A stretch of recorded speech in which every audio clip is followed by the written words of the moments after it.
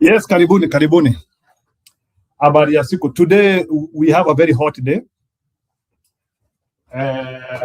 Not hot in terms of hata nifunge hii kioo so that niache kupata reflection. I think yeah, that one is better. Today we have a very hot day. One of the biggest day of our life. One time movement. Karibuni sana. Wacha kwanza ni share link hapa. Kiongozi anaweza kuja hapa by the way. So let me just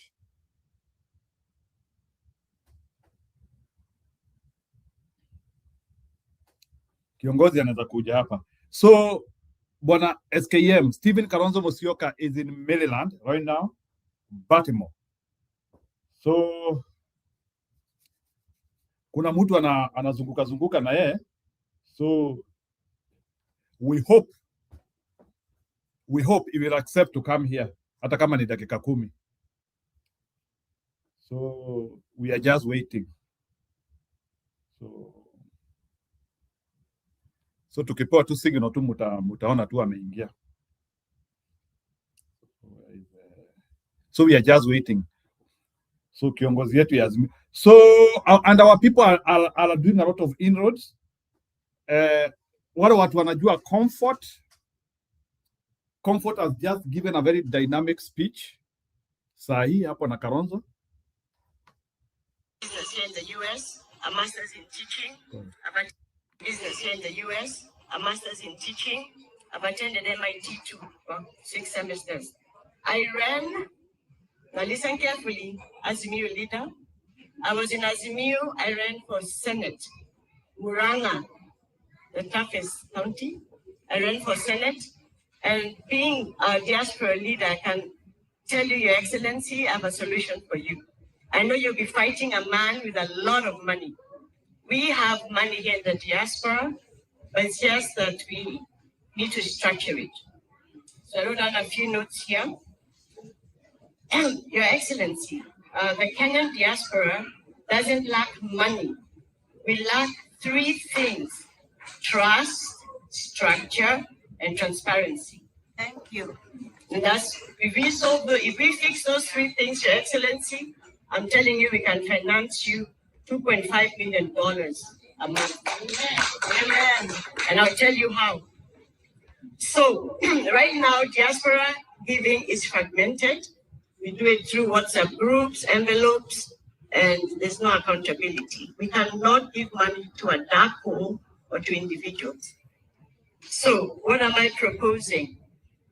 A one united, audited diaspora war chest for you, Your Excellency, and your team, which is US compliant, professionally managed, published monthly in terms of inflows and outflows, and no secrecy. We don't like secrets, and no parallel funds.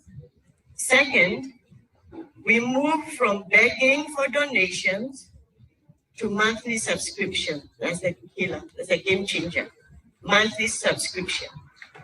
If we, 50,000 Kenyans in the diaspora, just 50,000, we commit to $50 a month subscription to that, what I've described, that war chest that is transparent, we would be able to give your campaign $2.5 million, not shiriki, per month. We have to think out of the box if we are going to fight Kasongo based on all the money. Then, third, the diaspora support isn't just dollars. We have skills, Your Excellency. We can help you with digital strategy, polling. Yeah, that is Madam Comfort today, speaking to SKM, Stephen Kalonzo Musyoka. Yeah, so those are some of the people who come to our show here, and they are showing some tentacles. Right now, we hope that we are going to have a more broadened campaign, which is more inclusive, and so that we can be able to fight Kasongo. Roswanja karibu Kasongo. Kasongo has to be fought. So we are hoping that the meetings which they are having here in the US, I think is going around, and you can see for the first time viongozi wanakuja hapa, and it's not that hiyo tribe yake ati ndio wanatokezea, like from the accounts of Comfort alikuwa ananiambia Kalonzo Musyoka is being surrounded by everybody, like it's no longer like the way like we were expecting Kalonzo to be here. Wale watu wengi watakuwa hapo ni Wakamba. Comfort was telling me that it's everybody. Kenyans are just there, like history ya tribe ni kama sasa it is ballooning, like people are no longer there again. It's like the balloon has busted. That is what is happening, and it's something which we need to be proud and happy of. It's no longer there. Hii mkutano hakuna ati story ya Wakamba ati Kalonzo anakutana. So I think it's a signal that now Kalonzo has matured up. The Kalonzo of Ukambani is no longer there, by the way. So the Kalonzo of Ukambani is not there. So we are now dealing with a very, very matured Kalonzo. Okay? Kidogo tu.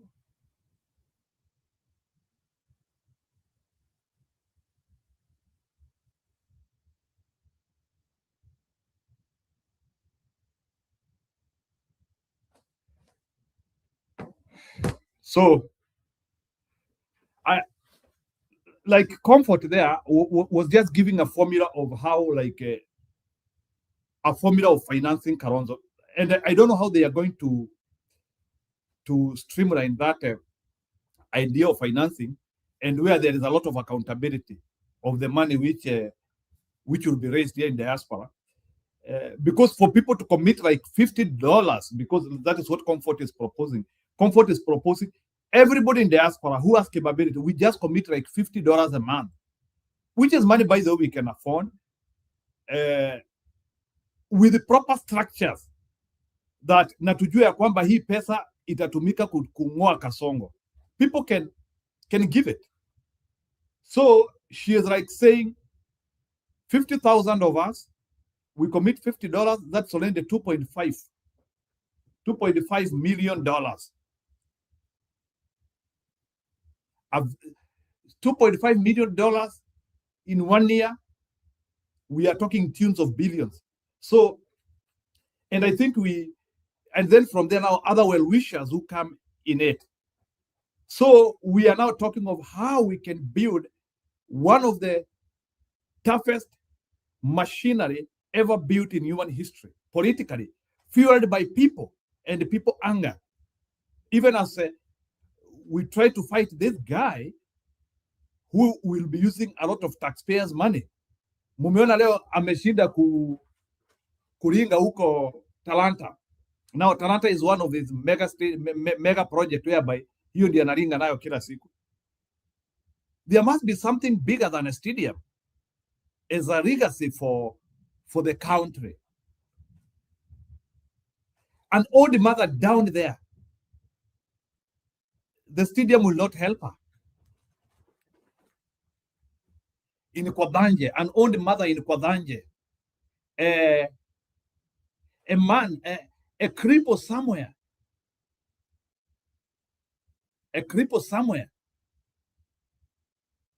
in the coast will not be in Talanta. Yeah, that's keep real. These ideas which are coming from diaspora people, not even from SKM himself. So this is one of our own Comfort. So Comfort is one who has come. These are some of the people who are coming with these formulas. Maybe unless uniambia they have been briefed, but I think it is some of the things which some of our diaspora people feel they can help. Actually, we are waiting for Kalonzo Musyoka. Anytime he might be with us here. So they are bringing him. So that's why I'm just here on a standby. So anytime he might be here. So he is coming. So we are waiting for him. So that's why I'm just on standby here. So yule atapitwa asiseme sikumwambia.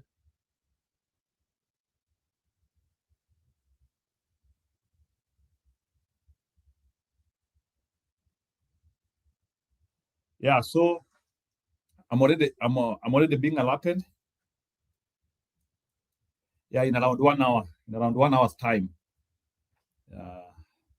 we will be having them here. Yeah. So we will be streaming. We will be hearing Kalonzo live from Baltimore. So I'm just waiting for him here, and sasa ndio nimekuja nikafungua show haraka because they where they were, they also wanted to stream him here, but I had not opened the show. So sasa ndio tu nimekuja sasa tukapitwa, but sasa they wanted the show to be on so that once amekuja aingie.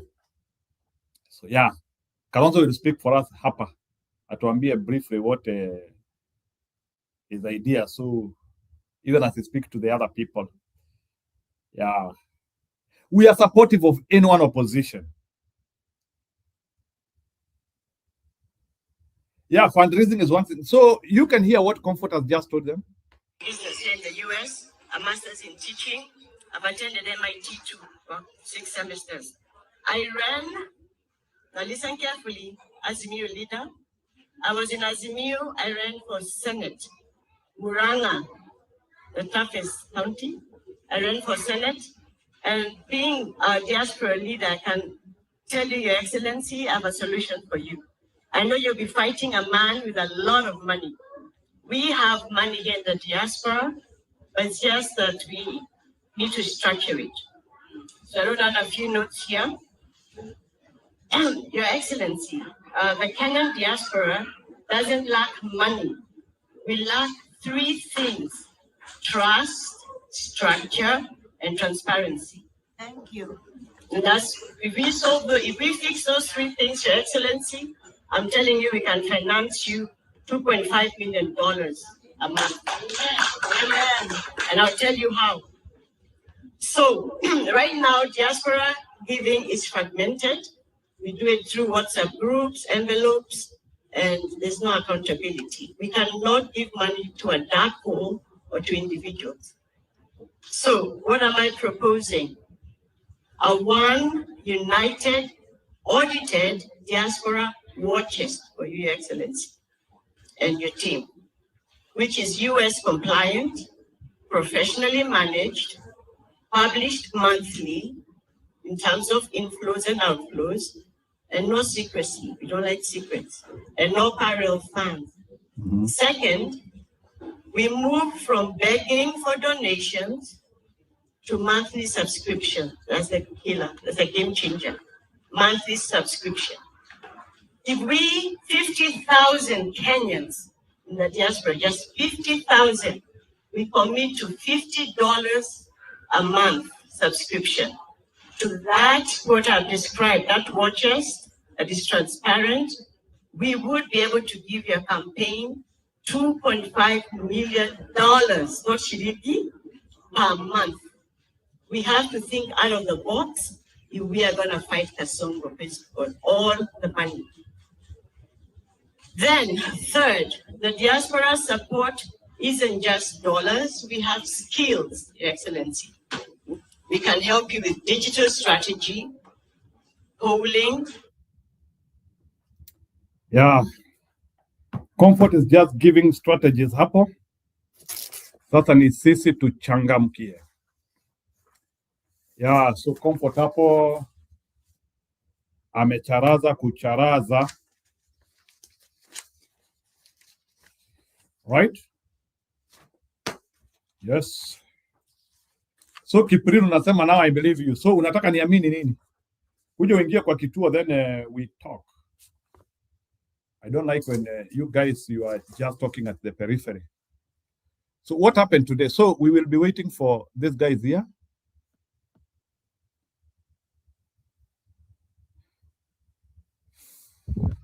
Oh, wacha nicheze video moja as I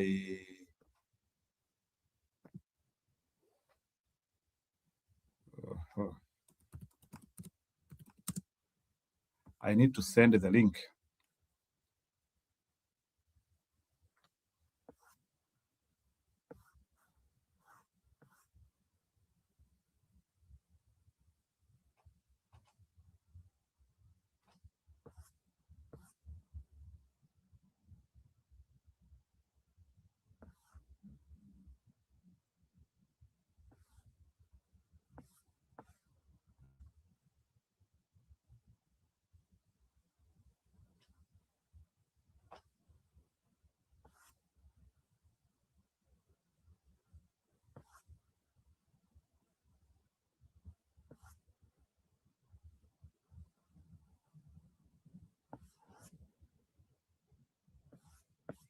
I'm trying to look for something which is trying to.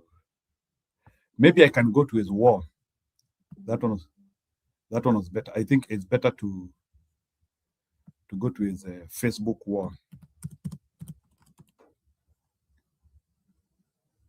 There we can get.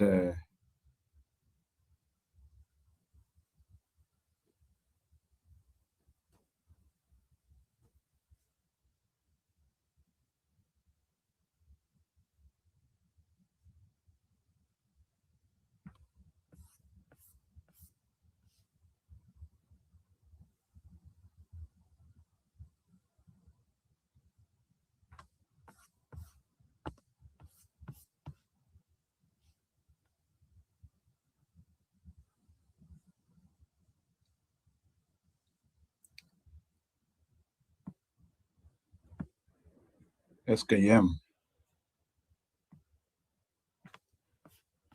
There's a guy. Mhm.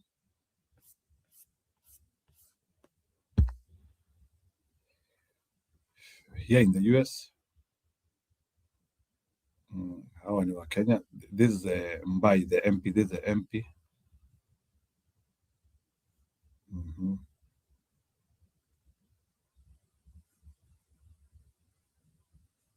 I don't know huyo ni nani. That is the MP.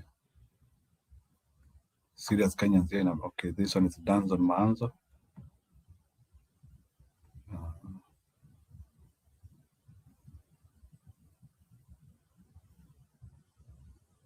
Hawa ni wale watu wamemchangamkia. Let's get out of there. Hapa. Hizi ni picha za jana.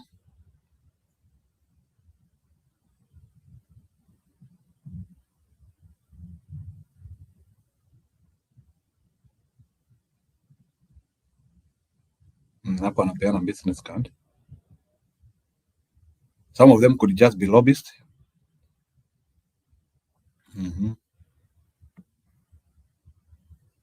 There is some form of embrace anyway.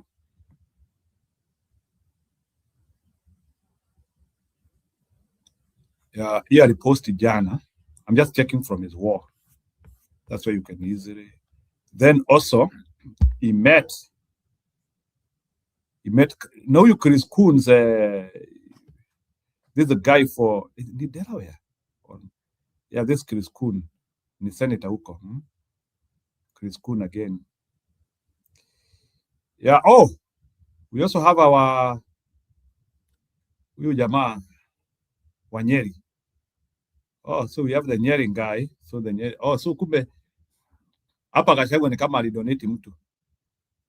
Gachagua donated somebody hapa. Huyu ni yule jamaa wa Nyeri huyu. So kuna huyu anaitwa ni Gashukia huyu na Chris Coon. So and again pia Kalonzo Musyoka handlers maybe we will be. So please also look for in because I know like Chris Coons is a Democrat. Pia mutafutane na the guys who are in the regime right now as well. Yeah, it's also important. So they should also balance out that equation. Pia watafutane na some Republicans who, because even in 2027, 2028, yeah, Republicans will still be the guys who will be manning the US. So watafutane na Republicans pia. So wasitafute tu Democrats peke yake. There are so many Republicans who you can see as well. So, and I also believe there are also some Republicans who want to help. And we also need to appreciate this issue of Venezuela, especially the arresting of Maduro. Maduro and election rigging everywhere. Maduro, he was smartmatic. It was connected with Akina Maduro and Venezuela. So with the removal of Maduro from power, it's also some help in kind. So to score very partisan, let's not be very partisan. Where we can get help, let's go there. So let's also Kalonzo Musyoka look for Republicans as well. Some Republicans who can just form a coalition.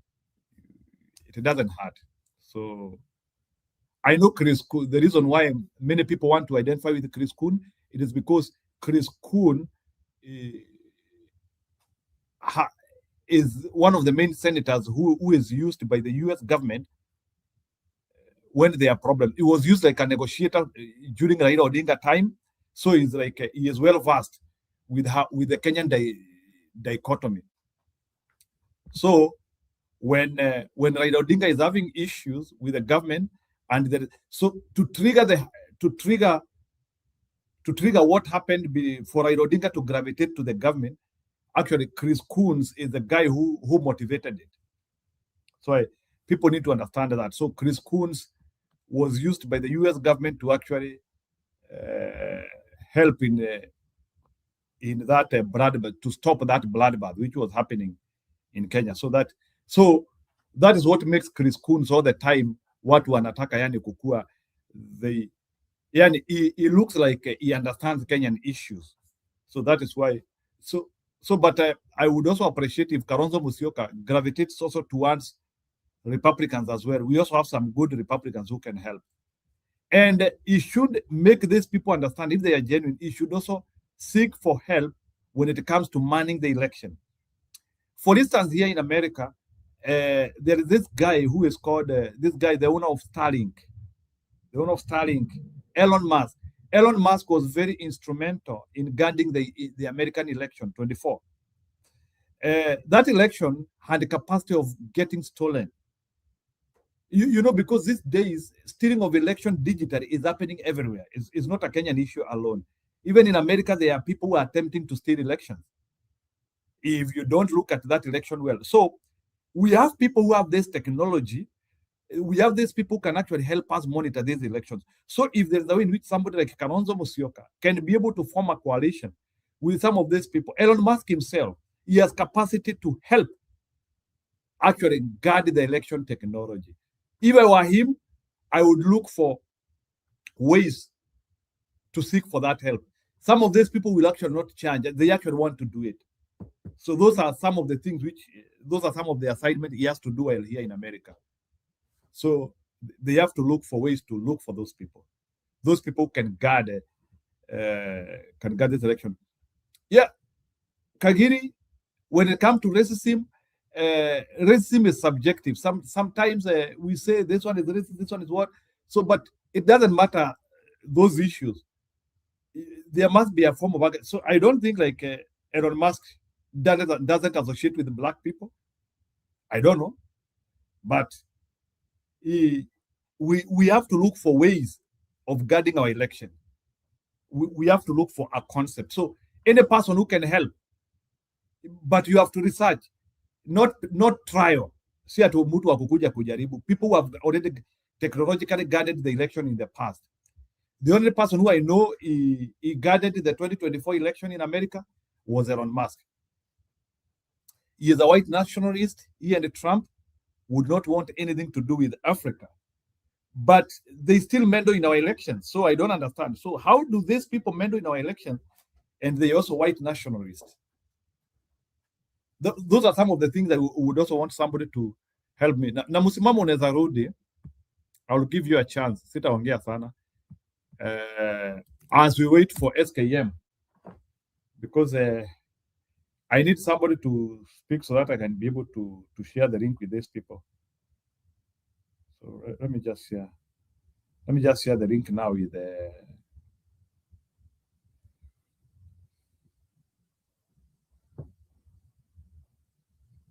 Anyway, if you have come to the US, they have to form those coalitions. There's no two ways about that. Otherwise, if we don't form those coalitions, it will be very difficult on us. Those coalitions are must, because already Kasongo, kuna watu wanamsaidia kuiba. So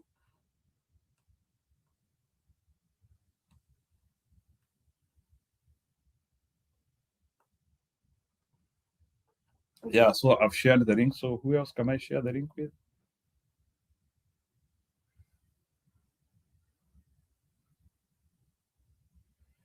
Yeah.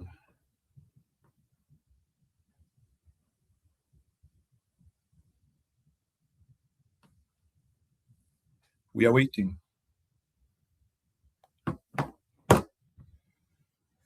So let's see what is happening in the cycles of democracy. In the cycles of democracy. Okay, good. I think Citizen has posted something. Kalonzo engages diaspora. Let's hear what Citizen had to say about that.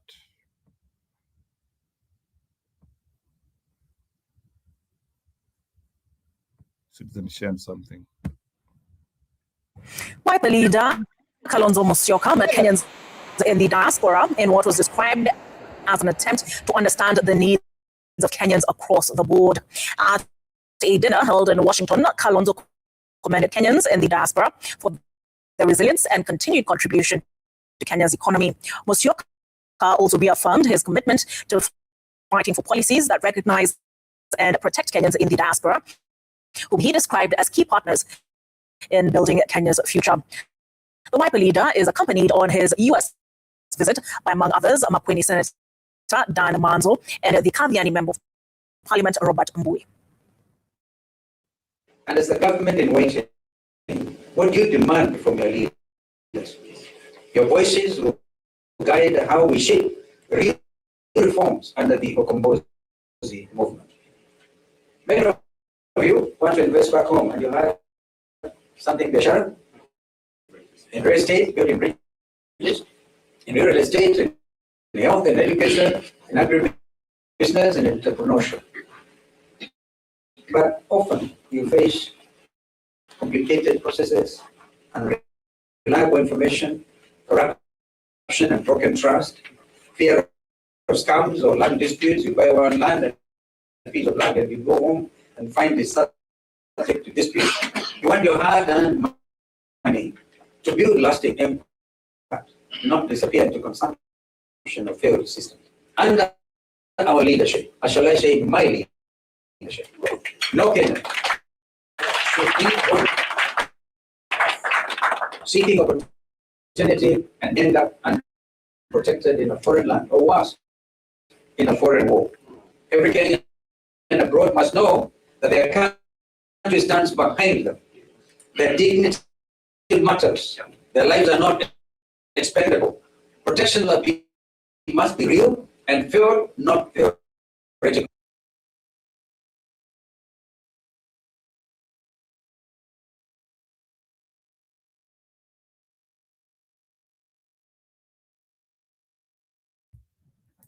Let me hear what Kagiri is saying. They have gone with the Democrats because that is the only option. They have.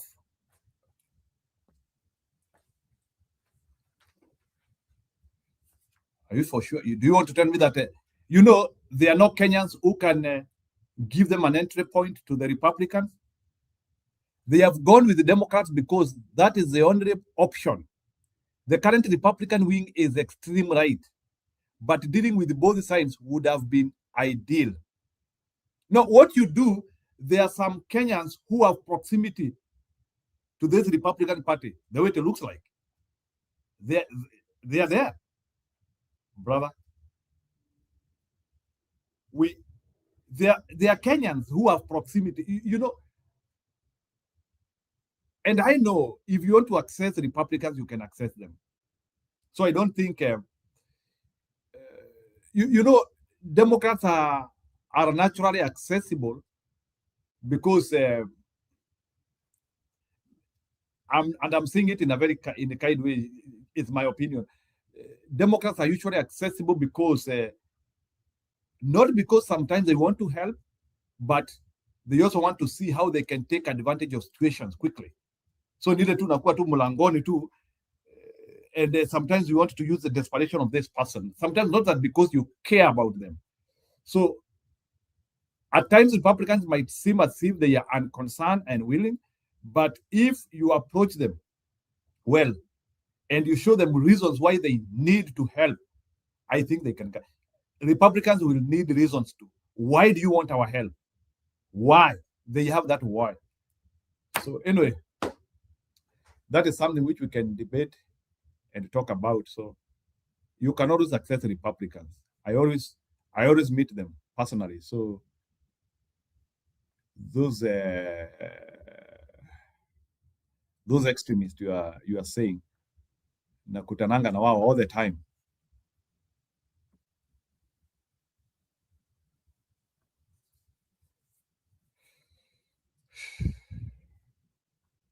Yeah. So I understand those people who, that's just a prism of thinking. So don't be worried about it. Even those right wingers, you can speak with them. Those extreme right wing, you can speak with them now, and you can always. Some of the places where I go to work, those are the guys who are there, very extreme, but we discuss and agree on issues. Others we disagree kabisa. So human beings will not entirely agree. So I understand those right wingers, as you speak, those extreme right wingers, as you want to call them, but they are okay. Some of them is about the preservation of their country and their culture. So, and at times I don't see it wrong when somebody wants the law to be followed, when they want things to be done the way they are supposed to be done. Yeah. So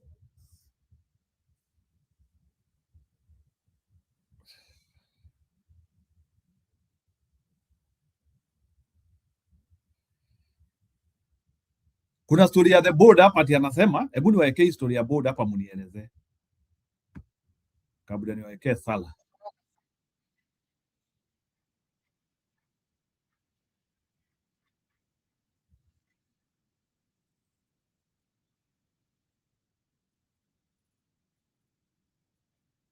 Yeah, can you listen to the board and you help me understand what he's saying?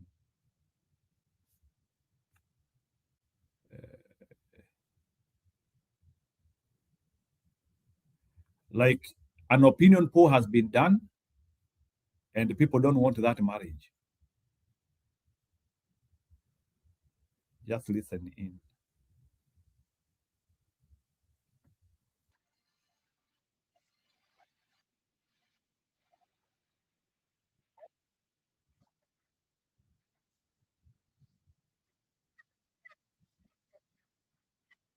Takes place without the real impact on the lives of the people. When it fizzles, it is the biggest threat to stability of any regime. And in this podcast, we are going to reveal the panic as Ruto's path to power increasingly becomes narrow. This is a danger, a ticking time bomb that unless we speak about, because nobody will. And before we get deep into these details, I am reminding you and asking you with humility, ladies and gentlemen, that kindly let us coalesce and support, rescue the life of this gentleman, Dan. We rushed to Ahero to support this gentleman. He was epileptic, but was working in one of these gold mines around these areas. But he had an epileptic attack, fell on the hole, kwa hiyo shimo, and broke this part of the leg and also had a spinal injury. He was rushed to Jaramogi Hospital where MRI was done. Yesterday, I was even able to visit the place. This is hiyo ndio shimo aliangukia. So after MRI was done, they established that he had a problem, broke the spine, and also some hand tibia here. 2 surgeries are supposed to be done. But apparently after some of his people were supporting realized what the extent of what was needed, he was left stranded in that hospital. So one of the doctors to support Steve, the boy he supported last year, brought his case to me, and I rushed here. We were able to move him to a private hospital on this other side of Ahero, where we ourselves managed to pay for him full share. Now, Two surgeries are supposed to be done urgently, ya mkono na the spine.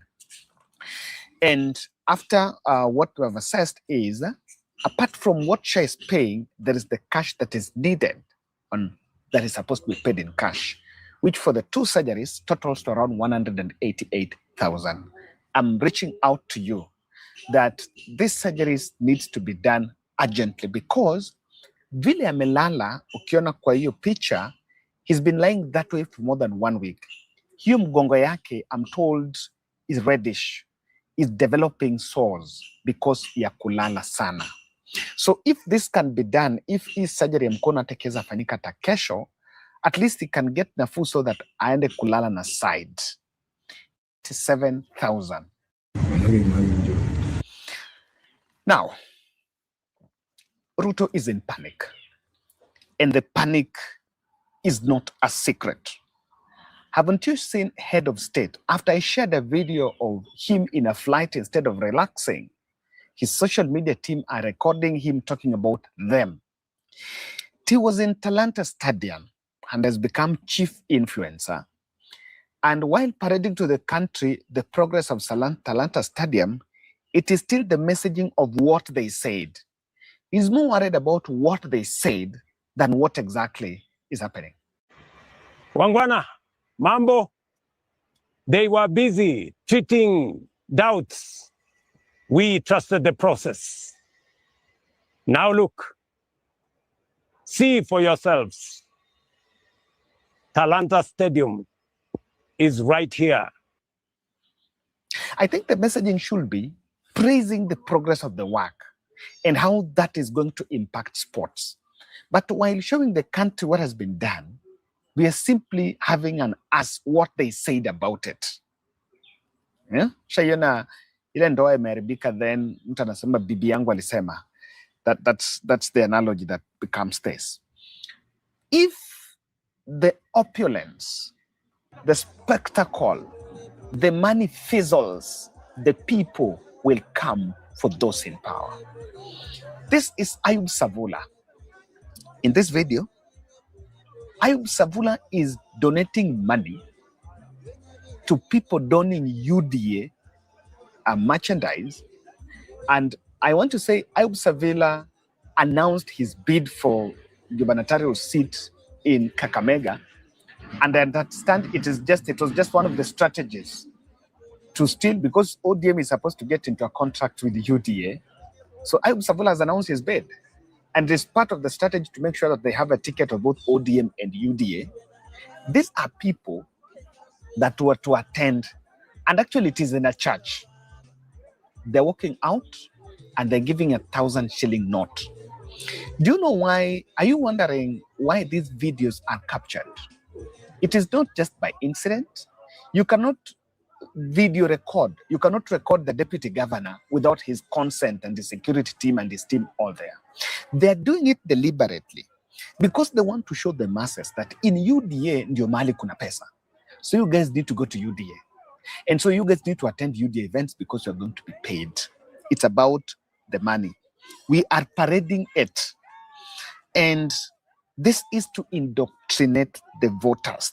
That is why it is being recorded, it is being shared, and they're doing it blatantly in front of the cameras, and they don't care. Even if the mainstream media is going to shout about it, because it is the only tool that has been made available after things don't work. Kenyan Kwanza politics is not built on ideology. It is built on affection, and it is transactional, and this is very perishable. This is very weak grounding. This is why they don't want to talk about values, because they have eroded the values. They've eroded the principles. It is just based on the money. When people are paid to attend events so that they can shout totem, it is not about the plan. In fact, many are going for the money because the money is available and it's been made available to them. The population is impoverished, and that is the language they understand, something in their pocket. Students milled in KCC to attend an event that was organized by Okech Sala. And they want to, let us just do this example. The moment they realized they had stayed there for more than 7 hours and no one was giving them the money, they changed the tune and started Ruto Must Go and supporting Babu. Christian men, don't struggle building a business alone. Let us build one with you, and we guarantee.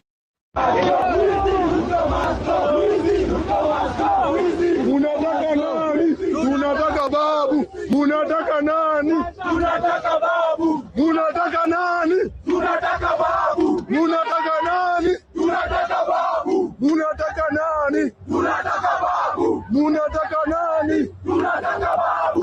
Babu, babu, babu, babu, babu, babu, babu, babu, babu, babu, babu, babu, babu, babu, babu, babu, Sisi kama comrades tunataka kusema tumekasirika, Joezi katuleta hapa alafu maji jameni. Hapana, hiyo hapana, hata tuna fare ya kurudi leo tunalala ditao. Tunalala Today is seriously uncouth. As comrade, we have arrived here at 2 today, waiting for something that we hope was listed in the group, and they mobilized again about this thing. Now what is happening, it's not what we hoped for. This is exactly what I'm talking about. What we are feeding the masses is not something permanent. It's not something ingrained in them. It is buying the vote is a very weak strategy. And that when you see people buying, it means that is the last option available. Now, Salah paraded even to the country, and just on this event, you know, there was a push and pull between him and Wanga, and he's telling us that he's using his resources to bring the people. How things change very fast, and politicians are now at a place of endearing themselves simply for the optics of the moment. This is Belgut MP Nelson Koech saying, I want to apologize. It is not my character, and I'm totally embarrassed by the statement asking the police to shoot protesters. It came in the heat of the moment, and I should have been more careful with how I made my statement. These are the people. Look at this and what the president said in Kisumu when he was talking about compensation for the protest victims. He said, those are heroes who are fighting for the democracy of the country. You see how things have changed, and the whole hullabaloo about criminality at the moment is being made something else. It is not that they don't believe those were criminals. They believe, but they have to say what you want to hear at the moment. Yes, guys, we are on standby for Kalonzo Musyoka.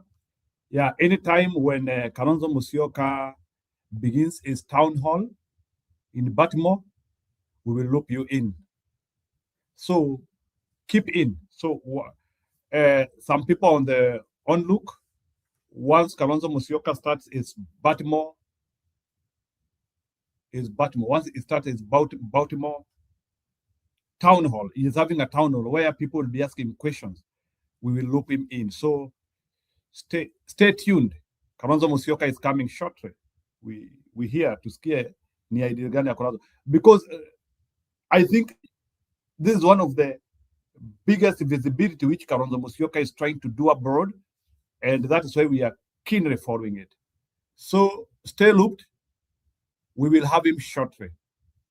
Nile tu tunangojea.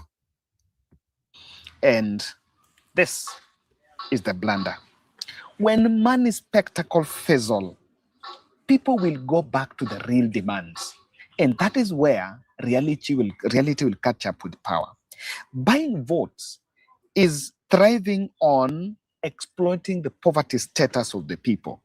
When notes are used to suppress principle. Look at this. When Odinga once beloved as Chogo means last born, is now being dismissed as Migogo. Migogo in Luo is msichana ambaye hajaoleka. And that is what is being done in the altar of politics. Even Babu Owino and Edwin Sifuna celebrated for the right things they say. People are being branded in party colors to attack them. The difference here, the crowds are being bought and traded for power. So bad. I've seen you, Sifuna. Today you will be on air. Please, don't undermine the ODM. Don't undermine the fingers that have been feeding you. In Nairobi, you cannot survive without ODM. Just go there and collect money from Wamunyoro, but don't come here and undermine the ODM leadership. ODM has supported you, Bwana Sifuna. We will ensure that you toe the line or you ship out. But I'm telling you, it is not all that people think it is. And you can buy the crowds. But all signs show that people chant Totem because we paid them. However, the reality, not that people don't know the truth thing. It's not like people don't know. It's not like the masses are naive. No. It is just the moment. Listen to this lady.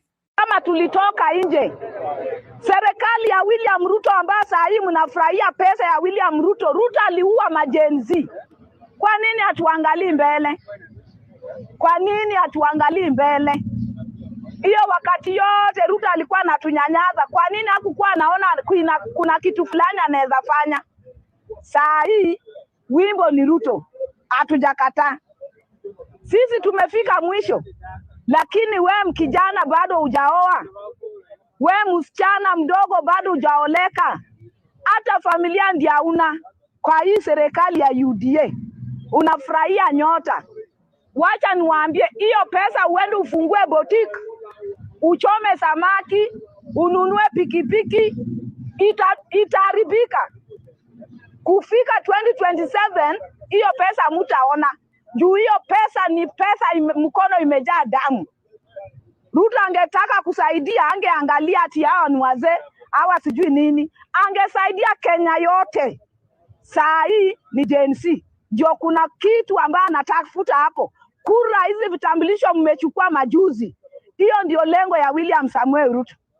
Ole wako wewe. Tunaenda kuichapa na hakuna mahali Ruto utatangazwa umelead.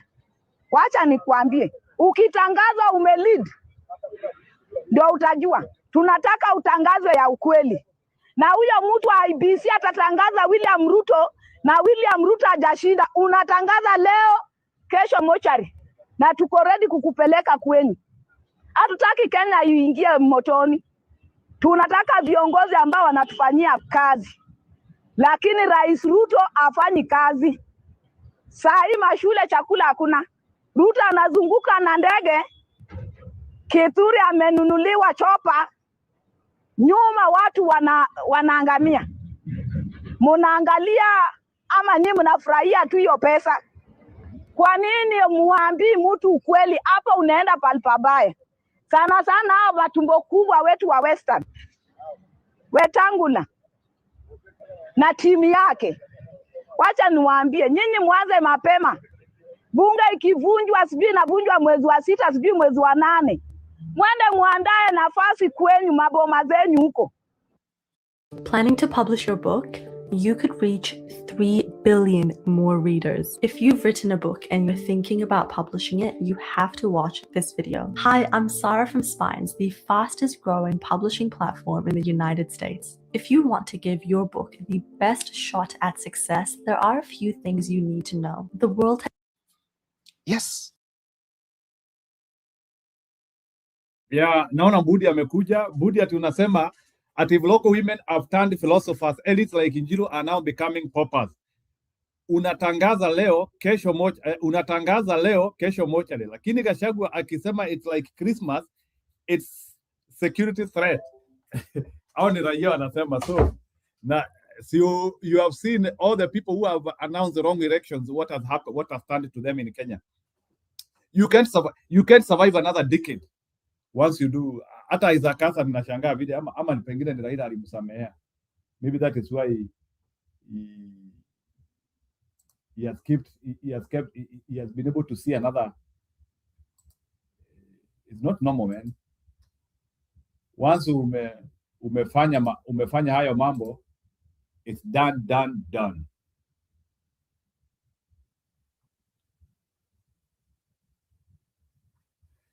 Okay.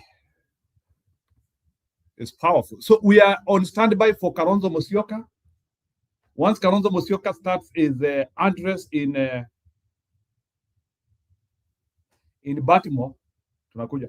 So I was alerted, Comfort had alerted me, but I was not on.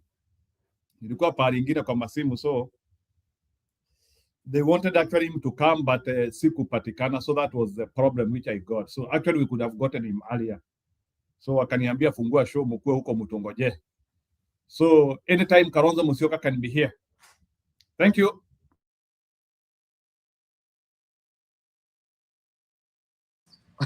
She's putting the conversation.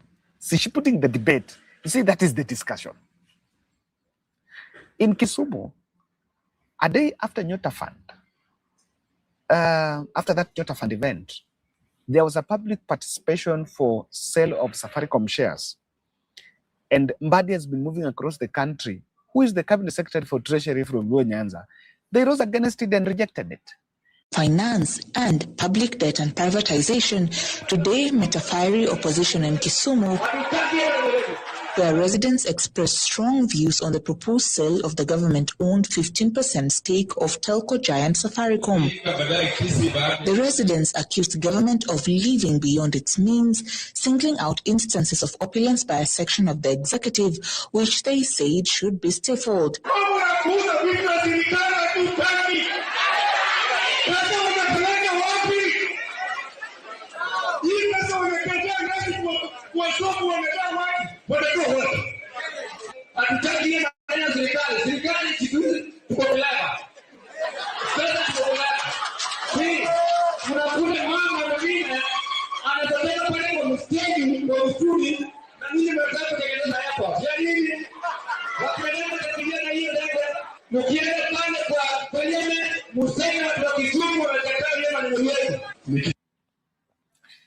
Do you want to say they were, because, do you know why?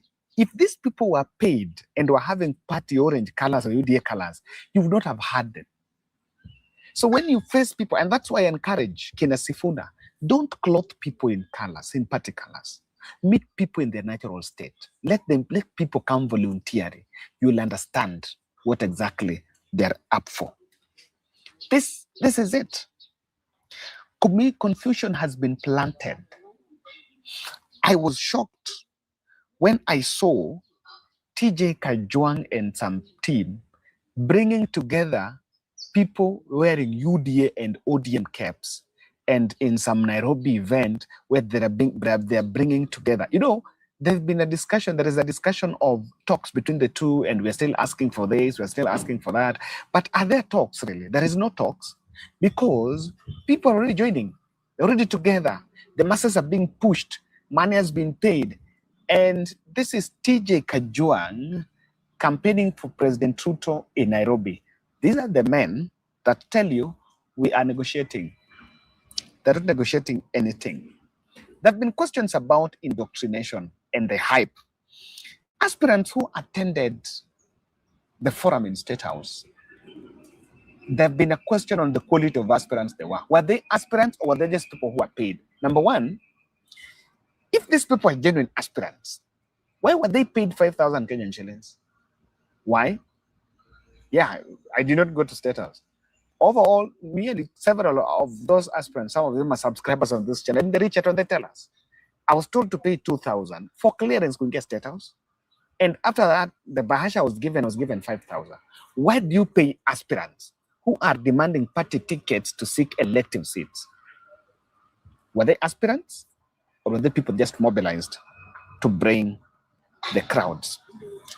And Yvonne Okwara puts it clearly.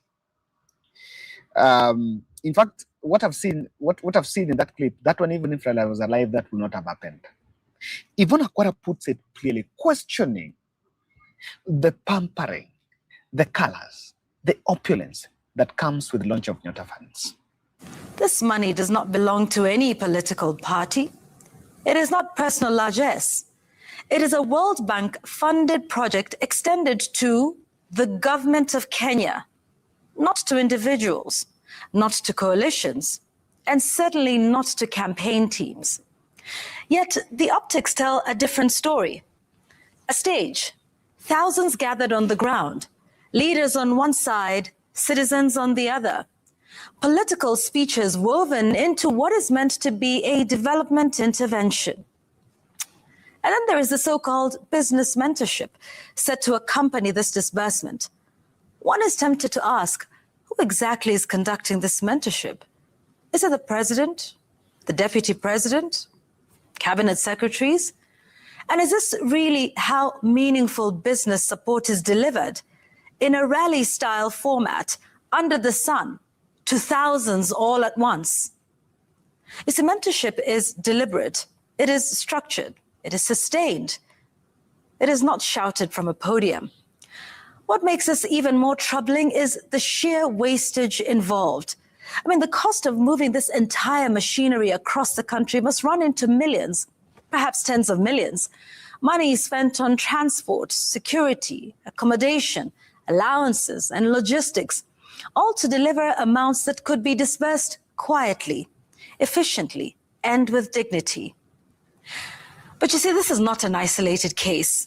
This very week, we witnessed the launch of a government policy. A policy, not a project, not a building, not an emergency intervention. A policy that has been 2 years in the making. A large venue is hired, decor installed, seats arranged, food and drink, no doubt, provided, all to launch something whose most important element is not spectacle, but implementation. You see, a policy is gazetted. Then the policy lives or dies by its implementation matrix. A policy could be explained through a press conference. This is what I'm talking about. We are planting something in the masses, but it is not what it is. This is how it will explode. And I want to explain that. First, kindly, I am still reaching out to you guys. We are looking at fundraising 150,000 by Monday. Yes, by Monday. So that we achieve two things. This gentleman, Dan, is supposed to undergo 2 surgeries. Moja kwa mkono, the other one in the spine. He broke spine. So what happened is he had kifafa and alianguka kwa shimo akifanya gold mining. And after that, he suffered that and he was now studied in hospital. So we are coming through to support his 2 surgeries. That one is supposed to be done in that hospital around Hero, and the other one will be transferred to Eldoret on Monday. Kindly find it in your place to sacrifice what you can sacrifice to support this mission so that we can rescue a life. This is a life I strongly believe we can rescue. It's not cancerous, it is not bacterial. This was an accident and it is a body injury that can be fixed. Kindly, let's support and save this life. And this is a testimony worth sharing. When money fizzles, people demand accountability. Yes. They will demand, after giving them the money, you will get your way. But after that, they will demand. And I'm seeing post 2027, we're going to, the 2027 elections and all the way, it's going to be a different thing because the manipulation tool is just repeated. Let me tell you another thing. The masses are going to demand their flights to Singapore. We are telling, there's things we are feeding them. And just the way we fed them, hustler fund, hustler. They demanded it in 2024. They demanded it in a form that no one really thought until Raila came for the rescue. I don't know whether that is it. Human rights breach, and this is one of the problems here. Human rights breach is still in the works to protect power, for perpetual maintain power. We are still tear-gassing people in churches to suppress opposition voices simply because we want to maintain power. And these things, the public is taking account. The real impact on the people's lives is the biggest gap. When you talk about the airports, you talk about the roads, you talk about You talk about the hospitals, you talk about the stadium. It is good. You talk about the houses that you're building. It is good for the optics. The country looks good. The picture's fine. But deep down, if people cannot still get Dauk hospitali, if you're still having ghost schools and some parents cannot, the university fee has become so expensive that parents cannot take their children there, we still have a problem with the software. And that is why I'm feeling we need to do better. Thank you. That's the sound of an American oil company hard at work. Want to be a part of it?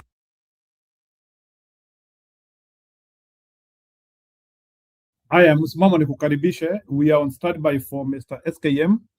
Anytime Bwana Kalonzo Musyoka anaanzia kuhutubia halaiki. But for now, we are here and we say what we have to say here. So, can you react to what is happening now in our nation? Kama kuna kitu umeona kimetendeka siku ya leo in terms of mobilizing votes to get Ruto out. Na kama umeweza kuona chochote ambacho Kalonzo Musyoka anafanya hapa Marekani na ile event Gachagua ameattend leo ya dowry. Leo Gachagua amekuwa kwa dowry na watu wameongea sana. And in that event Mama Mirandi alikuwa huko. Sijui kama mmesikia Mama Mirandi ameachana na Ruto. Bwana msimamo hiyo wewe that Mama Mirandi ameachana na Ruto ama nikuwekee upate? Nimeona kwa mbali kidogo naweza iweka, lakini nilifuatilia kiduchu tu. Wacha nikuwekee. Uko na time ama niachane na wewe kwanza? Wewe ongea. Weka. Niko na time brother leo. Anaitangwa nani? Namuita jambo kama Mama Miradi.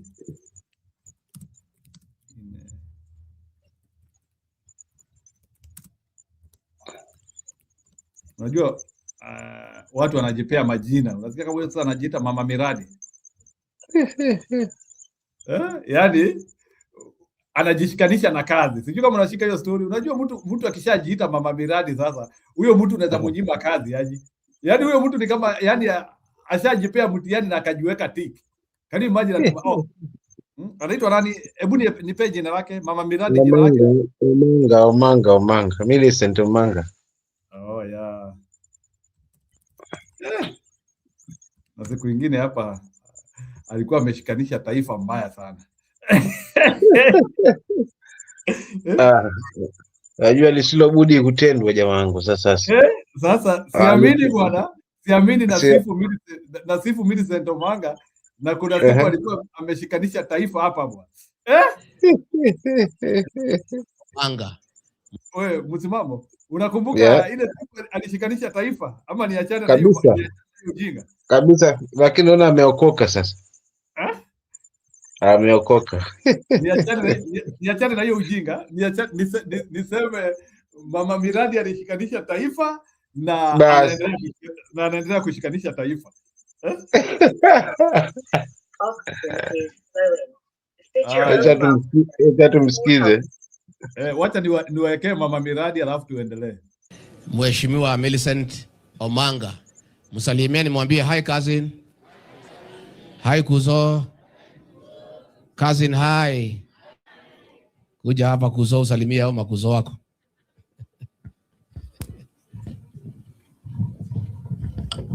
Bwana asifiwe. Bwana asifiwe. Bwana tunakaa tumehoreka hivi. Bwana asifiwe. Hebu tusalimiane nione kwa mikono. Bwana asifiwe. Bwana asifiwe. Asanteni sana. Kwanza kabisa nataka kuambia Ann na Alois, congratulations. He who finds a wife finds a good thing. Na tutawaombea your marriage iendelee kuwa na amani, mpate watoto wengi ambao watakuja kutupigia kura. Mimi vile His Excellency amesema naitwa Millicent Omanga. Mimi nilisimama kule Nairobi 2022. Na mimi nafurahishwa sana na hii jamii ya Mlima kwa sababu mlinipatia kura 1,600 kule Nairobi. Mlifanya kazi nzuri sana na nawaambia asante. So raundi hii pia, kwa sababu haikutosha, kidogo tu kwa kikapu haikutosha. Sasa raundi hii 2027 bado niko hapo, kwa hiyo kinyang'anyiro. Na raundi hii si tuko cousins wote pamoja. Sasa hamutakuwa nyinyi peke yenu ati wale 1600 cousins hata wetu sasa wa Kisii. Simeona Matiang'i ametuleta pamoja. Simeona Matiang'i amemtuleta pamoja. Anakuja kushikana na cousins wa hapa Mount Kenya. Na mmeona pia pule kutoka Eastern, yule cousin Bwana Kalonzo, simeona pia ameleta watu wake pamoja.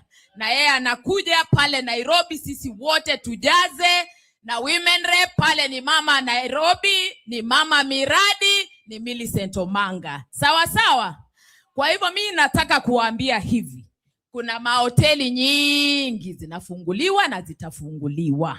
Na mimi nawaambia watu wetu, hoteli ikifunguliwa msikatae, muende mkule. Kwa sababu ile mnakula ni ile yenu ya ushuru. Tuko pamoja? Hoteli imefunguliwa. Saizi hii ni window ya hoteli. Sisi wote tuende tukule ile hoteli. Si mnasikia wabunge wenu wanashinda State House? Si wanashinda State House? Wanaenda kila mtu kila wiki anapata 2,000,000 anakuja naye, na muhakikishe wao wanakuletea chakula hapa kwa ground, kwa sababu wanatoa State House, na hiyo ni ile pesa yetu ya ushuru. Kwa hivyo hoteli imefunguliwa, tuende tukule. Na mimi nikisema hivyo nasema kama mtu ambaye anajua. Mimi Millicent Omanga ndio nilikuwa diet kule, na sisi kwa jamii yetu tunasema, ukiona samaki imetoka kule kwa maji imekuja juu ikasema kuna mamba inauma pale chini, mnafaa muamini. Tuko pamoja? Tuko pamoja? Mimi nitamalizia hapo, nitasema ni asante na Mungu awabariki. Thank you, cousin. Nimekwenda tuete react.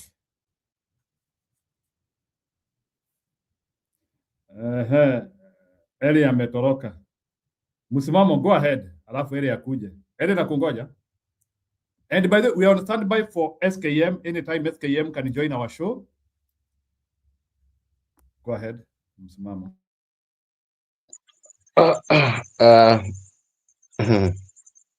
Anyway, wajua hawa ndugu zetu nao watandikapo siku lalapo, but kama ameamua kutoka huko, na ninachokimaanisha kwamba basi kenge kuambia mama mamba hapo ndani yaumwa na homa, basi umuamini, kwa sababu hao wote wanakaa sehemu moja.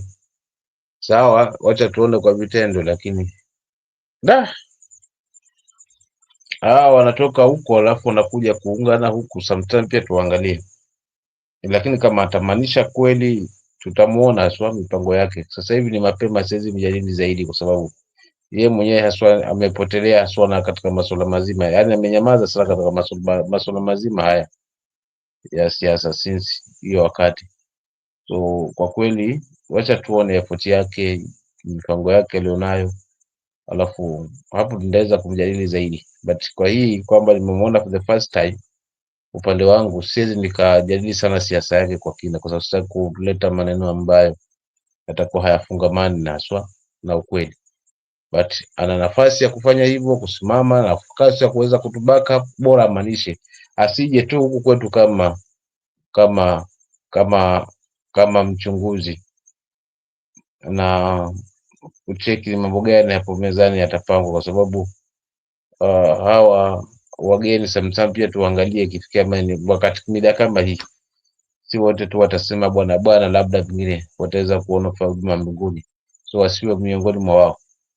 Hilo tunaweza kuzungumza hapo, but kama namaanisha tutamuona kwa vitendo na tutamchunguza kwa kina kwa kile semi na nyakati, kwa sababu siku zote ukweli haujifichi kaka yangu, kweli haufichiki kabisa, na ukidhihiri basi uongo unajitenga. Asante. Aya, so mama Miradi unamwambiaje? Karibu ama wewe utaki? Karibu, kumkaribisha, kumwambia karibu, nitamkaribisha yeyote, kwa sababu lengo liwe moja, na chama ama muungano ama vuguvugu ni watu. So tukusema wewe enda, hatujajua pengine hakuna nini ambayo anafanyia, but tunamkaribisha, ila tukukaribisha si kumaanisha kwamba ndo kuridhika kabisa. But kukaribisha watu tutakaribisha, kwa sababu muungano wetu ni watu, chama ni watu, vuguvugu letu la swala United Opposition ni watu. So muungano wa watu hata yeye yumo, so ana nafasi ya kuweza kujoin us, kujumuika nasi, akusongesha hili gurudumu pamoja, lakini tu awe amemaanisha, kwa sababu asije tu akawa kama kioo, unaona. Lakini kama atakuwa amemaanisha, tutamwona kwa vitendo, haswa kwa ile seriousness ya nyamba atakuwa nayo, na kwa sababu tuko hapa kuweza kumjadili kama kiongozi, basi tutajua ukweli wake haswa, either atatufaa ama amekuja kama mgeni wa kudumu, ama amekuja kwa sababu kuja kuangalia kile mnachopanga. Hilo ndo langu, kwa kumkaribisha, na mkaribisha kwa moyo mkunjufu kama Mkenya, na pia na azma yake ya kuweza kurudi kuania kiti chake ambacho aliweza kukosa wakati ule. Basi haswa kwa upande wetu, tukiona kwamba anatija na msukumo, kwa nini tusiweze kumbaka na kumkaribisha na kusimama na yeye? Kwa hiyo ninamkaribisha kiupande wangu. Asante. Haya, sawa. Budi ameenda, na nilikuwa nikifikiria amekuja kureact to Mama Miradi joining our show. Okay, ni sawa. Akikuja nitampe. So let's see another person who spoke today.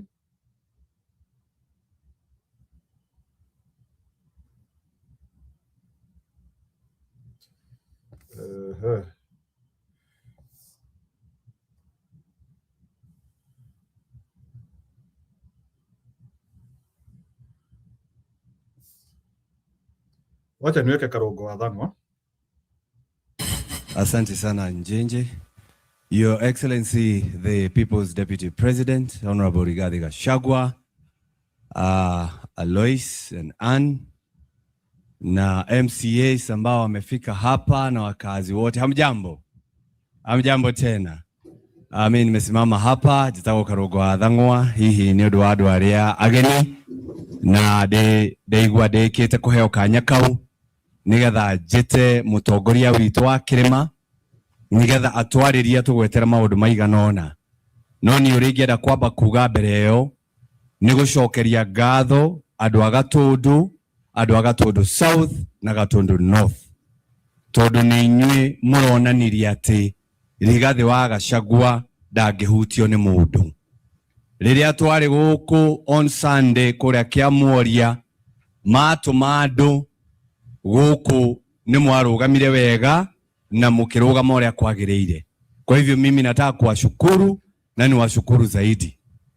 Your Excellency, nino nguhoire uthie na mbere na gutwaririria, na nikio itakumaga ikinya, tondu ni njui hari uri niho wisdom iri, niho rume uri, na niho wendi wa andu akirima uri.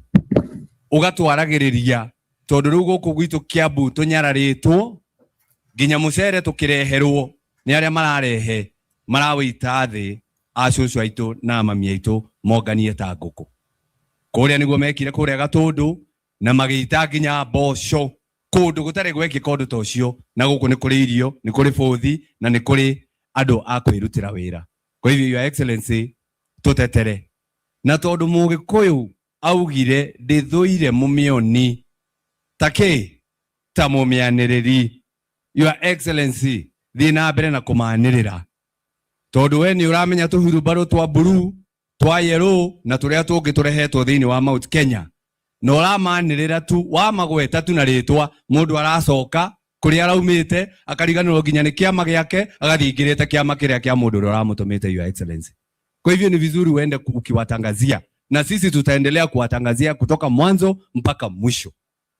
Ya mwisho, Alois, congratulations and your wife na your children. Na me ni dana korwo MC hede mwe kogwo wana thio hiki no nginya gatara aria mahikanie githe tiguo ithe matikiheagwo ciugo igire ithe tiwega de matare. Alois ungikera kumenya kira kirakaritie mutumia mwire ahoithie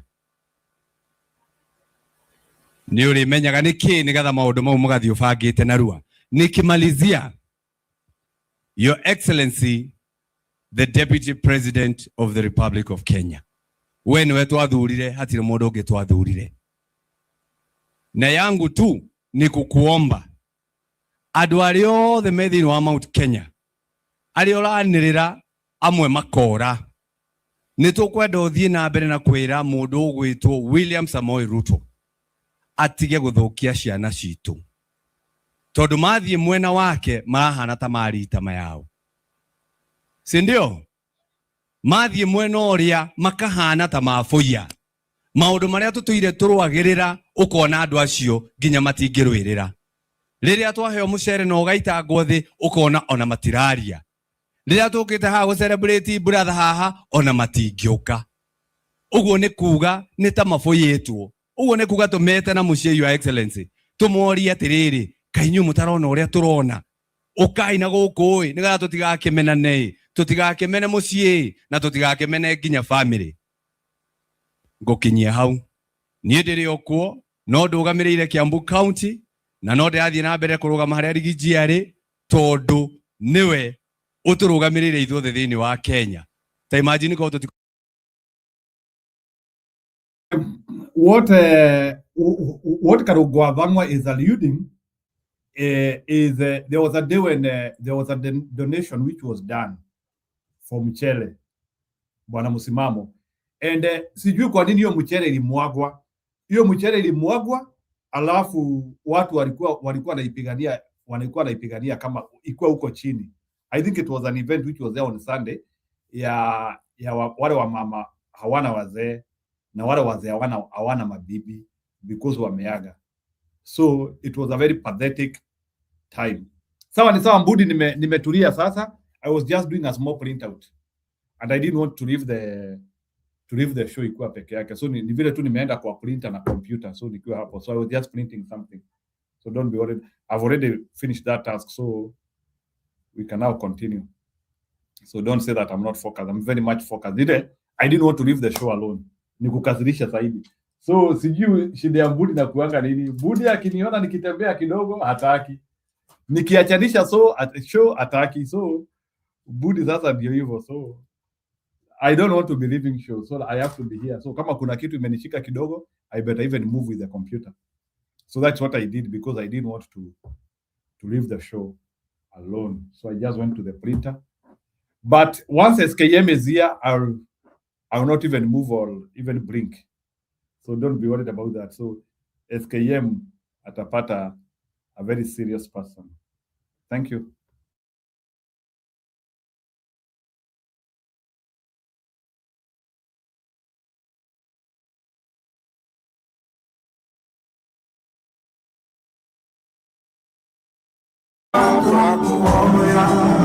Asante, thank you. Adwa nyoba ito.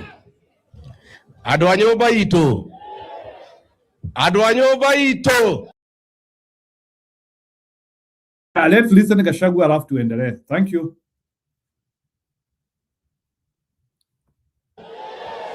Adwa nyoba ito. Muri okuwa nyoba. No mweyomereirie. Ona ciathira kara. Ona twatherio nĩ gĩthĩnji. Agathukia gĩthomo. Agathukia mathibitarĩ. Akoraga ciana citũ. Mukeyumia. Ona ndi ndĩũmĩtie wa kahĩtu wa kairĩtu. Thank you very much. Asante sana. Niĩ nĩ ndakena mũno makĩria. Nĩ gũka gũkũ Kĩganjo Gatũndũ bũrũri wa Uhuru wa Kenyatta mũthamaki witũ no kwarĩ wa Jomo wa Kenyatta mũthamaki witũ wa mbere.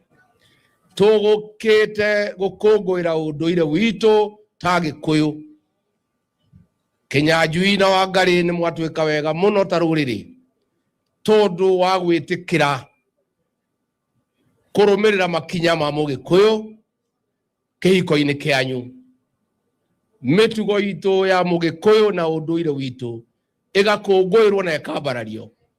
Nĩ ndakena mũno kũnyitanĩra na andũ a mũciĩ na arata aku na andũ a Gatũndũ na andũ a Juja tũgĩkũngũĩra ũndũire witũ ta Gĩkũyũ tondũ mĩtugo ya Mũgĩkũyũ ya harĩa kabere okorwo nĩyo tũrũmagĩrĩra bũrũri ũyũ witũ ngĩrĩ mũthaka mũno makĩria.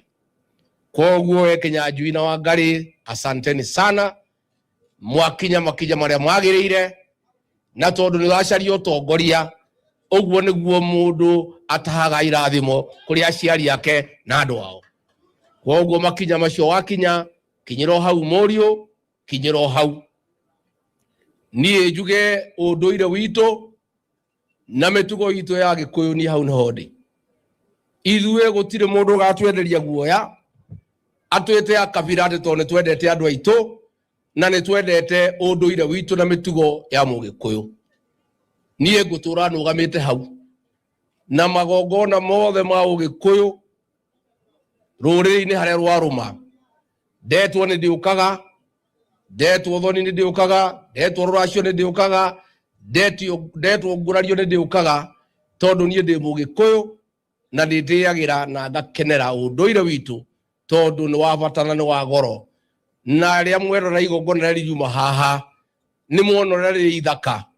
Uguo niguo andu aitu maikaraga tene na athuri aria matariri haha ni meka wega matuhe ciugo cia goro na cia bata na ni gututeithia muno muturire-ini witu. Itanaingira maundu ma bururi nie Kinyanjui na Wangari tondu ni ndoka ndaikara haha mathaa macio ndaikara mwindi wira muingi ngwenda kumuria munjokerie guoko handu ha ruriri na niyo kira ndingimwira munjokerie guoko tu ni muongerere twana twangi twiri ruriri rwakwa ruthereme na runenehe.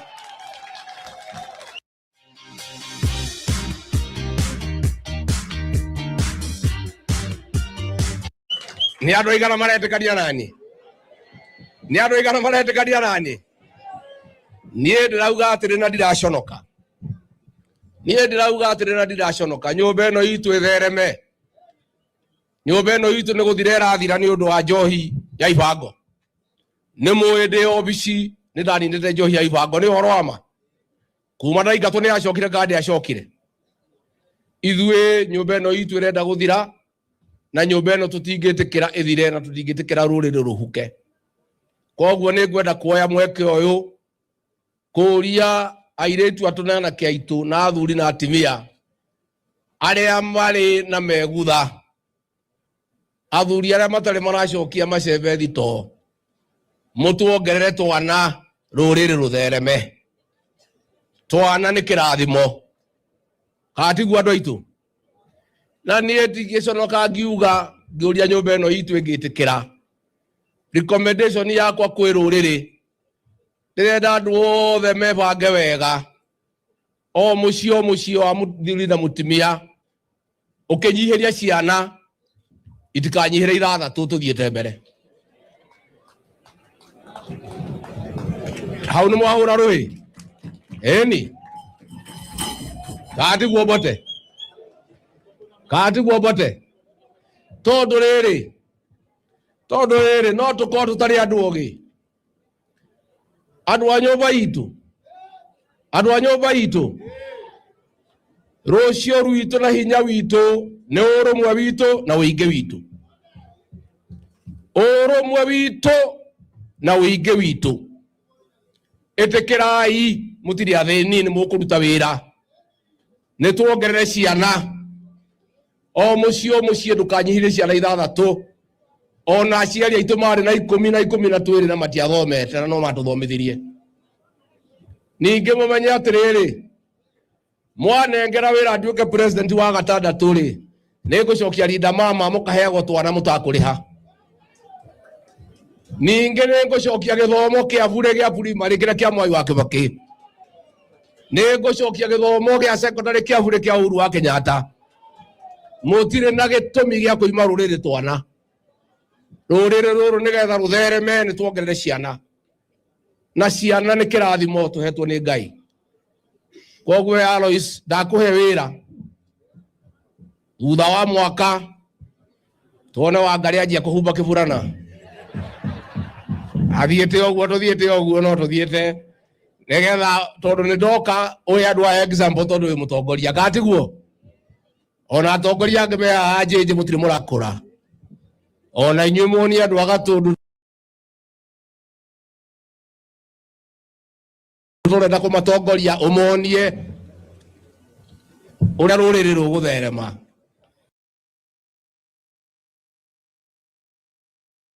acoka wira tondu tugucoka njohi ya ibango iria irogaga ciana citu cia kahii ngiingira wira uguo mieri 6 mutikameigua guku Gatundu tondu wira ucio ni turarutite no karika na wira ucio no kurutwo tutingitikira mwana wa kahii akomage mitaro ni turaconoka muno mwanake witu uhikanitie akahikia muiretu muthaka toyo uretwa Wangari mwanake akamage rungu rwa gitanda nake Wangari ari iguru ria gitanda uhoro ucio ni uratuiguithia uru muno ni undu wa njohi ya ibango na ni undu wa ciana citu gukoma mitaro koguo ni ngirikia njugi atiriri ni turaigua uru muno ati rutwa henirie ciana citu ni agucihe mawira akioya ciana citu agitwara Russia na ndacirite ciathie bara acirite ciathie wira wa gutwarithia ngari wira wa kuruta wira ma factory ciakinya kuwikirwo ithie bara na itia trainetwo kurwa iroragirwo kuu ni heho ikoragirwo kuu ni bomu na marithathi iracoka guku ciimba na igaikaga guka tugathika miramba ni tukwenda kuria thirikari ciana iria ciothe rutwa henirie mena mutua magithie Ruraya mamacokie mucii moke turi nao na thina guku me muoyo handu ha mokage guku makuite ndeto icio ni ndeto itari njega na ni ndeto cia kuhenia andu namba 2 ni ngwenda kuga guku Gatundu ni mwenda arutite wira munene muno wa kahua na ni murarira maciaro ma wira ndarutite no wira macani kuma ndauma obici ni wahitanire bonus irira heanirwo ni oithi muno thiini wa miaka mingi maundu macio mothe ma guaranteed minimum return ni maundu tukurora mona mwatuhe thirikari nigetha murimi akirima akamenya kiria arionaga namba 2 kwi wira muingi muno guku warutitwo ni Uhuru wa Kenyatta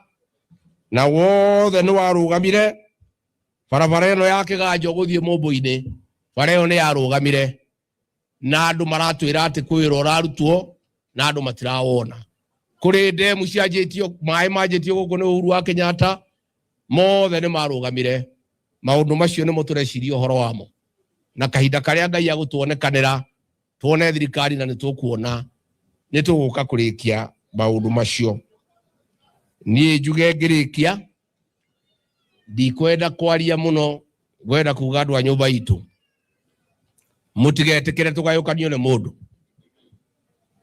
ithuĩ hinya witu ni urumwe witu ni muraiguite Ruto etete andu kuria State House ajumbe yanyu makiuga ati Kiambu yehere kirima ti mihaka kirima ni ruriri na gutire hindi Kiambu ingihuta kirima ithuothe twi kindu kimwe Mugikuyu wa Kiambu wa Murang'a wa Nyeri wa Nyandarua wa Kirinyaga twi kindu kimwe ithuĩ na andu a Embu na andu a Meru twi kindu kimwe nyungu ya kirima ni ya mahiga matatu na nigethe hie ndigathate ikoragwo na mahiga matatu ihiga ria Mugikuyu ria Embu na Mumeru na gutire hindi tugatigana na andu a Meru na andu a Embu ni maregete uhoro ucio na makauga matingitikira Ruto atugayukanie koguo ndimwire andu aitu tuikare twi kindu kimwe tuikare twendanite nigetha tuhote guteithia nyumba ino itu ndikaninwo ni mundu ucio tondu niguo abangite ni ngwenda gucokeria andu a Gatundu ngatho ria twirigite guku ni twabangeirwo bara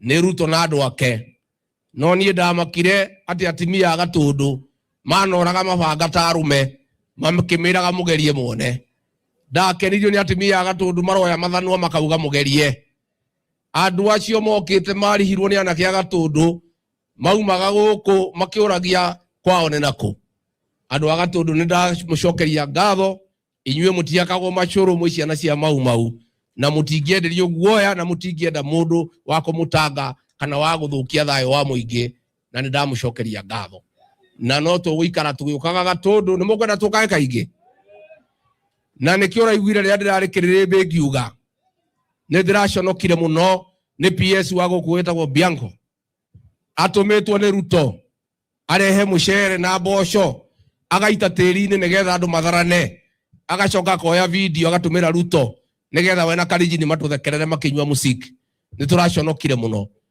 na ni uru muno guthinia andu aitu gathukia kahua ugathukia macani, ugathukia iria, ugathukia urimi wa nguku, ugathukia biashara, nigetha matuike ahoi makuinamagirire makugocage nawe nduri Ngai. Andu agatundu mutikanetikire ringi guitirwo mucere tiri-ini tondu inyu mutiri ngurwe. Mundu ucio ni atunyararite na agatwagithia gitio, na haria tukinyanitie nake erwo tondu ni aratumena muno ona kura citu ariganirwo nicio. Ndungienda ng'ombe no thure kamukwa, tondu we arathura Mugikuyu, agathura unduire witu, agathura maundu maitu mothe, kiria na batana kio kuri ithuĩ no kura. Nawe turauga wathura Mugikuyu na maundu make na unduire wake na mabiacara ciake, ona kura ciake origanirwo, kura icio ndukona. Na nie njuge ni njui to ni thiururukite Kenya no haria yaruma. Maundu ma mundu ucio ni marikite, tutigitio gukira kiroko tene twike uria kwagiriire. Na ni ndamwirire thina uria tuonire, twathirio hiki na ngari ene, twakinya rui tukirwo tume. Riu ni turathondekire ngari itu, mwigito witu, ngoi itu, nyumba itu, rucio rwitu, kiama gitu kia rurire kia DC. Hau niho turi na niho tutirauma hau, na tutikwenda kugania kura. Turenda kura citu ciothe ikorwo kiama kimwe kinene nigetha tuhote kugitira nyumba ino itu ndigakorwo na thina. Mundu gwitwo Raila wa Odinga arahurukire atari atuika president wa Kenya, no gutire thirikari ataraingiraga tondu arari na kiama kinene kina andu aingi, na koguo na ithuĩ ni tukwenda tukorwo na kiama kimwe kinene kina andu akuigana nigetha tuhote kugitira maundu ma nyumba itu. Ya mwisho mimi niseme nataka kukashifu ile kitu ilifanyika pale kwa biashara ya Governor Kimani wa Matangi. Unajua hao wajumbe wa Kiambu walienda kwa William Ruto wakamtisha ya kwamba watamuacha asipokubali kuharibu mali ya Kimani wa Matangi. Akatuma polisi na mabuldoza wakabomoa mali ya Wamatangi na kuharibu magari. Walipambana na magari ni kama imekosea mtu, wakaharibu hiyo mali. Kimani wa Matangi ni mtoto wetu na hata tukubali aangaishwe kama tuko. Na kama Kimani wa Matangi kuna makosa amefanya, tuambiwe ni makosa gani. Na kama kuna kitu Kimani wa Matangi amekula yako William Ruto, utuambie tuchange pesa tukurudishie. Katiguo. Na mimi nataka nipongeze ma MCA wa Kiambu. Wameitwa wamepatiwa kila mtu 5,000. Atuwa impeach wa Matangi wakasema hiyo ni ujinga wakakataa. Mimi ya MCA ya Kiambu na watolea nyinyi kofia. Nyinyi hamjafikisha ujinga ile kiwango ya wabunge. Wale walipewa pesa watufukuze.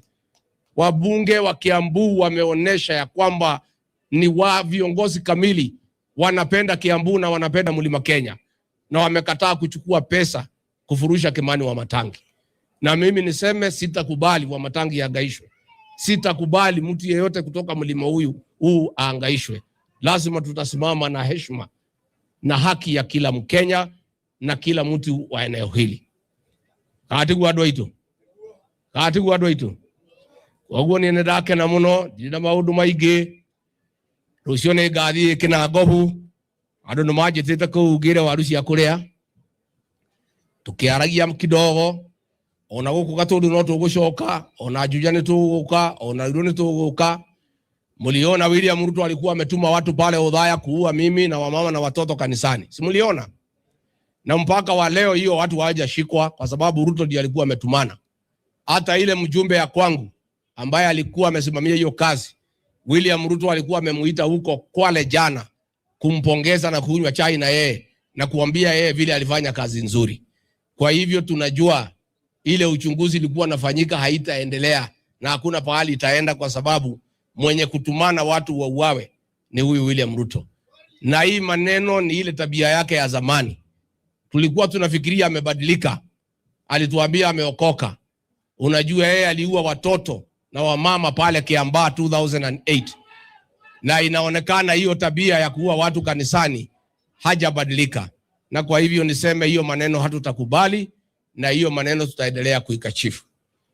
Mimi niko na viongozi wengi sana hapa, nataka tuwatambulishe ndio muwajue. Maybe a few of them can say one or two things. Tuko na viongozi, tuko na Paul Mugo anasimama Gatundu, ndio huyu, pigia makofi.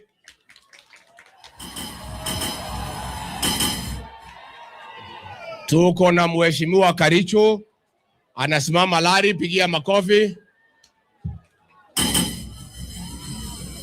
Tuko na engineer Mkuha anasimama Gatundu North, pigia makofi. Tuko na Jenga wa Mafati anasimama Githunguri, pigia makofi. Tuko na Jude Jomo, shujaa yetu kutoka Kiambu Town, pigia makofi. Haya, naona Mudhoni wa Kirumba ameingia. Bebe Tops mwenyewe, karibu. Tuko na mheshimiwa Mbote anasimama Gatundu North, pigia makofi. Tuko na Wangeshi wa Rue anasimama Mwea, pigia makofi. Tuko na wakili Wangoi anasimama Women Rep, pigia makofi. Tuko na Owen Dongo anasimama Kikuyu, pigia makofi. Tuko na Kigathe anasimama Kikuyu huko kwa Kimani Ichung'wa, pigia makofi. Tuko na Yvonne anasimama Kabete, pigia makofi. Tuko na Mudhemba anasimama huko Ruiru, pigia makofi. Tuko na huyu Shaban anasimama Roysambu, pigia makofi. Tuko na Mainawa Chipo anasimama Ruiru, pigia makofi. Tuko na Bwana Pemo anasimama Kasarani, pigia makofi. Tuko na Joyce alikuwa deputy governor, pigia makofi. Tuko na huyu kijana Kamau Megwe anafanya kazi na Rais Uhuru Kenyatta, pigia makofi. Tuko na Kongo Kifadhi wa Gatundu South, pigia makofi.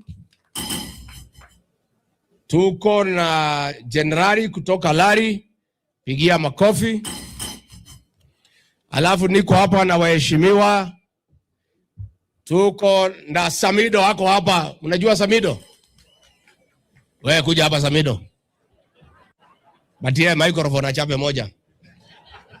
Haina rumwe. Haya, endelea Samido. Iwanali wanana rumenya ananokyondi.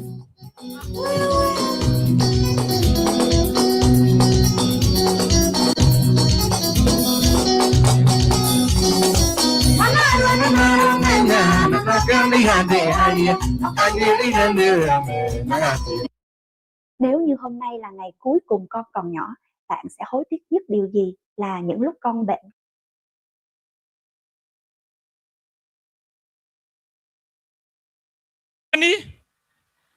Karibu sana Your Excellency. Na gwira guku wigwe we very safe and secure. Ni urare kuria gwito mucie wa Kiamworia na ni ronire guku ni twikurangira andu aitu. You are very safe na andu akiganjo Ngai aro murathima ni undu wa kurangira muthuri uyu hindi arokite guku. Tondu muonanirie kiganjo ni kuri thayu na no tuhote kurigitira andu aitu. Nie ndi murata wa Mheshimiwa Alois na nikio njokire guku mucie uyu na ongeragio guo no hoya MCAs aria aitu othe twinao a guku gwitu Kiambu na all the MCAs around tafadhali mukuhiririe ongeragio guo ndiraria. Njuge ni ndikwaria miario maingi muthenya wa muthi no ni njoy undu umwe ati ground iroiga atia, ground iroiga atia, niguo iroiga, niguo muroiga. Your Excellency no waigua andu aguku ria maroiga na nie ngoiga atiriri muthuri uyu ni anyaririrwo aki-impeachwo ni horo wama ni anyarirwo aki-impeachwo ni mukwenda governor wa Matangi nake a-impeachwo ni mukwenda governor wa Matangi a-impeachwo ithuĩ ta MCAs a Kiambu turaugire mahuthire njira ciothe makwenda kuhuthira no tukurugama na Matangi kina tamu yake thire na athurwo ringi niguo muroiga andu a Kiambu niguo muroiga ona kahura ri ni ndautaira mwega na ndautaira mwega ona akiathie na mbe Ngai aro murathima gwe MCA introduce na karibuni sana guku gwitu kiganjo na tu ni mucio wa thayo na Ngai aro murathima ni undu wa guku gwitu. Asanteni sana. Mugeni witu wa gitio kana uria tunyitite ugeni Alois and your family, our deputy president Rigiji, our senator na atongoria othe aria me guku. Ngai ni mwega na hindi ciothe na ni njitagwo John Njogu Kamande kana coaches thuritwo itura ria kuria Ruiru ria Gitothua na Alois nĩ mũrata wakwa mũno mũno mũno, nĩkĩona niĩ njũkire nĩgetha tũmwĩre congratulations Alois and family nĩ ũndũ wa ihinda rĩrĩ ũtũhete. Thank you mũno. Niĩ ndikwenda kwaria mũno, no wega ingĩũmĩrĩria our deputy president ngwĩre mũnene witũ wa Kĩrĩma twĩ thutha waku piũ igana kwa igana. Niĩ ndĩ coaches wa Gĩtothua nĩ njũĩ atĩ DCP nĩkĩo kĩama kĩrĩa kĩrauga, kana tiguo? Ũguo nĩguo kũrĩ, ngwĩre twĩ thutha waku na tũtirauma hau. Ngai wa moya mũrathime na mwĩke wega. Asante sana. Bwana Yesu asifiwe. Bwana Yesu asifiwe tena. Kwanza Bwana Rigiji na timu yote, Bwana Senator, MCS wenzangu, aspirants wote, asanteni sana kufika hapa.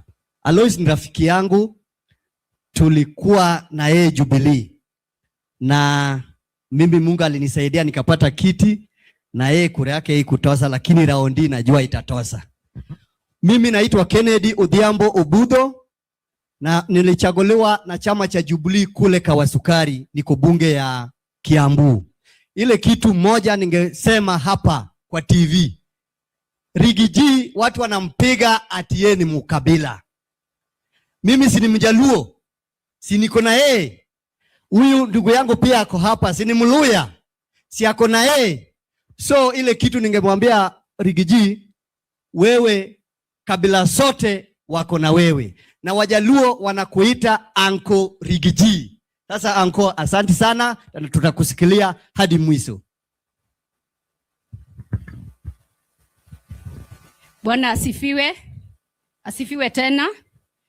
Your Excellency Rigiji, familia Alois, ageni arĩa othe megũkũ, hamari twajĩtagwo Rehab Wanjukũ Mwaũra, ama nominated MCA gũkũ Kiambu, na mũndũ wa gũthukio ndakĩaragia mũno, ndakĩhota gũita mũtu.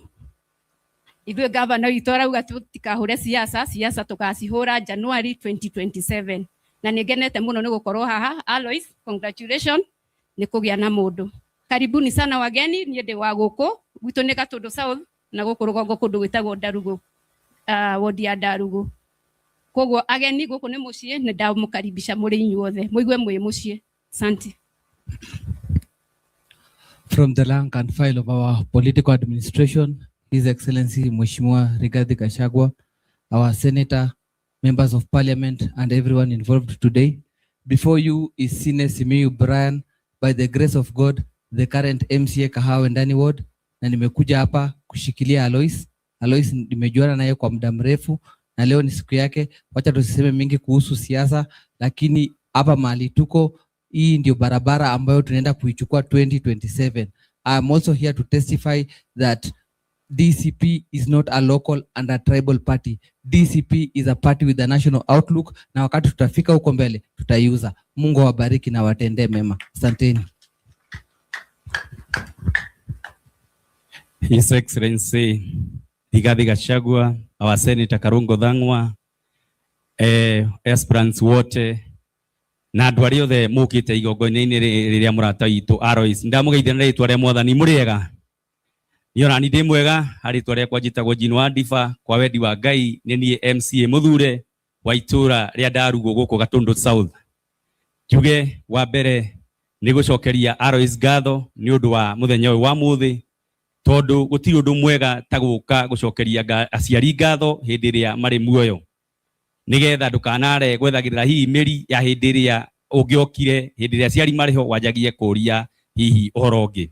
Njuge andũ aitũ a Kĩrĩma nĩ mũĩ atĩ wega kĩrĩma gĩkĩ gitũ gĩtũrĩte kĩnyitanĩte kuma mĩaka ya hĩndĩ ya wĩyathi, kuma hĩndĩ ya mau na arĩa angĩ, na hĩndĩ ĩno tiguo gĩgũtigana. Kĩoguo njĩra iria tũkuonio nĩ atongoria aitũ matongoretio nĩ His Excellency Rigathi na arĩa angĩ akina Uhuru wa Kenyatta nĩ tũkũrũmĩrĩra. Asanteni sana, Mungu awabariki. Asante sana Mheshimiwa Sovinga. Tukĩrĩkĩria atĩ tũiga harambe. Ai ndiramũigua mani. Harambe. Harambe. Hau nĩho tũrĩ nĩguo. Ngai amũrathime na mwĩke wega. Nĩ mwakĩigua kahũra ũnwe Mheshimiwa. The worst state to live in right now is South Carolina, and nobody's talking about it. I've spent 30 years in the insurance industry. What I'm about to tell you will explain why South Carolina pays more for car insurance than any other state in the country, and how you could fix it and save up to 80% on your rate. Let me make this simple. If you're paying over $75 a month, you're being overcharged. Drivers in South Carolina are being charged almost 2 times more for the same coverage compared to the rest of the country. Because you pay the most, the industry sees South Carolina as one giant cash cow, and most people have no clue why. You have the lowest claim frequency, are the safest drivers in the country, and still pay the highest rates. And here's the part no one talks about. Most people don't realize there's a new way to force them to recalculate your rate because no one told you yet. My best friend Alan lives in Charleston, perfect record, had been paying $170 a month for 15 years. I told him to try my website. He found the same coverage for $68. That's a 60% reduction just by going through my website instead of theirs. But they won't call you with a better rate. Why would they? They don't want to lower your rate if they don't have to. You need to be proactive. Go through my service and get what you deserve. When you click below, you'll reach my website where you just fill out an application. It takes about 5 minutes. It will ask for your zip code, about your vehicle, and some other information. Then it will show you what you qualify for. That's why South Carolina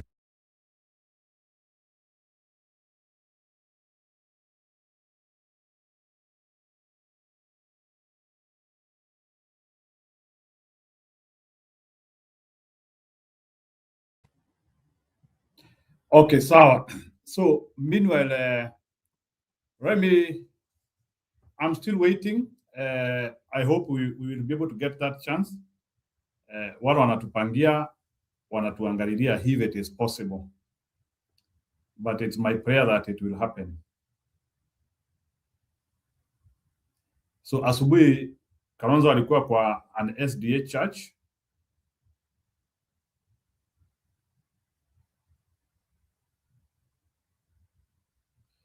Yeah, let's hope. We are waiting.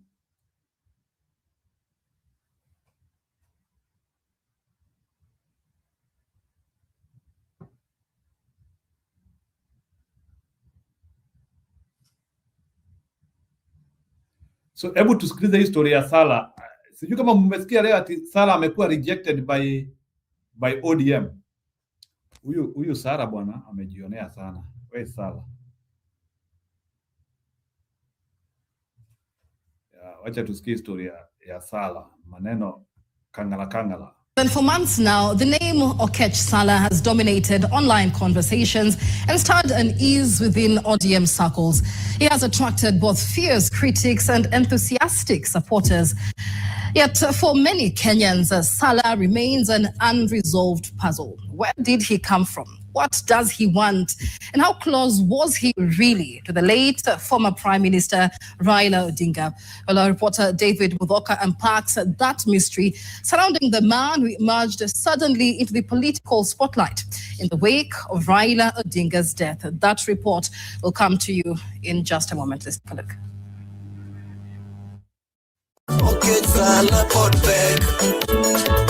For much of Raila Odinga's lifetime, few people, if any, had heard of Okech Sala.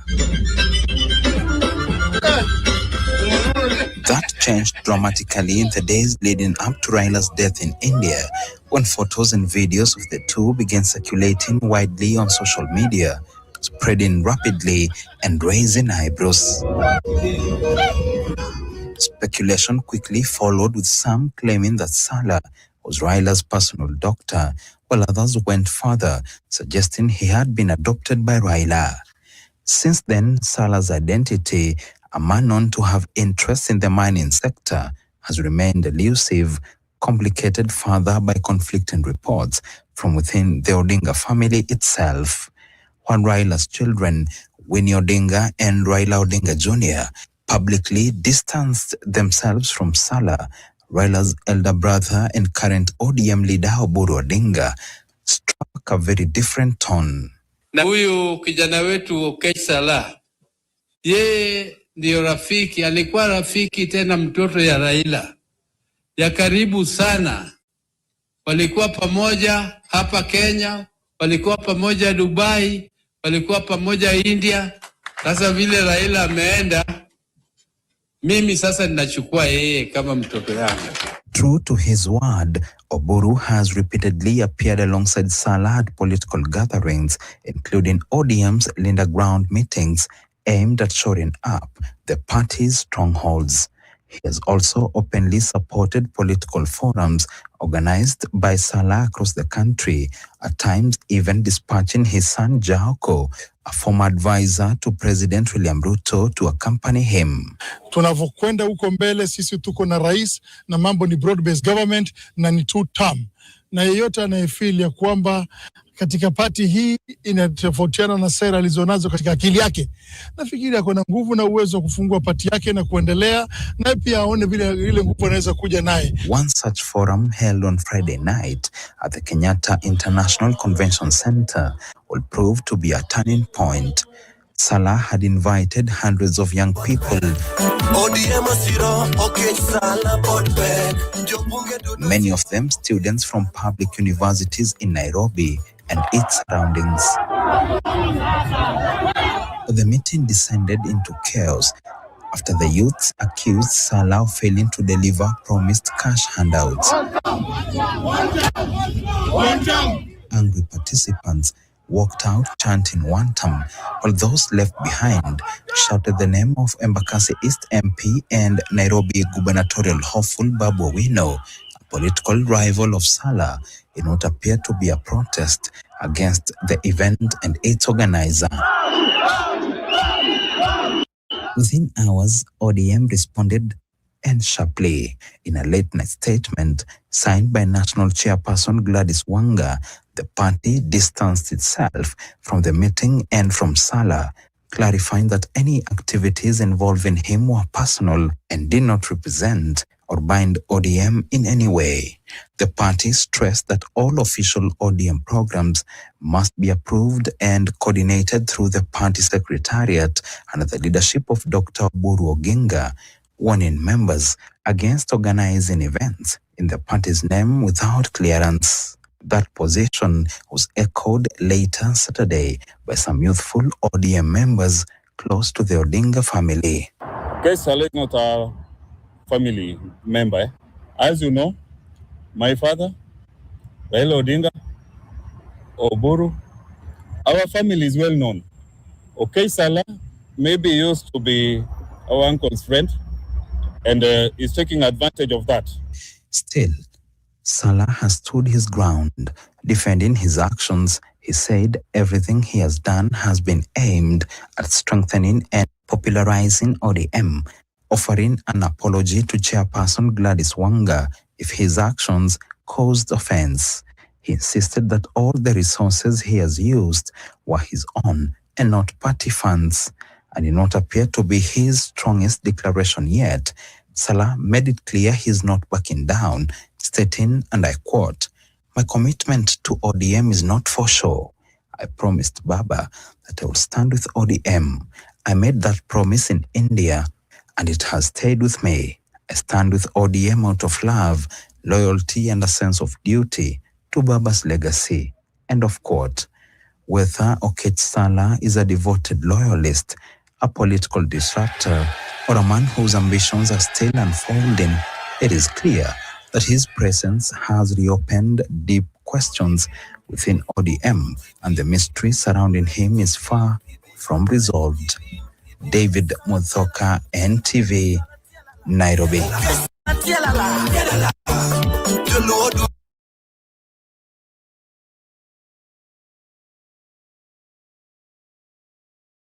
Yeah, lakini hiyo story ya ODM is becoming a real circus. Yeah, ODM is becoming a real circus.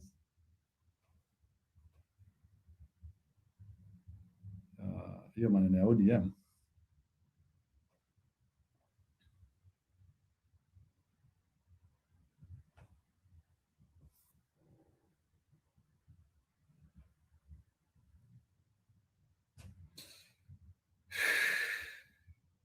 Let's hear Manyora. This is the most anticipated we are smart in standby security for camera of the year. No Another internet year. connection needed. No wire.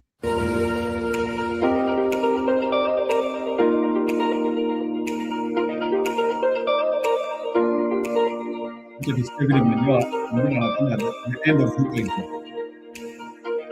What awaits People's Liberation Party leader Martha Karua in the world of politics and governance, especially with the sort of alignments and realignments within the united opposition? You want to know what's going to be her place in 2027 and beyond. Haman Bonmanyora is here, of course, to make sense of this particular conversation. Good to see you, Prof. Good. You're well? Oh, welcome. Let's enter a conversation on one woman leader in this country whom you hold so much hope and confidence in, Martha Wangari Karua. Yes. Well, we're having this conversation at a time where presidential hopeful David Maraga has also hinted at joining the united opposition.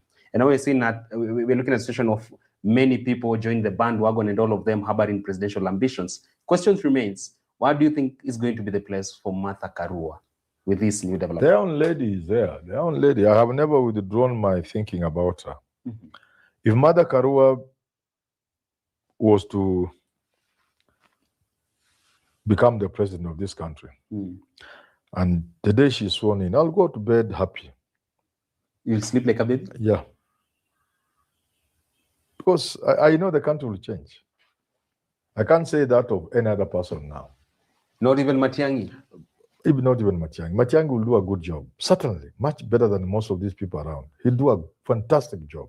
But not as close as Karua. But at the core of the problems of this country is just to let things work without fear or favor. Matiang'i can do it, but not to the extent Mother can do it. I've never changed. I've been consistent about Mother throughout. Yes. I will go to bed a happy man because I know this country will change. And you can't move her. Even if you say you'll kill her. She'll just run this country. She'll let the laws work. You have to do your job. That's all. The laws have to work. And we don't need anything else. If you deal with impunity in this country, and I'm not saying people like Gachagua will not do it. They will. Matiang'i much better, I know. But with the Mother, I am certain. It's just a question of being certain. I don't even need to discuss it with myself. I hold no conversation with myself, and I'm not willing to hold any with anybody else about Mother Karua. I'm convinced that Mother Karua as president, this country will just change. The other day, she rebranded her party from NA Kenya now to the People's Liberation Party, and even the theme color of the party, all those elements are incorporated in that rebranding. So far, do you feel the rebranding has probably moved her a leap further politically? I don't believe in names and those things. Those things are just, names are just, Shakespeare told you, a rose by any name smells as. Yes. Come on, Prof. Yeah, names are nothing. Hasn't rejuvenated the party? No. You see, we are doing flat politics. There are times during the liberation struggle for independence. Names meant a lot. Yeah. So even white Patriotic Front, Movement for the blah blah blah, Patriotic Front, such. Kenya African National Union. You know, it was invoking things. But now a name is just a name. Changing UDA today to something else. I was surprised there's even a party in this country, CCM. And not Chama Cha Mapinduzi. No, how can you have CCM just silent like this quietly? It's an insult to the spirit even of CCM. ANC was there. Nobody bothered. There's ANC. African National Congress. So you have a man National Congress. And nobody cares. It's supposed to shake. So names are just names. They are not important. But within the united opposition political matrix, what do you think is the best place for Martha Karua? Or at least, what should be her bargain in this arrangement? A DP seat similar to that one of Raila Odinga in 2022? You see, in the year 1992, at the introduction of multi-party, which some people have always said is the first multi-party election, the context allows it.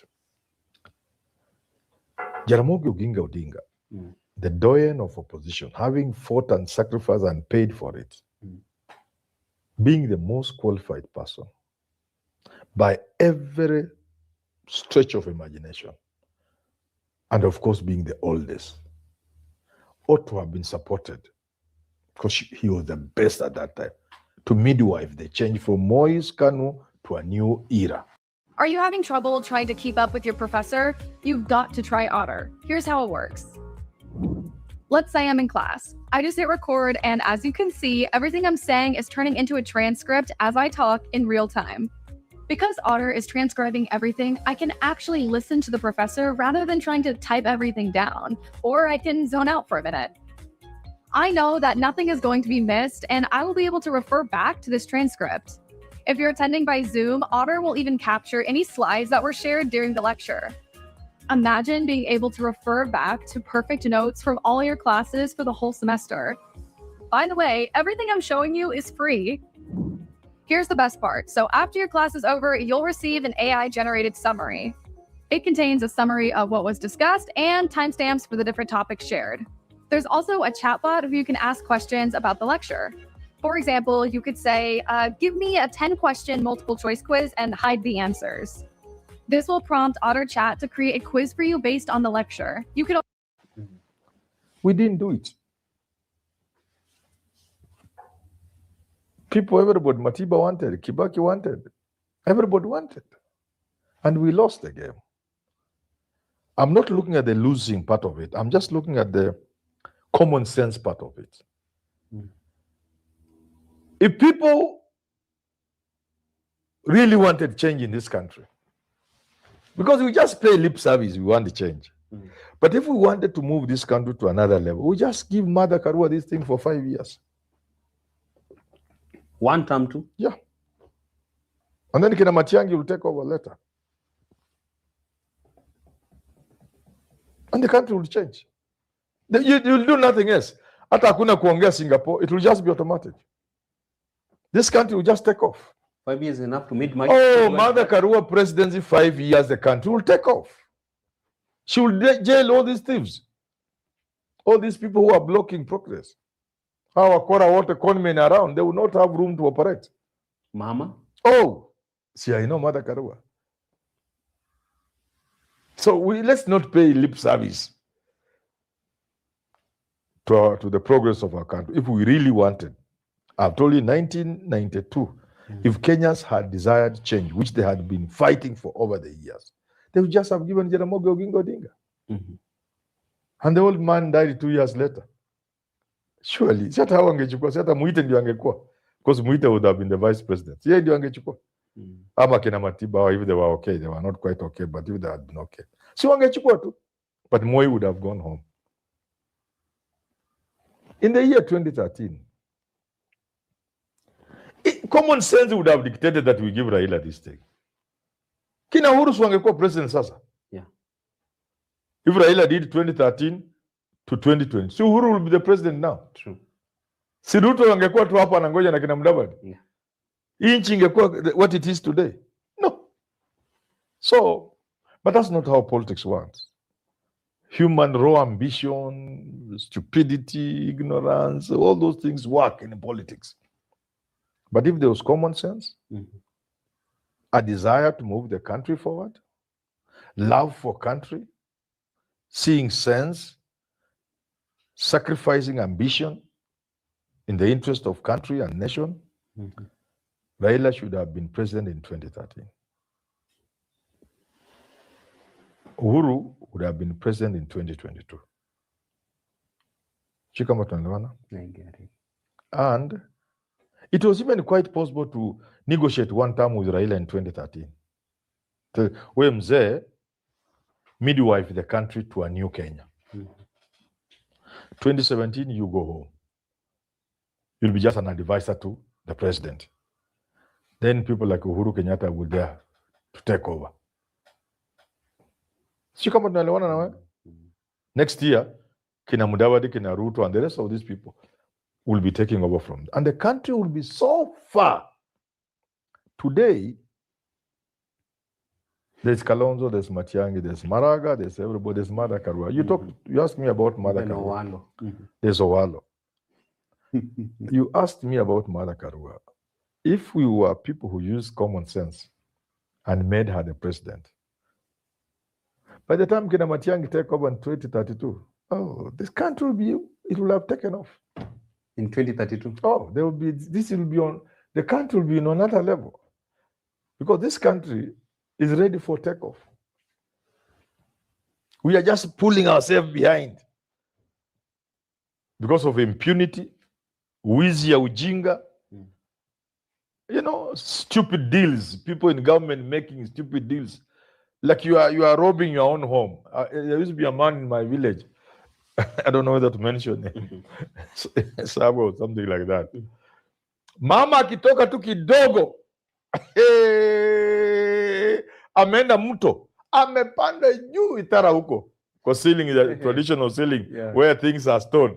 Ameteremka na debe moja ya mahindi, ameenda kwa changa. Na ni kwake. That's what our leaders are doing.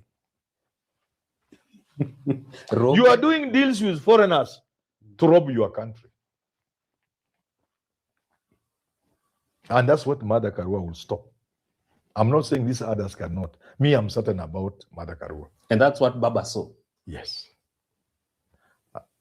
Mother Karua will stop that. And this country will never be the same. It will also open doors for capable Kenyans to get jobs. Today, capable people cannot penetrate the wall that has been created. Kwa hivyo wakijaribu kwenda juu wanagonga kichwa wanarudi chini. Mother Karua atatoa hiyo. Let the best man or woman go up. It's part of the reason I would support Matiang'i. Whether from Gishogo or Bonchari. Yes. That will be Matiang'i for you also. He will allow meritocracy to work. He will not cut very many corners. So Mother and Matiang'i are... Actually, if we wanted just to change this country, you just give Mother the ticket, deputized by Matiang'i. Perfect combo. Oh, this country will just change. And then Matiang'i takes over in 2032 from Mother. After 10 years, you wonder, where are we? Why are we not seeing this thing? Tunapita Rwanda na kila kitu. Like, which Rwanda are you talking about? Kenya belongs to the category of Singapore, South Korea, on our way to first world beyond them. They don't have what we have. In my estimation, good leadership will make Kenya bypass Singapore and South Korea in 15 years, 15 years. And in 20, 25 years, Kenya will be sitting on the same table with the UK. An African tiger. Yes. South Africa, we shall have bypassed South Africa and Egypt on our way to Singapore. South Africa is not in our league. Egypt is not in our league. Morocco's G. These are small countries. But that only takes someone of the caliber of Mama. Mother Wangari Karua. The first of her name. Not because she has any magic, just because she will allow the best to flourish. And the laws will be applied without fear or favor. And there will be no impunity. Makes me think maybe that's what Ndidi Nyoro and Kangata are doing in Murang'a County. Following from the script of Martha. Look at what Kangata is doing in Murang'a. Look at what Ndidi Nyoro is doing. You don't have to do anything. Just let things work. Let just things work. How they should. Yeah. If you have CDF, let it just pour it down there. Let it work. Don't cut corners. I've seen in my place, I've told them, you keep lying to me, I should be an MP. I want to work with you. Because CDF, I will not give you the headmaster of the school. Once kukula na school committee. I'm the one who will implement it with my people. You just say what you want. 2 buildings, yes. And my committee will move down on the ground, Galona Primary School. They will get material from local people. From local people. Sand, wood, timber, bricks from local people. To be paid directly on account. Money is going to Galona Primary School, but we are paying the suppliers hapo wale local. Hakuna kitu tunakuja kutoka mbali. Fundi ni wale local tu. Wapo Jabrok. Allah naambia hiyo pesa yenyewe ilikuwa 500,000 for the class. The class ndio hiyo. Are you happy people? Wataki hiyo.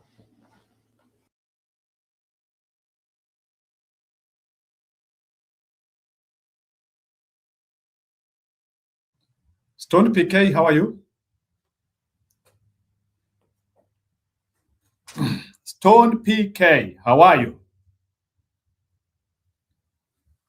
Yeah, that was Manyola. He has really exemplified what it will take.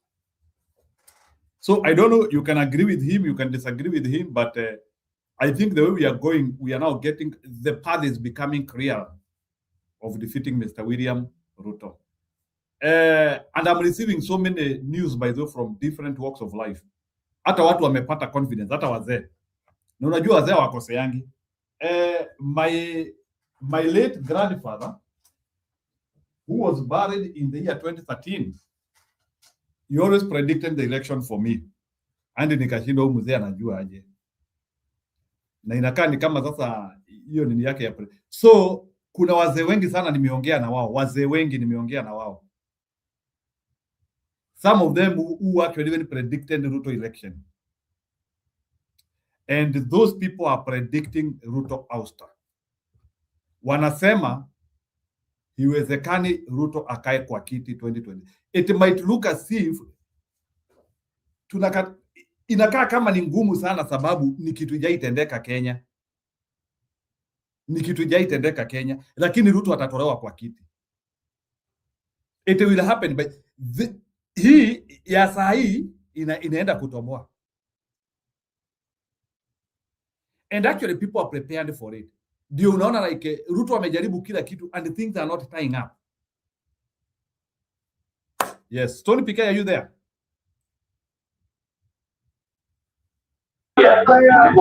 Yes.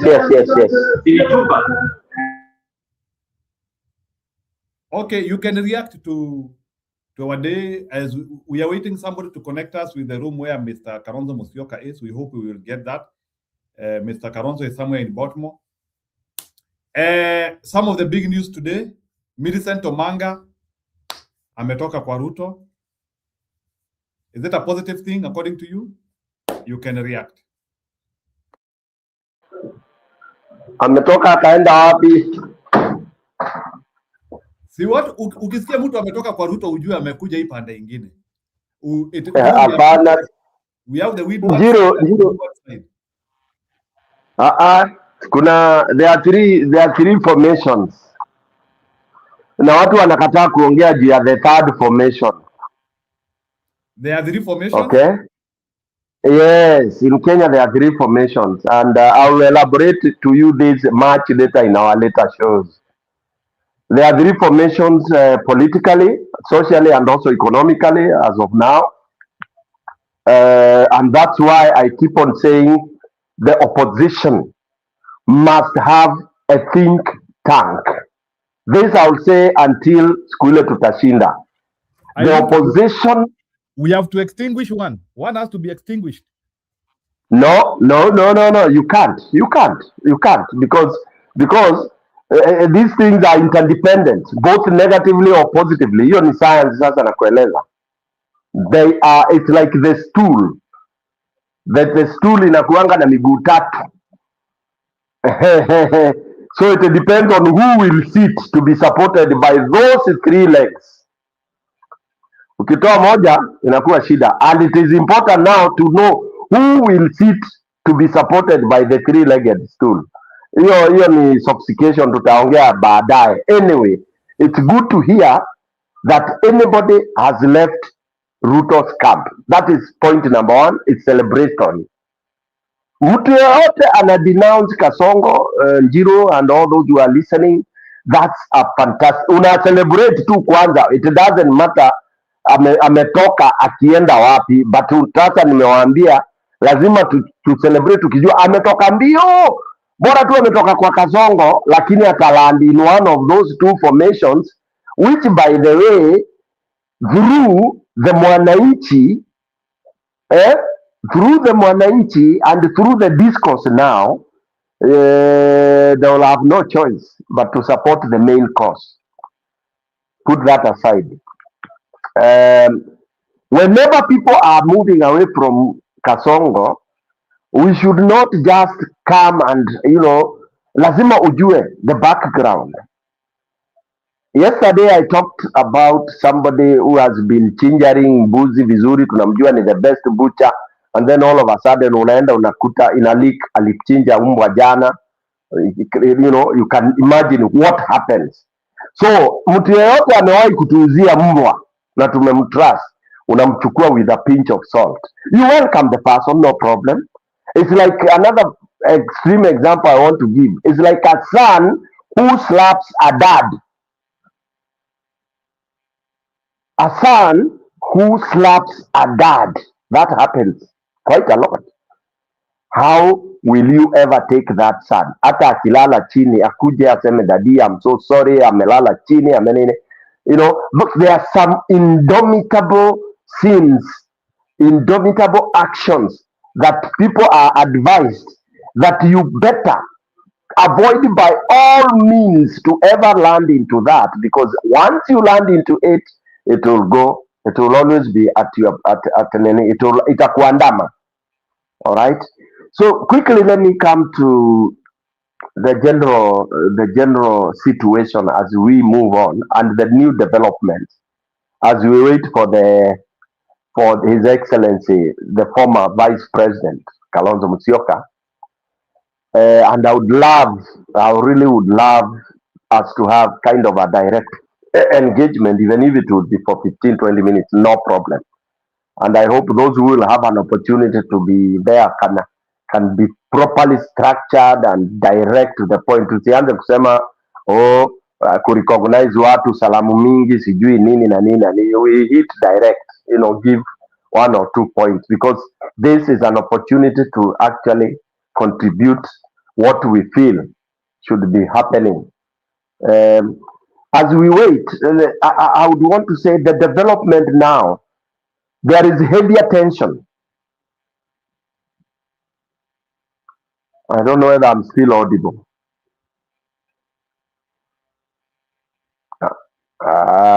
Network. Still, we are hearing you. Go ahead. On. Network. My network is challenging me. I don't know. Network aje na mimi nakusikia ama ni hujisikii? Nakusikia, hata mimi namsikia bwana. Niko audible, Njiru? Yeah, you're audible, but unless you are not audible to yourself, but you are audible to us. Okay. Ni vile huku imenionyesha it's circulating and such. No. You are audible and you don't need to listen to yourself. Sisi ndio tunataka kukusikiliza. Kama neta ifanye kwako na inafanya na huku kwetu, it's okay. Go ahead.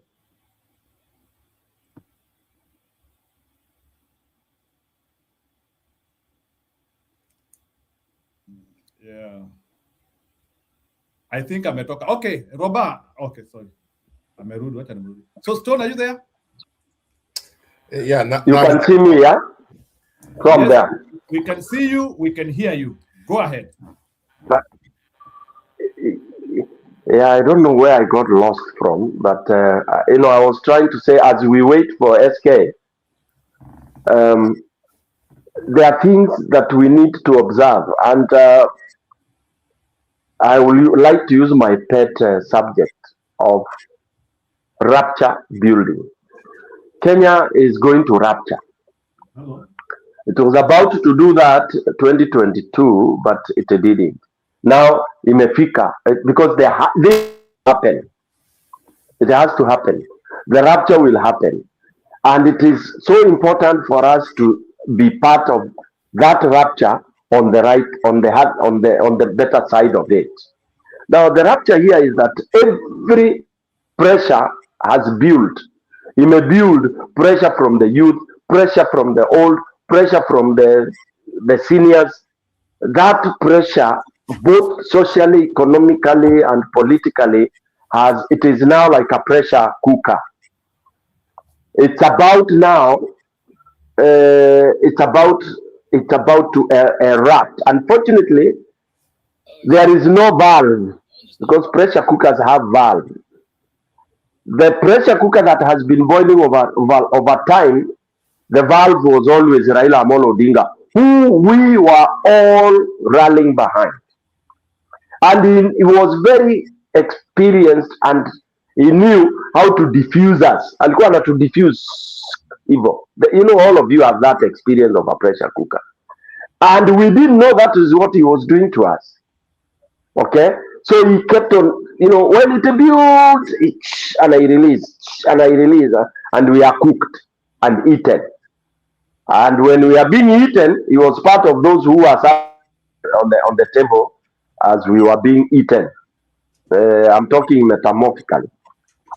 So this time around, hakuna mtu wa kufungulia hako kavalve, because the pressure now is boiling both from the mwananchi, who is the determinant, who is the force.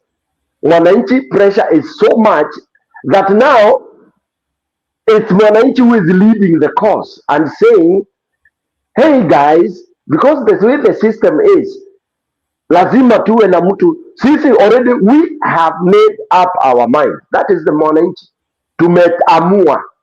But because the system is that hata tukiamua lazima we have somebody in the name of a leader ndio tuende hapo. That is the only thing that is delaying this eruption. That is the only thing that is delaying this eruption. That mwananchi is made up, the rest wewe unaongea, somebody has decide. That is the worst case. Yani hiyo ni noma. It's like you walking into your house, your wife has decided anaenda. Tulipike, relax kidogo. Comfort is here. Kidogo, comfort is here. Yeah. Sorry? Comfort is here. Relax kidogo. Comfort anataka kwanza kutuonesha what is happening. Madam Comfort, how are you? Niko sawa. Sasa hawa ni Wakenya wako to cancel one of them. Okay. Hold on.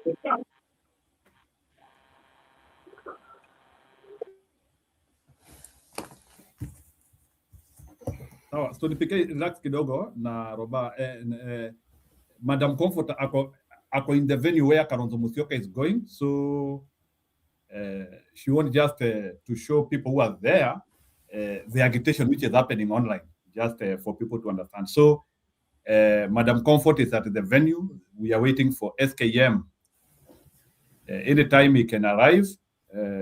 So let's see what happens. So Madam Comfort, once you are ready, you can tell us. Okay, ni sawa. Bwana Stone PK, you can continue. Madam Comfort akikuwa ready, we will allow her. And endelea. Go ahead. Thank you. Yeah, thank you. Thank you for that.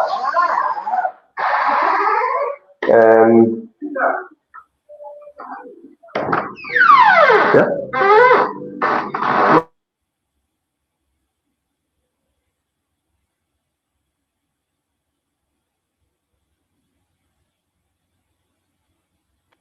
Yeah, I was trying to talk about the pressure. Sindio? Now that pressure is a build already. So I'm just saying, when the population for the first time in history, you can go back to history and research. The first time that people, the oppressed, have spoken in one voice. What watasema, 2000 and all that. But this time around is when it has happened. Na inaonekana ni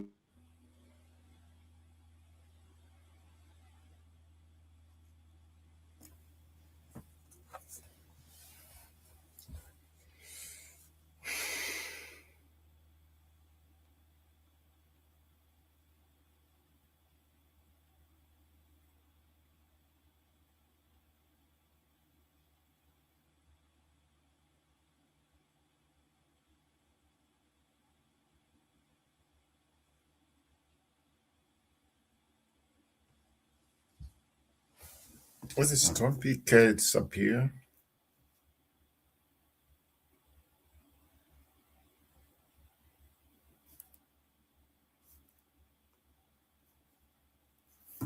I hope. Well, I don't know whether people are hearing me.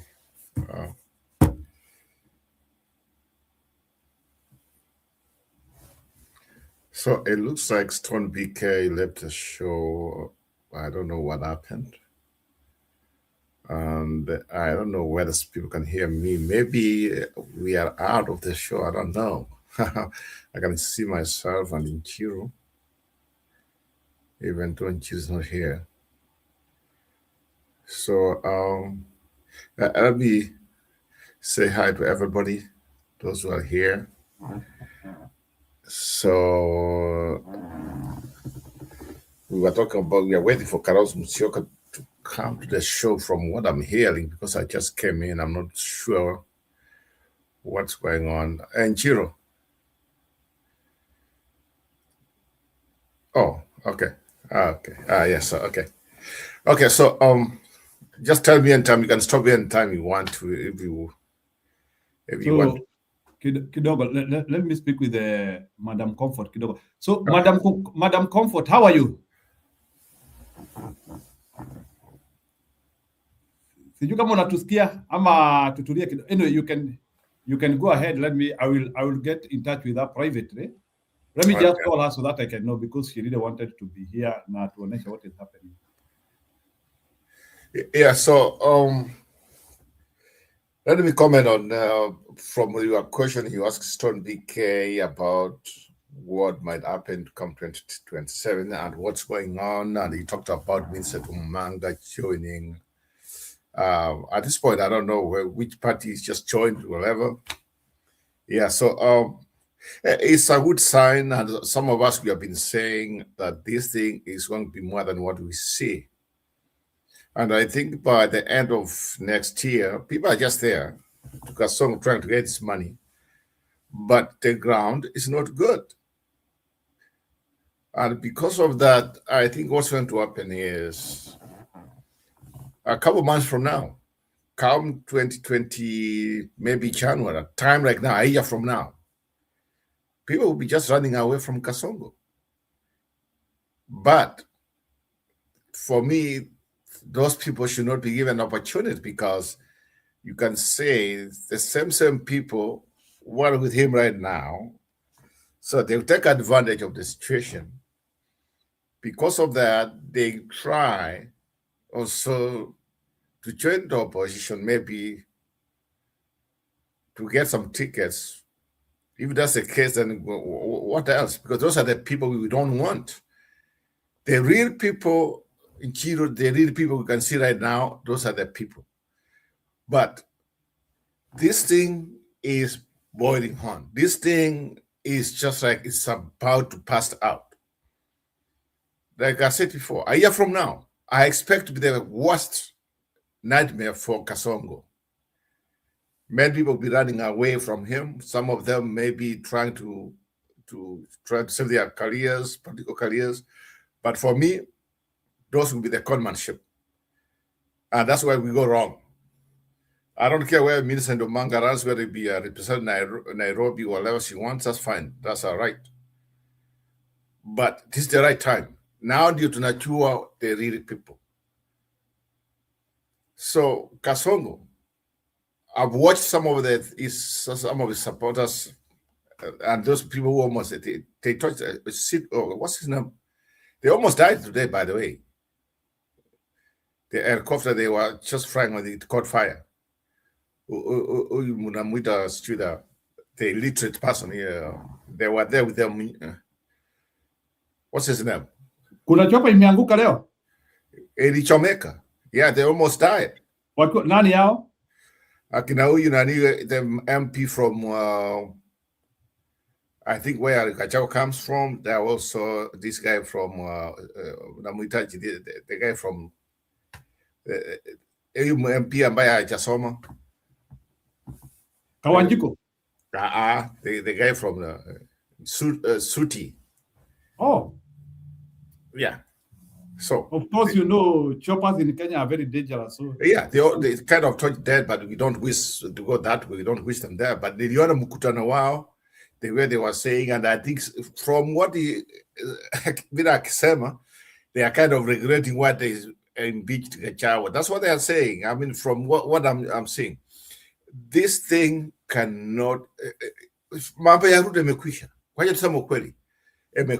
other thing is the opposition to organize themselves, for the next way how they can govern, how they can take government over. Because the one thing Ruto's doing, Ruto thinks that our Kenyan people are so stupid. They are like, he takes them back in 80s and 90s. Here the politics here, Ruto. Somebody has told them the world has changed. But yeah, and the way it does things, I mean, just imagine. Just imagine. Why have you ever seen a president anaenda kufungua mambo like kachumba, and anaenda kufungua mambo ya just like to give people some money to help themselves. Yeah, yani amekuwa minister, ndiye amekuwa waziri wa fedha, waziri wa vijana, waziri wa nini. It's just all over because he's losing. He's losing, and they know that they are losing. The only thing, as the Kenyan people, we want to warn him, this time they cannot think they can steer the election the way they did last time. I thought you wanted me out. Okay. So this time, somebody has to tell them, Wakenya sio wachinga. Mahali mefikia, we want to tuchague viongozi from what they promised they do, and those ones who have been in power from what they did. If you never did anything, it's time for you to go home. It's time for you to get out of the picture. What Kenya is going to be like 2022 election?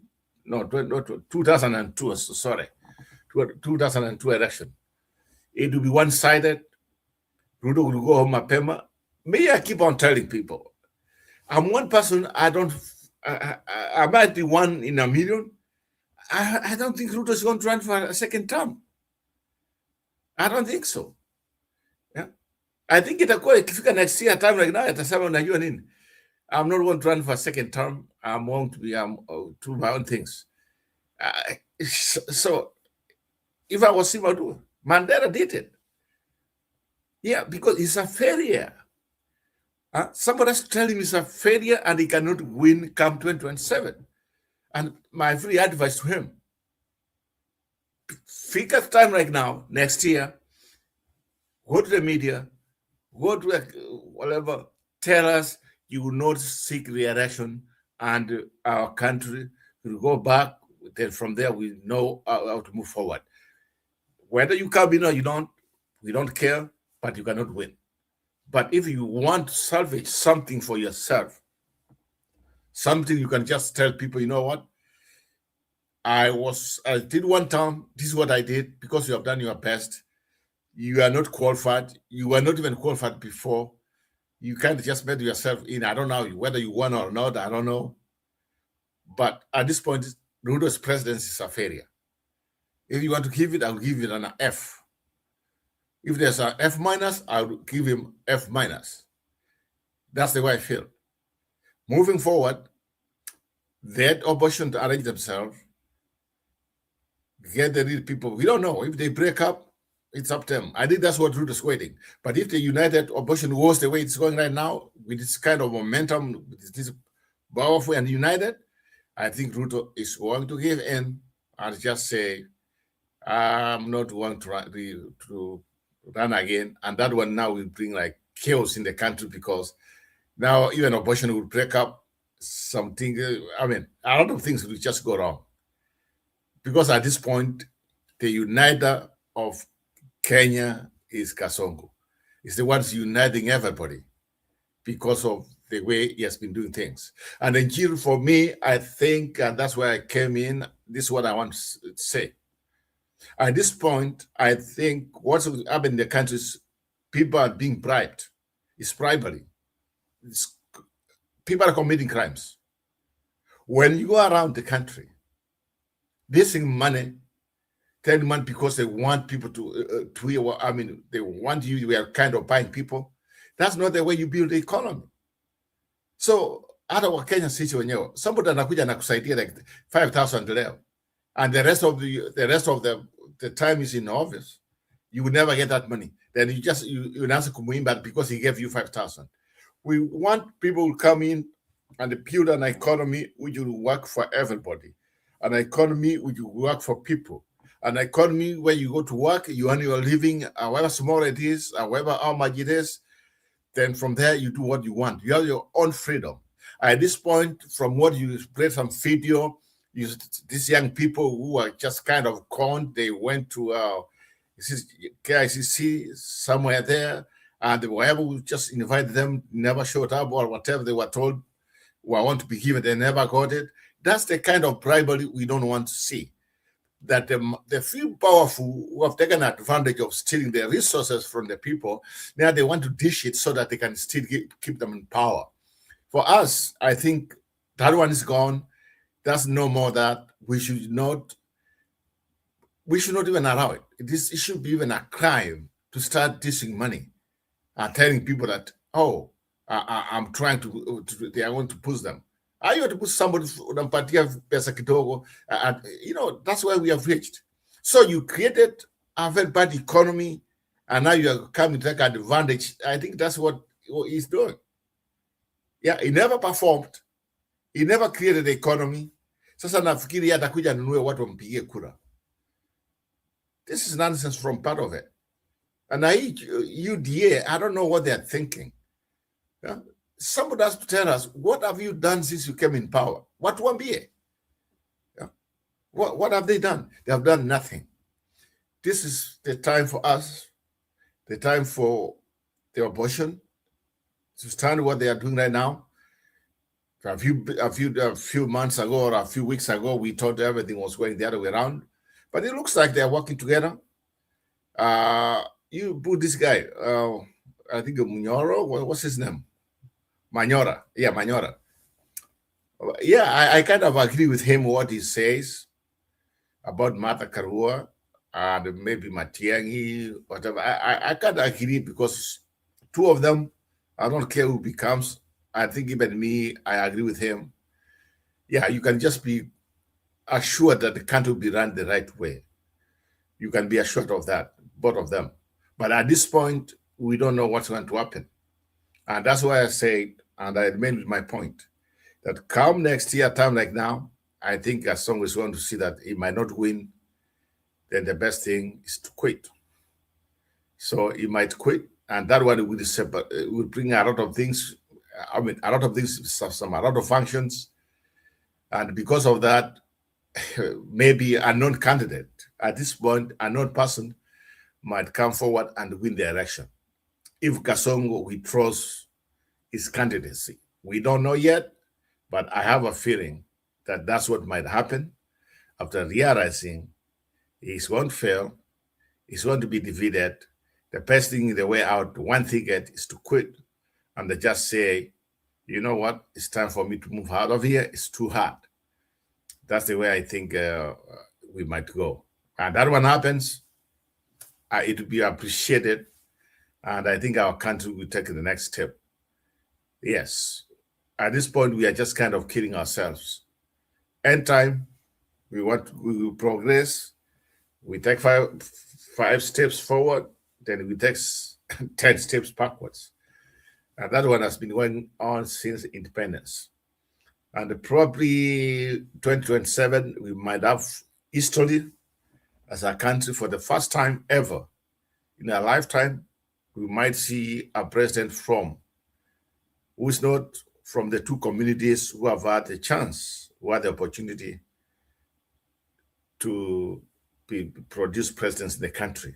Maybe some of us, that's what we have been saying. Maybe that's what we are lacking. Maybe something like that was needed so that the trajectory of the country can change. I've been to Washington and Baltimore.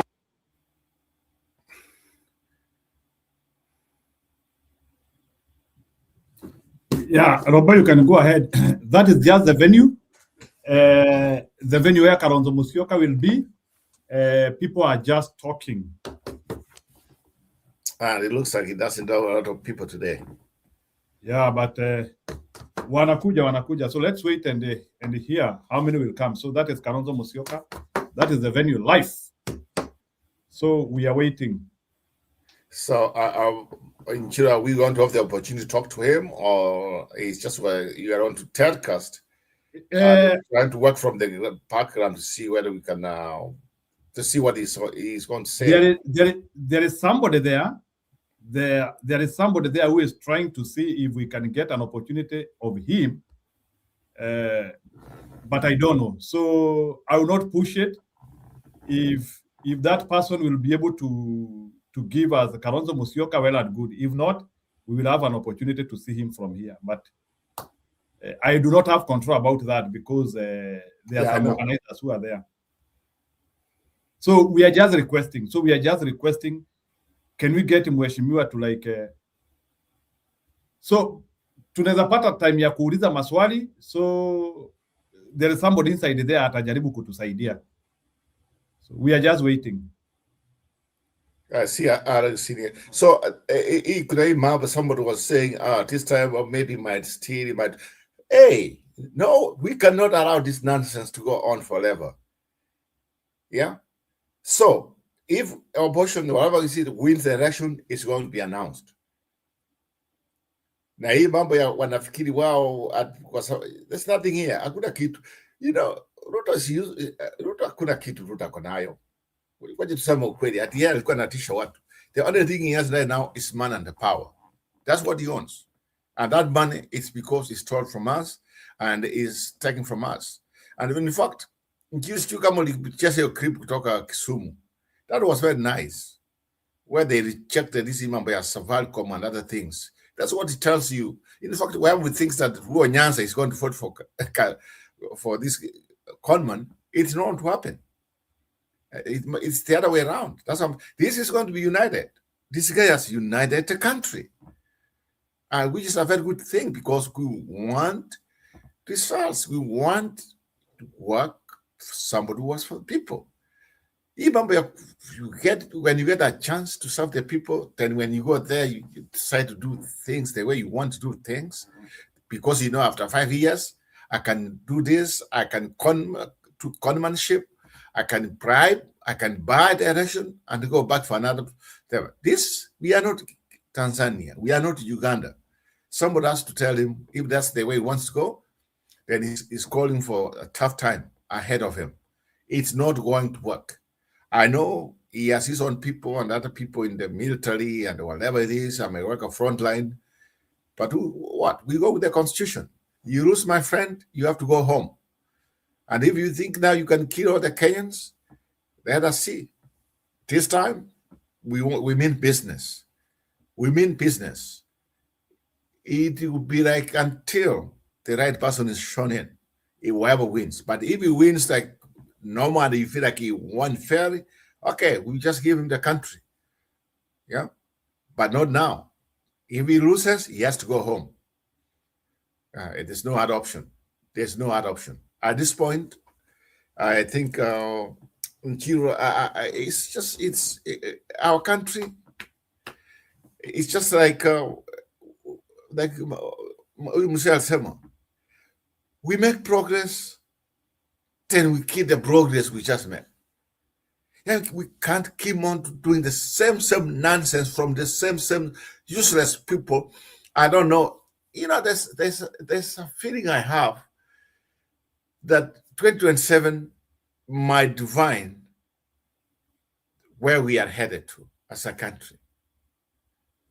2027 will be, let us make it history.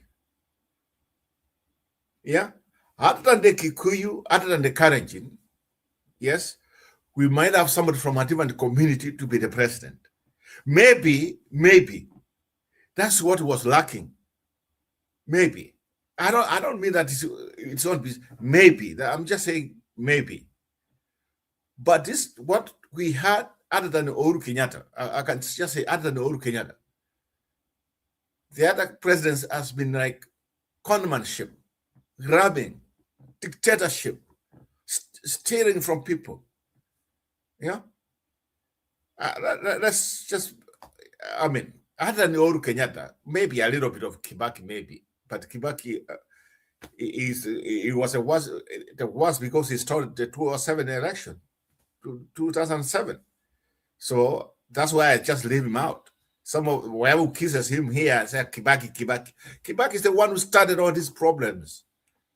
Yeah, he forced himself after he got defeated by Raila. If that's the time he could have given power, maybe our country could not be the same. Like he was behind it. So that's why I said, I don't know Uhuru, even though Uhuru was installed there. I don't know whether he won or not, but he did. Uhuru, you can say he worked for the people. You can say, me, I think Uhuru, at this point, he might be the best president we had in Kenya so far. Yeah.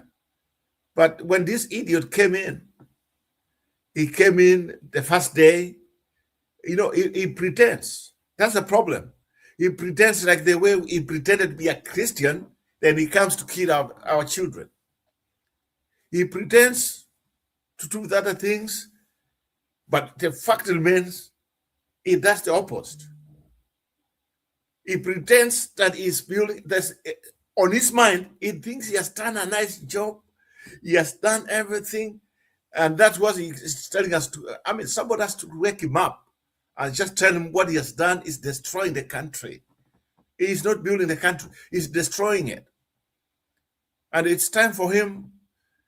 I mean, we should also just like, if we had like a situation where we can just say, you know what, this guy should be dormant until the next election, because it's destroying. The more he goes, the more he's destroying the country. But through constitution, let him serve. He has a couple of months, but he cannot come here and tell us how much he has built the country when he has destroyed it. He has done destruction, and somebody has to tell him the money has stolen, and whatever is acquired, that money has to be taken back to the treasury if it is recovered. Because where is he getting all this money is used? Where? Somebody has to tell me. All this money, where are they getting all this money? That's something. Where are they getting all this money? Why can this money just be put so that they can build a country? Hakuna mtu ambaye atafanya you bribe. So what's the difference between anyway in Uganda, Tanzania, and other countries? If that's the way we are going, we are bribing people to get power. And guess what? We have institutions, they're so-called who stand for corruption, and they are nowhere to be seen. They are the most corrupt people. Yeah. Our institutions don't work. As simple as that. And that's where, in fact, we go absolutely wrong. Yeah. I can see my friend Alex, and I forgot to talk. Alex, you can come in, my friend. Just go ahead. Yeah, Alex, go ahead. Asante Roba. Ngiru, I hope the people hosting Kalonzo are listening. Let me say something disturbing. I've been way too long in diaspora more than in my country, in my adult life. And there is something that is annoying about us in diaspora. More especially people like you, Njiru, the elitists. Somehow, when a leader of a goodwill comes and the entire diaspora wants to be heard and participate and feel engaged, I don't know if it's with the Kisses and the Jaluos that I've seen. My friend, there are people you will never see the whole year or some years before the election. But when elections are right across the corner, they will pop up, they will resurrect, and they will start organizing meetings and alienate the very population that is agitating for change in our Kenya. And I want to warn the diaspora, one of the reasons why there is empathy in voting, somebody's asking, why should I get from Kansas? Why should I get from Minnesota? Why should I get from South Dakota? Go all the way to Washington, D.C. to vote. When these people come here, they go to somebody's house. We don't have access to them. We don't talk to them. They don't even understand. They just come here, we give them the crowd and they go. It is a high time now. People like Alonso should start emulating what somebody like Gachagua did. I think if there was a leader that totally, even if people will say that his was a vacation, so on and so forth, let it be. I loved how Gachagua interacted with the people. Morning walks, weddings, church, funerals, schools, going to, points of interest to see the development without security, so on and so forth. But you see, all these theatrics that we see on the podium there and the VT, that is nonsense, that is useless, that must stop. A leader comes, you see him on the podium, like it has been choreographed. So you ask yourself, how many meetings am I going to like this? Afadhali even the roadside shows, zile zenye wanaendaga wanapanda mtu nini juu, it's even better. Why am I saying so? The impact and the kind of participation, the people in that room, all the people who have been sidelined, usually want to, across the country, if the political class could understand, for instance, in 2006, it was done differently by a person who later on became the deputy governor for Kisii. That was Maangi. Joash Maangi did something, I don't understand why he changed later on, but at that particular time, he gave access and understood that the perpetual leaders that used to host political leaders here, it was not functional anymore. He changed the aspect of the interaction, of questioning on everything, where they were going to sleep and everything. And what we saw is a huge mobilization that ended up, for the first time, we gave millions of money. And to the credit of the Somalis, I've seen their leaders come here in Minneapolis, whether they have money or not. How the leaders interact with the people, from going to the mosque, ABCD, is different.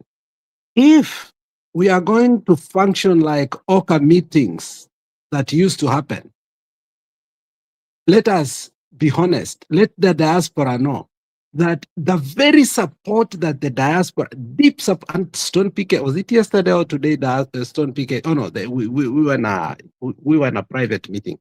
Stone PK told us that if we were to have our own presidential candidate as a diaspora, trust me, with all goodwill, we can bankroll the person only if we change the tactics and know that every vote matters.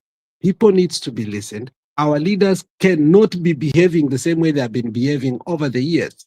That they come to hotels, they do what, they come and leave, that somebody coming, the aspect of somebody coming here and always just meeting people in New York and Washington and thinking, according to the Kenya, that, oh, he went. No, my friend, just say you came and met the leaders in Washington, but not the Kenyan diaspora. 99% of Kenyan diaspora do not even live close to New York and Washington, D.C. They are way far from there. And it should be intentional that how you interact with them, so that in this journey whereby you will need money, and these people have influence because they are bankrolling their families back home, they are paying for funeral expenses, they are paying for tuition, they are paying for hospitals, one way or the other, they may have an influence of gearing those people who do not have political alignment with them, but they will be able to say, like, help us get this person out so that in the future you can be independent, do this and this. My 1 or 2 calls for the funerals, school fees, and so on, I help at home, is important. But how do you do it for the people? who, when they come here, we just hear they were somewhere else. Or even when they come, they will never speak to us. They speak to the same audience of people. You know, I wonder, if you look at, you know, I was asking a good friend of mine who was here a couple of months ago, I was like, look at, until Raila died, all the time after 2007, anytime he came to Dallas and Minneapolis, who was at the front? Who was the audience? Was there a new audience? Were they doing anything better, or they were just taking photo apps to show the world that this has happened? And those are the things politicians should stop. Right now is a critical moment. It's not time for photos. It is not time for proximity. It is not time for all these cliches that we have said. It is time for us, what can the diaspora do to deliver to your end? Is there anything apart from money? Yes, apart from money, the diaspora has a huge influence. Your call to the people that right now are depending to you is persuasive. And it may look like it's a dent, but it's not. But if that is how the approach you are going to have, then I think we will not achieve that which my heart tells me that, look, what is diaspora? Diaspora is not us only. It is more than that. And I think it's a high time, if there's anybody listening in that hall, to know that, look, we must also change the tactic if we want to make sure that our influence is felt on the base. No matter what, we cannot continue what I have seen throughout. I may be one of the people who has been doing that. We have been recipient of favors of these leaders. But the question is, what have they achieved in all these years? What are the people? When you leave, what do the people say? Are they willing to vouch and die for you? 2007 was critical. People are ready to die for the guy. And if you remember, the East Side, whereby Kibaki had a great, good influence, especially not in Baltimore, in Massachusetts, and also in Atlanta. You could see political agitation whereby people are putting money, people are calling home. It was a do and die. So on the other side, it was do and die. On our side, it was do and die. And you could see Kenyans ready to die for their country. And I think we must evoke that compassion and emotion right now. Because in the end of the day, we are feeling it on the pocket as Kenyans. And directly, we did not vote for the guy on the ground. But have we paid financially for the mistakes those people made? Yes. Are they listening? Are they willing to listen to us? Yes. Can we engage them? Yes, we can engage them. But also, we need also to engage with these leaders when they come here. So Kalonzo must know that he must come here on a long tour and meet the people. Set up mobilization centers, leaderships that he can contact directly. And even if he feels that he's too big and larger for life, such kind of shows are critical. If you look at what our friend, and that's why I think I've liked Livein more, and I've said here, people may not like Gachagua, but Gachagua approach, whether we like him or not, has been very effective. He sits down in his house. He talks to people, even the Somalis. You want to tell me that Kalonzo has not seen all this? If it's too hard for Kalonzo to come to a show like this, he can't sit somewhere on a TikTok and engage all of us in one night. I think the strategy must change, and we must tell them on their face that, look, we are not only agitating for for 1 term, but if you act the way you're acting, you are agitating for 2 terms. Unfortunately, without your knowledge. Engage us, diaspora, the same way people are being engaged at home. Make money come out of our pocket. Make us call people back at home. Let us have a constituency that is so powerful that we can scare Ruto at any time. I think that is my giving in regard to that. But otherwise, we want Like seriously, like, you know, it for me, it will not make any sense that Njiru is live streaming. I can go to YouTube myself. We shouldn't show such desperation that now we want him to win by all necessary means, that now we must stream where something is live. No, they must come to us. Why? We are willing also to be the ambassadors. They must know that. We can't keep on being ambassadors here day and night. But people who sleep day and night, when they come here, they become the recipient of what they are not going to do after Kalonzo leaves here. In that podium, we will see that. We've seen these things over and over. These people are educated, elitist people who know how to speak good English, who have connection to ABCD in terms of position. But these people have made their residence here forever. They are not even thinking of going back to Kenya, a lot of them. So the question is, after such kind of meeting, what is the influence you leave back for the one-time movement to be tangible? That's the question. But most of these meetings, to my own analysis, tell me, what do they leave? Unfortunately. So we must start targeting votes. If it doesn't replicate in votes, we must ask, how can we? And I think that needs smaller units, elaborate talks, and also building trust, because money doesn't just come from your pocket without that trust. And by the way, I will inform our listeners, we are still supporting Mzalendo. Why? When we talk change in Kenya, we must do our own experiment. We must agitate.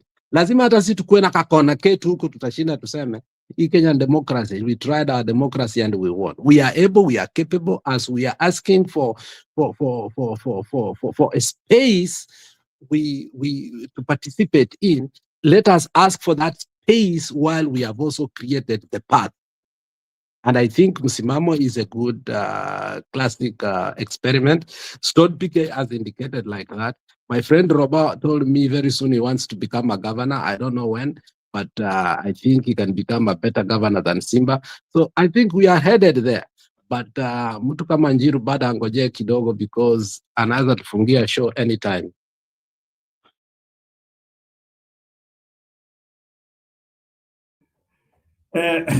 We have just lost it. Maybe Budi to react to what you have said, Kabla, to later on. Frankly speaking, I don't know what is happening with the diaspora. And I don't know why accessing our leaders is so difficult. I don't know, but like... in Chiro, the reason behind is why it's very difficult. It is because it's very difficult when first to vote. If we had a situation where voting was very easy for us, do you know, I mean, like, just say the continent of the United States, Europe. Do you know if, because remember in the Constitution, we are supposed to be the chesters. I mean, instead of them making things, they have been squandering money where they were supposed to improve the people outside the country, how they can access easier and way of voting. Kama tungekuwa na kura at this point, they could be kissing us. But the only thing is, they know, like Alex said, why should I just take my money, just take spend almost like 50,000 just to go and register to vote? Why? Instead of them, they have to find out if we can, if all these people, they have passports. Why can't we come up with a system in the country where it can make it easier for whoever has the ID, whoever has a passport, they can just register and vote? If we do that one, then these guys, you will see them come here campaign, because they know most Kenyans from outside the country, they make up, they can be maybe over 2 million. They all grew up.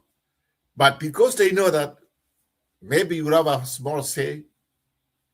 The only thing they want is money, maybe, and just come the time where they can make their vacation. And also, I think I also agree with Alex. The people we have, some of them, instead of doing the right thing, they want they want to show off. Maybe they most to as if it's just like they want to show off. Why can't we have mechanism wherever we have somebody like Caroso, maybe any kind of, even when Gacha was here, even whatever is the president, just like there's a way you can reach to the locals. But mambo ya kuja, someone comes in, like now, so he's going to Maryland. Then from there, na some nilienda huko, whatever, US, the nini. The problem, if we had the power to vote from overseas, they will come and start kissing us. But since we are limited and the person, nobody's even talking about it, because remember, there's only one person who was asking, how comes? Because according to the Constitution, I think there's a clause there about overseas voting, just like they were supposed to reach to everybody. I don't know by when, but they have done nothing. It's just only they can just leave nothing. And because of that, they keep on abusing us and making use of us. Remember what you were told by Kasongo. Right now, the people who have been holding the country, the people from outside the country who have been sending the money from our own people. That's what they've been holding the country. They only see that. Yeah, because when they come in here, sincerely speaking, to get them is very, very difficult. Yeah. The one thing Caroso could have done, or anybody who comes in, let them come here. Maybe, like Alex said, they can just set up like amount to engage every Kenyan, which maybe in the US, in the UK, in Mexico, wherever you are, maybe in Botswana and everything. They don't do it. They just come in to show off. Then from there, they just, I just feel like if we had the power of like easier voting there and they know, they try to reach us. But who are they? Yeah, another Dr. Kasuta, oh, Kasongo is the one that's been exporting people outside. We don't matter. Why could I kasi? Why could you ban? That's what they see. But we do have influence. Some of you are people who work for you. People have some small companies. So if they don't, things change. I can see things change. But Prem, the people we have on the ground from our own people, because when they are given the opportunity, maybe to start like they want, wanakuwa na mambo mengi, instead of them just being free and fair, just trying to reach different people, different backgrounds, all the citizens of the, instead when they just want to be seen, like Alex said, pictures and everything, they would wake up or whatever. That means so who cares? Yeah, bring them here. Bring Caroso. Ruba, let's be very honest. This is something that it's difficult for diaspora to talk about. Diaspora as a vote has never been a constituency that politicians really care about. And even me, if I was to be a politician, I wouldn't care so much, because how we manage them when they come here, they laugh at us. And ask anybody who has been part and parcel of the organization that brings this leadership here. Sometimes they look at us, they will not tell us the truth. And when you go back home, they will give you the card, everything, they will be very cordial. But when you get back home, you cannot access them. Not because they are bad people, because when they came, they observed, they saw, they wondered what you guys are doing. And especially for those who are coming for the first time. I remember a good friend of mine who you were hosting. Raila had a big entourage, came here, so we were told, we utabeba huyu utachukua huyu kutoka airport nini. So later on, as we were driving, one of the low-key leaders from the main meetings, I had big regard from diaspora. umejipanga vibaya hivi, all these things we have been hearing, kumbe ni ukweli. They say, how do we help you know that the anticipation we have for you is that you are the ones who will save Kenya? If you're having meetings like this, how will you save Kenya?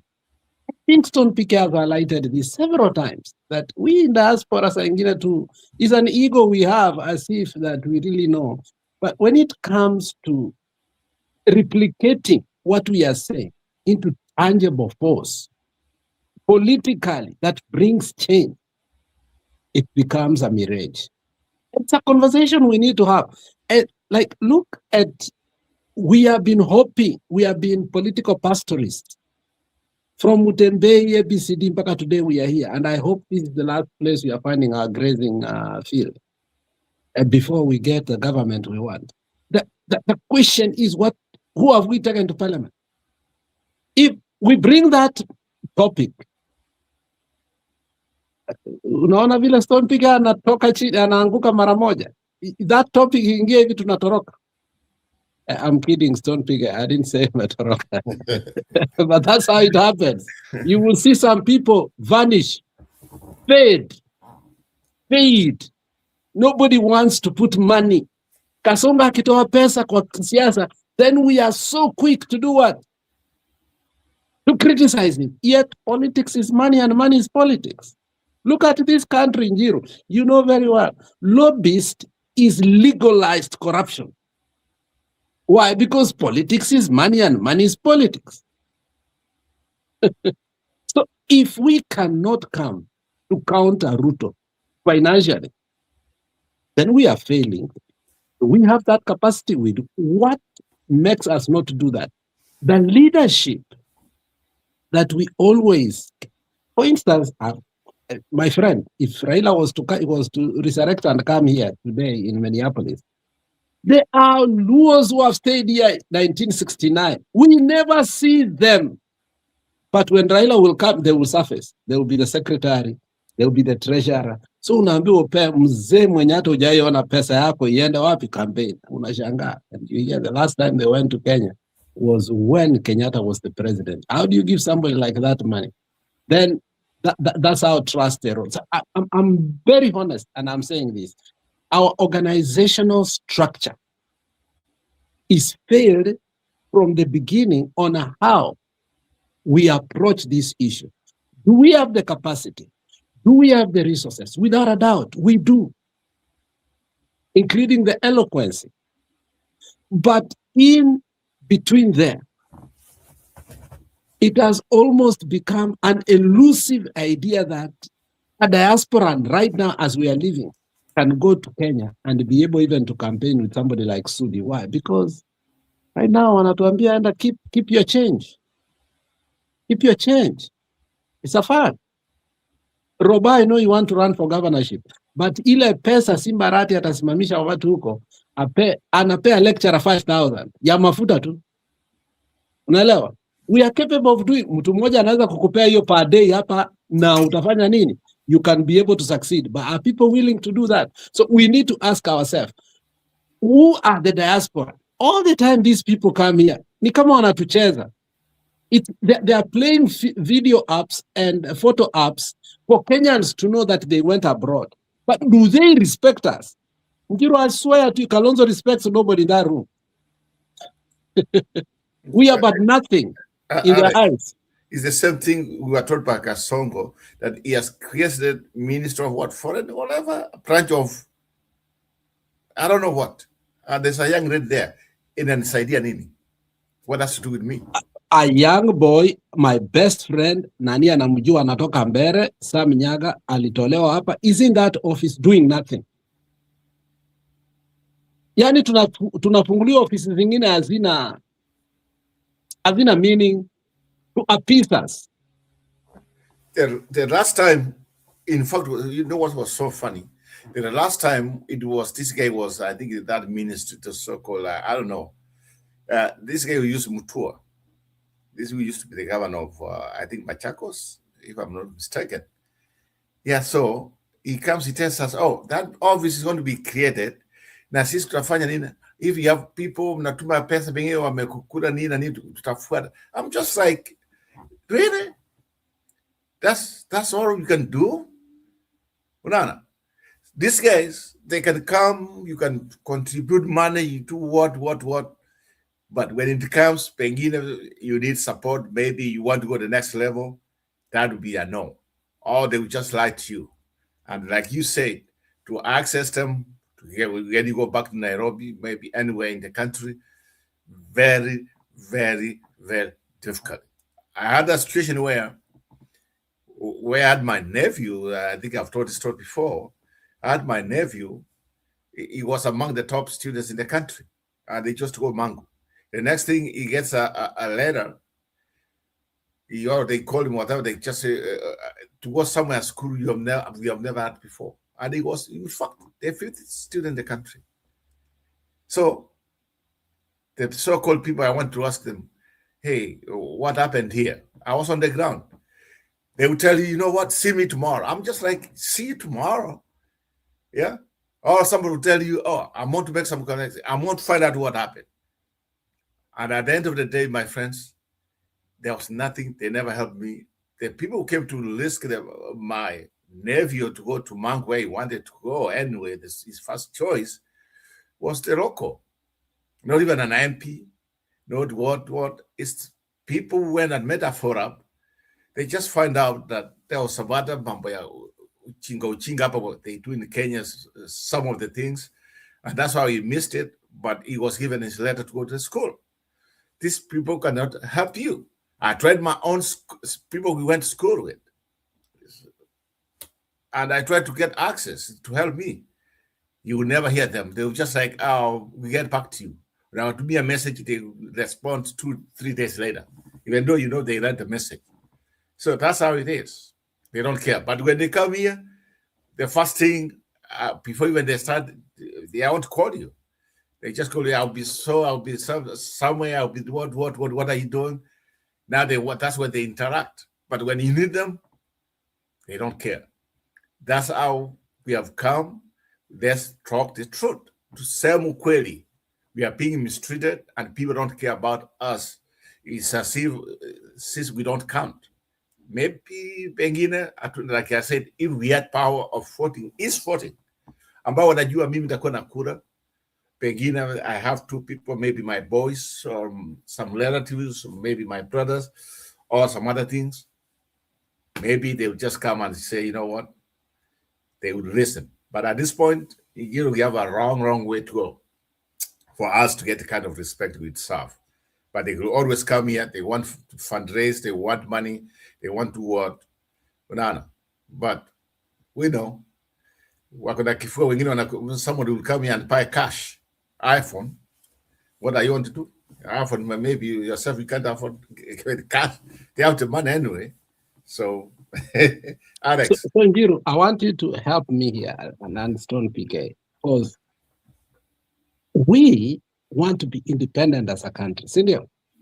We don't want foreign interference, which we believe put Ruto into what? Into power. And we see our leaders interact with the same people or organization that were part and parcel of what we saw in Bomas. Now, then we are told they came to see the diaspora people. In your mind, who is important to our politicians right now? Are they the people that are going to bankroll them, or us who don't have votes, but will sit there and take their pictures with? But are they being honest with both us and Kenyans, or in between there, there's a negotiation of how power transfer is done? So in the end, does the vote of a Kenyan matter, or it's a deal that is made outside the country and we have normalized that? And baadaye nataka unisaidie kuwa hiyo kitu baadaye, before show ishe. Njiru, I don't know vile tunafanya harusi ya Moses Kuria na Moses Kuria yuko. Mi hiyo kitu bado sijaelewa.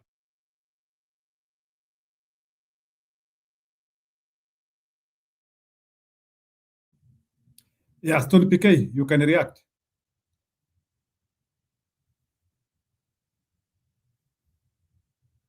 Stone, are you there?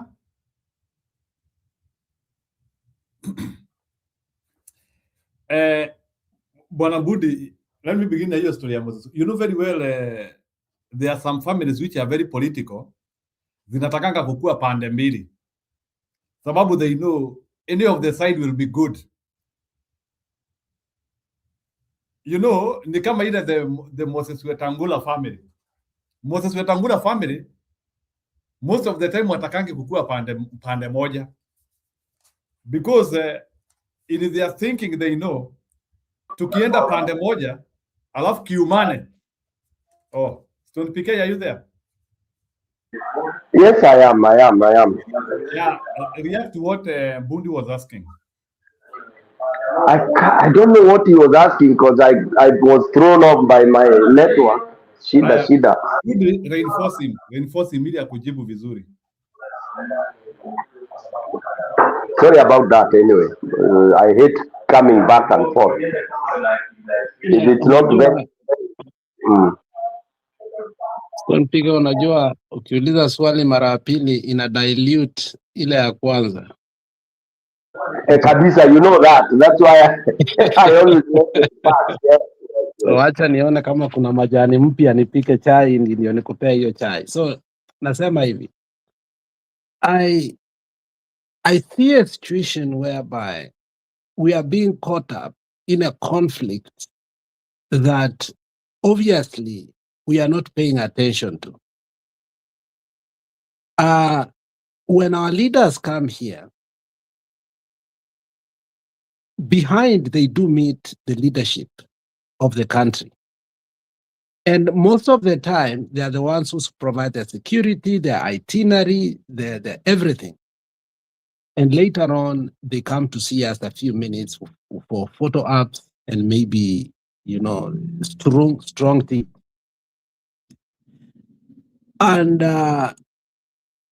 we end up giving up our sovereignty before the campaign. So by the time the campaign comes, there is somebody already bankrolling our campaigns with the intention that if we put you in power, this is what we want. Unaelewa? And I think we have normalized that. We've seen Raila go to Charterhouse. We've seen Uhuru Muigai Kenyatta coming to Washington. We saw last time Ruto send his surrogates to Dallas. Later on, they met Soros, so on and so forth. And I think it has become part and parcel that if you want to become a president in Kenya or some African countries, you have to go to Charterhouse in the UK. But I'm feeling that the whole process is skewed because we have normalized, we have agreed to it. So the question is, even the meetings that Kalonzo came here today, is it to meet really me and you? Or we are just taking photos after he has done what he came to do? And what he came to do, what is it? Should we interrogate and come up with the answer, knowing that we have skewed our own electoral process in that we have allowed such happenings to be part and parcel of our political campaign and election process. And when finally they decide to overturn the will of the people, then at that particular time, we want to part ways with them. Whereas we are seeing they are doing it pre-campaign season. What should be our approach towards that? Yeah, it's a good one. It's a good one. In my opinion, this is, for me, I love being very simplistic in terms of, rather realistic. And if you want to be realistic, you have to be simple. My simple way of looking at, especially this trip, and in Giro, you can remember in our earlier shows, I talked about Kalonzo's trip. And I said, this is a personal trip. Okay, it's a personal mission. And in terms of fundraising, we call it own source raising, own source fundraising. Your own initiative. And that's why it did not have that, ulabalu, itinerary, like elaborating, oh, he's going here, he's meeting this. It is totally different from what Gachagua came to do, all right? And I tend to think there would be another major mission, Kalonzo, a little bit later. This was almost, and I will be proved right, it was a private visit to some specific, very specific and very kind of confidential, some of the, dealings. Because when you are going for a political post, and especially the presidential, there is so much that you need to do privately, which includes raising funds. And when it happens that the guys that have all the indicators, when the indicators fall towards you as the probable, because as I was saying earlier in our shows, already in Kenya, it is known who will be the flag bearer. Hii ingine tunafanya mchezo wa town. It is known. And how is it known? They use all the parameters. Huku kwingine tunaweza piga nduru, oh, huyu, hiyo tu ni ile, sugar coating na mchezo ile kalongolongo. But the who is who and the powers that be have already done their own research and all that, because powers that be are people who are interested in diversified sectors. They already know the situation and most probably the outcome. Hence, you have now some, could be private individuals now trying to offer, because it is now offering. This beautiful girl, unakuja naweka CV yako, mwingine naweka, oh please can you come for a dinner, you need to come and address a few of our partners here and all that. That cannot be put on the board for everyone to see, or on the table for everyone to see. All right, so that's why, and this, by the way, someone can prove me wrong. This is exactly what has happened with Kalonzo's mission here. It is not about meeting Kenyans, meeting sijui nini wapi na wapi na wapi na wapi. No, there is more than meet the eyes, and there is no ill motive here. It is just people, those who see him as a very highly potential president for the Republic of Kenya, beginning to offer themselves, because of course people have to offer themselves. It goes all the way from the lowest seat of an MCA. I can tell you out of experience, even as an MCA, there are those people who start now relating with you, some for the best interest, others for selfish interest. So it is upon the candidate to start knowing, oh, I can associate with Roba because Roba has offered to bring one factory in my constituency, so long as I'll be able to look and make sure the community can be able to volunteer this amount of land, XYZ. That's an example I'm giving. All right. There is another one who says I should be able to bridge because I'm looking from your manifesto, from what your intents are.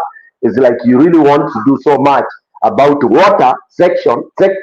For us, we deal with this and this and this. We can have a public partnership, public, private, or whatever, private PPP in your area if we can be part. So people start aligning themselves with you. And based on that, we will be able to do that or give you this kind of support. These are things you cannot deny, you cannot run away from. Okay? So basically, this is what it is for the SK. That is why, the rest now, when it comes to trying to meet Kenyans and all that, then it is squeezed in the itinerary. That is my view. And on the second point is about the disorganization of diaspora. The diaspora is one of the most disorganized group when it comes to matters Kenya. political matters. So disjointed because of, again, replica of what happens in Kenya, selfishness. And Roba, when I came in, Roba was dwelling on that. He's very right, spot on. Mtu ukiwa nyumbani anakuignore, unashindwa, huyu ni ule tuligraduate naye bana, hata huyu ni ule alikuwa destiny, because sasa anavaa ile uniform ya Kenya. Number one, kujidai very busy, and I can swear here that civil service, hakuna mtu anakuanga busy doing productive things. This I can put my neck on the chopping board. They are pretenders. There is very little work in civil service. So meaning what? People can have as much time as possible, even to chat, even to laugh, even to have coffee for 1 hour, clapping and remembering what you did, how you chased girls in college and all that. You have that time as a civil servant. Take that to any bank. Whether you are a PS, whether you are whatever it is, kazi ya kufanya kwa ofisi ya civil service, out of 8 hours, if you work like the way people work in these first world countries, 8 hours is just too much for the job they have. Take that to any bank. Okay, so huko nyumbani wana pretend, oh niko busy, oh niko this, niko this, and when they come out there where you are, then now they need you. Likewise, when now these candidates are mission here, when now they say, for example, we are coming to Boston, we want to meet Kenyans in Boston. Utakuta Sontike amehijack, Njiru amehijack na Roba. Then we now own that guy and corner him and block the others, so that we are able, because of personal interest. Oh, we are there, we are the only one seen taking photos and talking I. What happens? You disadvantage the candidate. I'm saying this because I saw it when Raila came. I saw it when Wamnyoro came. Okay, and we are very weak in that. Number 3, diaspora are just loud mouth, wanaitangwa keyboard warriors. When it comes to, even for example, saying we want to raise funds for a political cause, very difficult. Ngumu sana. And I want to challenge anybody to tell me which candidate diaspora has ever sponsored. That I keep on challenging. Not even an MCA. Individually, yes. Unatumia individual, unamtumia shilingi $1,000. That's nothing. Unamtumia mtu $1,000 na anahitaji 5 million Kenya shillings. I'm putting the very lowest. Yes, umesaidia, but it will have no impact because this guy will not be able to achieve the objective. Why? Because the diaspora is so mean. They want things done in the best way possible, but they don't dive deep into it. That's a challenge.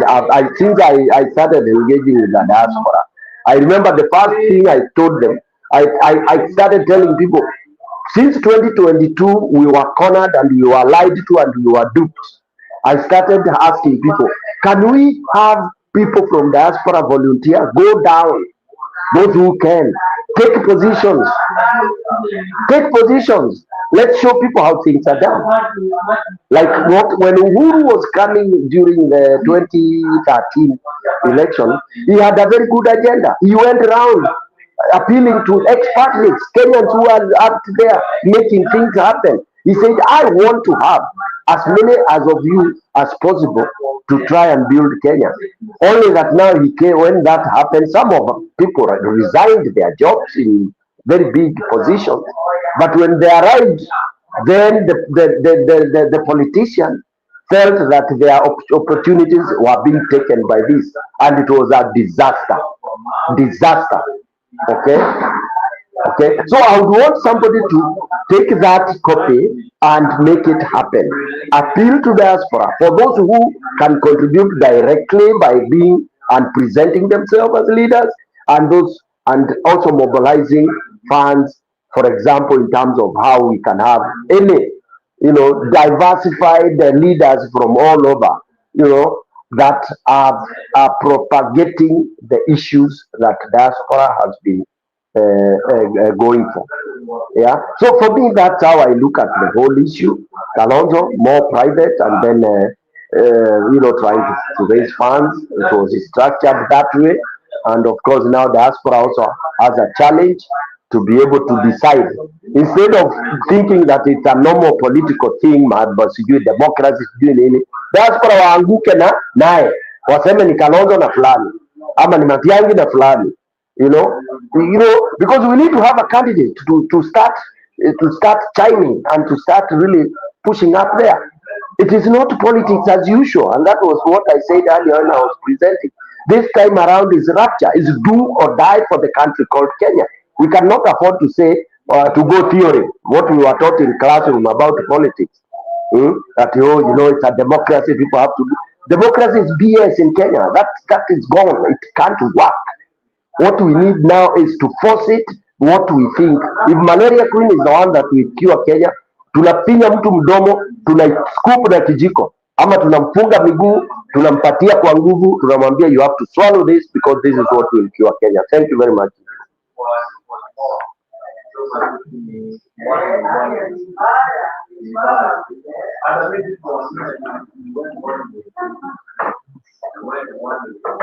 Haya, sawa. So that's fine. So, Budi, are you satisfied with this response?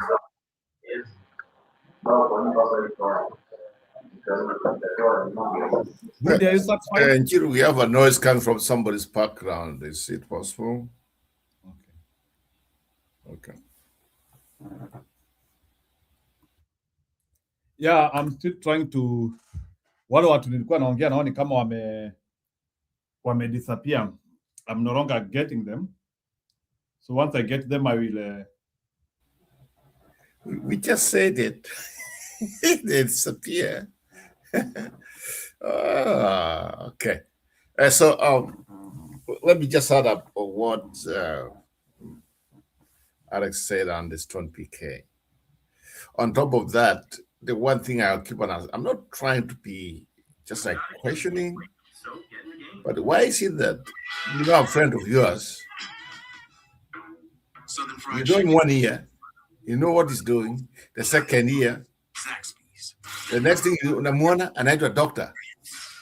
I'm just like, so Kenya imekuwa hii mambo ya madokta kuanzia Ruto. There's some fake things happen. Me sometimes I just feel like I'm not trying, that's how, we have to clear. There's a lot of mess has to be cleaned in the country. Yeah. Once, a couple of months ago, I think last year, guess what? This the so-called president, the crooked man, the conman. Remember what he was saying? Because he is a doctor, no president. We have never had a doctor president in the country. And now, because he's a doctor, he is worse than everybody. Guess what has happened?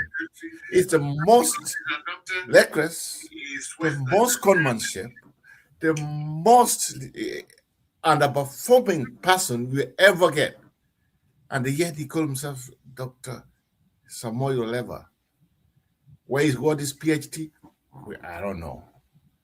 It's the same thing I'm questioning. Some people, 1 or 2 years, somebody's a doctor. I'm just saying now, PhD in Kenya has just come like that now. Doctor.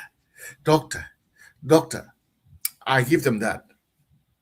But because of that kind of culture, we have built a culture of lying, a lot of lies.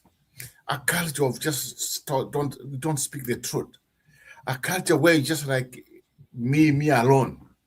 A culture where we have young people just growing up. They know that if you work for the government, that's the way you work for the government.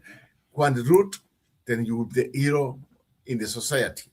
That's the kind of culture we have built. Yeah, something has to give. Something has to give. I'm disappointed. I'm disappointed because some of us, the way we see the country, I want to see a country where we have the private sector being the engine which is running the economy of the country, not the government. But instead, Kenya, And now the government is what's running the economy. Imagine at the people who we trusted and we voted to go to parliament, they are telling you that for me to do development, I have to go and kiss William Ruto. For me to do such a thing as to 1 or 2, I have to go kiss William Ruto. And yet, that's not the way the constitution was set up. But because now we are, all of us, we are in the same, this kind of, like, no people, no person who can come and being wise and just tell us, yeah, why are we like everything we are in denial as a country? Look, we started with Anna Waiguru, whatever her name is. You know what she did?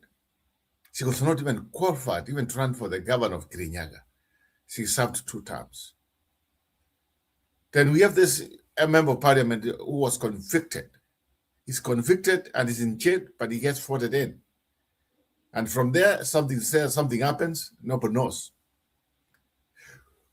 Tell me, all the kind of investigation you have had in Kenya, let's say the Masai, the guy who was shot through the GNC movement, he was shot. His case we saw to the end of court, here, police will shoot, Emenda Wapi. The sentencing. We are a country we like to incomplete.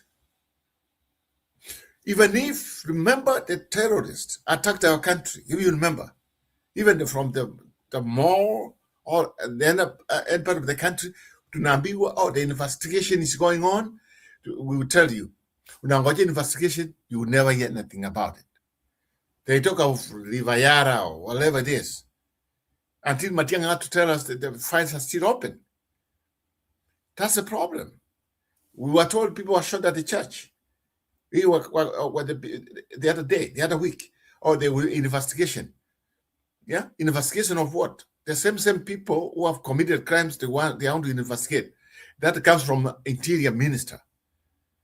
That's how stupid we are. People steal, they are heroes. People commit murder, they get away because they have money. Yeah. Now, you are living a conman free of charge, ruining a country, stealing all the money, using that money, trying to keep himself in power. And there's nobody asking it. Not even a politician, not even a opposition, or just like, where are you getting this money, my friend? That's Ruta's ATM is in State House. Every time he's the one who decides at leader ground to do what? All this nonsense were my answers. All this nonsense. We have to do with money. Yet Ruto, he came in, he would never run out of money. And we are allowing it as a country. That's where the difference between developed countries and the so-called wannabe Singapore. Wannabe Singapore. You let a person, one ridiculous person, ruling a country, and nobody asks about it. Where is he getting all this money? When the kids are being turned out of school. Where? Somebody has to ask, that's, imagine. Muda akipata kitu kidogo, somebody somewhere is suddenly, kesho, is a millionaire, is a billionaire. You get a policeman, they are telling you, oh, the reason we are doing this corruption because our salary is not enough. But my question is, when you applied for the job, you knew how much they were paying. Then why did you apply? Because now you're telling us your salary because your salary is small, you have to do up corruption. Nonsense. Our generation have to change. The Gen Z brought something, fresh air. Fresh air. Partyless, tribalist. That's what we want to see. They also questioning the way we are spending and other things. I think the best way to go forward as a country, let us unite and say, if you come as to be our leader, I want to see you how much economy you build at the bottom line. Economy, because economy is economy. Jobs, then that one is how we can run a country. That's to be the trademark of Kenya.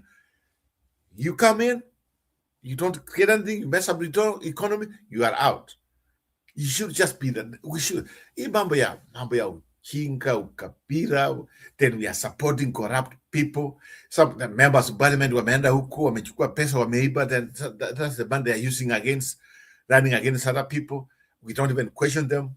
They are taking advantage of it. Then from there until now, we are supporting them, kissing them, and yet they are stealing from us. And we are allowed to happen. That's the problem. Even if you ask some of this, go back. What you have been told? Both governments who have been in power. Tutafanya nini? We investigate. Police na investigate. Paka saa hii unatokea when? They will never tell you what happened. That's Kenyan we are. We are incomplete.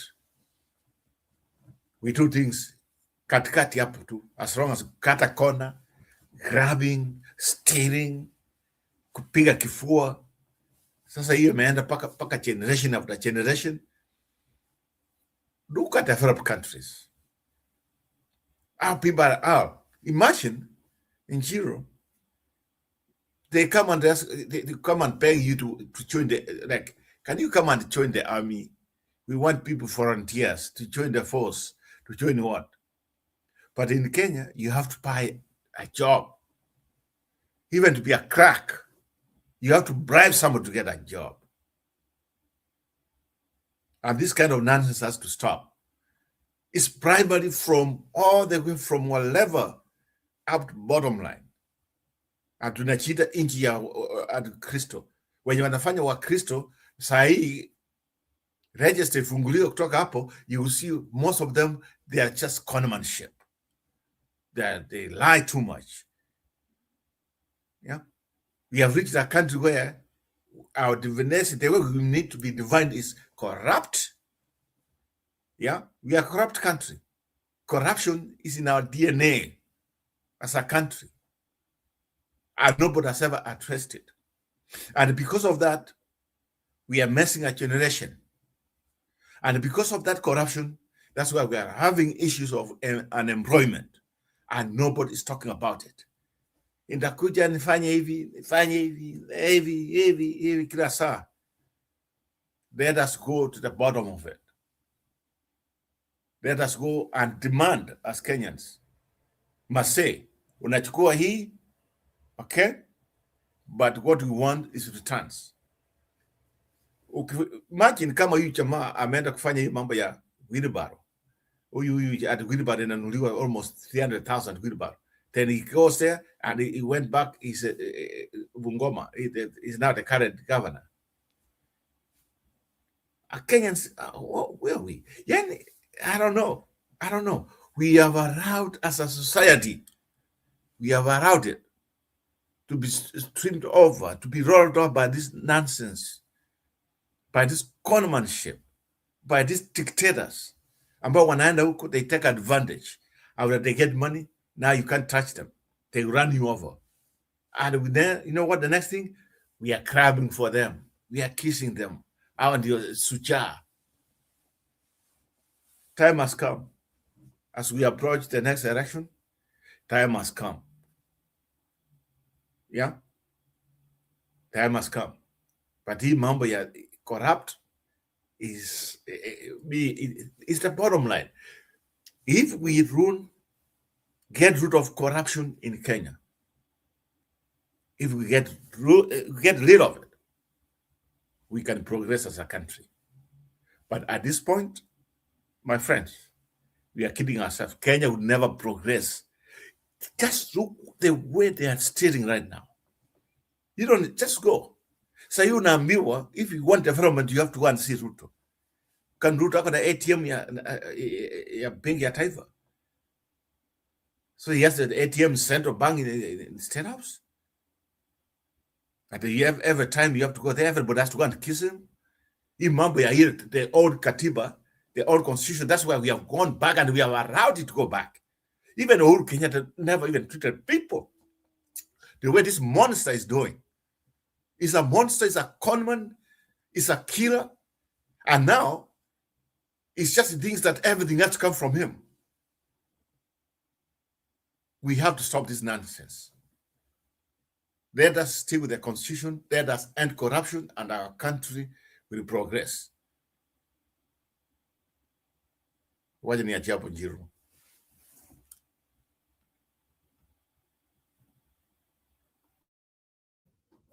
Okay, ni sawa. We hope that this time round we are getting it right. Maybe there is a question which I'm asking. When Raila Odinga was exiting, was in politics, especially 2022, we were talking of Rais wa mpito. Raila alikuwa afanye miaka 5, then apitishe baton. So Bwana Stone PK, when we are talking about Kalonzo Musyoka, are we talking of a rais wa mpwito ama ni rais ambaye atafanya term zake 2 as a stabilization agent? What do you think? Or ataendelea tu na hiyo clarion call ya kama ilikuwa ya Raila Odinga?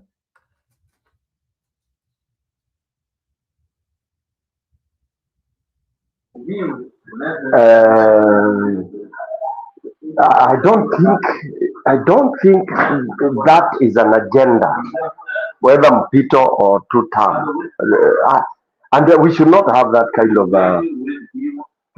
a thing. That is, putting the cart before the horses. Because why people are talking about Raila being that, it was just political that time and trying to add value to Raila. Sorry, not Ruto, Raila.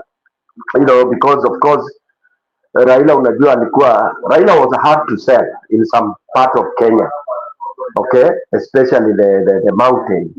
So we had to look for some assurance that we need this guy for that. Maybe I'm revealing some of the very inner strategies, okay. Ile tu watu wanaambiwa huyu sasa wacha tumpatie angalau atuwekee foundation as to how we gonna progress.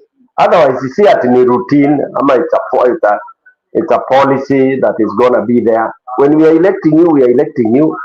If you can perform, and there is nowhere there is a guarantee that once umechaguliwa, you have to do your 2 terms. That's another stupid thing that I find Kenyans talking about. That huyu alifanya yake 2 na huyu akafanya yake 2.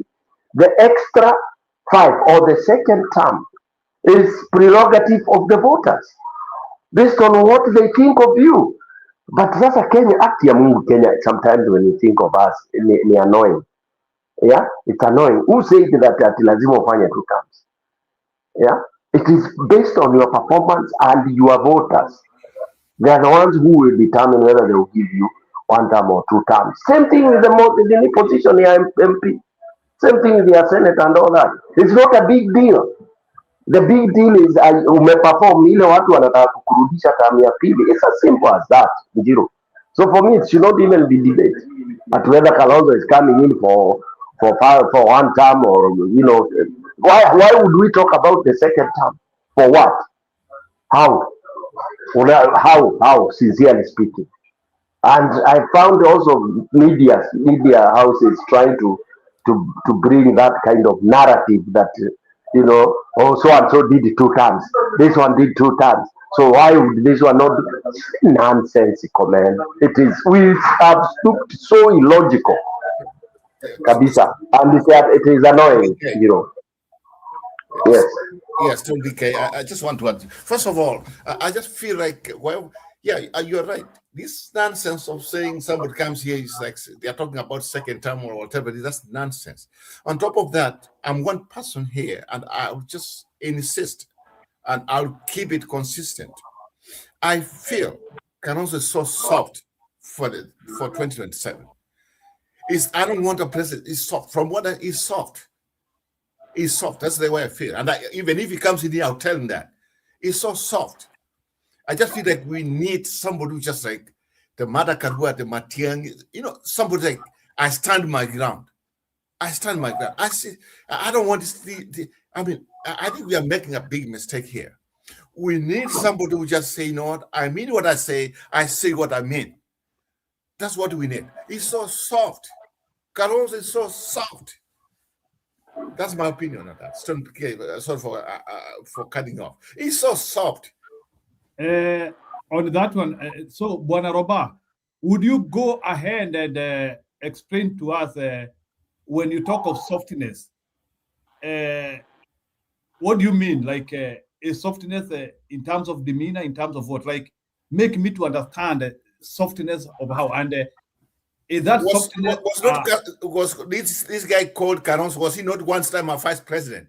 When you are a vice president of a country, when the next election, the other guy is exceeding, why can't you fight over to take over the country?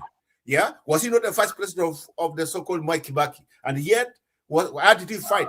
How did he try to get in? He never did nothing. All he did, first of all, he ruined the democracy of 2007. Okay, when he got in, what he did, nothing. He did nothing. Because also he talks too much of like, I'm a Christian, you want somebody who comes in. And that's why I think it's time for us also to try somebody who has a record, somebody who has stood some ground and said no. Tell me where Caron, since he has been a politician, where he went extreme, When it came a time when Papa told him he's going to be shown in, it disappeared. It disappeared from the country. I mean, he's so soft, I don't trust him. Even if, he can win. I don't mean he's not going to win. He can win the election, but I don't see any changes he's going to make because of his softness. It's the kind of the old mentality we don't want to see. It's the kind of mentality from I don't know what needs to be wiped away. We want new mentality. We want a new Kenya. I just feel like Karonso and some of these people disappear. We want people who want to progress the country. You have been there, Minister of Foreign Affairs. You have been there, Vice President. What else? You did nothing. I do expect you to do something. It's time for you to step down. Let him come here and we tell him that. That's my opinion.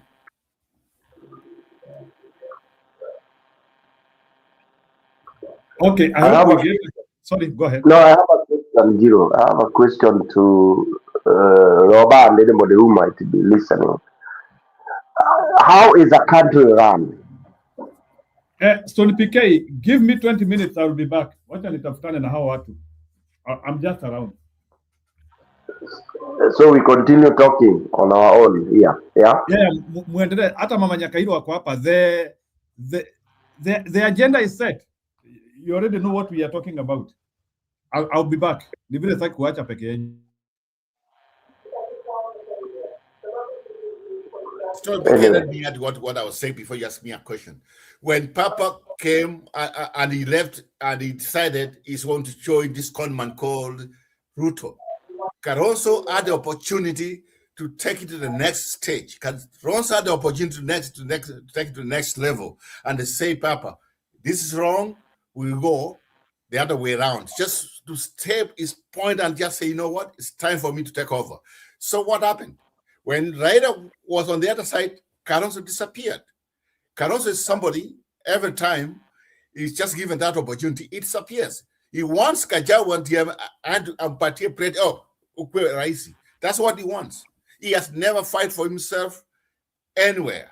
Anywhere. Tell me where you have seen Caronso going outside Ukambani even a week or 2 weeks, just trying to do something, trying to understand the people in that the other part of the country, trying to stay there, trying just like to be a serious man as somebody who has a political party. He has never done it. He goes there 1 hour, 2 hours, whatever, one day, then he goes back to Kambani. Every major announcements Caronso has made, it's like something, he just do it from Machakos, or he just do it from other part of the Kambani, nothing else, or from the headquarters of whatever Wiper. Yeah, he's so soft. I don't trust him.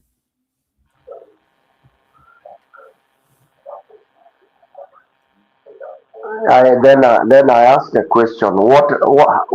How is a country run? What runs a country?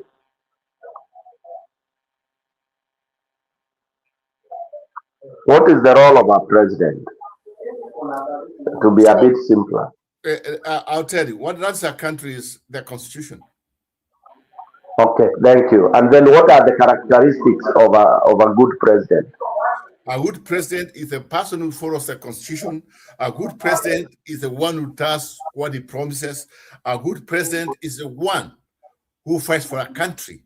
And for me, a good president is the one who creates jobs for the young people, for the old people, for every generation as the backbone of a country. And a good president is the one who does not allow even zero corruption in a country. But in Kenya, they all are not qualified. If I was to want to choose a president, all of them who have been in power, they are all been corrupt. Okay. Unfortunately, when it comes a time, you have to get a president. So, yeah, very well said. How about, does it mean for one to achieve all what you have enlisted, you have to talk on top of your voice? Does it matter how loud you speak, or how hard you bang the table, or how high you stand on top of a tree or a car? You execute it. It's the way you execute things. It's the way you run a country. If you are a president, you can't be like Ruto. Is the other way. He's trying to make money, people to love him. He's kind of bribing. He's bribery. People love Ruto because of his money. They don't love him because of what he's doing. Yeah. A good president is the person who cares about a country. When you have been given the power, or you have been given the opportunity to serve the people, serve them according to the constitution they voted for, according like what the demand of a country. Yeah. Right now, when is Kenya going to be out of like employment? Instead of we have reduced the employment, it's going the other way around. When are we going to end corruption? When? They keep it every 5 years. Now, because of that corruption, is now what's killing the country. When? When are we going to stop it? When? A good president is somebody who just stand up and just say, you steal, you do what? You'll be hanged. Because he can put, he has to do that. I mean, he can just like if someone's convicted. Ataweza weka kitore kama Uhuru alisema, mimi nitaweka kitore hapo. When Kasonga ever talked about corruption? At this point, what Kenya needs is a president who's going to end corruption. You end corruption, the country will progress. And Kalonzo Skarpa, or is just like he has seen it all. He thinks he has experience of corruption. That's why I can tell you that. I don't see. I just wanted to try something else. No, I'm tired of this the so-called Kalonzos, the so-called. I don't know that I'm tired of this. There's some people who've been in government for a long time. They don't have I mean, they have done nothing since they have been there. What have they done? And they will do different from what he was a vice president. What did he do? Give me the record of Kalonzo Musyoka as a vice president. Put it on the table. So I was still on my trail. I was asking, so based on what you listed, how much volume do you need to have that effected? The list you gave. How big a volume do you need? You say the rule of law. How loud must you shout to have the law followed or the constitution followed? How loud is loud? Because it looks like for you, it should be shouting. You know, you are on top of the table, on top of the trees, and you are saying people will be nyongwa. Wale wataiba watanyongwa. So if I'm soft and I say softly, the rule of law must be implemented, and then you come, you shout. Are those two different implementation methods?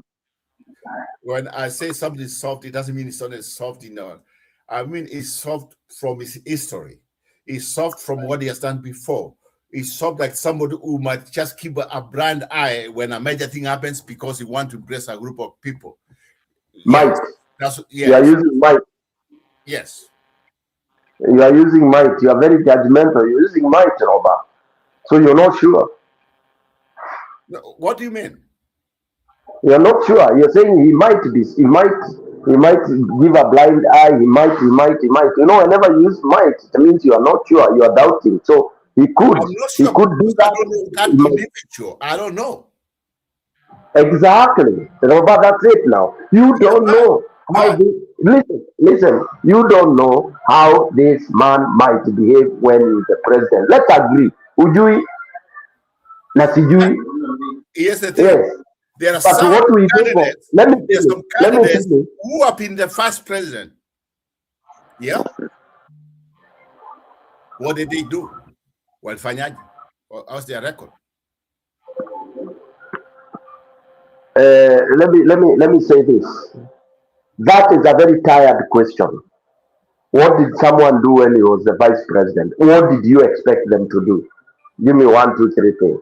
When you are a vice president. Are you now, Stone PK? It looks like you are interviewing me, or you want to whatever. You can No, it's a dialogue we are having. We are talking. But I will never. No. I want somebody. I'm tired of this crap of the so-called wiper. What wiper? He cannot win. So he has been a wiper. What? Give me. How many MPs did he win from the rest of the country? If you want, if this is a national leader. Well, I don't want to engage that way because I'm not interviewing you. We are just having a dialogue. That's what I'm trying to say. We are having a dialogue, and the dialogue here is based on your argument. You cannot convince. I don't know how many people you can convince by just saying you don't want to, you don't want to, you don't want.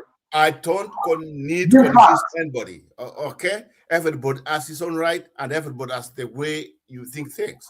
But I'm telling you from my guts, from the way I feel, it's just like if at all the so-called leaked information that they have settled on Karonso and the Mada Karua. For me, I just feel like if that's the case, you are frustrated. We're not going to progress. That's why we are not going to progress because this man has a record. Okay, his record speaks for himself. Even himself, he has said the Peter Katkat. Now Peter Katkat, he ruined the 207. Okay, then after that, he never even fought even himself. People wanakuja wanapita hapo, and yet somebody else took over the presidency. Okay, he's very soft. Then here, actually, there is no argument here because it's a matter of one wanting, you wanting this and not wanting that. So basically, there is no point of discussion here. It's possible he can go there, then it becomes very tough, and he can clean up the house, he can end corruption. Then we can say, yes, he did it. But at this point, we are saying what his record is. We are saying what he has done.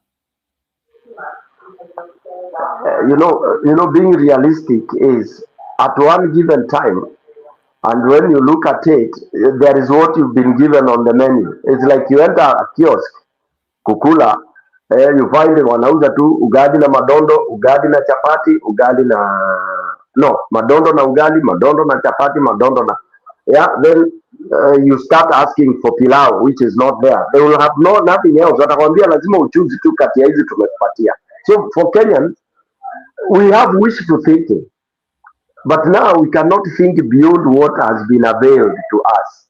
Whether we fight, whether we tufanye whatever it is, unachukua what is available on the menu, and what is available on the menu, we may not like it, but you'll have to choose out of that menu. I'm not saying this man cannot be a president. I just said he can win. He's going to win. But if we want to be talking of making a difference to our people, he has to move from this kind of, like some of us we know as being soft, because it doesn't have a record, or it doesn't have something to show off to say Karonso stood for this. Karonso, this is what okay. You can say Mada Karua, she has fought before. some of the things she has stood up. She has quit government. She has even quit Kibak Times. Yeah. What can you say about Kalonzo?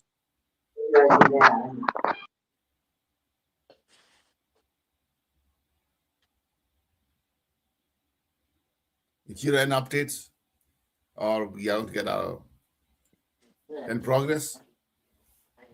Wacha tuendelee na show yetu. I think we will have to find a way of getting them. I don't seem to get them. So wacha tuongee, wacha wajue tu there are some people who support them somewhere. Okay, let me just give you a Cairo to something.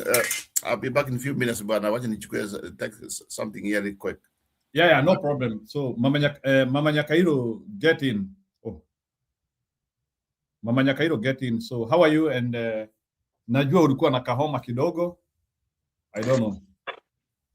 Ya, habari zenu ndugu zangu. Ya, homa yangu bado iko, lakini masikio yanasikia.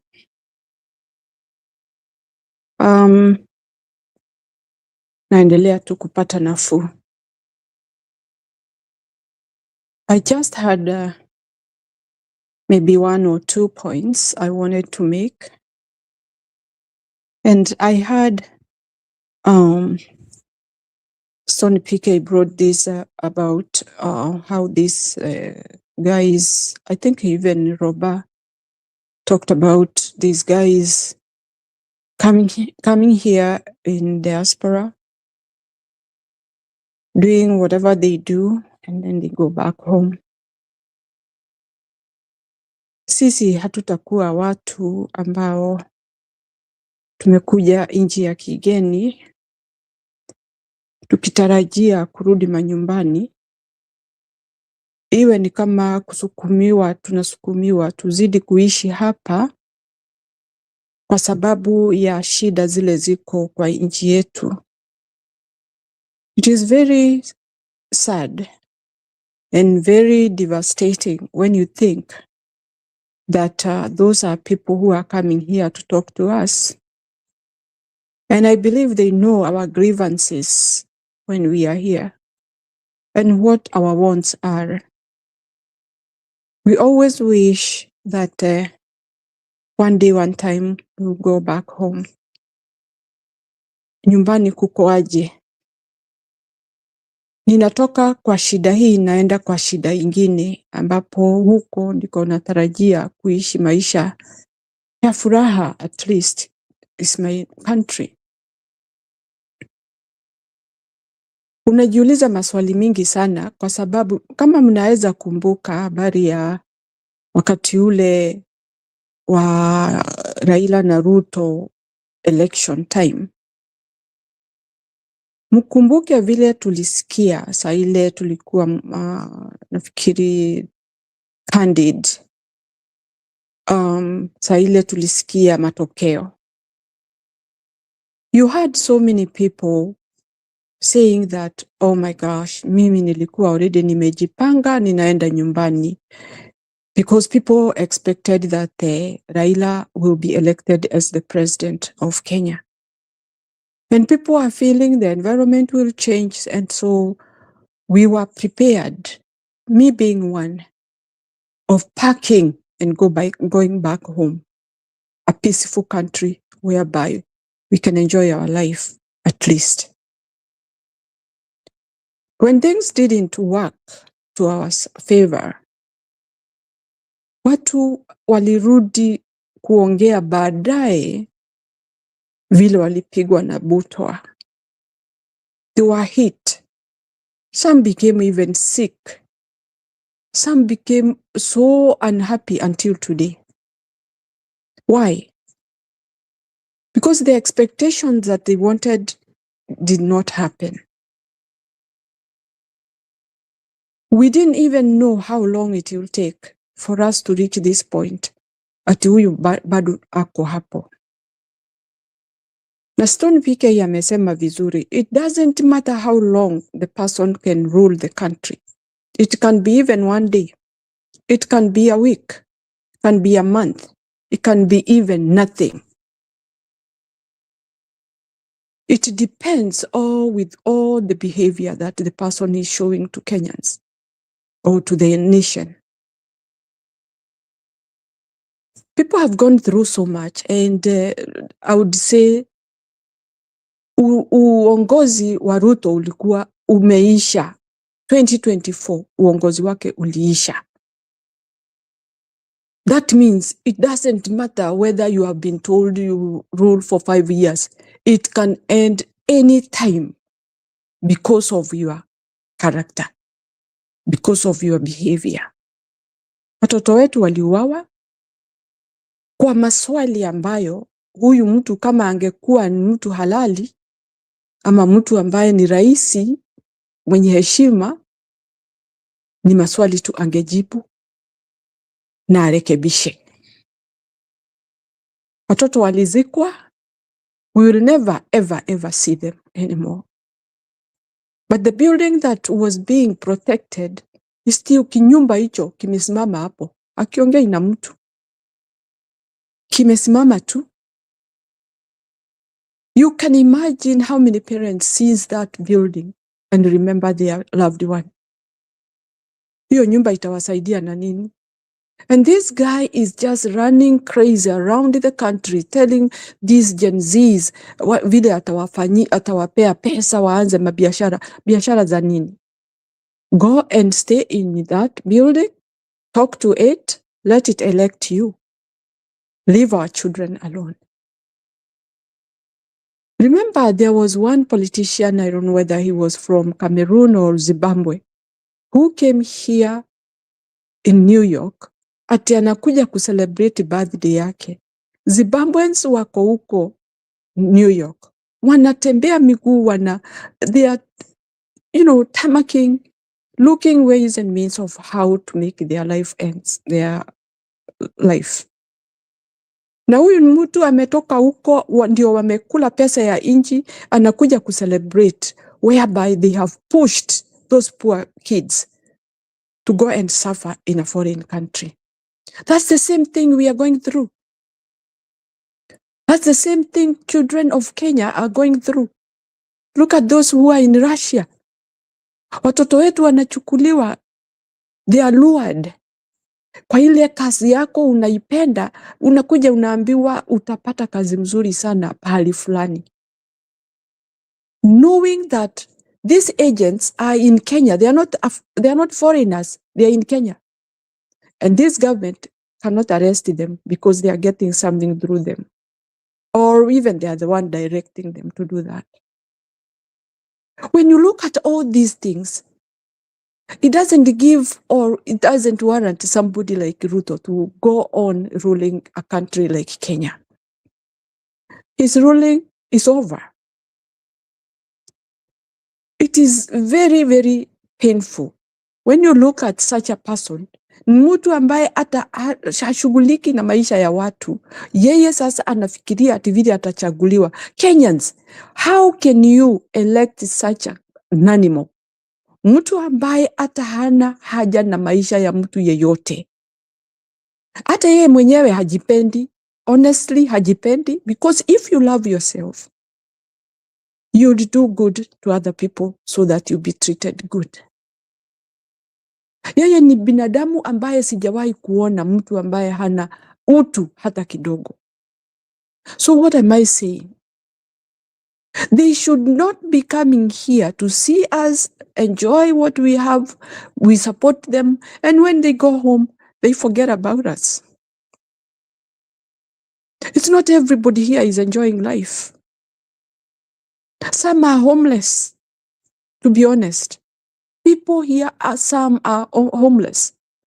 How many have we seen, our children, our people, our Kenyans who have committed suicide in this country? How many? Mtu anakaa tu hivi anaangalia, anaona mimi sina mbele sina nyuma. Watu wetu wananitegemea. Mambo yangu yameharibika. I cannot go home with this shame. Nyumbani ninaenda kufanya nini? Huko ndiko kumeharibika kabisa. Huyo mtu anaenda anajimaliza. Those are the situations in this country.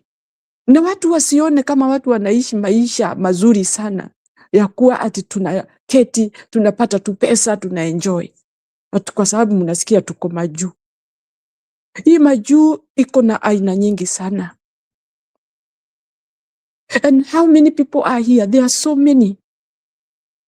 Wengi sana. Ambao hata wengine hawajui kama wataenda nyumbani. Na sasa ukiona mtu ambaye ameua watu, alafu tena wale wamebaki ndiye hawa na wakimbilia na pesa za nchi, badala afanye kazi ile alitumwa kufanya, ni kutumia hizo pesa kumwaga ndio ati tena arudishwe kwa hiyo kiti ndio aweze kuwaumiza zaidi. He is not planning for anything good for you Kenyans. If he was, it would have shown some signs. Kwa hivyo, tuache kudanganywa. These politicians should tell us the truth. And if they don't tell us the truth, then we have to react. And when we react, the consequences is so great. Watu wanaumizwa. Where do we belong? So for me, politician yeyote ambaye anakuja hapa, awe very careful. You are dealing with people who are wounded, people who are very unhappy, people who feel that they are really lost. They don't belong anywhere. And they want to belong. Those are my pains. And I'm talking this because I have experienced a lot of things with people. Nimeona watu wetu wakiumia hapa nchi hii. Nimeona wakijiua. Wengine wanajitupa kwa mto. But people don't see that. Because it's not happening at their area. Lakini ukiangalia uone hiyo ushindo wote, hizo shinda zote zinatokana na nchi. Tumepata mataarifa mingi sana kutoka all corners of the world about our people, the way they are suffering. Ukisikia ile story inapeanwa, unashindwa what kind of a country did these people come from? Especially foreigners. Wanajiuliza hawa watu wanatoka nchi gani, wanakuja kupotoshwa, kupoteza maisha yao namna hiyo. Where are they coming from? The government is there to stand for the people.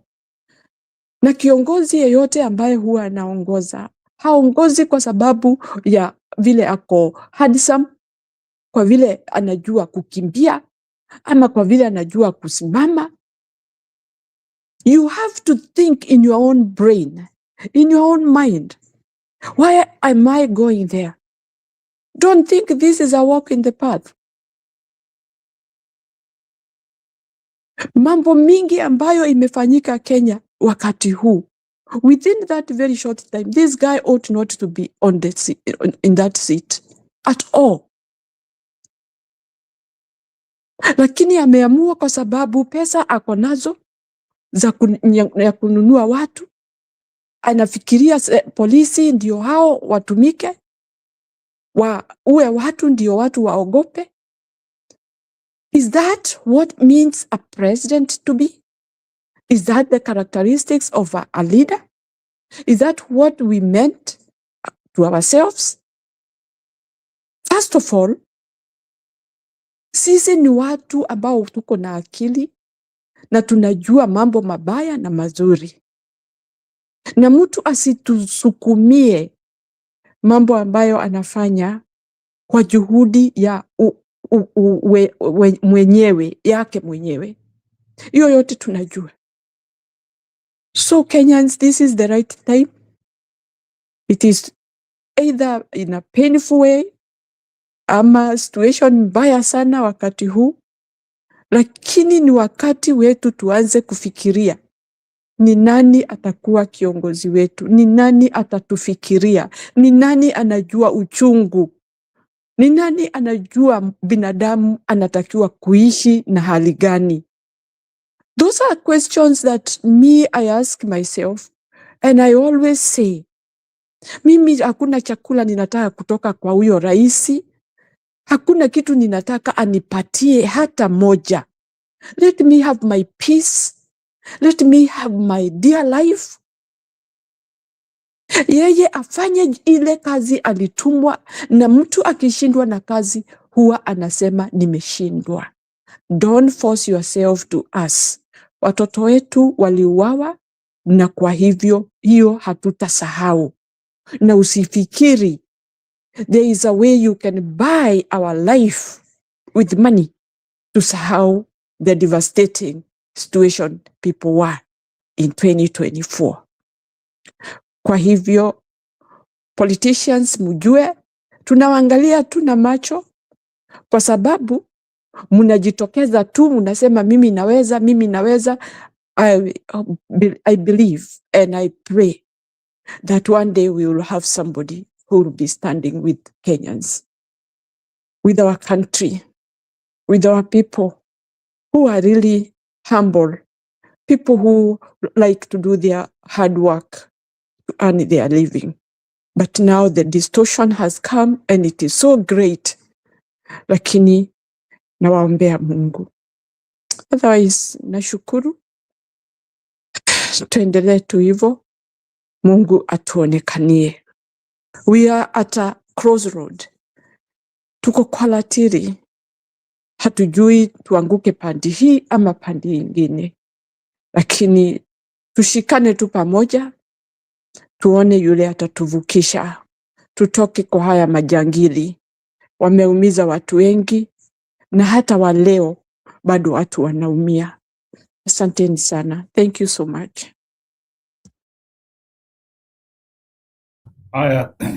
Thank you, Mama Nyakairo, and thank you for what you have done.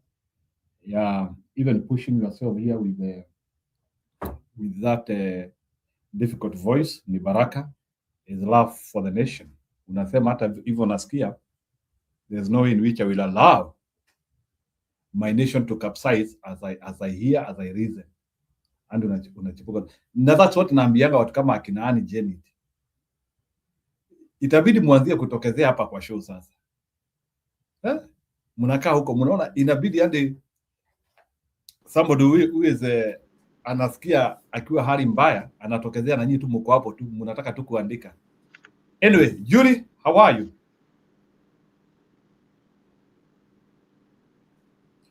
Julie, how are you? When are you with respond and wake up? Oh, Saseni. Hi, how Pole, are you? niko. Happy New Year. Happy New Year. Umesikia ni kama Kasongo anaweza toka from the way Kasongo things are. anatoka. Kasongo is going. There is no return. If you see him doing the things he's doing, it's because he's panicking.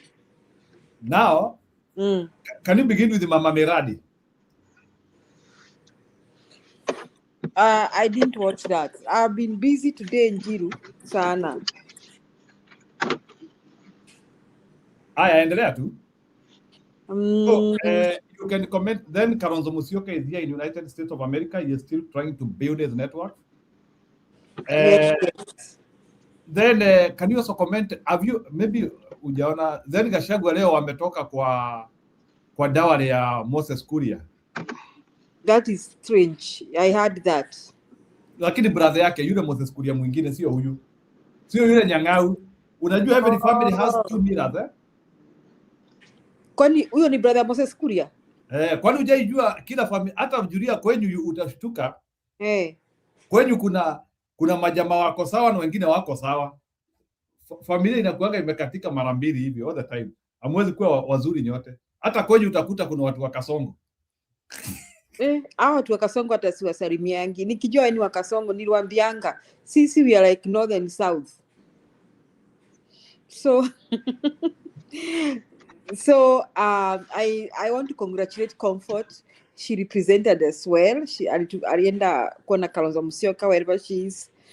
Comfort, we are proud of you. You took the courage after jana tukamwambia aende. So Kalonzo Musyoka is trying to get headway, maybe connections with diaspora. I know that he's trying his level best. So I want to appreciate that. Then Gachagua he's still delivering as usual. He's not letting us down. So my takes, leo nimesikia ati kuna ndege ya Sudi, sijui na nani, ati it was in smoke or something. Did you come across that? I don't know kama kuna video in respect to that. I'm trying to look for them now. Umesikia hiyo kitu? Yeah, imeletwa hapa so. So whatever happened. But you see, the sad thing is that people are using the money that were given by World Bank to finance free education. They are using it to move around and bribe people. Why do you think they are bribing people? Is because they are panicking. And siku ya mwisho ya nugu ikifika, miti yote inateleza. Hii siku yake ya mwisho ya hii nugu imefika. So I can tell you, Kasongo is going. And I love the attitude of the opposition. And I love the fact that they are ready even to step down for one another just to kick Kasongo out. I don't see the rivalry that people are trying to plant juicy. Unakumbuka when we were arguing about at Uhuru said at Kalonzo to be president and deputized by Karua. But yesterday Karua said that she's vying for presidency too, which means those rumors were neither here nor there. Ilikuwa story ya Jaba. And I also want to say that I am happy that they did not allow that to divide them. You see, whoever was doing that was expecting now the Akina Gachagua, Akina Kalonzo, Akina Martha Karua, Akina Matiang'i to come out guns blazing, saying, tulikubaliana hiyo wapi? And they wanted them to come out guns blazing, saying, nani ameambia Uhuru that we want him to do it for us? But they didn't do that. So whoever did that, either it was a gameplay or it was from Kasongo. It didn't divide them. So I am very impressed. So we are getting somewhere, but we just need to figure out how to prevent Ruto from stealing the election. I saw that they are putting more pressure on getting rid of Smartmatic. I don't know what it's called, that farm. But I think that is not the only thing. We don't want it to be replaced by another one. In fact, they should fight right now to end the manual. That should my take. So Njiru wacha nifikishie hapo ndio nifike network. Kidogo Julia, kuna kitu nataka kuonesha hapa. It looks like the Kisii community is extremely solid on Matiang'i. Let me show you something here. Kwa sababu tunajua shida ya Kenya hii ni watu wapigane ni kati ya Mkikuyu na Mkalenjin. Nyinyi wengine ni watu tunaweza control nyinyi ikienda maneno ya vita my friend. Aliyekuwa mwandani wa Rais William Ruto na CAS wa muda Millicent Omanga sasa ameruka kambi na kuingia kwenye kambi ya Rigathi Gachagua katika pigo lingine kubwa la kisiasa kwa kambi hiyo ya tutam ambayo inazidi kupoteza wafuasi wake kila uchao.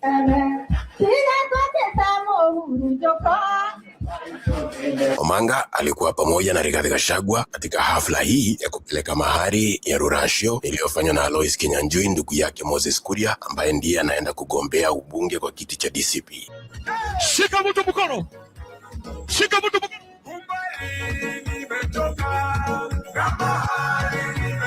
Shika mtu mkono. Uwepo wa Bi Omanga kwenye kambi ya Rigathi Gachagua pamoja na ushirikiano ambao wameonekana kuwa nao na kiongozi huyu wa DCP ukiashiria wazi kwamba Rais William Ruto anapoendelea kupoteza ufuasi wake baina ya watu wa Mlima Kenya, hata viongozi muhimu kutoka jamii ya Wabaguzi ambao awali walisimama naye kufa na kupona wataendelea kumtoroka kuingia kwa kambi ya Fred Matiang'i mwenzao ambaye sasa yupo chini ya mwavuli wa Rigathi Gachagua. Na raundi hii si tuko cousins wote pamoja. Sasa hamutakuwa nyinyi peke yenu ati wale 1600 cousins hata wetu sasa wa Kisii. Mmeona Matiang'i ametuleta pamoja, anakuja kushikana na cousins wa hapa Mount Kenya. Millicent Omanga ni mmoja wa kina mama waliotia bidii sana kumpigia kampeni Rais William Ruto na ambao leo hii wanamfuata Rigathi Gachagua kwenye upinzani ili kufaidi na umaarufu mkubwa ambao Rigiji amepata tangu alipofanywa impeachment. Rigathi Gachagua akizungumza huko Kiganjo ilikofanyika hafla hii ya rorashio akamkaribisha Millicent Omanga upande huo wa upinzani na akaendelea kutupa vijembe kwa Rais William Ruto kumkumbusha kwamba Mlima Kenya hapati kura hata moja. Sio ajabu pia kwamba katika kipindi ambacho wanasiasa wengi wa Mlima Kenya wanaendelea kugura upande wa Ruto na kuja kwa DCP,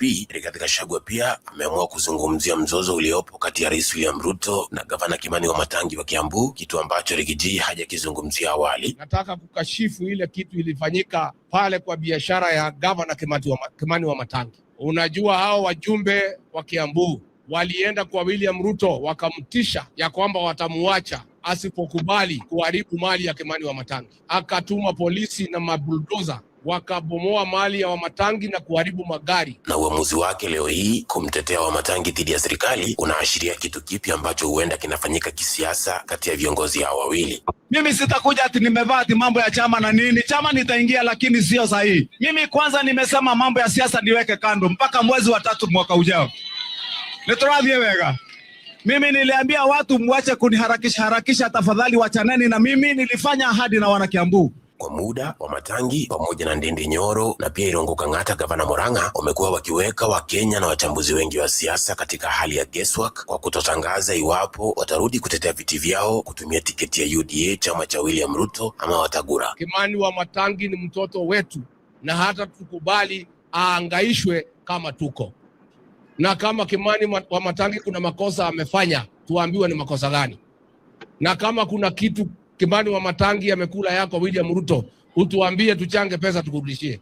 Lakini sasa wakati ilipofanyika hii shughuli ya majuzi ambapo rais alitaka wote wagombea watakaotumia chama chake cha UDA 2027 wachapishe majina yao hadharani, viongozi wengi hawa wa Mlimani ikiwemo Kimani Wamatangi hawakutoa majina yao, kusema wazi watarudi kutafuta tiketi zao kupitia UDA tena, na ikawa wazi sasa lazima watangaze kule waliko, kwani ishatoka siri yao kwamba wanapanga kutocheza na UDA, na haitawezekana tena kwa viongozi hawa kuendelea kujifanya kwamba wapo na siri ama wapo neutral. Na hata tukubali aangaishwe kama tuko. Na kama Kimani Wamatangi kuna makosa amefanya, tuambiwe ni makosa gani. Na kama kuna kitu Kimani Wamatangi amekula yako William Ruto, utuambie tuchange pesa tukurudishie. Atiguo, Na mimi nataka nipongeze ma MCA wa Kiambu. Wameitwa, wamepatiwa kila mtu 5,000. Atuwaimbichi Wamatangi wakasema hiyo ni ujinga, wakakataa. Mimi MCAs ya Kiambu na watolea nyinyi kofia. Wamatangi anaonekana atakuwa wa kwanza kuingia kwenye DCP ya Rigathi Gachagua, na ndio maana katika mshike hizi hata gavana Anne Waiguru ambaye ni mtetezi mkuu wa William Ruto Mlima Kenya amesikika akitoa matamshi ambayo bila shaka alilenga yamuonyeshe kama anayejihusisha na Wamatangi ili watu wajijazie eti kwa sababu Wamatangi anasifiwa na Waiguru ni lazima atarudi kuingia UDA. Niye gavana wanyu ni murata wakwa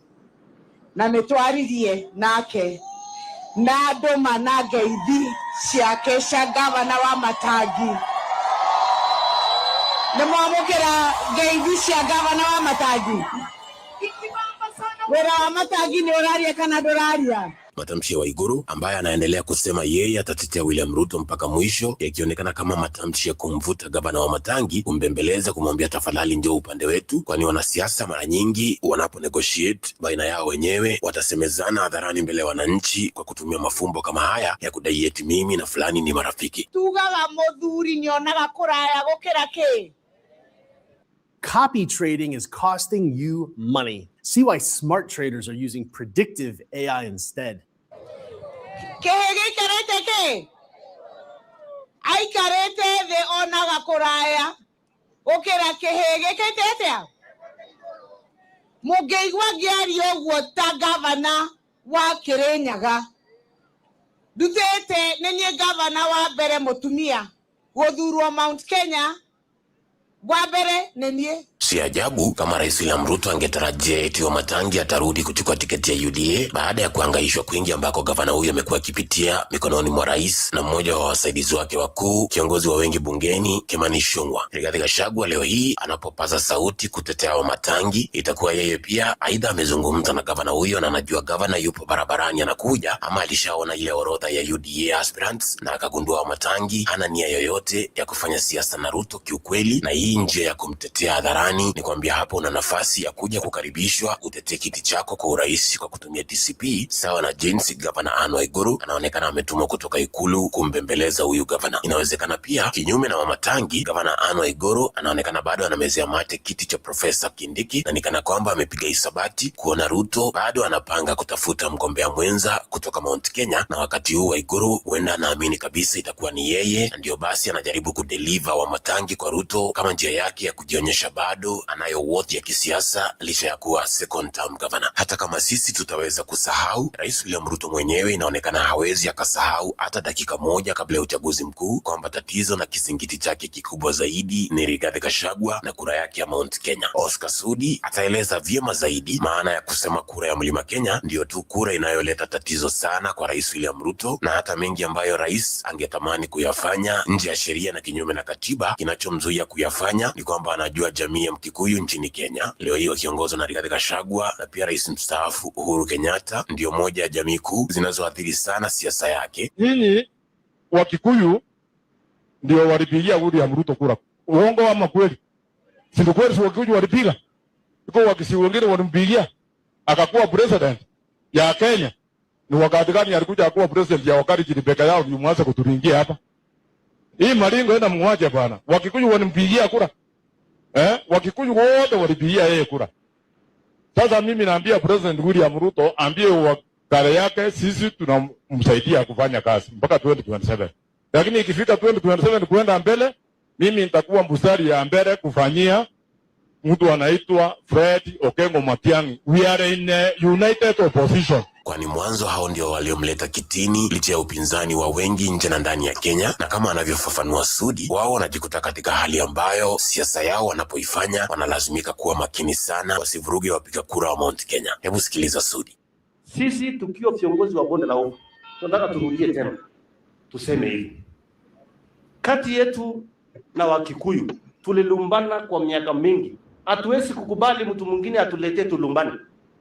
Hatuwezi kukubali mtu mwingine atuletee fitina ati ikifika siku ya kura Mkikuyu anatoka hapa anaenda Nyeri. Hiyo tumesema hapana. Kama iliwezekana tushikane na Wakikuyu wakati tumemweka damu, immediately after 5 years tukarudi tukashikana na tukapigana kura. Mimi nataka niambie nyinyi watu wa ODM, hamwezi kututawanisha na Wakikuyu kwa sababu tunajua shida ya Kenya hii ndio watu wapigane ni kati ya Mkikuyu na Mkalenjin. Nyinyi wengine ni watu tunaweza control nyinyi ikienda maneno ya vita my friend.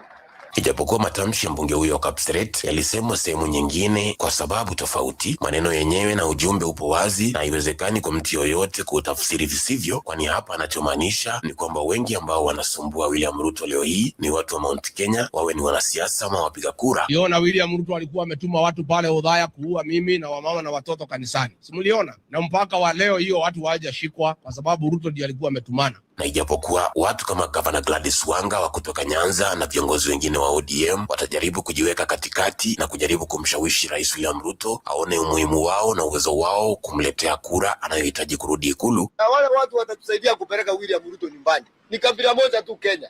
Na tuombe Mungu, watu wakae na huyu jamaa. Kabila itatusaidia kupeleka William Ruto nyumbani. Kenya tuko karibu 42 tribes. Lakini Wajaruo watatusaidia kupeleka William Ruto nyumbani kwa sababu moja tu. Kitu ya kwanza Wajaruo wanaamini Ruto alishinda Uhuru na Raila. Ruto ametengeneza IPC. Ruto ako na chesi. Ruto ako na polisi. Hakuna haja ya kupiga kura. Ruto kusapita. Hiyo tu tunataka tu watu watusaidie kupeleka Ruto nyumbani na hiyo. Ruto anaporudi nyumbani kwake usiku kupiga hisabati hazingiani bila Mkikuyu wa Central Kenya na sana sana bila huyo Rigathi Gachagua ambaye alimsaidia kuikata barabara kwa lazima na kwa nguvu, akapita katikati ya Raila na Uhuru Kenyatta na Deep State na kuchukua kura zote alizopata hizo kutoka kwa watu wa Mlima. Kuna wakati time mmoja aligawanyisha jamii ya Wakikuyu wakapiga kura mara mbili. Na hiyo kitu ndio Gachagua na Uhuru wanataka kukomesa. Ruto amegundua haraka sana katika kipindi cha chini ya mwaka moja kwamba kura ya Mjaluo na wengi ambao walimchagua Raila Odinga sio kura ambayo yeye kama rais wa kuchaguliwa na UDA anaweza kuitarajia, na kama kweli anataka kuchaguliwa kurudi Ikulu aongoze kwa amani kama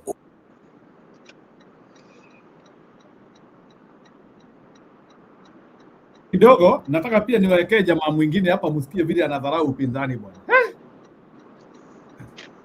Julius, yuambie huyu jamaa ile pali unafikiria ndio yepesi hapo ndio maji na bebanga mtu. Nataka msikie huyu beste. Kama ile mdudu anazoewa na hawa ine naona wanatembea. Hawa ine. Utafute wengine kumtoa. Lakini si hawa watu. Anaruka kuto Gachagua na Kalonzo na Matiang'i. Wote bodoke mtaa twale hali alizo idioro. Aya. Twale mbele. Turarikana Kenya akiragara mwaki. Malaga muthene ndage shida atembera nä kå ndå kamonera kä a må njä tå ra macinda marauga nä maiywo rä u reke ngå rie angä korwo må rairwo maitho mothe marorete å guo rä ä rä a maitho matagakorwo makä na hau mbere må thuri aranjä kå negena ngå kå nä cirwo na ciuma nyå mba thä iniä bedroom ä korwo ngå kå ciuma nja angä raria å horo wa andå hä ii watu hawa atä rä a maratå cindaya atä arä o mageka atä a kama ile mdudu atatolewa na hawa wanne naona wanatembea hawa wanne mtafute wengine wa kumtoa lakini si hawa watu aliruka kwa Gachagua na Kalonzo na Matiang'i othe gutire mundu ungeruta atware haria ritho inioro. Yeah, what in fact, and he has confirmed that waliiba kura. Si umesikia hapo Julia? Can you react to that? Ati umesikia madharau ati tutafute wa kutoa Ruto lakini sio hawa. So, in other words, he is saying we are stuck. Yeah. Nimependa huyo mwenye ameana rais hiyo kitu sana, the one that we just played. He's right. And he's very right. Now, I'm just wondering, I want to ask this. It sounds arrogant. I hope Alex and others are going to forgive me. But I just want to ask why Ruto is dying for the Kikuyu support. Can anybody answer me that question? PK, unaweza nijibu hiyo swali? Hey, people are just disappearing here. So those are the questions I'm asking myself. That even fighting like Governor Amatangi and all that, I hear even there was a list, the people are asked to sign up and say they are buying through UDA. I am very surprised. Nimeshangaa ati kumbe Kasongo alikuwa anapitisha list round ndio watu wa sign up na UDA. So me, I'm wondering, why is Ruto dying to have the Kikuyu support? Why can't he start campaigning to the rest of the tribes in Kenya? It is one tribe and then the others are 41. Nani atanijibu hilo swali kwa sababu hata saa nashangaa sana. So Njiru, my take is jamaa amesukumwa, amefinywa zile sehemu akina PK wanasemanga huko. Kia nisalimie kwenye comment section nisikije wanasema.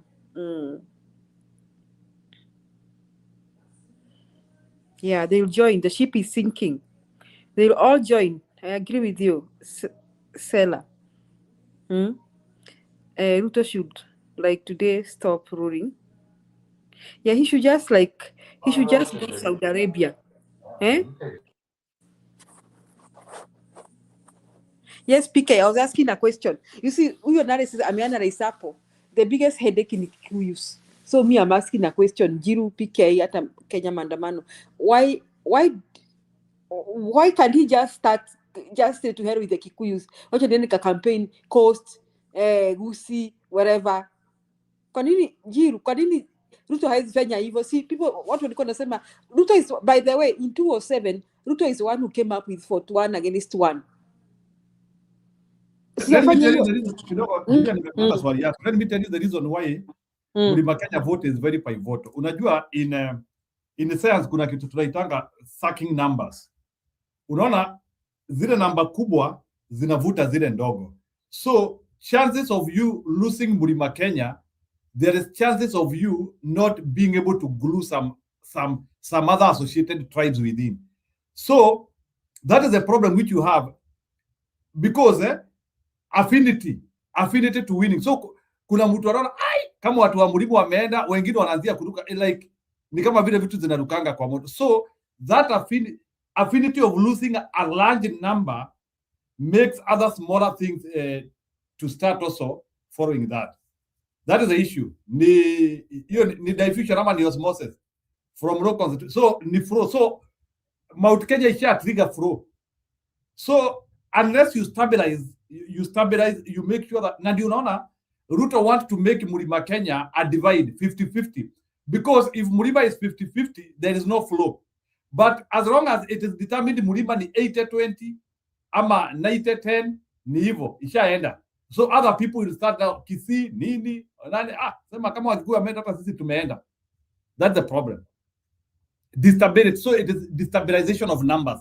without Murima. So Murima is destabilizing Ruto numbers in simple. Stone PK, go ahead. So on that note, unaona ati Omanga amehama. Haya, ati sijui nani. Let me say this. There's something I like about Gachagua, which the other politicians don't have. Akina Matiang'i hawana. You know, juzi niliwaambia, I don't belong to the school of thought that if you slap my cheek, I give you the other side. Njiru, hapo sijafika. Unakumbuka vile Biblia inasemanga hivyo? If someone slaps your cheek, you give them the other side. Hapo sijafika. Mimi niko kwa ile shule ya PK. You try to slap me, you get a hotter one. So Gachagua, I really like Gachagua's politics. What am I trying to say? Gachagua is playing it. Just see how he's addressing Wamatangi. That Wamatangi, we know what you're going through. It's like we welcome you. Do you remember Gachagua welcoming Sifuna into his party? And cheering on Sifuna. Sifuna is our son. Do not say this about him. You people, why are people not moving from UDA to other parties? It's because Gachagua knows how to play that politics. Whichever he's doing it, he's wooing everybody. And Gachagua doesn't speak like us. Unajua kama mimi, sasa ningekuwa ningesema watu wengine wasinikaribie, kama niseme ati Omanga anakuja kwa chama changu kufanya nini? No, for Gachagua right now, he knows what that means. He is creating a euphoria of defection from UDA. He's doing it in a very effective way. He's doing it, and this one is a headache to Ruto. Na history ya Sudi ya kusema watu Wakikuyu na Wakale, I don't even think there's ever been more between Wakikuyu na Wakale. It was created by the politicians. The politicians went saying around that Kikuyus had taken Rift Valley land. That land was not, they bought it. They did not go and kick out the Kalenjins from their land. They went and bargained and negotiated and paid money and they bought that land at whichever price. So history kwamba watu Wakikuyu walichukua Wakale's land, it comes from politicians. And I don't really think there is a conflict between the Kalenjin and the Kikuyus. There are a lot of Kalenjin-Kikuyu intermarriages. So that is evidence that your conflict haiko inakotoka kwa politicians. So let me say this. I am very happy with Gachagua's style. In fact, I don't know, it's just Njiru, it is hard to share some of these traits. Zinakonga too natural. It is hard. Sijui kama akina Kalonzo wanaweza pata hizo traits, hawezi pata. Mbona Kalonzo hajaenda? Why is Kalonzo not going to Coast Province when Coast is at his disposal? Yeah, maybe Julia kidogo, maybe once he is outside, atatoka hapa diaspora, maybe he will get, because I remember when Gachagua came here, he was advised a lot. Kuna watu walimwambia vitu mingi sana. So let's do this, Julia, nitakuleta. I can see there is a guy amekuja. I just want to know, nimemuingiza tu. Wacha tu nisikie ni nani.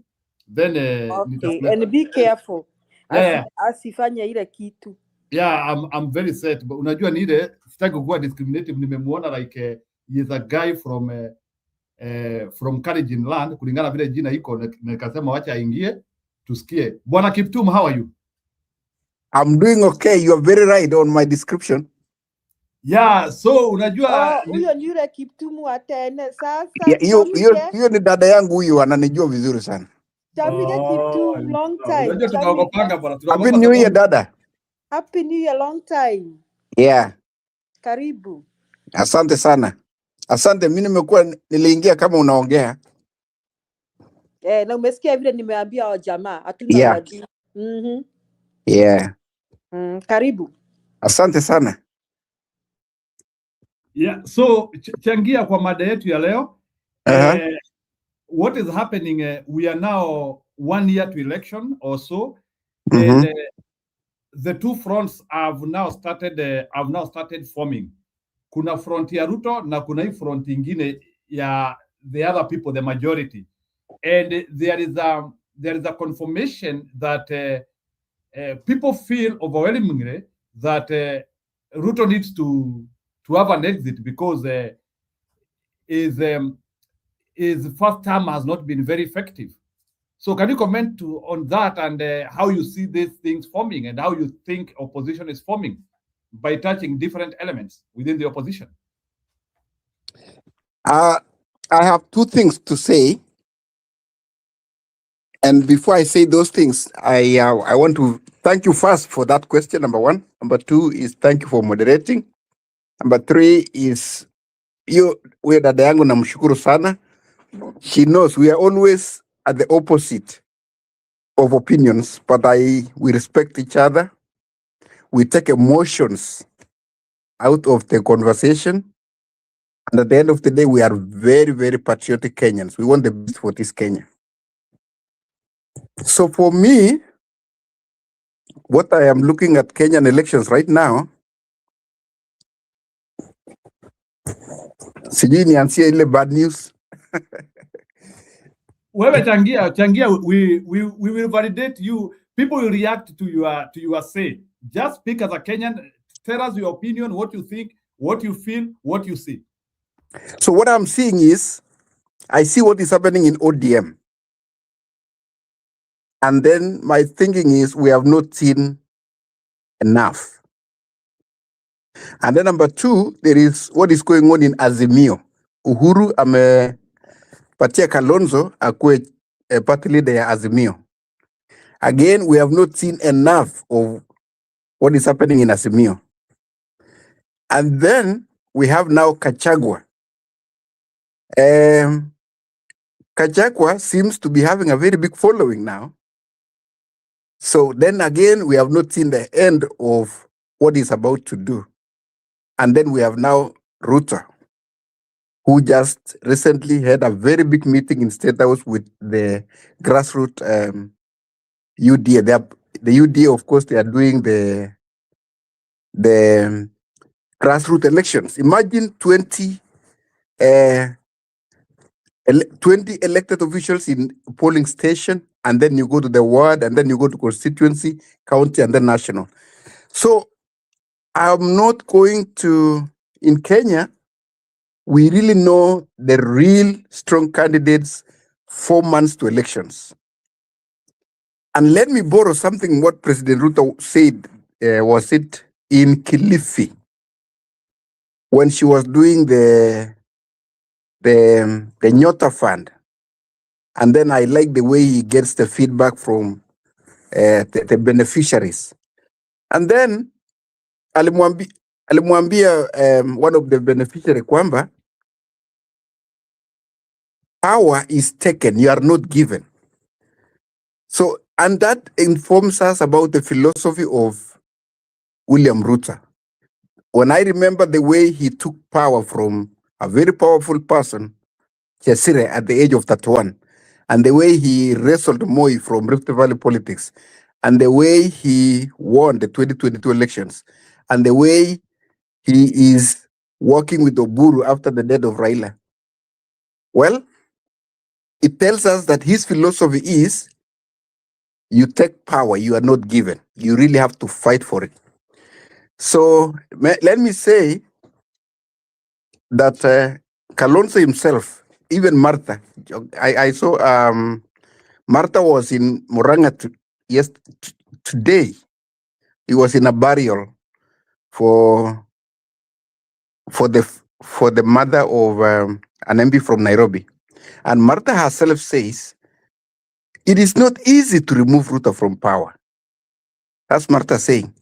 So what am I trying to say here? Is that my prayer, my biggest prayer is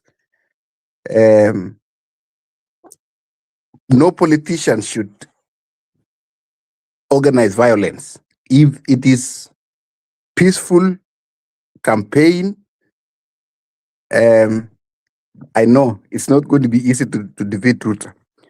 So let me also say something small about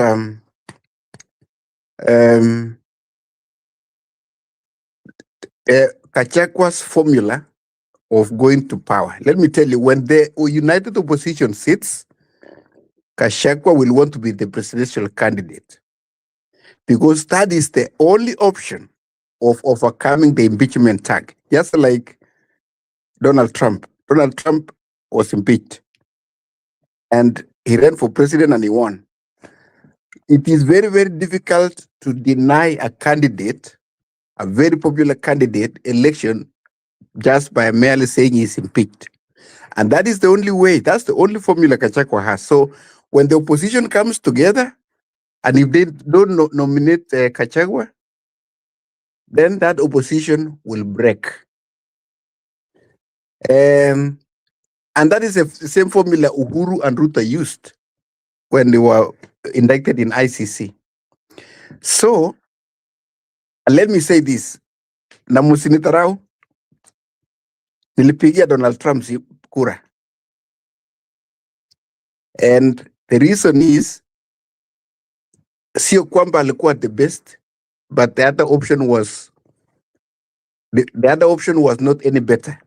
Even wakati wa Hillary Clinton, it was walikuwa hapa tunasemanga two evils, the lesser evil. You just go for the lesser evil.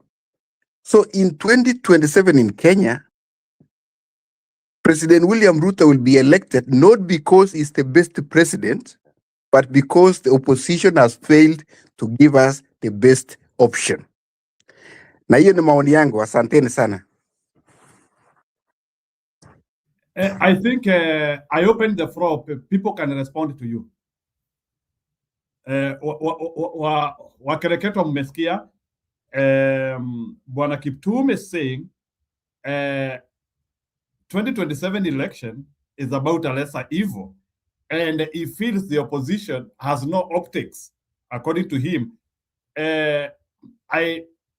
So maybe Kiptum, I want to ask you a honest question. Because there are some things you are ignoring in your assumption. There was a Gen Z revolution in 24, which and overwhelmingly discredited Ruto, and Ruto continued being discredited. And Ruto has lost much of his constituency. Right now, you cannot confirm who supports Ruto. Right now, and I want you to explain to me in a candid version, because now I want us to be in a serious discussion now that you have opened this discussion. I want you to tell me who are Mr. Ruto voters in 2027. Tell me this group is voting for Mr. Ruto. I want you to identify for me Ruto voters. Number two, I want you to identify for me a justification for a second term for Ruto. You give us a justification, because the level at which Kenyans are, they need that. They need a justification. Then number three, you need to tell me, is Kenya in a problematic position? Are we becoming poorer? And why would the Kenyans give a man who is making them poorer a second term? Please answer for me that one, and then maybe another person who has a question can answer you. And not just poorer, Kiptum. Yeah. Ruto has been accused of crimes against humanity.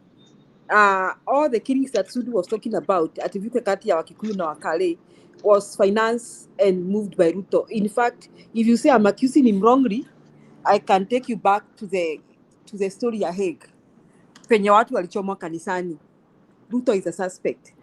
Now, if I move from there, juzi, during Mandamano, you know how many people died and disappeared in the hands of this government. So you want us to keep the status quo. Umesema alesa hivyo. So among all the opposition, umeona kina Kalonzo na wengine, you won't tell me they have committed the crimes Ruto has committed. You won't tell me Kalonzo has committed the crimes Ruto has committed. That's what you want to tell us. That you huwezi chagua kwa sababu kina Kalonzo, they are equally evil. Now you are happy with the children, Kenyan children not going to school. You are just 2 years ago, Bwana Kiptum, 2 years ago. Kenya university students were going to university with 16,000. Najua hauko Kenya. Lakini I know you. Let me finish. I know you have relatives. It was better you could have given him a chance. No. I'm just asking him questions to respond to that. So what I'm asking, that he's happy with the status quo. 2 years ago, Kenyan you are helping him, and I didn't want you to help him. No, I'm not helping him. I want him to respond to that. Jiru, allow me to finish. Jiru, you are not being fair. You're not being fair to me. Let me finish. You're not being fair to me. I want him to respond to me that he wants us to stay at the status quo. Kenyan children were going to the university, even with Kenyatta regime, were going to school. They are not going to school right now. So I want him to tell me why he wants that status quo. Yeah, watoto wasiende shule, vifo, unwarranted killings, abductions, and all that. I want him to tell us why he wants us to keep that. Also, I want atuambie, are we better off since Ruto ameingia presidency? What's going on? Because Unajua I just Robert kidogo do you know the reason why I don't want you people you guide Bwana Kiptum. I want Kiptum to explain to us what is the status of Kenya. I need to hear from him before we guide him. Thank you. Hold a little bit. Kiptum, can you tell us, according to you, your own analysis, you know, Mhm. I want to understand these guys who want to vote for Ruto. Let's not help him. You know, it is true, we know how it is. Let's hear. So, Kiptum, can you defend Ruto? I have given you an opportunity. Defend Ruto. Well, for me, I have chosen to be very objective. Okay? And I gave my opinions based on what I am reading. Okay? And let's also agree that we're dealing, mimi na wewe na mdada yangu hapo, we are all great citizens of Kenya, ambayo we really want Kenya to succeed and be peaceful. Let me say this. I read an article on Facebook a few hours ago, actually, about this, the NAC government, the same time, 3 years into government. And then it's actually the headline. I wish I can share that, but it's somewhere on Facebook. It says, the headline was from Nation was saying, Kenyans Kenyans are in worse situation today than they were 3 years ago. So during the Kibaki government, there was a headline that was saying Kenyans were worse off 3 years into Kibaki government than they was 3 years when Kibaki was sworn in. And I want to say that those are expected. But let me say one thing. One thing that has really impressed me about this government,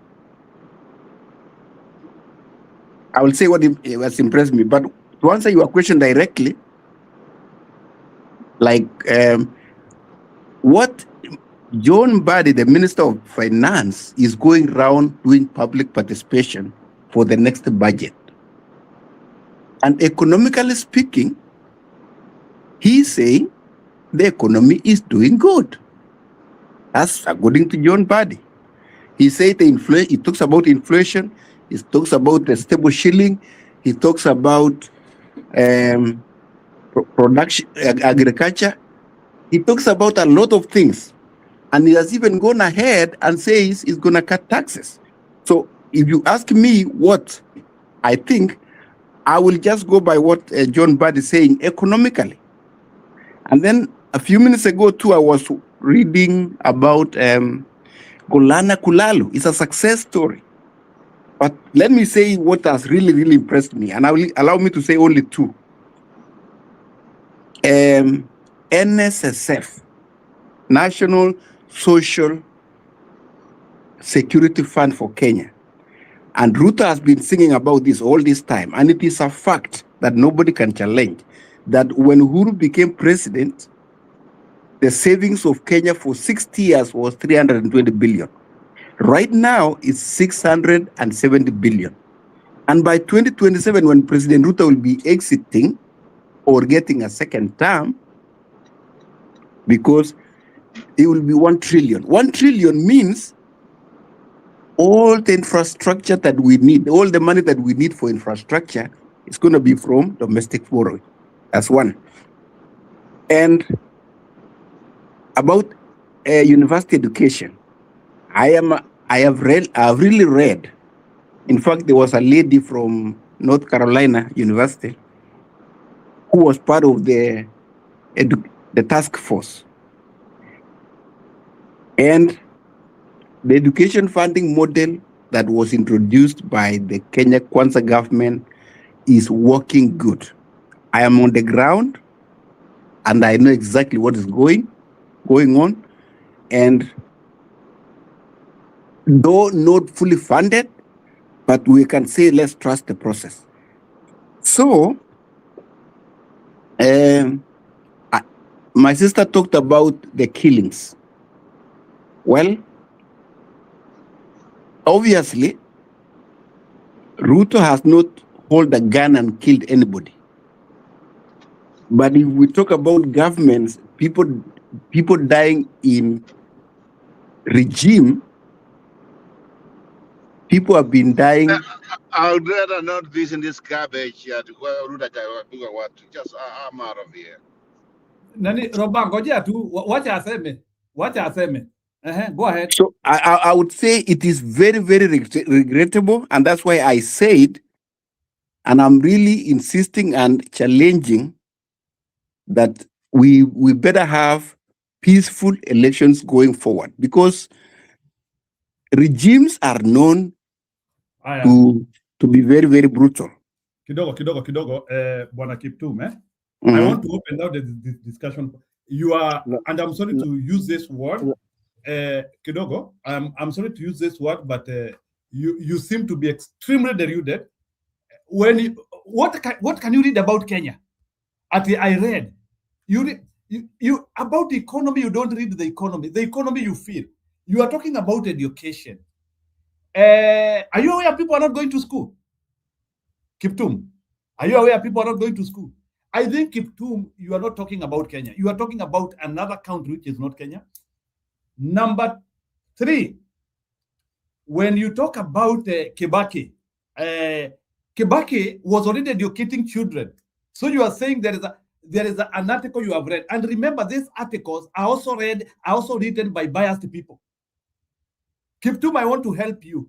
Don't go and read an article by somebody and you come and tell us, I read an article somewhere. That article is perception of somebody about something, and there could be somebody who wants to help Ruto by deluding more people. You can see already you have been deluded. By Ruto who has not done anything. Kiptum, by the way, to be frank to you, Ruto has done 0. Zero. I'm actually sure. And I think, Bwana Kiptum, it is fair to say you are supporting Ruto because he is from home. There's no harm. But you have no reason to actually explain here. You can say, yeah, mimi niko pande ya Ruto sababu ni msee wa home. I can get it. But any other reason, you don't have. Julia, now you can talk with him. Nimekuachia yeye. Mimi naomba nimuulizwe swali jepesi tu huyu kaka.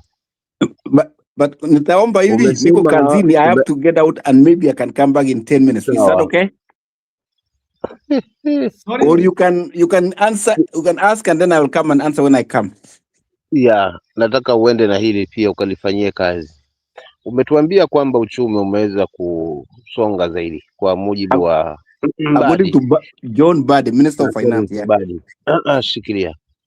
Sawa. Lakini unaamini katika taifa la matumizi mengi kuliko hazina?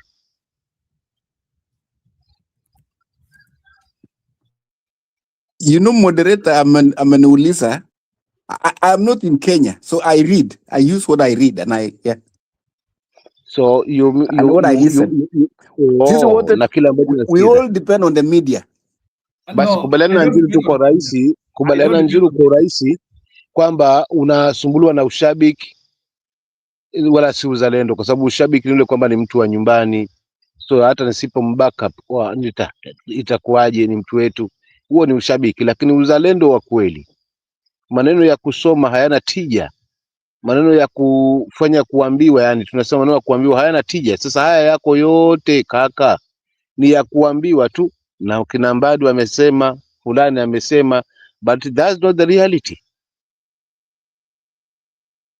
Ndugu yangu Njiru, kama uchumi umeimarika, is that a fact?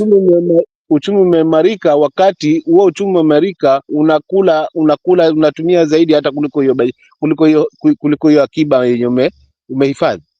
Hilo ni la kwanza, na nitakwambia kwa nini unatumia zaidi kuliko kile ambacho umehifadhi. Umepongeza sana hapa kauli yako kwamba mkutano mkubwa uliofanyika juzi State House ulikupunga sana, ukakufurahisha yani kuona kwamba kweli ameweza kukusanya kila mahali kwa State House. Je, hii katiba ya nchi inasemaje haswa kuhusiana na matokeo kama hayo ambayo umeyashuhudia siku 2-3 zilizoisha, kwa mamilioni haswa ama kwa mamia kuletwa haswa State House, kisa ni mkutano? Unalisemaje hili Kipto? Asante. Nitajibu tu kwa ufupi.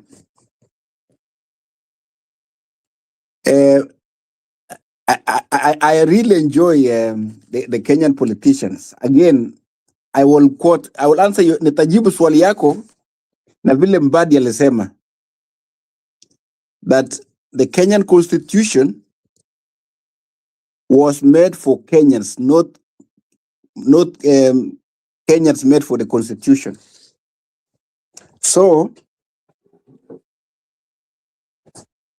the Kenyan Kwanza government has a manifesto which is very, very constitutional. So everything they are doing, they are following their manifesto, and it is for the greatest good for our country. Asante. Asante kwamba UDA badala ya kuongozwa na katiba inaongozwa na manifesto yake, si ndio? Msimamo kidogo. Bwana Kipchumba, I want to ask you a direct question kabla nilete story PK. According to you, Ruto ni mwizi? From your own opinion, kulingana vile unajua Ruto ni mwizi? Well, it depends on who is saying it. I need to get from you, according to you, Ruto ni mwizi? Well, ng'ombe yangu yote bado iko nyumbani, hakuna mtu ameniibia. But if I tell you that, have you seen the optics which like ile pesa wanatumia na ile pesa wanapea watu kwa State House all the time, ile pesa wanapea watu and the things which they are owning. Hiyo vitu Ruto, sababu nimeona you depend on reading and that's why you are at a worse situation. Can you tell me a man, ngoja kidogo, a man who is earning 1.5 million, how can he own all those things? So give me 5 minutes please. I will be tutaongea tu pole pole tuelewane. At the end of the day hii ni siasa and you'll be my friend forever. Kipto, yeah, allow me to go first. Let me ask you one question before you leave. You really show how ignorant you are. The Please moment you said tuheshimiane pia tafadhali. Yeah, I'm using that word ignorant.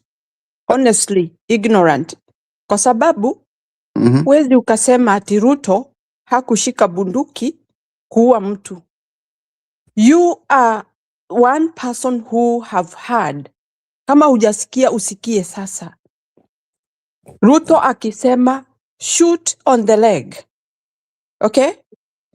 Murkomen alisema nini? If you see them around police station, piga risasi uwe. He later that clarified. Is the same government you are talking about. And that is why I'm telling you directly that you are ignorant, because you want to tell us what makes you happy, but not for the majority of Kenyans. Pain that is going through in Kenya, you cannot speak like that. But you know, be careful of what you tell people when they are talking about a serious matter like this one for a country whereby millions are suffering. Umesema ng'ombe zako ziko hazijaibiwa. There are those people who are sleeping hungry. They don't have anything to eat. Wewe ng'ombe zako ziko. So you are contented. You are happy about that. It is so sad. Kwa hivyo tafadhali unapoongea pima maongeo yako ndio watu wakuelewe where you are coming from. Sasa mimi nimekuelewa vibaya. No, Jiru aliuliza swali and I was answering him. Anyway, tukutane in about 10 minutes, please. Wacha Stone akuuliza swali alafu uende. Stone, can you react to this guy who is hyping Ruto? But anyway, let me come back. I don't want to. Thank you. Anyway, but Kiptum, Ruto will lose the election, so don't waste your time. Ruto is losing the election, by the way. And you will be here. Njiru, achana kuharibu kisu chako kukinjia paka jamangu. No, Tukija ngoja tukutoa kuku hapo nimetumiwa kushinda. message hapa, tulia kidogo. Lazima niseme nimetumiwa message hapa, tulia kidogo. I need to okay, ngoja nimetumiwa message hapa. Hata iko Kiptum Simei Arab Kuchurei is a figure associated with youth advocacy and political social commentary, specifically linked to the Keses constituency in Kenya. He has a presence on social media platforms like Facebook and Instagram. His online activity highlights engagement with regional political advancement. In other words, he is a Ruto pitcher. So he thinks he can change us. Bana, this is a wrong platform, bana, bro. Tafuta wase wengine. Tafuta wase wengine bro. Hapa utoboi. Hii ni kisima haina maji. Aya, sorry, PK, go ahead. He is a Ruto blogger. Julia, I think since you met, I think maybe the guy caved to Ruto blogging. That is who he is. Go ahead, Story. No, he has always been like that. We fought him. We cast him out. It's just today I was not in a casting mood. No, it has since Mutebe, I've since improved. You people, you should even commend me. You know, I no longer pick a fight with people. You know, I pick some gentle fights. I'm surprised Julia cannot say kwenda.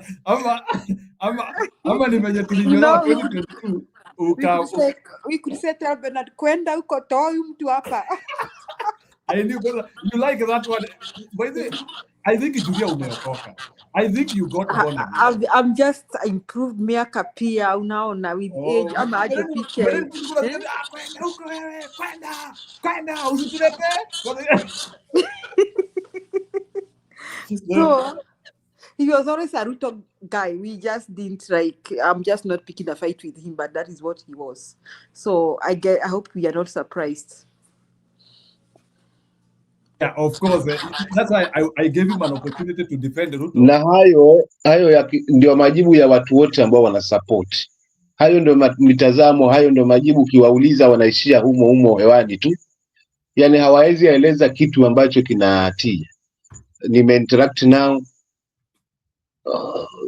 lakini kwa muda tu, maswali yao wote wanaishia hapo. Hawawezi kupa the exact jibu la maana ambalo linatija haswa. Kwa hiyo kwa ishara hiyo inatupa mbavu zaidi haswa wale walengwa, si kuwateka mmoja baada mwingine, at least taratibu mpaka timu inajaa zaidi. Maana hawana msemo wote ambao watauliza mahali wala watazungumza mahali waeleweke. Sasa ukisema mimi na ng'ombe zangu, sasa hilo ni jibu la mtu mzima haswa kwa platform ambaye anafaa kusikizwa. Msimamo ng'ombe zangu. Nimehurumia watu wa Ruto raundi. Watu wa Ruto raundi. Mistari hakuna bana. How will they convince? Unajua, let me tell you, Ruto people will have difficult time for the next 1.5 years. They will have difficult time. How do you defend that guy? Lakini let me tell you something, Jiru. Mimi sijaona let me say, I'm not being a tribalist. I've not had a Ruto follow apart from a Kalenjin, and this is one of the few Kalenjins. The other Kalenjins I know don't even talk about it. I know some Kalenjins. I have some friends who are Kalenjins. They are so embarrassed about Ruto that they would not even dare go in public and talk about him and say that amefanya vizuri, sijui achaguliwe. So mimi sijapata na watu msimamo. I think they can breathe hot, they can breathe fire when they see me. They wouldn't dare say those things. But I have not met them, and the Kalenjins, and I know will not really dare go there. A lot of them are very embarrassed and ashamed, so they will not even engage in politics. Dadangu Julia, Kwale unajua ndio ilikuwa inatumika kama msitu. Viongozi wote naweza nikasema kwa sasa hivi wote ni UDA. So unakuta wale chair coordinator zao kwa villages na nini, wale tunatangamana na wao, tunachuana kidogo, mnaweza kwa groups na mote mle tunatangamana, basi unakuta sometimes nawania imani, maana hawana maswali ya kujibu kabisa, ni wanaishia hivi hivi tu. So hii experience naipata sio kutokana kwamba na jinsi ambavyo Kwale ilivyo na viongozi wenye wako hapo kutoka governor mpaka wale wengine. So it's like viongozi wote walikuwa wameshawachukua. Uzuri tu ni kwamba mwananchi bado yuko kivyake sana, yuko pembeni kabisa. Ndio hii hali ambayo wanashindwa kujieleza aswa. Wanaulizwa maswali mtu anakwama, anaulizwa maswali mtu anakwama, ama utoke ukali. So hiyo ndio hali ilivyo sasa. Tulipikia react.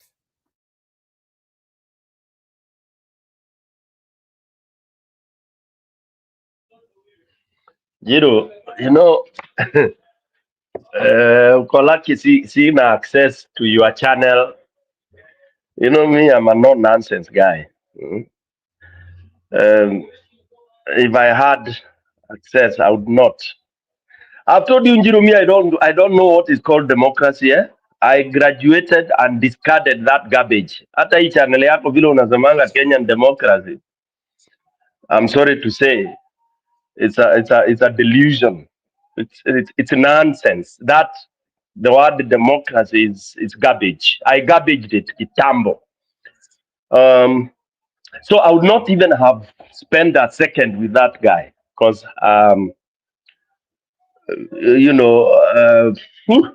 you can imagine somebody telling you NSSF is doing very well.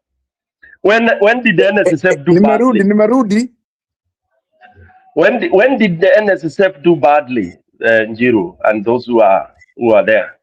I mean, that's a progression of a country, okay? And this guy, people talk about, oh, he's there. He was there. He was the deputy president in a country for 10 years. Excuse me. He was part of a government that was there for 10 years.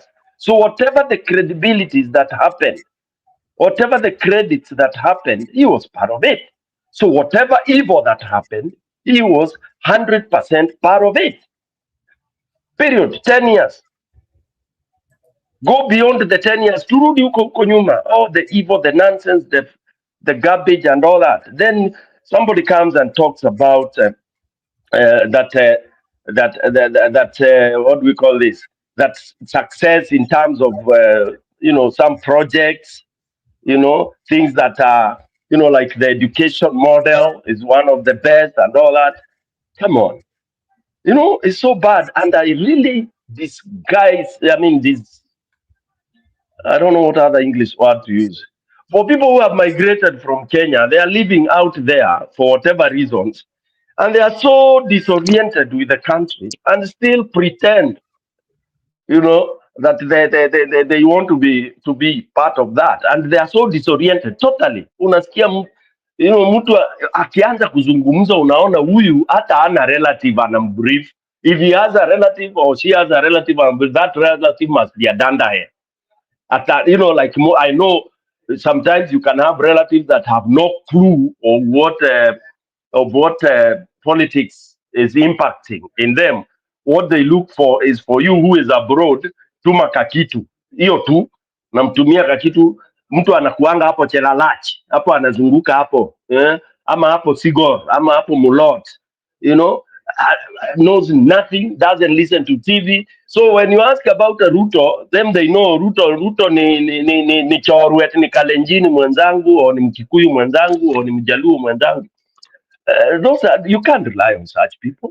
It is so regrettable that as we talk today, there are students that have not managed to go through university.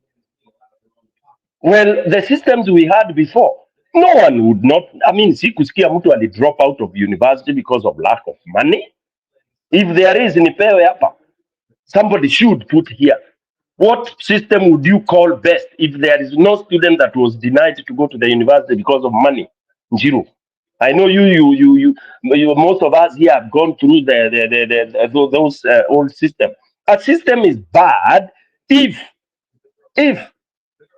it's denying kids to go to school, to the college. All right? You say a system is bad because you are not able to steal, because you are a thief. That it goes without saying. Any project you introduce, tell me who comes and cancels a contract just because you don't have your card, and then you offer, you get a contract that is 3 times the cost. What reason do you give? It is so annoying to engage any route of psychopaths in Jiro. I'm telling you, this is my experience. Somebody tells you that all is well when sahi watu hawaendi shule, ndugu yangu. Somebody tells you Mbadi is going talking. Mbadi is an idiot. He's a garbage. He had talked about the skunk. Kumbe he is skunk himself. We have those clips when he's saying Ruto and his skunks. What end? Is that another bandit that we have today, or that same bandit that was there? When did the skunks change into lovely chicken that we can eat? I mean, let's be sensible. And by the way, I've never engaged anybody who supports Ruto and buy akona brains. Zile tunaweza sema ni mtu brain, hiyo ni brain ni nzuri na think vizuri for Kenyans or interested. And let me say this categorically. I have never seen a true leadership, patriotic leadership from that region that loves Kenya. Moi was there 24 years. He screwed the country to death. To death, screwed this country. That is when we started having these issues that we are still having. And changed systems that were working. Why do you change systems? Why has Kenya changed the education system more than 10 times? Why? Because we get thieves that are coming as leaders. So they want to change syllabus for them to win contract to supply the books. Affordable housing, nonsense. Garbage. Affordable housing, you lie to people that utajenga hizo nyumba na for free, mwananchi hataguzwa, then you come and you tax, you force people. How do you do that? Force people to contribute, then force people, you grab public land, then you start selling the same to the people. Kwanza selling to who? Just to create an haven for you to harvest money from the raw materials, the contractors and all that. Oh man, the affinity to steal is just too much. Give me anything. Then we are being told peaceful, peaceful. Kenya is not peaceful, for your information and anybody listening. And it will be worse. Whether we pretend that there can never be peace, and there will never be peace in Kenya. When you have thieves and those who are not thieves, it will not be there. And even whether people want to take it or leave it, this election, there will be no peace, guys. Hakuna amani. Let's call it as it is, and I'm calling it like Kagame. And when there is no amani, you prepare for war to be able to bring peace. Amani haiji ila kwa ncha ya mshale. Okay? That is the truth. Take that and bank it in World Bank or wherever it is. Unless the peace that there can be now is if Ruto is executed in whichever way. He's a monster, he's a thief. He has following, and you have people supporting the evil. Look at somebody saying Ruto has not shot anybody. Sincerely speaking, if you are near anybody, thanks you are abroad. Ungekuwa Kenya kesho ungekuwa umeishia. You cannot, nobody can stand in public useme come on, ignore the massacre that has happened of the innocent kids, surely, and you stand and you can have guts to tell us that he did not kill anybody, he did not steal because your cows are intact, and you are a Kenyan, surely.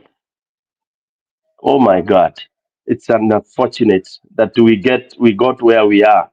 It is unbelievable. It is the most embarrassing thing that we can have. To listen to somebody calling himself a Kenyan. By the way, even if I was a Kalenjin, I would have denounced Ruto asubuhi na mapema. I would be like Kagame. Kagame jailed his brother, Minister of Finance, for messing. Because he jailed him and even told the judge, tafadhali hiyo kifungo ongezea, because one, the Rwandese could not believe that I have appointed a brother as Minister for Finance. And he begged the Rwandese, akawambia, the reason I did this, I thought the person that cannot let me down, the person that I could, in quotes, trust with the Rwandi's money would be my blood brother. And I had told him that if anything happens contrary to what the trust I have for you, the punishment will be threefold. Kagame is hard saying that. The mother went to him crying, how can you not save your brother? And Kagame said, we had a pact. I told him the responsibility was huge. And it's about the Rwandese. And the guy, I don't know whether he's out. He was jailed for so many years. I'll Google to see whether he's out. That is what Kenyans should adopt.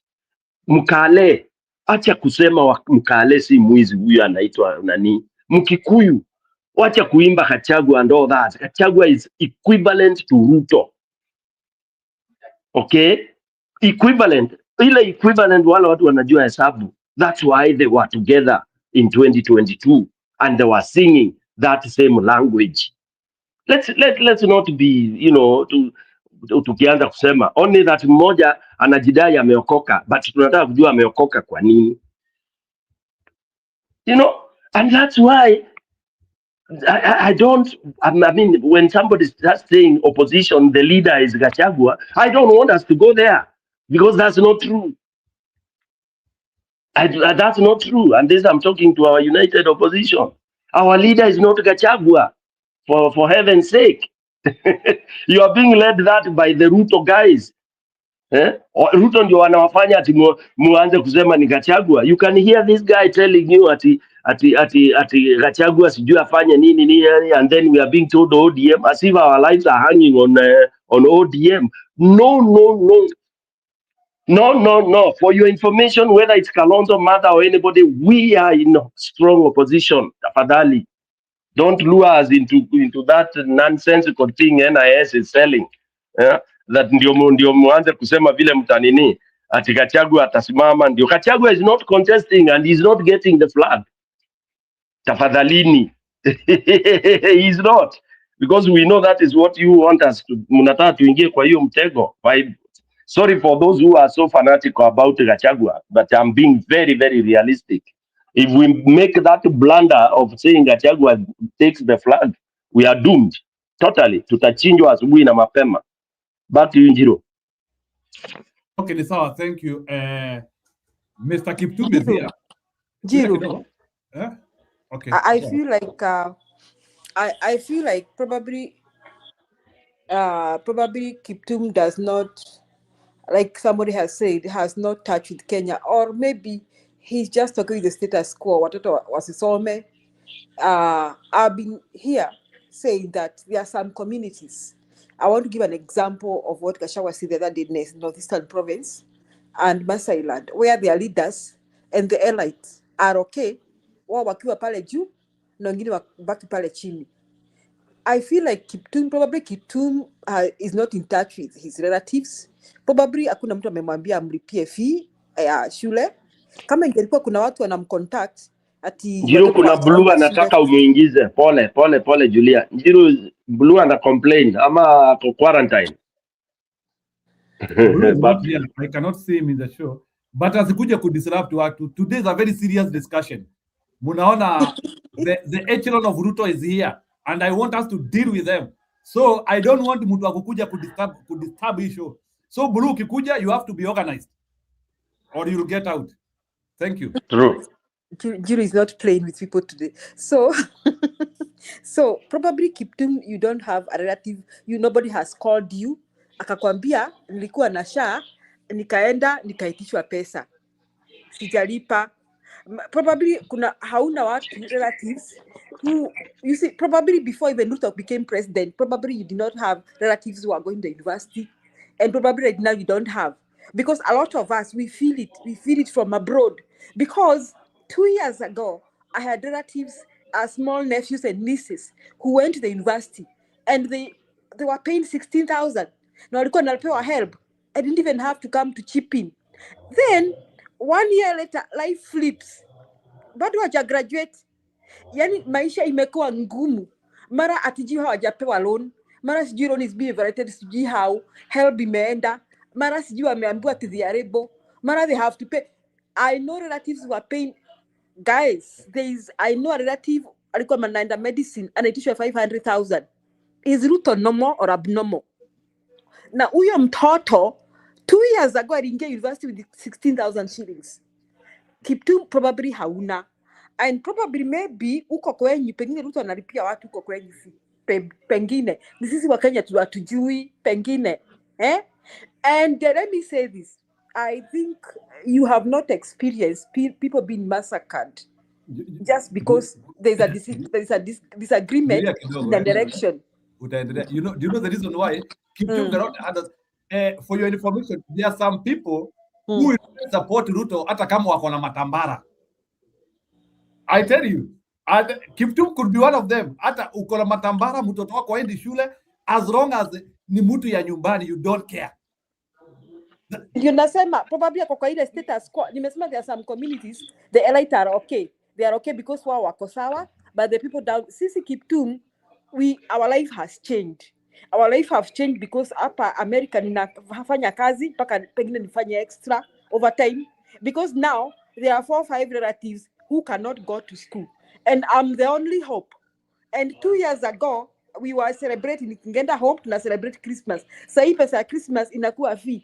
So I'm feeling it. I'm feeling it when somebody anaambiwa kona sha na haezi tibiwa. I am feeling it very bad. I am a very mad person, Kiptum.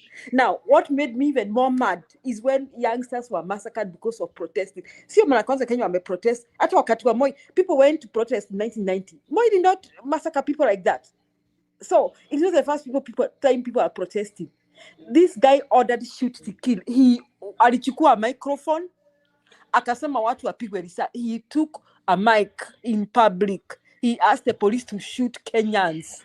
Murkomen asked the police to shoot Kenyans. And a man called Koech Mkare akasema kwamba Aturuto ulisema watu wapigwe risasi miguu. Ninasema wauawe. So Kiptum, which president asked police to shoot Kenyans? Tumekuwa na Kenyatta mzee na Moi. Hata Moi hakuwa. He never said that. Kibaki, Uhuru. Tell us. Just tell us. I mean, it is so aggravating to hear mtu akitetea. Who pays NSSF? Kwani how many Kenyans are working benefit from NSSF? I mean, majority of Kenyans are in the countryside. They are ni watu wa blue collar jobs. They don't even have a salary. They have to earn from their small businesses. Our EPS NSSF. So you're telling us NSSF. I mean, are you serious? You want us to stay in status quo? Maybe even 2027 is too far. I'm telling you, something should happen that this guy should be Julia kidogo, fact, 1 minute, Julia. Yes. 1 minute, nataka Kiptum aone hii video, then I react. Atufungi show saa hii, mutaongea, don't worry.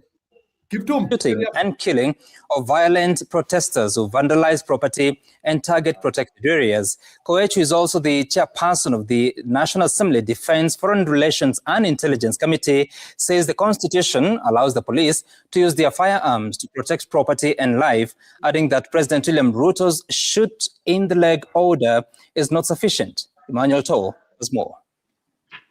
We will arrest everyone. In an emotional outburst at Chebirir Bay Center in his Belgood constituency, MP Nelson Koech called for a shoot-to-kill order against anti-government protesters. Na mimi nataka niseme na nishukuru Rais William Samoei Ruto. Wakati jana umesema shoot but do not kill. I want to repeat it here. In fact, shoot and kill. Koech also serves as the chairperson. That is enough. Kiptum, ingia. Julia, relax. Yeah, that is very, very regrettable, and that was overboard. And I do not condone that. That's what I have to say. But let me say something. Kidogo, wacha kuruka haraka. If today you are uende kwa booth ya kupiga kura, uende kwa booth na ukutana na Koech, unajua na kuleta polepole. Koech was reinforcing what Ruto had said. Anasema he said Ruto did not go further because Ruto had said shoot in the leg. Lakini sasa Koech akakuja akasema piga risasi ua. Question. 2 people had said shoot people. Nataka kukuuliza sasa, mtu amesema ua watu, unaenda kwa debe na umpigie kura? So what It's a simple question. Mtu amesema huwa watu unaweza enda kwa debe na umpigie kura. No, I just want to hear from you. Can you vote for somebody who has said it's not an allegation? Na hii AI huyu ni ubeshte. Umesema you read. So tumekuletea sasa hata iko TV. Wewe mtu amesema watu wauawe. Unaweza enda kwa debe umpigie kura. If Koech was your MP, can you give him a second term? So let me say this. I'm not from Kibalungu. No. Achana na hiyo.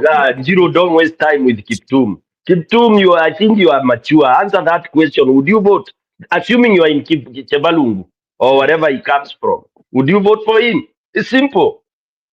We are intelligent people, bwana. Jibu hiyo swali, kama ujibu achana. Don't waste our time. Would you vote for that guy if he's from your constituency? Ama tukubadilishe sasa. Would you? Hiyo kwa lazima ajibu. We cannot progress. Yes. Don't engage us in a silly manner, man. Would you vote for that idiot if he was in your constituency? Acha story mingi. No. Exactly. Thank you. Endelea Njiro sasa. Okay, kidogo. Hatujamalizia. Bishop niko hapa tumpatize leo huyu Kiptum. Relax. This one is hot. But now, I have to say this too. Relax, Kiptum. Relax. And now, Ruto said people to be shot. Unaweza pigia mtu kama huyo? Unaweza pigia mtu anasema watu wapigwe risasi. Ruto mwenyewe alisema piga watu risasi. I want you to tell me you can vote for somebody who says in the air piga watu risasi. Can you vote for that man? For such a man? Alafu Njiru, ni watu gani? Are they Ugandans? Were they foreigners? Which people are these he was saying wauliwe? I need that one. Yeah. What is Njiru saying? Uliza hiyo swali. Nimekuuliza rais aseme huwa wa Kenya. Rais aseme hivyo. Wapige risasi. Unaweza enda kwa debe umpigie kura. I have to say siwezi piga kura, but listen, I have to just allow me to qualify. Kidogo, can you vote a Madra as a president? A Madra as a president? Yes. Well, if a Madra... Hebu nikuulize, mtu akipigwa risasi kwa mguu anaweza kufa? What did you say? Mtu akipigwa risasi kwa mguu anaweza kufa? Can you die if you are shot in the leg? Well, that is, you know... No, I'm asking, can you die if you are shot in the leg? Hata ukipigwa kofi unaweza kufa bwana. Let me tell you. Alishutiwa wapi? Sikia. Hata kusukumwa peke yake namna hii uanguke unaweza kufa. Let alone gun. Mtu anasema piga watu risasi. Can you vote him as your president? Well, no, not well. Can you vote somebody who is saying piga watu risasi as your president? I want you to hear to tell me that. Na ukisema allow him to say the well. Allow him to say the well, Njiru, tusikie. The thing is, of course I will not vote, but that cannot be the only reason. You see, that can never be in the ballot. Like, there's no way IBC will put somebody on the ballot with the vote that that can never be there. So, but if the only thing is ameua mtu utampigia, of course I will not. I do not condone somebody who kills. Stone nimekuachia Kiptum muongee. Kwa hiyo Kiptum hebu subirini. That's why I tell you, don't engage with the likes of our brother Kiptum. I'm sorry to call you brother. I don't call people who reason that way brothers, because I believe in brotherhood so seriously. That Kiptum, you are saying, seriously, who do you think we are? That there will be no such a question in IBC. Surely Kiptum.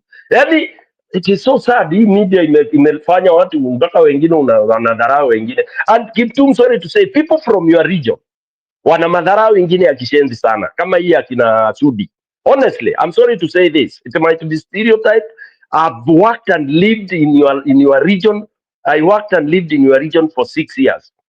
But luckily, I was in one area that the states, I don't know where you come from, but most likely you come from either Nandi or something. I worked in Kipsigis land. And they distasted you guys from those because your reasoning is terrible. Terrible, honestly. That now you can stand surely as a professor or whoever you are and start reasoning this law that katika uchaguzi haitaletwa kwamba huyu aliua ama hakuua Kiptum. You are being unfair to us. Surely. PK. No, let me Allow finish. me to say Let something. me finish. No. Me, I finish this and I go. I don't want to listen to you anymore because you've really lowered yourself below the bar. But I can listened to you for 5 minutes. Yes, because I'm talking sense. You're not talking sense. Hey, you're talking nonsense. I'm talking sense too. I can't assume you when you say kwa ballot hakutakuwa swali ama huyu aliua ama hakuua. I can never respect you. Is that not the truth? Forget it. No.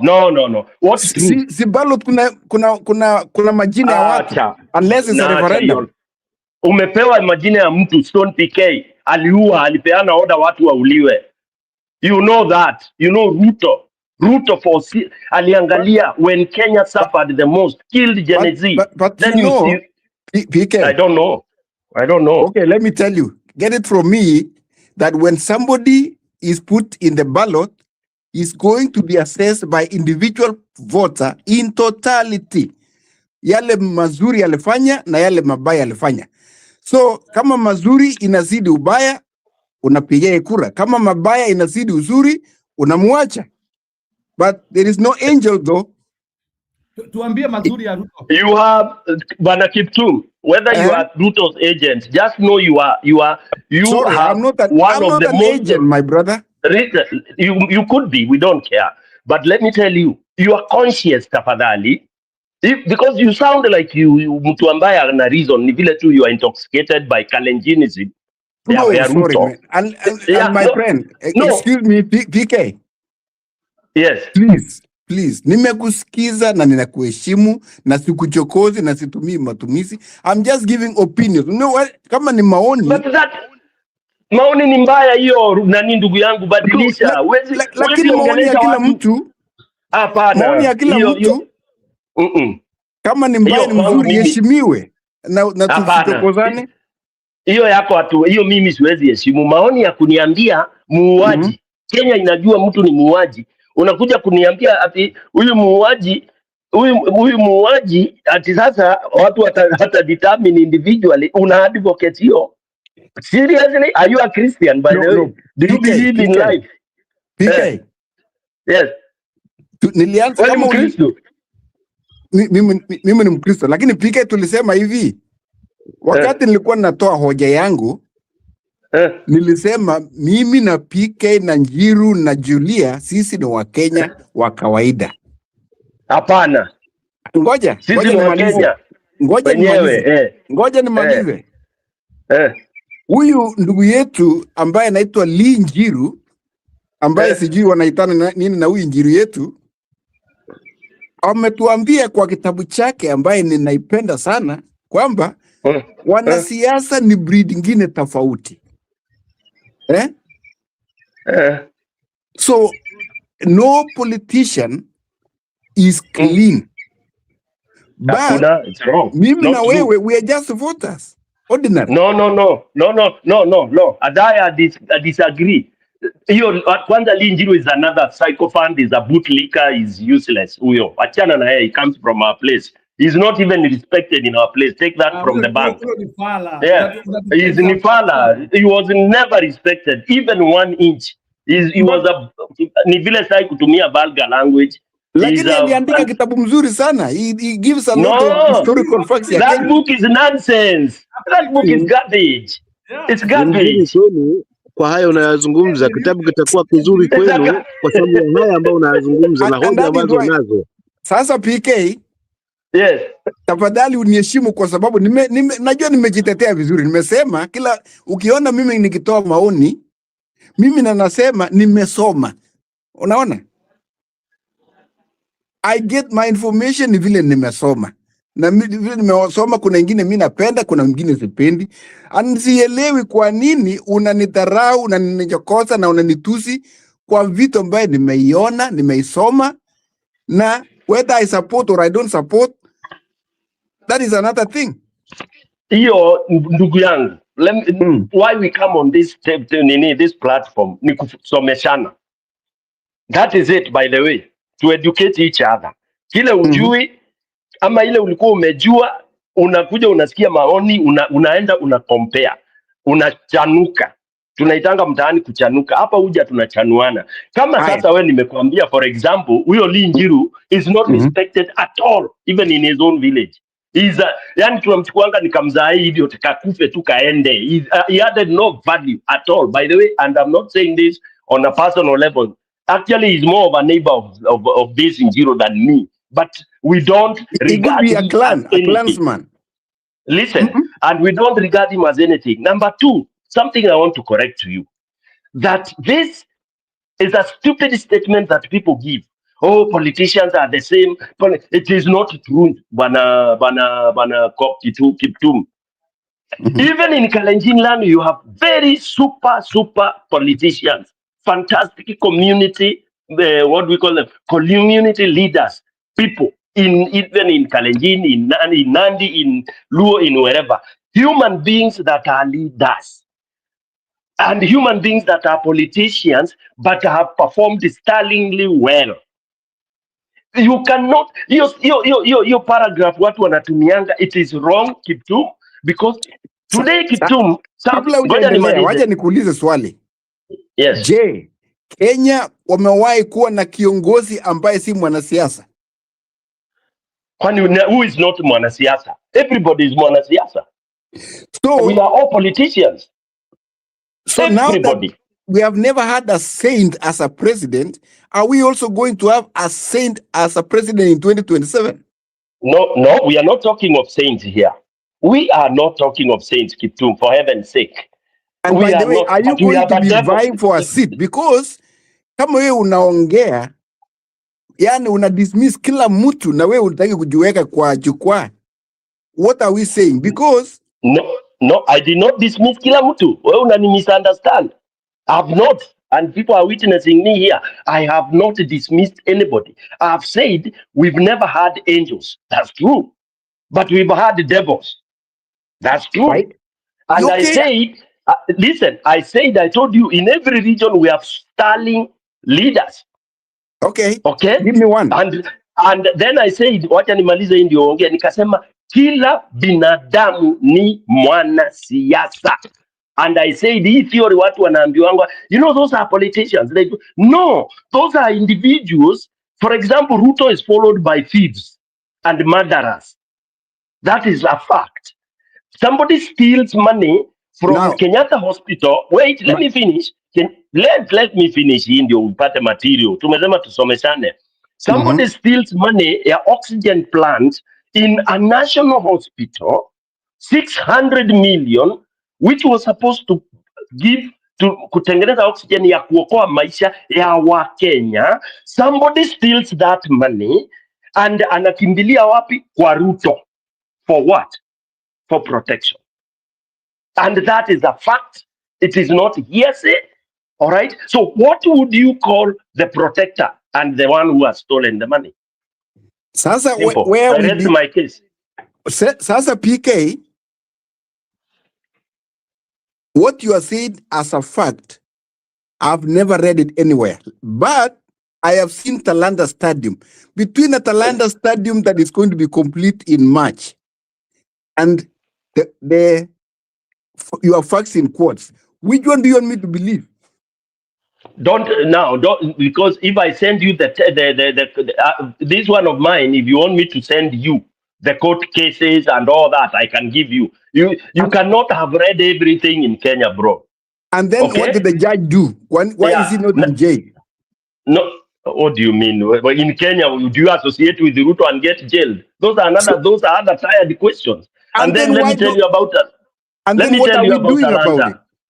Listen, what can you and me do?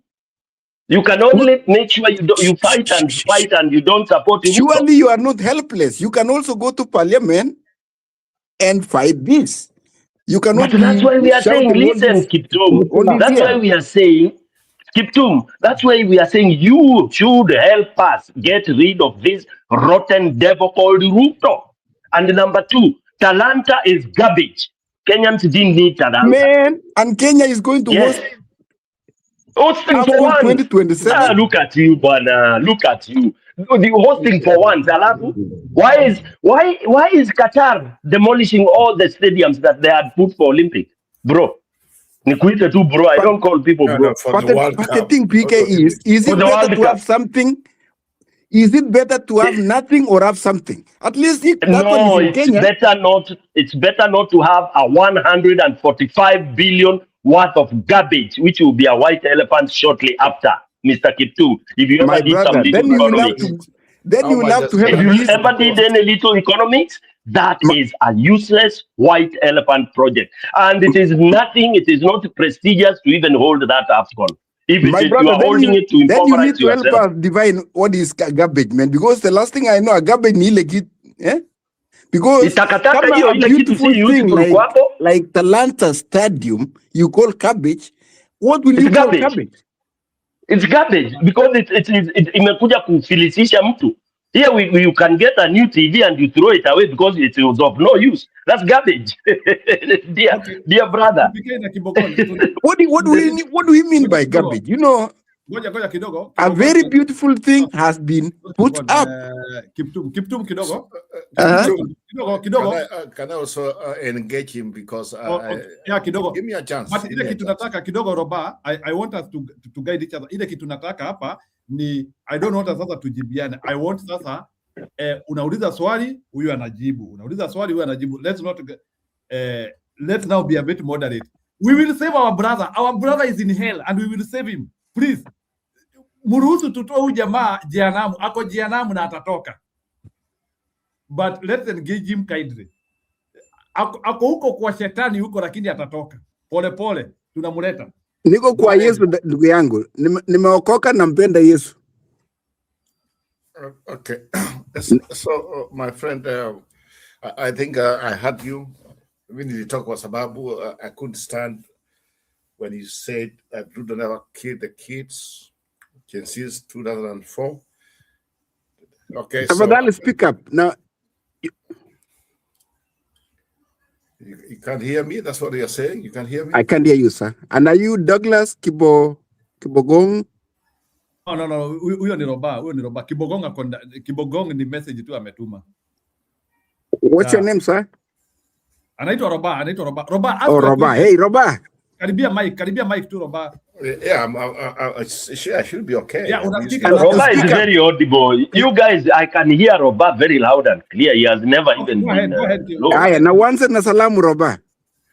At least, by the way, at the end of the day, we are brothers and we are Kenyans. Yeah, thank you. And we want the best for Kenya. Endelea. So what I was saying, it's not the first time we are on the same. We have been in different networks. We know you are the way you do things. I think if we could have gone to court of law, you could have lost your case because you told us well nasoma, but you don't know the reality. And I can forgive you because it's just like you don't have exact data what's coming from the ground. So yes, just answer me these couple of questions here. When you win an election, let's assume Ruto won an election. What's your priority as a president? To build the economy, is that right? Yeah. Does Ruto build the economy and CM bred Kenyans? Right? Roba, I have never won an election. Ruto won the elections. That's what I'm saying. According to okay, from what you are reading, do you know that Ruto, since he came in, the economy is struggling? Do you know now the unemployment is just very, very high, and at the same time, people are suffering like nothing before? Are you aware about it? And when he won the elections, he came with a paper he had written. Yes. That he campaigned about, right? Yes. And he said he was going to start with infrastructure, right? What has he done? Man, the Mamau roads are almost done, according to what I'm reading. Are you kidding All me? the pending bills, contractors is fully paid, 179 billion Kenya shillings. Okay. Contractors were not going to go to roads to do their job because they had not been paid. Sasa yote yamelipwa na contractors wamerudi na barabara imejengwa. Okay, I think you were always giving you a source of information. If I were you, No, it's NTV, my friend. NTV, Citizen TV. By the way, mina nanuanga Daily Nation kila siku hapa online. I wish I could be in my computer. I would have posted it here. Okay. Hiyo ni naomba. Hatunanuanga Daily Nation. No wonder you are like some days behind, because it looks like you had to ambia Martha Karua alikuwa kwa funeral, and Martha Karua, that was last week, even or 2 weeks ago. No, it was yesterday. It was yesterday. Unajua huyu alikuwa MP wa Nairobi. Nani yo?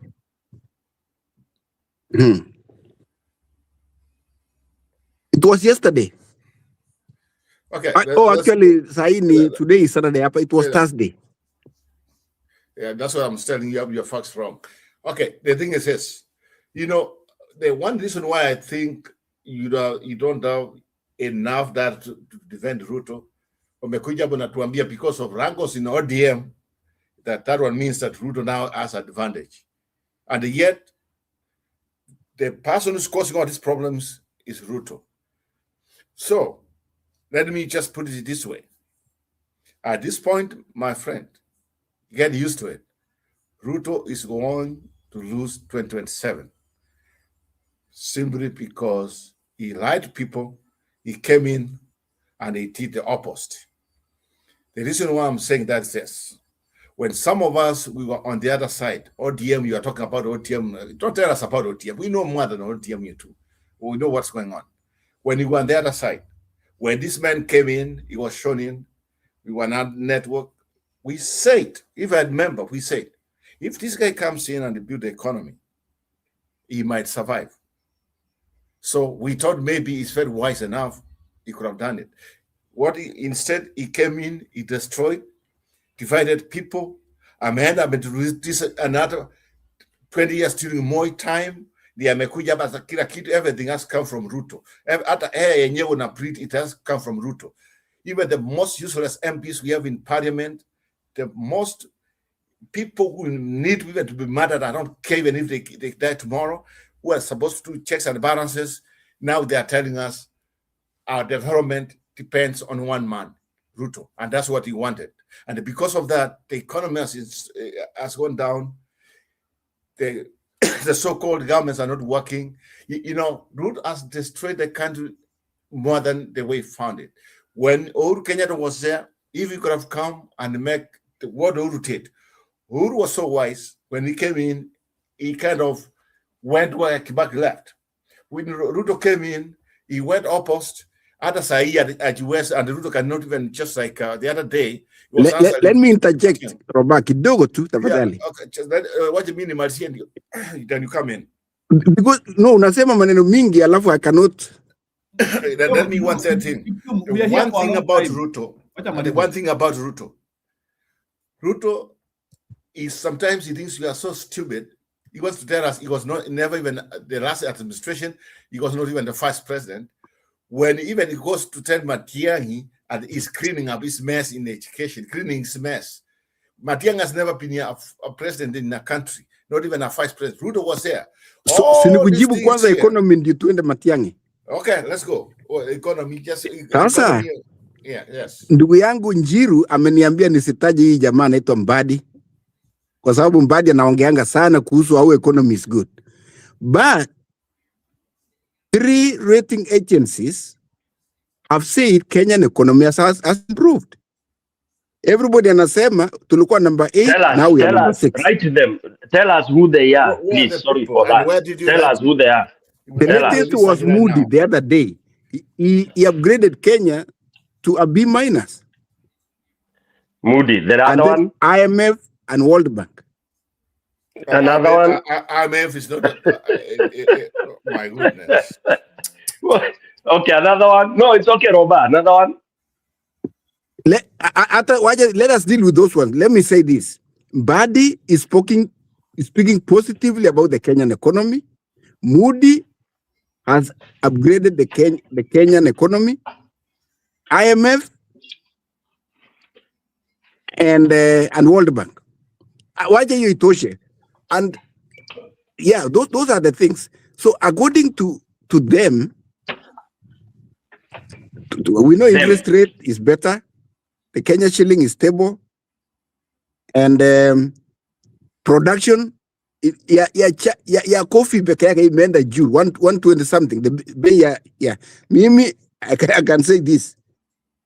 Niliuza mahindi this year the highest ever. I've never sold my maize for 4,500.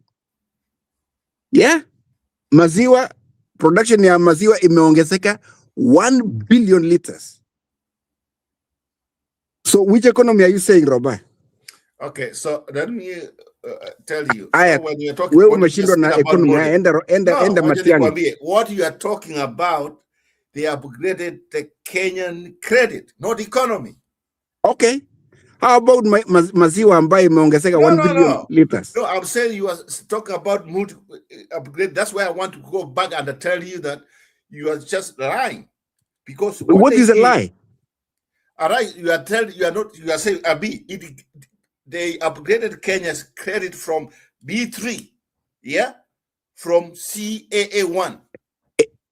Okay, I take back take back the facts, but whatever the Moody said, they said Kenya is better. My friend, so, that's fine. Kidogo, Mr. Moody follower. There's something I want to ask you. There is something we call, there is the poverty which you can feel, and the amount of people who are living below $2 per day. Have you also had another report I've read now? Because you are reading, I now also want to go in that dichotomy of reading, so that I've also read that more people in Kenya have become poorer.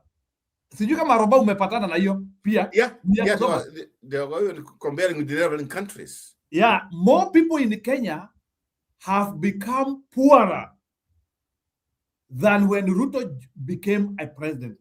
Maybe to make it better for you is that when Ruto is becoming a president, he has actually destroyed more lives economically. I read it. Is it true according to you? Do you believe that Jiru, more people have become poorer under Ruto? I also read that when Ruto became president 2022, the students in Tibet were 300,000.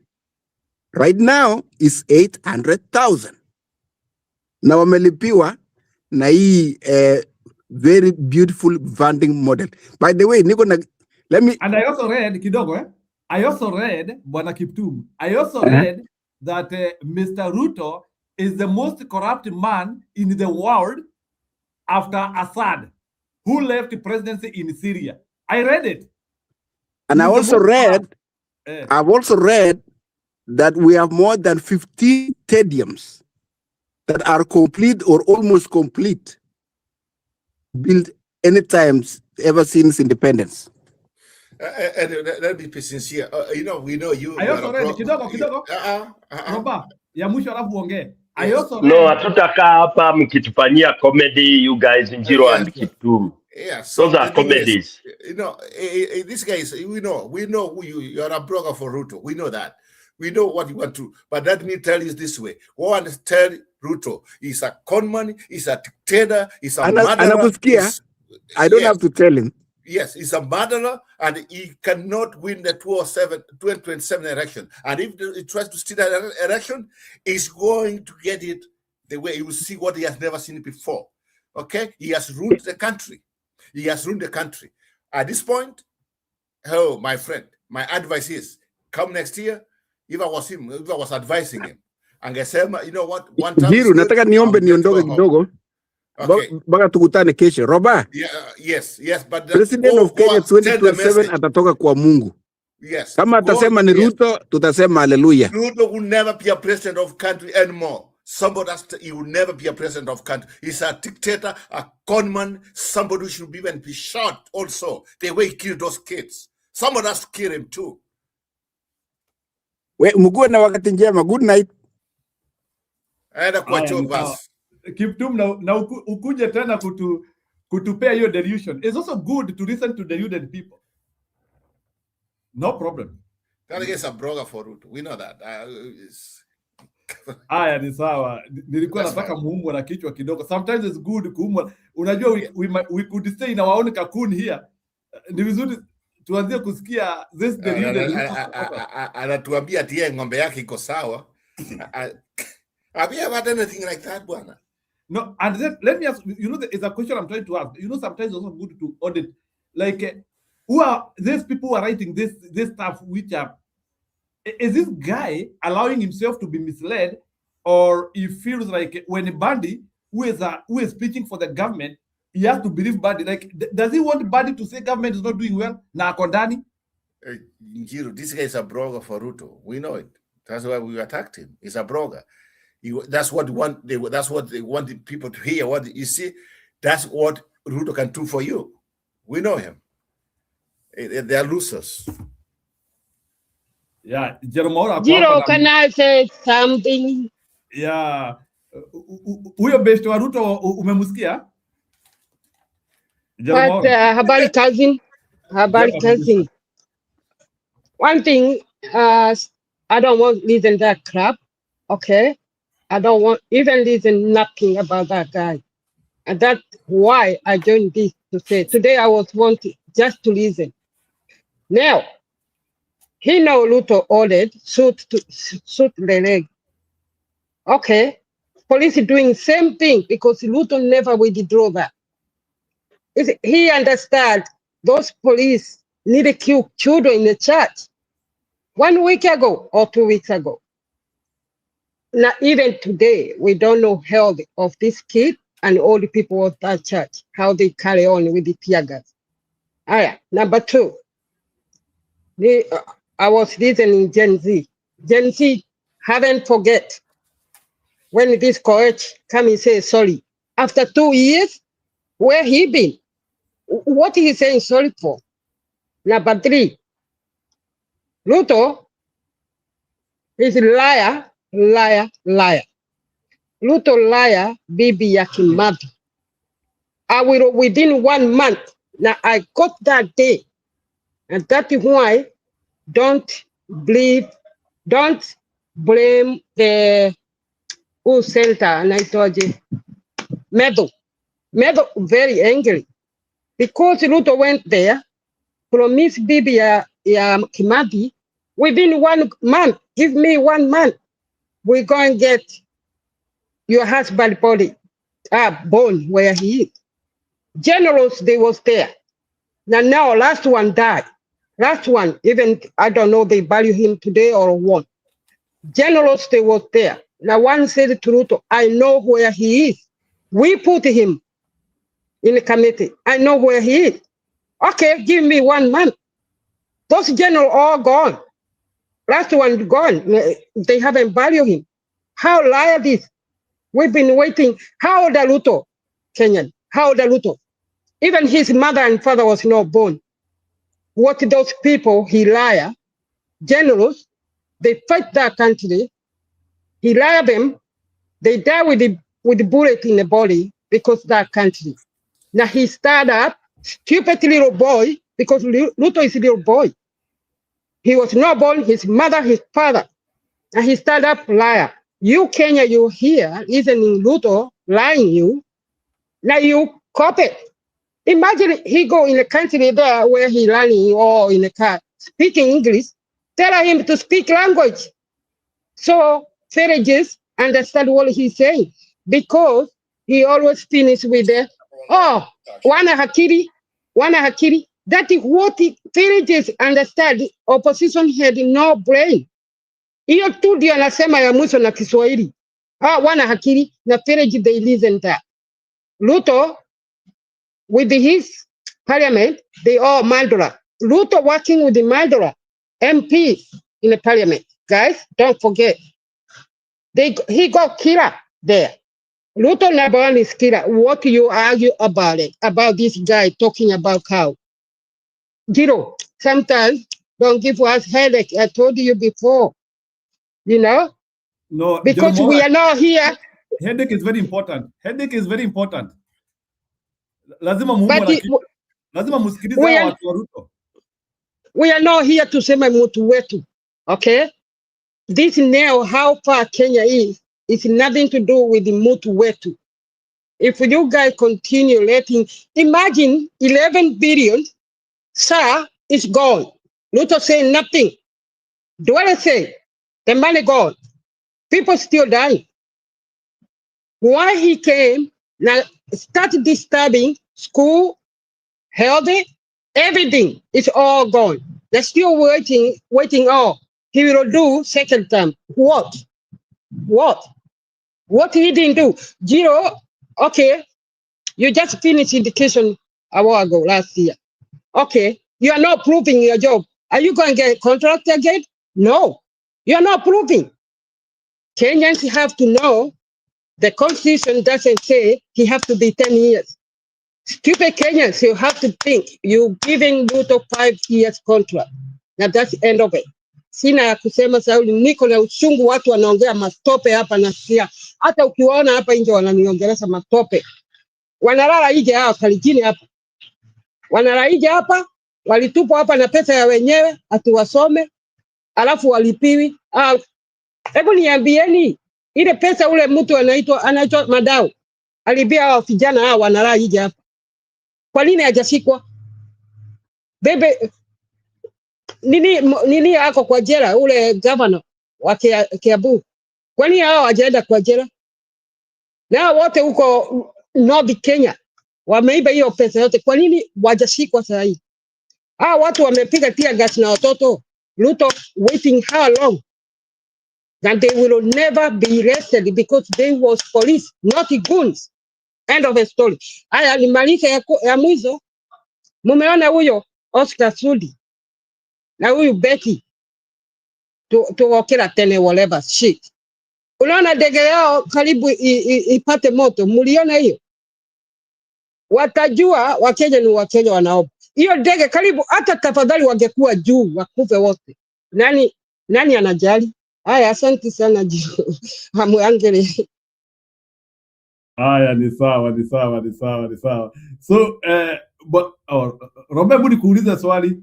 Hawa wakereketo wetu ambao everything they are defending, they are saying that they have read. Where are they reading? You see, we don't know what he was trying to get information from us. He was to find out what's going on. That's what they are paid to do.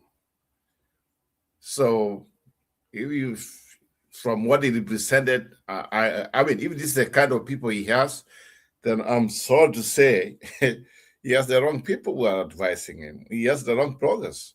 When someone tells you, nasikia, ng'ombe yake iko vizuri, none. Mbadi amesema. So somebody Mbadi amesema, it's just to embrace people what they are saying, that the economy is good. And that's what he's coming to tell us. So him is just like the one question you asked him, he never answered. Baka saya akujibu. Ulimuuliza, who are the Ruto's constituents ambaye tampigia kura? But akusema chochote. Up to this point, then you repeated it. Baka saya akusema. So this one, I'm very sure the one man ambaye may unite the country is Ruto. Ruto has united the country from all the way from the northeast to the south, to the western Kenya, to end part of the country. I'm telling you, I think I think that if the Ruto downfall, you can say it started from the impeachment of Gachagua. You can say maybe that's where it started. Maybe before that. I think for me, his downfall started with the Gen Zs when he failed. And when he killed some of them, akawaita wachambasi. Remember when he came in, in fact, he came, he had a conference and they say, wataona, they'll be dealt with and everything. Then later on, when they realized everything's just like against him, the anakuja tena nageuka. So the problem with Ruto, he thinks that what watasahau, like, I mean, like by the 2027 asahau, but he has realized the more we go, the more now things are just running away from him. Like many of you said here, and I really agree what many people said. By a few months from now, in fact, by October, around before even New Year, next year, I mean, I hope we still be alive to angalia what's going to happen. I'm very sure you'll see a lot of people running away from him. Hata wenye wanaona wako huko wanamkura tu. Yeah. By the time Ruto will find himself, study himself, he'll find that every part of the country is running away from him. When it comes, even the people who want to fight for prayer, it's much better Ruo Nyanza. You see, without Raila, Raila was the excuse. Sasa Raila yuko. This is going to be a new play game with a united opposition, with a united country against one man who has already been a president and he is a failed president. It's going to be a landslide. He might, like I said before, I think he might quit before the election. He might say he's not going to run. Maybe now he try to get somebody else to influence who's going to be the next president, maybe by stepping down for somebody, such that whoever's going to protect him. Watch my words. Itafika next year, somewhere in between, Ruto realized he's going to fail. Then he said, who's going to protect me? I'm going to quit. Then I'm going to have influence whoever is going to win so that whoever comes in is going to protect me. Is he Waiguru? Is he Oleva? I don't know. But the Kenyans will be very wise. And that one be just like we cannot go Ruto's way. It's a failure. It's a total failure, and he knows that. Even this ODM, they doesn't understand the law for legislation because they've been told they've been saying Ozimio, and now they think they can go to Ruto Street like a bus. Where they are lawyers. I wonder why Orengo, na Sifuna, na Babu Owino, they know law. They're refusing this. They want to go, okay, we are UDA, now ODM. What? What about Azimio? Na ndivyo unaona Uhuru amepatia Kalonzo Sauli alikuwa Raila mkubwa ule. Sasa wanaweza kujoin aje UDA? Watu wengine ni pesa tu, ni ujinga. Mama, let's talk. Let me tell you what's happening in Ruo Nyanza. I'm familiar with Ruo Nyanza politics sahi kwanza wanga wameanza kutukana na huyu mzee ambaye hawezi mama huyu Oburu, huyu ambaye akikaa wanamshika kwa mgongo ndiye akae. The ODM nini? ODM is bad news for Ruto. That's what he thought. Sahi wameanza, there's nothing like ODM. But I'm telling you, you'll be shocked how Ruo Nyanza is going to give Ruto. He's not want to get. I'm telling you, you just go on the ground. People are really mad about what's going on in the country. People have changed. People want services. People want people to go there and just to make their life, improve their lives. Because before some of these people were getting direct tickets because of Raila, you will see how things are going to change in Ruo Nyanza. Utaona. Things are going to be the other way around.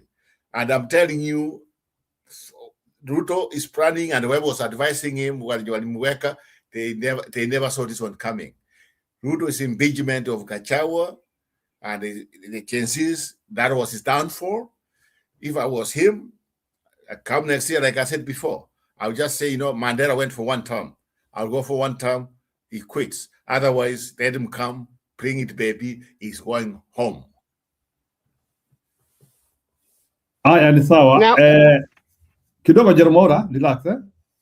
I want us to integrate this discussion very seriously now. Because I can see Kiptum here, I want to over-engage him today. And People should not get worried or scared. Even if we are talking with Kiptum, we have the opportunity of making the best use of such people.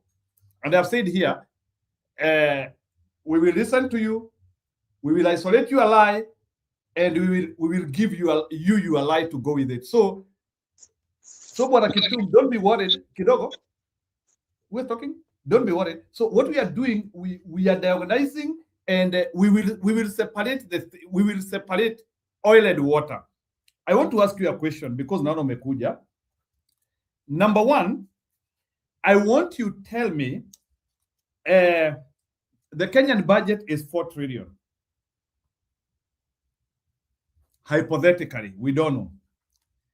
Out of that Kenyan budget, 4 trillion, Mr. Ruto budget has been, within 1 year, has been edited. Let me not say added, has been edited twice. Ameongezewa pesa mara mbili. To some extent, within the first quarter, anamaliza ile pesa yake yote amearoketiwa kwa mwaka, implying he is a spendthrift president. Kindiki will be spending over 300 million on flights alone in Kenya, and some stupid empowerment, and so much state house engagement. Can you tell me, is that a prudent government according to you, and do you support such acts?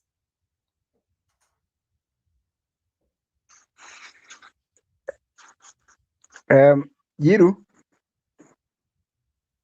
kwa hiyo swali yako niko pamoja na wewe kwa hiyo, but allow me 1 minute nifanye a small clarification kwa ndugu yangu Roba.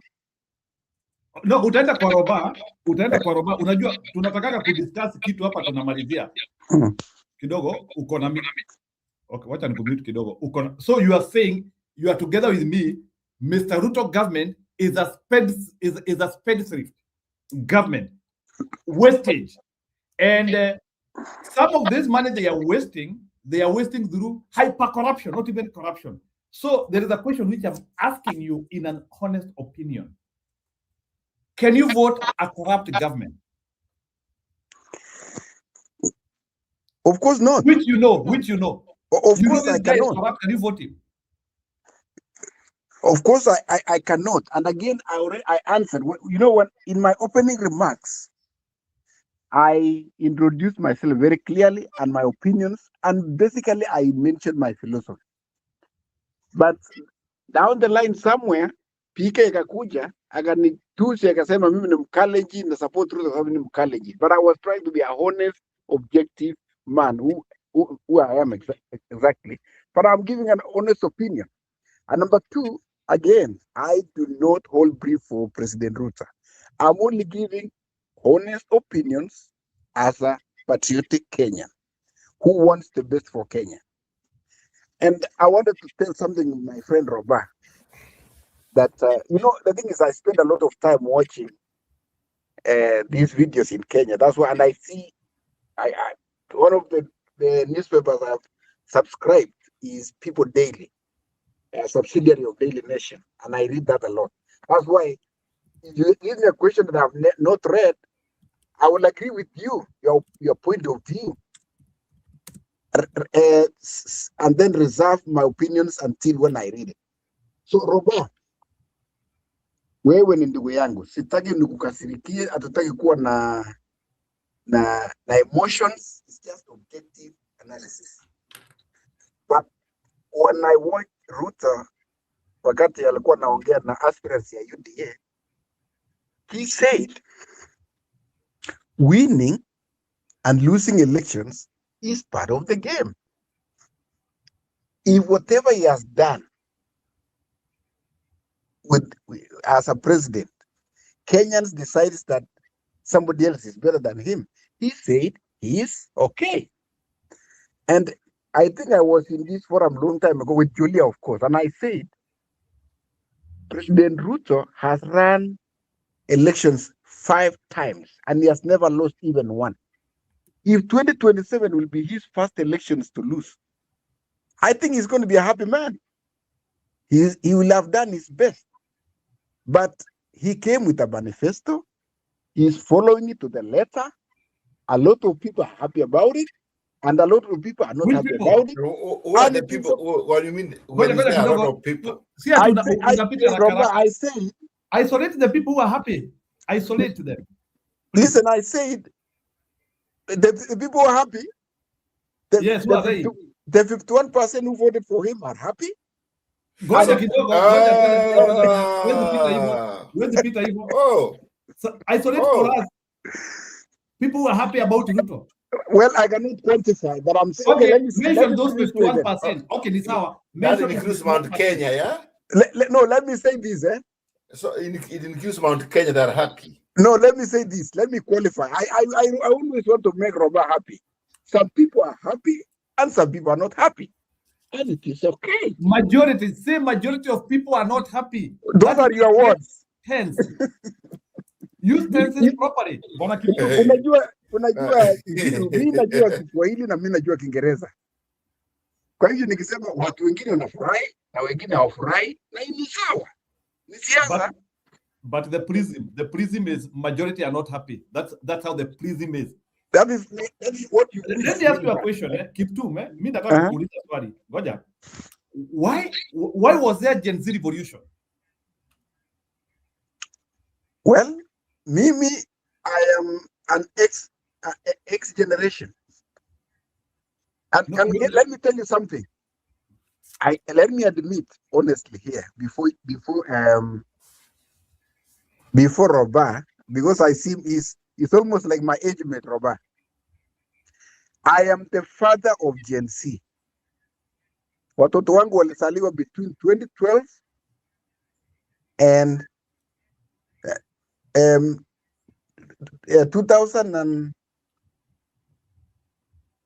1997 and 2012. Hawa ni watoto wa Gen Z.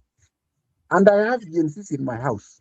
So why they revolted, according to Njiru, I don't know. But I can guess. Okay, you don't know. I don't want you to guess. Nisawa, you don't know why they revolted.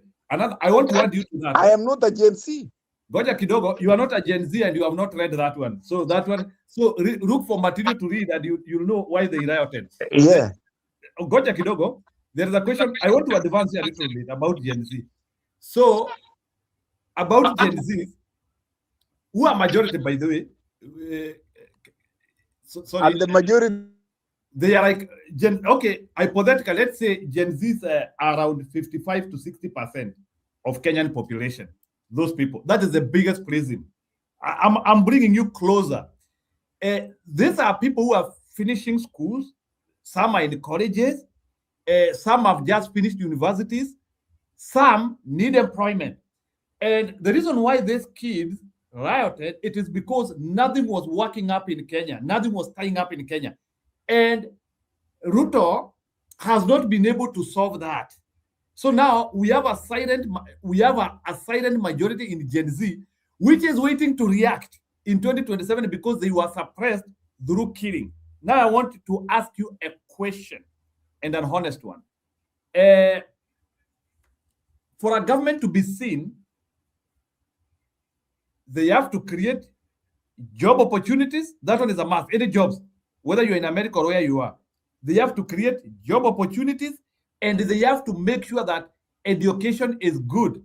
Access to education. So I want you to explain to me today Ruto concept on education access and Ruto concept on creating employment. And you tie it up with the issues of Gen Z, because you also tie it up with the new university model. Today you have to advise them. You cannot be supporting Ruto without material. So tell us about his education plan, tell us about his employment plan, tie it up with Gen Z revolution, and tie it up with university model of Ruto. Na nimenyamaza. Na mimi sinipata nafasi ya kumwongezea swali ama ajibu kwanza, na mimi nipata nafasi ya kumuuliza. Wacha ajibu moja moja. Leo hatuna mbio. We are here. Hapa lazima Kiptum aongee.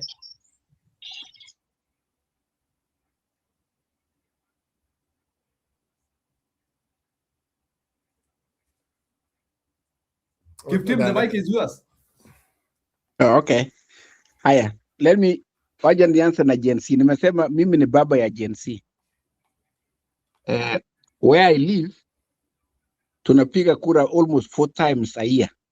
The latest one was in November, by the way. And I happen to be an official over the election board. So, Gen Z ambayo kwa nyumba yangu huwa wanalalamika sana. You know what's happening in where I live. And then niliwaambia tuende tupige kura, hakuna mtu hata mmoja alijitokeza. Mpaka nikapembeleza msichana. That was the better one because anasomea. I'll give you that, man. Anasomea mambo ya siasa. Alikubali kwa sababu alikuwa ananipatia right. So Gen Zs don't vote, but it will take a lot of work from the aspirants of whatever party to convince them and bring them to the ballot.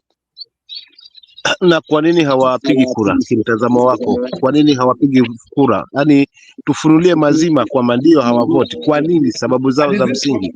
Kwa nini hawapigi kura? So that is a very big question. We have to go to every family and ask every parent. I can tell you. Mtazamo wako wewe mwenyewe unasema Gen Z wengi hawapigi kura, fine. Lakini ni nini haswa kinasababisha, kinachangia haswa hawa Gen Z wasipige kura? Sasa hiyo swali lazima kabla ujibu hiyo, Bwana Kiptum, can you give us evidence? Umesoma wapi? Gen Zs do not vote. No, I gave you my live example. Kwamba but your live example cannot be a generic example.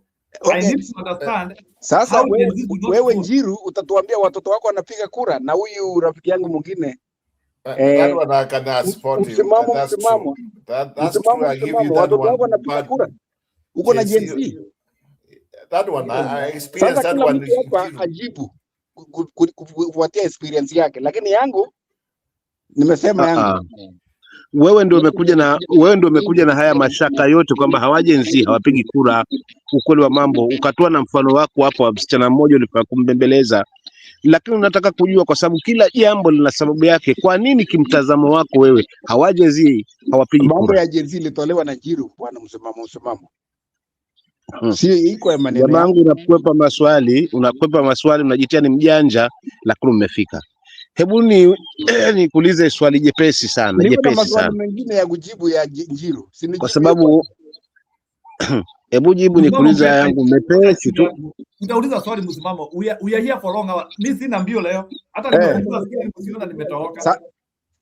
Sasa nimesema mfano yangu na nimesikia pia kutoka kwa one of the political analysts kwamba kwa hiyo I corroborated from some political analysts kwamba ni nadra sana watu wa Gen Z waende wapige kura, but nimequalify, nimesema aspirants lazima wafanye kazi kubwa wakija kwamba wanaenda kupiga kura. I think that is fully answered. Wa kwanza ni aspirant wako ambaye ndio party leader, na tumemwona na Gen Z mara kwa mara wiki kadhaa sasa hivi akitoka eneo fulani akiingia eneo fulani, akitoka eneo fulani akiingia eneo fulani, na wote ni Gen Z. Nikuulize swali jepesi tu hapa, hili unalolizungumza pengine hii hamasa kwa hao vijana waone kwamba ni muhimu haswa, analiweka katika ngazi ipi haswa kiongozi wako ambaye yeye pia anatangamana haswa na hawa Gen Z on daily basis? Analitia vipi haswa mkazo ambao utaweza tupa mfano kwamba hata party leader wangu ama mrengo wangu hili jambo la Gen Z walimetilitia pondo hapa na hapa na hapa, kwa hiyo sasa hivi tuna hili na hili, at least tutakuwa tumejenga hoja na kuona mfano kutoka kwenu. Mbona unakuwa wa kwanza kulalamika kwamba hawapigi kura na suluhu huna, lakini pia sababu haswa inayowafanya wasipige kura huna? Haya, kama sina tutakubaliana na wewe, wataenda kupiga kura na tuachie hapo. Yeah. Njiru, can I say something? Ama bado anaongea? Wacha Kiptum amalizie utakaa. So Kiptum, hebu elezea hiyo kidogo please. Uliuliza mpango ya serikali kwa mambo ya kazi. Kwa mambo ya kazi, yes. Na nilijibu nilipoanza hapa. Nilisema iko kwa manifesto. Na ukitaka majibu zaidi, tunaenda clips ya Alfred Mutua, Kazi Maju, Susan Mageni na huyo Oparanya. Tunaenda mambo ya Alice Wahome, mambo ya manyumba, 500,000 people walking. Kuna hii mambo ya nyota, which is almost a million entrepreneur jobs. And it's all over the place. Asante, umegonga ndipo hapo. Eti hii mambo ya nyota na hii pesa ya nyota inatoka wapi? Kwanza ni mali ya umma ama ni mali ya mtu binafsi? Vile nimesikia hata director ya World Bank alikuwa Malindi akasema they gave a loan to Kenya. And then Kenya, yes, it's a loan which is shikilia kama it's a loan for Kenya, ni kwa sababu ya Wakenya wote. Mbona nakuwa sasa ni ya mtu mmoja anafanyia kila anachokiona kwake ni sahihi kwa manufaa yake? Je, kikatiba haswa ndugu yangu, kikatiba ni sawa? Ndivyo katiba yetu ya Kenya inavyozungumza kuhusiana na rasilimali za mali ya umma, matumizi yake kwenye leadership and integrity. Who gave them the power to go and use that money? Parliament ilipitisha hiyo because the money is supposed to be allocated from parliament. Sasa Roba, nataka nijibu vizuri huyu jamangu. Ngoja tumwerebushe nani? You guys. Msimamo na Roba. Waje nimalize. Sijamaliza sisi. Yangu nimesema director wa World tunaenda kiwango baada ya kiwango. Umezungumza Nyota Fund ambao ni mradi mkubwa unaojipiga kifua nao. Hii pesa ya Nyota Fund imetoka wapi? Imetoka kwa mkopo. Kwa nia gani? Kwa niaba ya kupewa Wakenya ama kwa kupewa taifa la Kenya? Na kama ni la taifa la Kenya, ni maana ni rasilimali ya kila mtu. Kwa hivyo kama ni Nyota Fund, huu mgao ungegawiwa hata upande mwingine, kwa sababu hii ni mali ambayo si ya mtu binafsi. Mbona matumizi yake yanatumika kuonekana kwamba ni ya mtu binafsi? Sasa yeye ndo anaifanyia kwaweza kuwanunua vijana na kuwapa na kuwarubuni, huku akiwaambia kwamba anawapa shilingi 22,000 hizo ni za kufungua biashara. Ana uhakika gani kwamba hawa vijana kwanza watafungua biashara husika?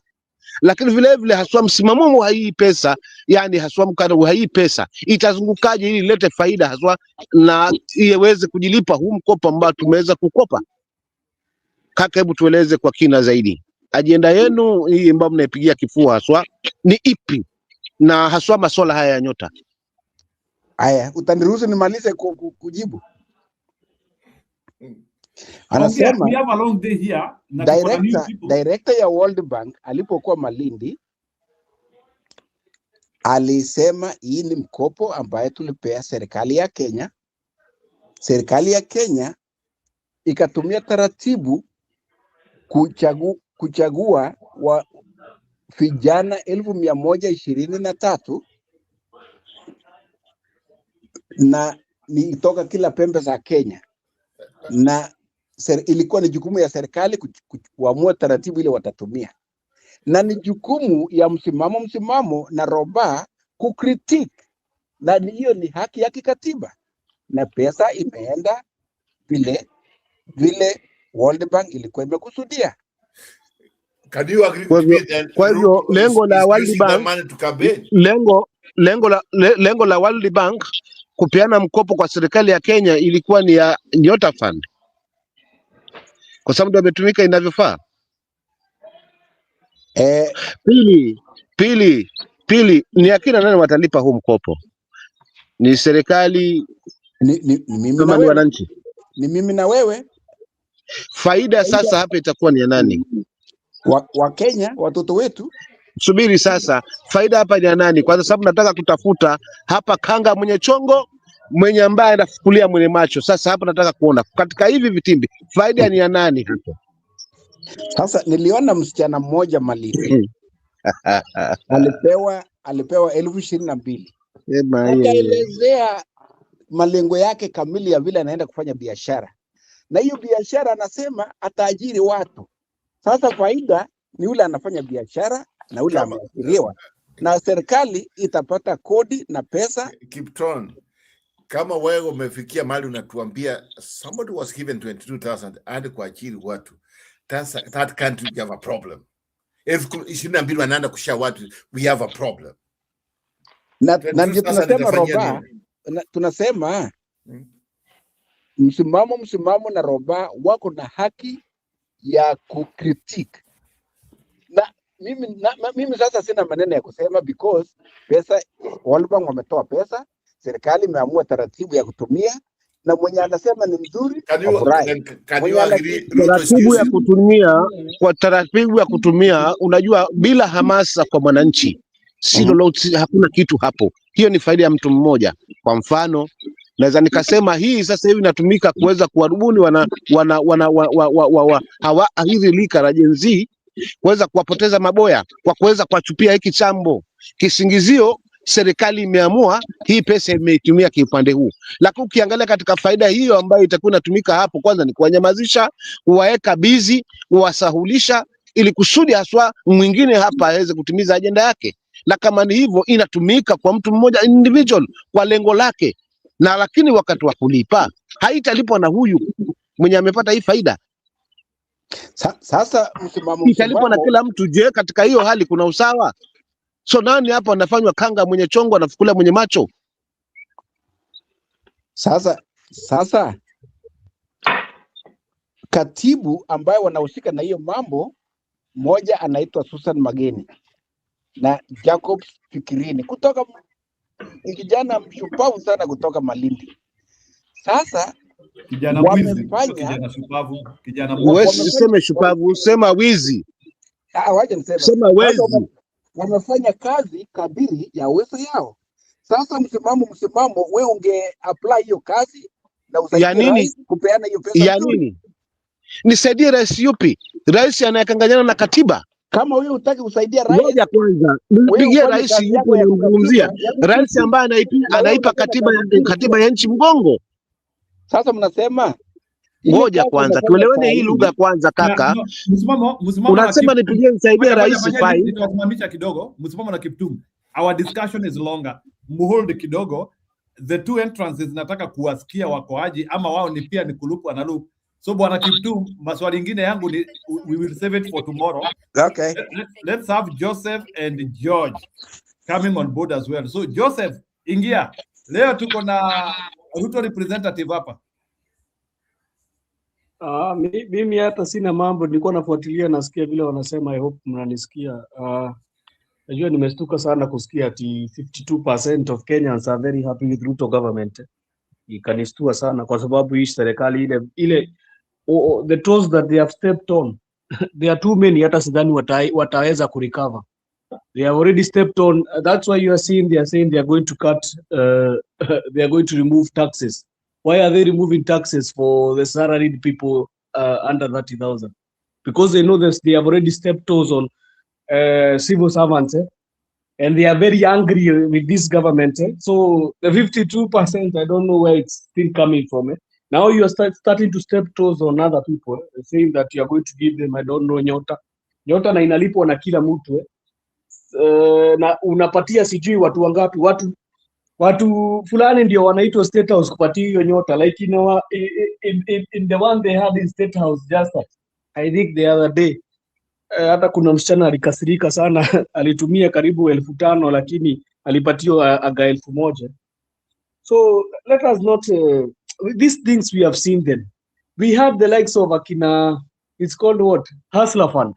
Situkuwa na Hustler Fund, ilienda wapi? Ilikufa. So now tena mmetuletea ingine inaitwa nyota. If mmekosa another way of kuiba pesa za watu ama nini, just iba na msituambie. Ibani na msituambie mnaenda programs. Juu mnapeaga watu, mnataka kujifanya mnapea watu hope na hakuna hope mnapea watu. Wizi mko nayo. Hiyo nini Hustler Fund ilienda wapi? Kwa sababu hata mwenyewe huyu mtu anajibu hapa. Kiptum. Hawezi kuambia kule Hasra Fund ilienda, but anaweza kuambia tu kuna ingine inaitwa Nyota. Sasa hata wachana na Nyota, mtakuja na ingine inaitwa Jua, wacha Nyota. Kwa sababu there is no idea this guy has for young people. I saw him the other day talking, saying that people outside remitting money, they're remitting 1 billion every month. I felt even ashamed that is a whole president talking about how people outside and some of them how they are suffering.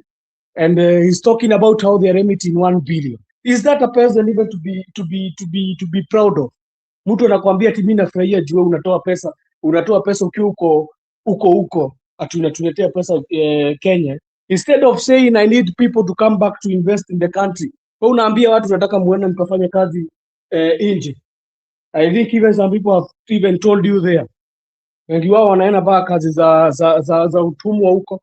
And you have seen others even now need to go to battlefields so that they can be able to make ends meet for their kids and their wives at home. It's very shameful. It's very shameful. This is a shameful government. I've never seen a very shameful government in the in my entirety, because they cannot be able to help the youth. That is something they are unable. They are coming up with programs which are very useless, we have seen. They told us that the programs which were there for youths, like Kazi Mtaani, ni ujinga mtupu. Right now they have come with other stories, za Nyota and other things. So sina mambo mingi mimi, nitapatia George.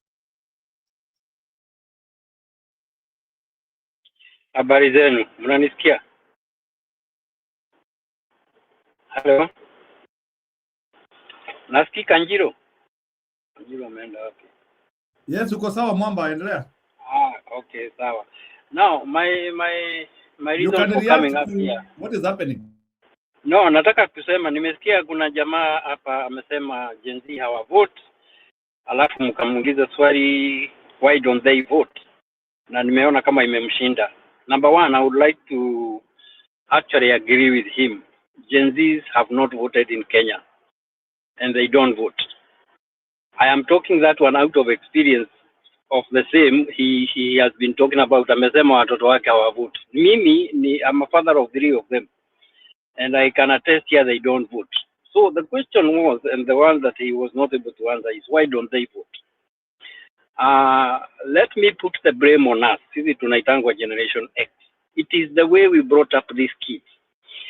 We have brought up these kids in a way that they are so dependent on their parents from the word go, and they become so dependent they don't care about anything.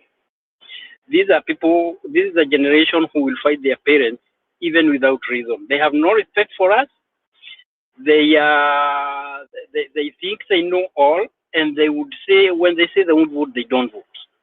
Why do I say that it is us who brought them? Tumewalea vibaya. It is because I remember very well in our time, tukifika secondary school, mimi nilikuwa napewa sanduku na unapewa school fees, unaambiwa enda shule.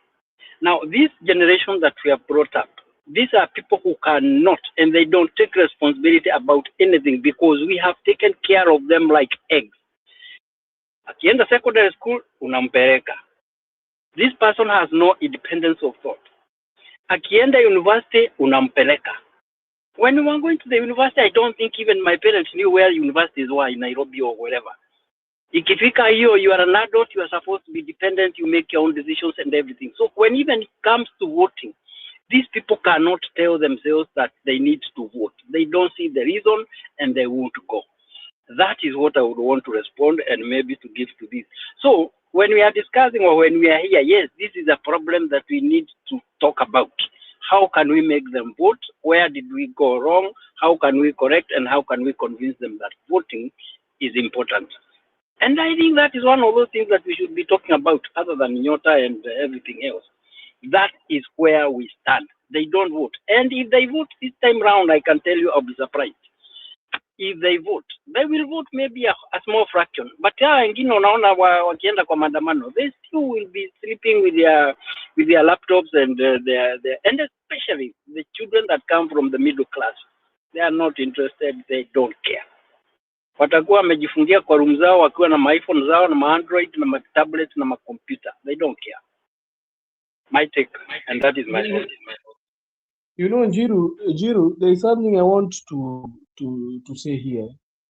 Because I've been hearing people saying that Gen Z don't vote, because there is one thing only making Gen Z not to vote, and that one is we are still using analog ways of voting. That you go and queue. You know, these guys, this Gen Z, they are a team of people who can be able to make money using their mobile phones. They can be able to transact everything, even their daily lives, using their mobile phones. But you yourself, you want to tell them that they are going to vote analog. Unawambia tu utaenda ushinde umequeue line kutoka asubuhi mpaka jioni ukigojea uvote. But in other countries you are hearing that even you can do voting which is earlier. And then najua hata tukiongea kuhusu ati they don't want to vote or what is our methods? What methods do we use? You find that you go to a polling station, hata hizo biometrics zenyewe ukiambia usome zinakataa kusoma, unaambia tena tutaanza kupanga line, sijui kuanza manyo, sijui anza kuitwa jina. You know, it is not an easy affair if any of us here have gone to vote. See easy. Like in my polling station you find even the letter J inapangwa kwanza, imepangwa na majina mingi sana, unaanza kutoka J mpaka unaenda mpaka zile J zote zimeanza labda J unaenda mpaka JO hizo. So it's not an easy affair, and I think that is one of the things that this Gen Z they like to vote, but which system, kind of system are we using? We are still using analog systems hizi kwa zinatumika 2002 1997 hizo bado tunatumia. Ni kitu tu kiliongezewa kidogo ati mnakuja kuambia biometrics, but in other places you find people early voting. There is a youth who came with a model of voting that was being proposed ikuwa ikitumika kwa simu. Has any of those things been taken or considered for? We are still just talking and saying that maybe Gen Z hawataki kuvote. These guys, I know they can vote, but the problem is which kind of gadgets which kind of methods are we using? These guys, some of them, they pay their bills, wamezoeshwa kulipa bills zao na simu. Sisi kuna wakati hatukuwa tunalipa bills zetu na simu. M-Pesa ilikuja around what 2007 2008 ndio watu wakaanza kuweza kutuma pesa. Sasa ndio ikaendelea hivyo mpaka saizi tumefika. Some of us, mtu alikuwa inabidi unagojea unatumiwa pesa na posta, ama unagojea mtu akuletee pesa kutoka kule ametoka mpaka pale huko, ana hiyo labda ni mshahara yako. Lakini right now things are changing. The only thing that is not changing in Kenya is how we vote. Tell me what have changed in the systems that we are voting. So as we bash these youths, as we bash them, let's remember that also us we have problems. Tuko na mashida, and most of the problems have been brought in by the Electoral Commission. I thought when we could have IEBC, we could have an Electoral Commission which could be maybe advanced, but we are not still advanced. Hapo napunga mkono kaka kwa hilo. Ndio maana nikazungumza pale mwanzo kwamba tusilaumu tu Gen Z kwamba hawapigi kura. Tujiulize kwa nini hawapigi kura. Na lingine mimi na interact na wao, wananiuliza maswali madogo tu mepesi, wananiambia Gen Z wao kwamba wewe unaenda unapiga kura, unapoteza muda wako tayari na mtu ashajulikana nani ambaye ataweza kuchukua kiti. Yani inamaanisha kwamba credibility ya hii chaguzi pia inawavunja moyo haswa hivi vizazi, kwamba it's like a zero work, unapoteza muda wako na kuna watu tayari washaka kwa system, washapanga kila kitu. But kama ingekuwa ni fair game, haswa IBC kutushuhudia masuala ya mambo na makesi ya uchaguzi, na kuna ule uhaki usawa haswa wakisawasawa upigaji kura, hakuna masuala na wizi wa kura, nadhani pia hawa vijana hawangekuwa wanasita kwenda kutengeneza haki yao, kwa sababu wanajua ni nini ambacho wanakihitaji, nini ambacho wanakitaka, na wanajua nani kiongozi ambaye anawafaa. Sasa lakini sasa hili la kawaida hili la kwamba kila baada ya uchaguzi watu wanaishia mahakamani pia limewavunja moyo. That's why nikiinteract na wao wanasema kwamba sometimes unakuwa ni ngumu kujipeleka kwa uchaguzi ambao unajua tayari kuna watu washaupanga. Nyie endeni mkapige wazee hizo kura zenu. Vitu kama hivyo. Haya, sawa. Msimamo, nataka kuleta Mwamba kidogo. Mwamba, you have listened to Kiptum. Can you help us to what did you get from him from his analogy of thinking? And up to now, you can still talk about Ruto. By the way, mimi hata sikuwa nimesikia. I was just passing by nikapata hiyo question about Gen Z not voting. That's what made me come up here, because I thought I had an idea to say we should now be interrogating the issues why they don't vote. Yes, they don't vote because the systems are old or it's not what they are used to. But by not voting, are they actually being responsible of changing the system? Do they expect that if they wait for us to go and vote and do the things the way we do them kawaida, by them not participating, is it going to change things? And they are being for they are actually now fighting for change. If they were there fighting for change, they should be able to implant themselves in the system and get the change done. Tell them to be there, let them be there and actually take over. They should vote their own and bring the changes that they think that will fit them. If they just bury their heads with their iPhones and their whatever, nothing will ever change. And as they say, you can't do the same thing and expect different results. So if they want to stay in their rooms, they will stay and they have to be comfortable with what, otherwise watakuwa wanatokea wanapigwa tu wanarudi. So let us see what can we do to make them, at least to make that first step of them getting into the system, so that now they can vote the way they want. But if they don't vote, surely change will never come.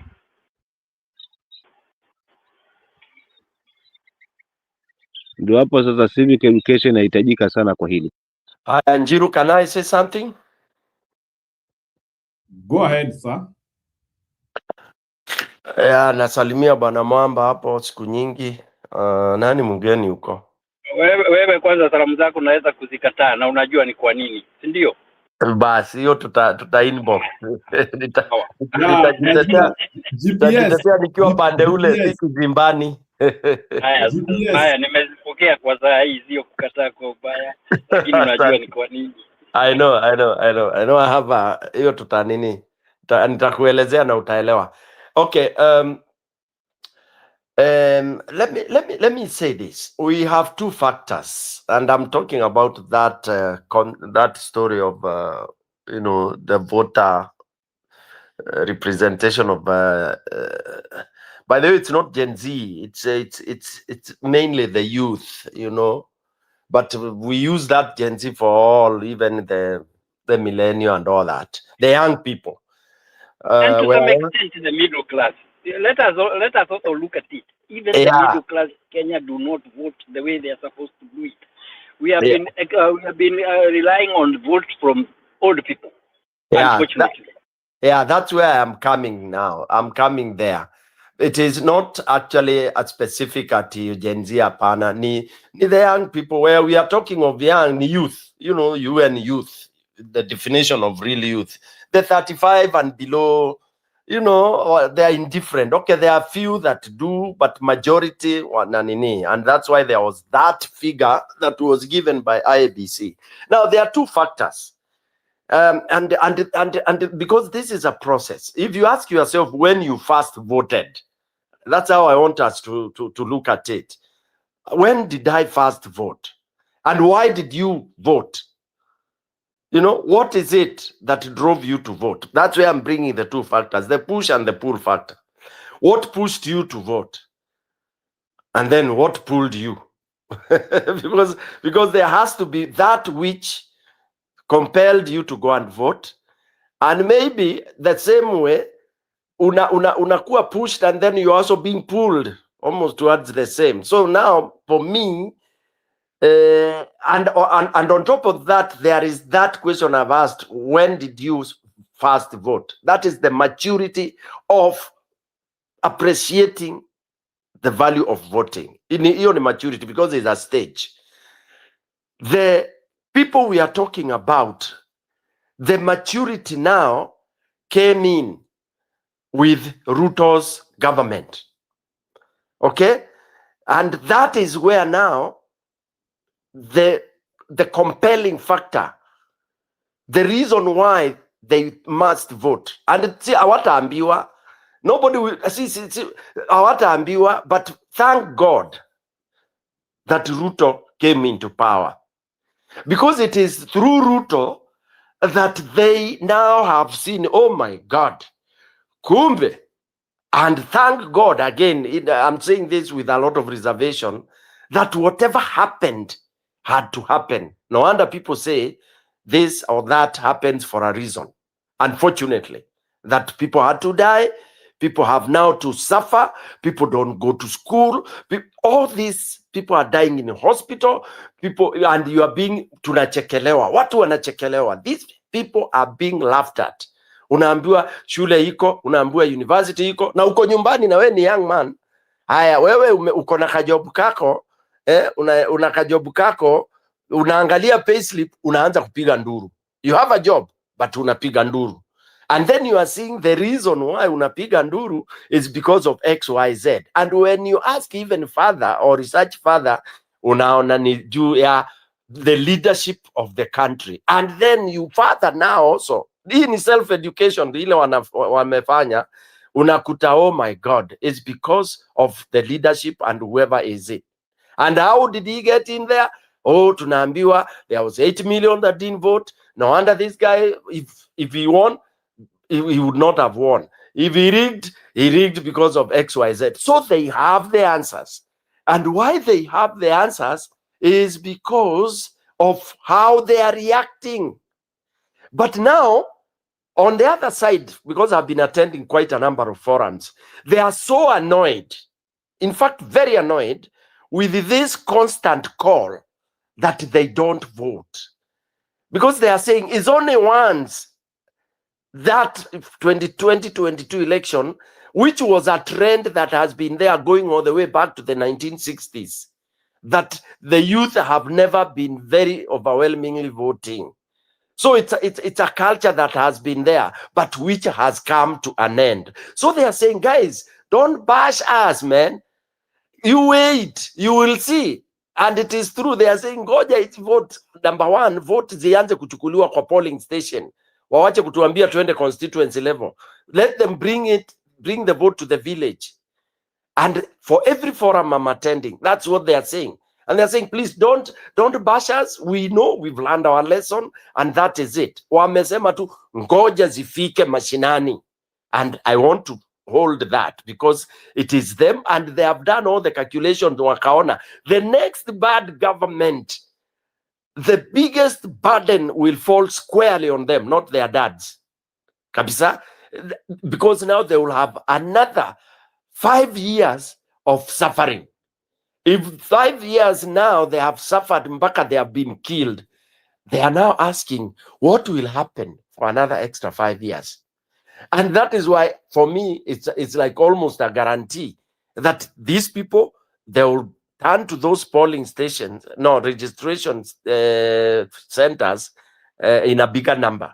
You may not have 100% of them, but I can assure you, we are going to have almost 50-60% of them on the very lower side. Because as I'm talking now with my my interest in some areas, I can tell you the biggest team that I'm engaged with is the Gen Z.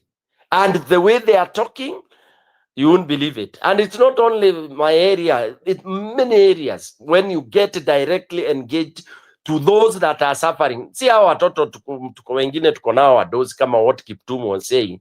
You're telling me of your Gen Z you are living with in US, Australia or whatever. Unataka kuniambia hao ndio Gen Z wala wako Kenya. That's a lie. Let's not use those parameters. They don't work. Okay? These ones who are Maju, they are Maju, bana. They are there because of you. You are there with them as a dad, and those they don't care. After all, when they are Maju here, it means they are citizens wherever they are. So let's talk of wale kule chini, wale walipigwa marisasi, those who are wamekosa kwenda university, those who Kiptum was saying at wako TVET, the dropout is more than 60% because the money stopped going there. It's only that he left before I told him to go and read further and see. TVET is a failure now. Okay? All those. And I'm saying this because I have 3 of my my very close relatives that I'm now paying that TVET, because whatever that was promised. In fact, one of our MP alikuwa karibu kuchomwa, alifukuzwa kwa mkutano, because you see he had used that Ruto style ati kila nini waende college, watoto wakaenda those colleges, those technical nini, and then all of a sudden nothing, no money came, no money went there. Parents had to start fundraising to salvage them, because some of them walikuwa wamerent houses and all that. It is terrible and it is nasty, so serious that ukisikia mtu anakuambia this is working and that is working is a joke, and especially people in the diaspora. Tukubali tu, most of us hatuko na in touch with what is actually happening in the ground. Number one, by being in diaspora, it means uko majuu, uko poa, nini na nini and all that. Wale kule chini, reality, it's bad. It's bad. Kwako ni Tharaka Nithi, ama kwako ni mahali kunaitwa tuseme Nyeri, mtoto wako ameenda TVET somewhere Murang'a, you know, and then huko ulikuwa umekomboa nyumba, amefika huko ameambiwa bila pesa hakuna, anafukuzwa. Na wewe ni mzazi huko you are zero, yani you are toiling. Labda ni msichana and all that. It is terrifying. Things that are happening back home, in reality, it's bad. So generally speaking, I think Gen Z, ama the youth, let's give them the chance this time. Hao ndio kwanza mwiba unawadunga na umewadunga kabisa. For me, I can't bash them because, as I said, I'm engaged with them very, very directly. Back to you, Njiro. Yeah, good. I think we are flowing well. So I want us. I want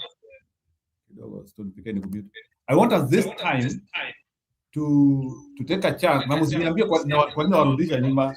You might be irritated by this, but allow me to irritate you for a minute. So we could be having several elements who could be like Kiptum. And I know Stone PK, you have attempted to respond to him, especially on some key areas. But there is an issue I want us to handle here when it comes to people like Kiptum. What does it take for a man to support somebody who has no record and he is busy recreating facts which are not there? Like Stone PK, because I know you do psychology, can you help me to understand what does it take for a man to start convincing people on a man who has no record? And he is carrying a story and trying to pretend to talk as if he has a lot of confidence about that. What do you think is happening in there? What would make somebody to come and defend Ruto? Ni swali tu nauliza, like, if you're in the lens of Kiptum. You know, Njiro, I'm sure you've engaged a few. I don't know whether you do that informally, other than the channel, because they've not been coming. You listen to them, mpaka, you know, like if you are on one-on-one, unaangalia mtu kwa uso tena, and you are like, hey man, are you serious? Then unakutala, anakaako serious, you know. Then what you do is like, you know, you start now going out psychologically, unashindwa, what could be the motive? Nini, what is going in around his brain? Unakuta hapa pana narcissism. You understand? Pana sadist. Unakuta mtu ni sadist. Kwa sababu unamuulizaje? I say, yani unaweza support mtu alisema watu wapigwe wauliwe wa Kenya. Anakuambia, then you listen to the answer, then hapo ndio unajijazia, unaona hapana, hapa iko shida kidogo, because si mwenda azimu, ndio una conclude hawa ni kama Hitler and they are among us. You know, people, unajua watu wanafikiria, when you are told that birds of a feather flock together, you support somebody because that person has characters and has semblance of facts that you like. You feel ala Njiro anafanya nini? Like for me, but before I became a teacher, I was an untrained teacher, and that, you know, when you are waiting to go to college and this kind of a thing, na unaenda kwa class.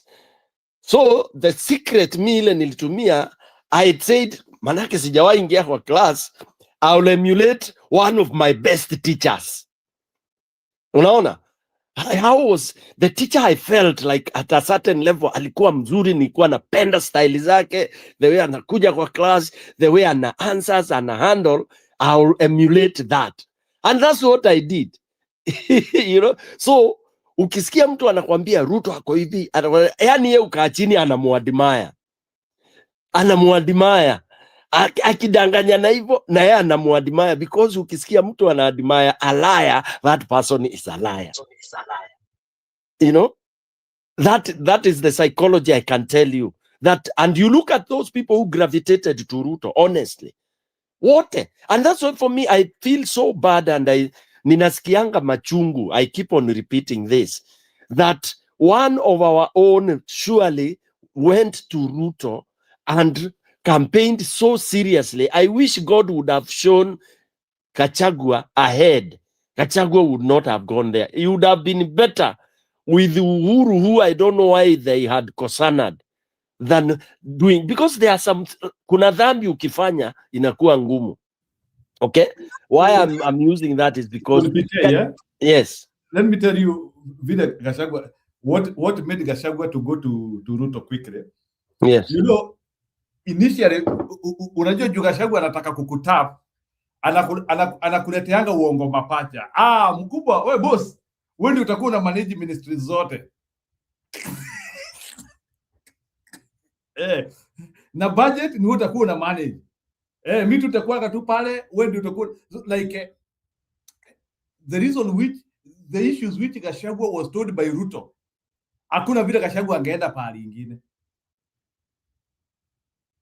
Like unaona though tunampenda, ako very vulnerable. Not vulnerable, gullible. He's vulnerable. Jiru, unajua mnasahau kwamba after you went for the 2022 election, some of us, the people who are supporting Raila for presidency na wale walikuwa na support ile side nyingine, don't forget that kuna watu walikaa wakakaa side nyingine.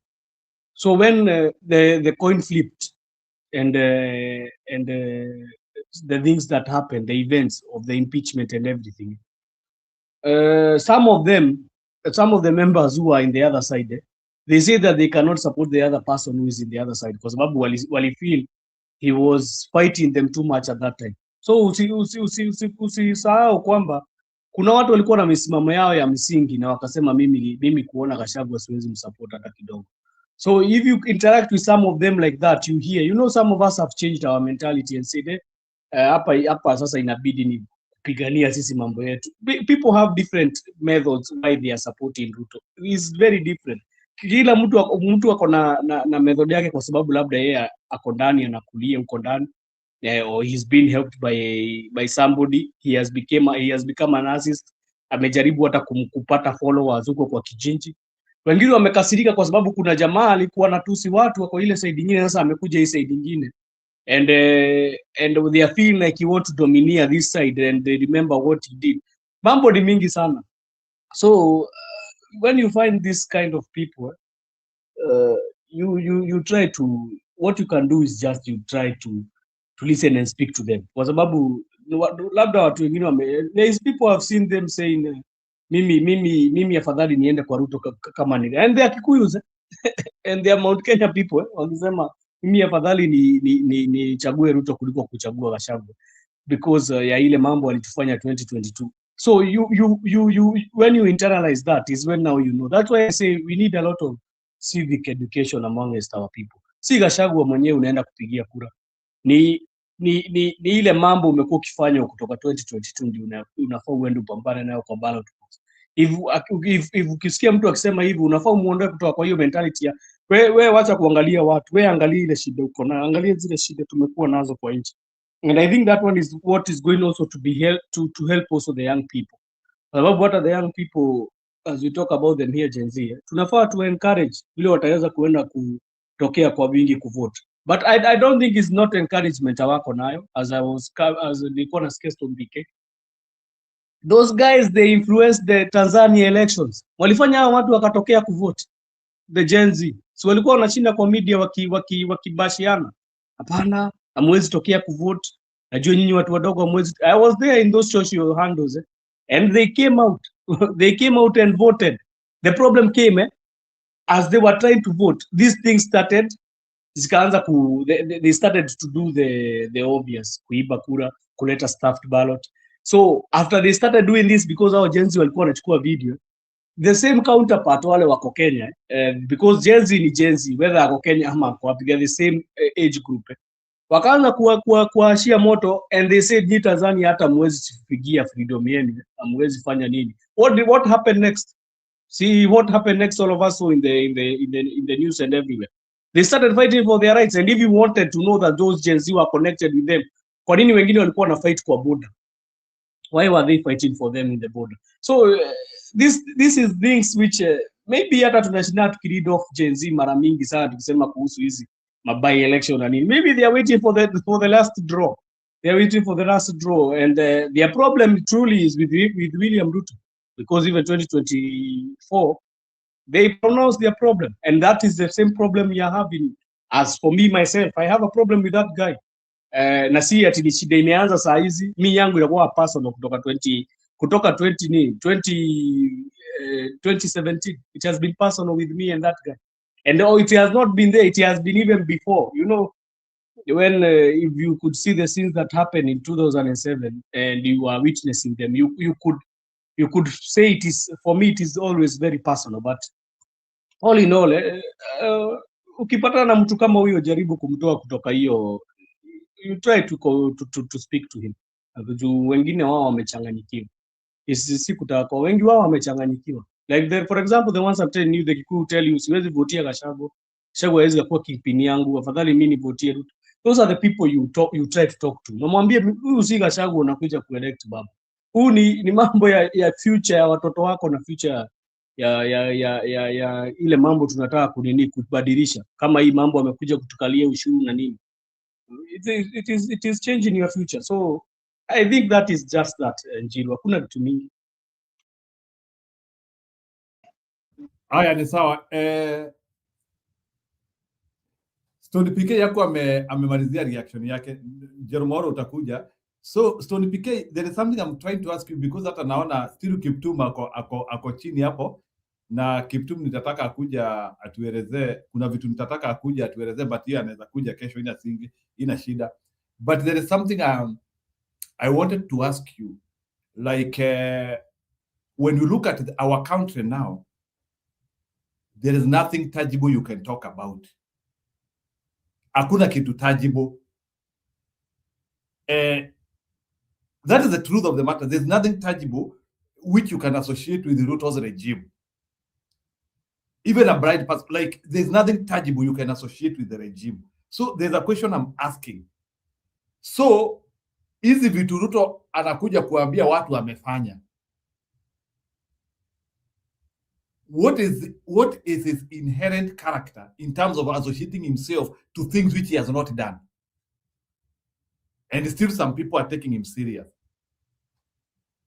I need to hear that one from you. Yeah, you know, there is, I follow a lot, even when his supporters are discussing. And by the way, let me, if Kiptum is there, he said ati nilimtusi kwa Kiswahili. Sikumtusi hata Kiswahili. Kutusi it's different. I didn't tusi anybody. Sikumtusi hata kidogo. Sidhani in my counter of what he was saying and submission, sikumtusi kabisa. Kwa hivyo asieneze huo uvumi kwamba Stone PK alimtusi. Hapana. All right, but of course nilimwambia I cannot respect somebody who kills or who supports a killer and all that. Hiyo si kutusi. Anyway, Njiru, your question is I've been following hawa watu ambao wanakuja kwa akina Koech huyo, wanakuja kwa TV kujaribu kudefend and when they talk you laugh, unacheka tu.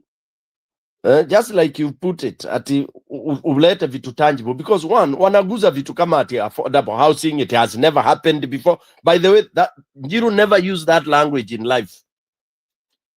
In whatever space, I'm advising you as a friend. Ati unasimama mahali unasema, you see, this has never happened, now it's happening. It's a very, it's what you, the guy you support also uses that a lot. Hiyo inaonyeshanga ni upumbavu, ni kuji. You see, it is your time to perform, and you have the space to perform, to do that. Don't say it has never happened before. It is happening that time you are doing it. And then when you get there, somebody else will do it. It doesn't mean that sasa wewe umefanya, hakuna mtu mwingine alikuwa atafanya. It is that time now that it has come. That's why even discoveries had their period of time. Now, why am I saying this? Watu wa Ruto unasikia wakisema, sijui affordable housing zimefanyika, this number of units, this is the first time that has happened. Alafu ukiwauliza, okay, so how many people have been allocated these houses? Those, our Mkuru kwa Njenga, for example, nothing. So zinajengwa, zimesimama tu, zinajengwa. And by the way, wako so strict, huwezi enda kufanya audit huko. You know, that's why you don't even find people going like, unajua unaenda ukisikia Mkuru kwa Njenga, uende uone ala washosho wale wametoka pale kwa slum wakaingia kwa hizo nyumba ni wangapi, na uongee nao wahoji. Hakuna kitu kama hiyo. Okay, nyumba zinajengwa ndio because watu wana contribute, because it is a milk, it's a cash cow, all right? So they have to be constructed. The aim is to make sure that we construct as many as possible ndio we make our money in the materials and all that. And opposition have explained that. Okay, now when you listen to them talking and supporting, they are saying, for example, education. The module is so nice, but the impact, it will be felt after 5, 6, 7 years.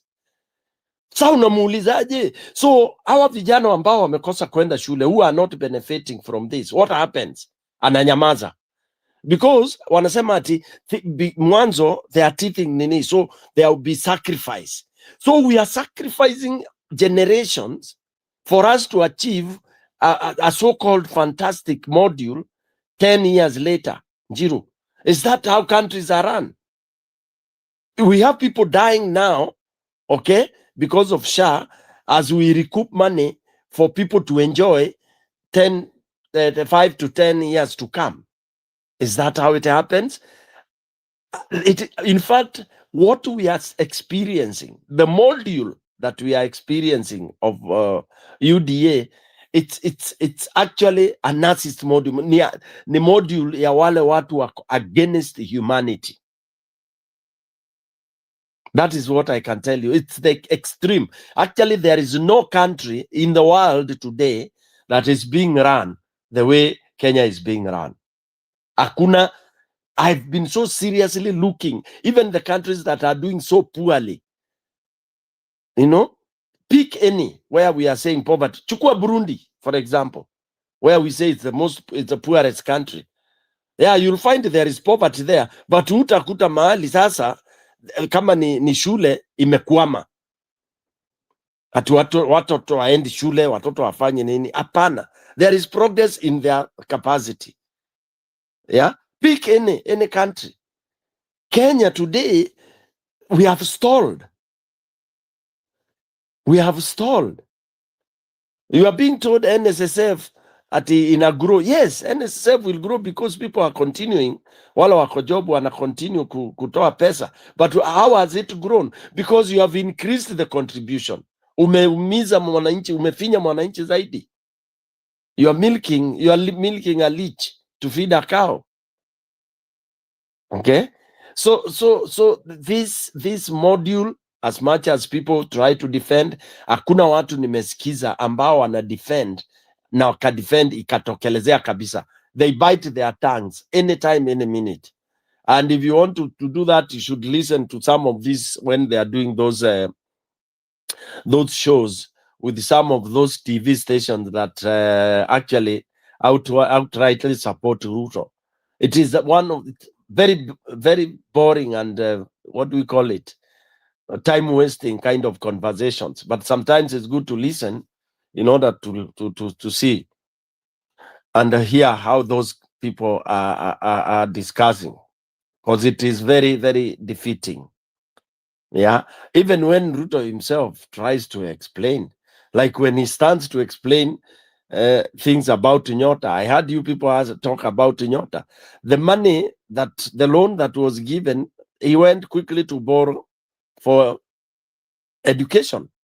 It was meant to take care of this education, the transition, make sure a uniform and all that is taken care of. That money was not for the so-called Nyota empowerment thing.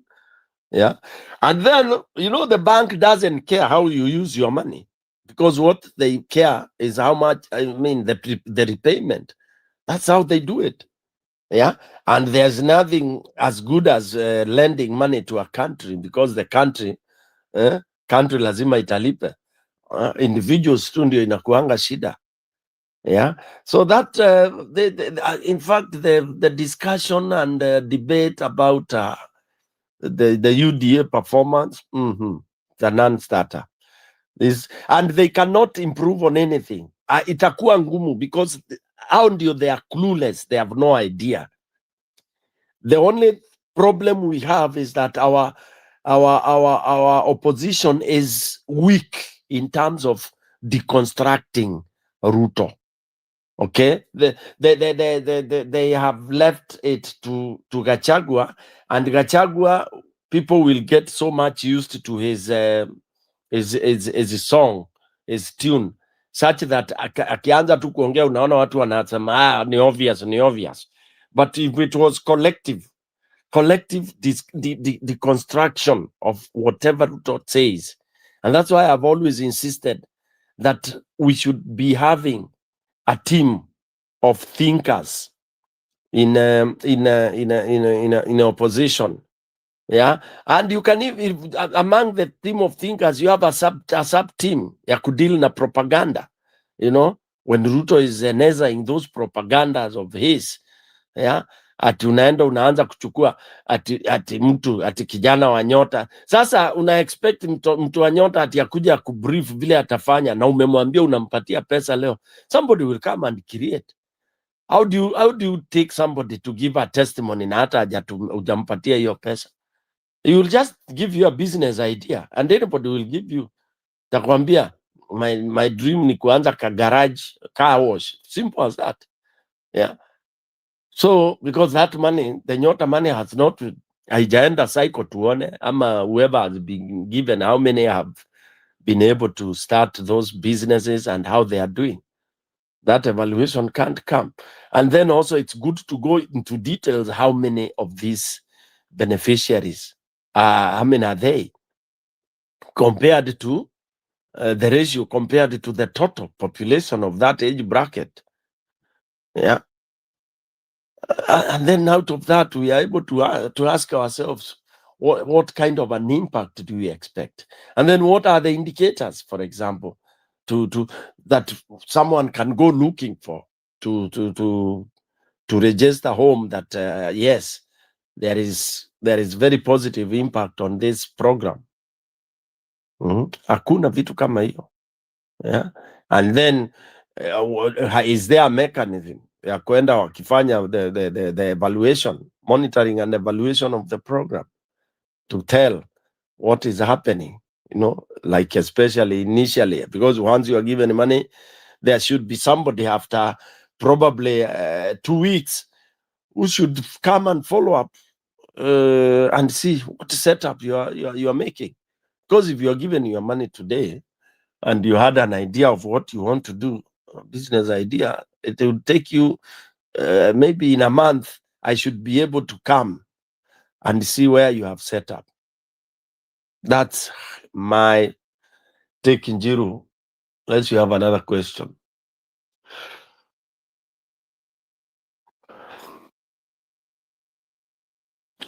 or anybody who may want to say something. Karibu.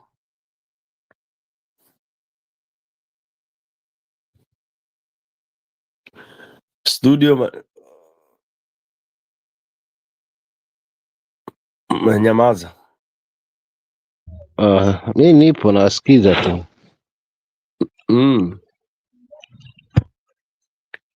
Yes, mama, umesikizaje hivyo? Hivyo Mzee hapo umegonga ndipo jamaa yangu, hata sina cha kuongezea mimi hapo mjomba. Wana mwenye macho haambiwi tazama siku zote. na watu wajue kwamba na kibaya siku zote kinajitembeza, kizuri kinajiuza. Sasa sijui tuko pande gani? Bwana huyu kaka naona bado yuko kwa kibaya kinacho kijitembeza haswa. Kimtazame wangu, asante. Lakini kitu moja ni this time watu wameerevuka bwana. Kama umekuwa ukiona vile ile mambo imekuwa ikitendeka, watu si ati wamelala. Unajua si kama ile wakati watu walikuwa kwa giza. Nimeona wabunge fulani wakijaribu kuuzauza Ruto kwa ground, lakini wanaipata ikiwa rough sana. Watu wanajijua, watu wameamka, watu wanajua ile mashida inawakumba. Watu wanajua na wanajua kile serikali, wanajua mpaka ile kitu serikali inafanya. Saizi watu after kukuja I think even technology tukisemaga sometimes ni mbaya, sometimes ni mzuri sana.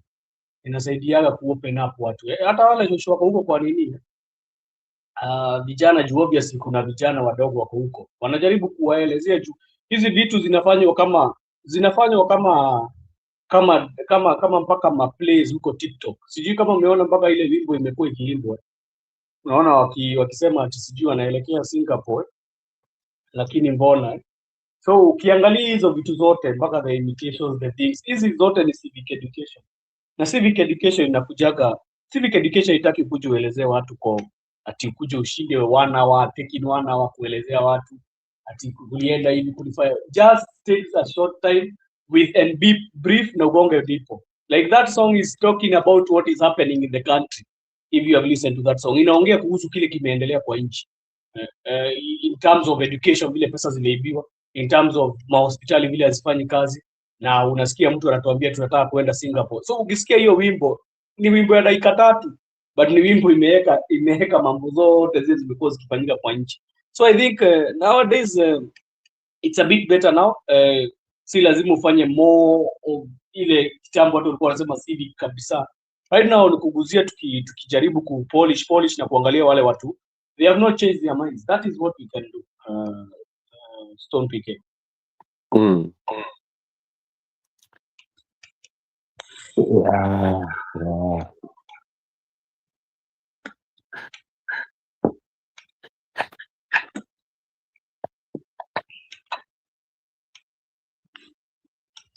I think we have a journey, and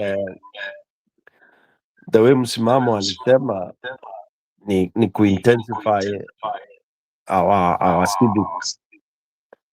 civic education na watu hapa tanini. Naona Kiptum bado wako, unaweza mwambia akuje hapa juu. Kuna community. Naona anaendelea kuuza sera huko chini.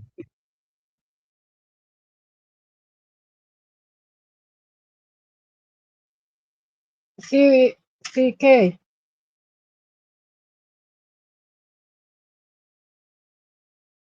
Yes, go ahead, Njeru, pole.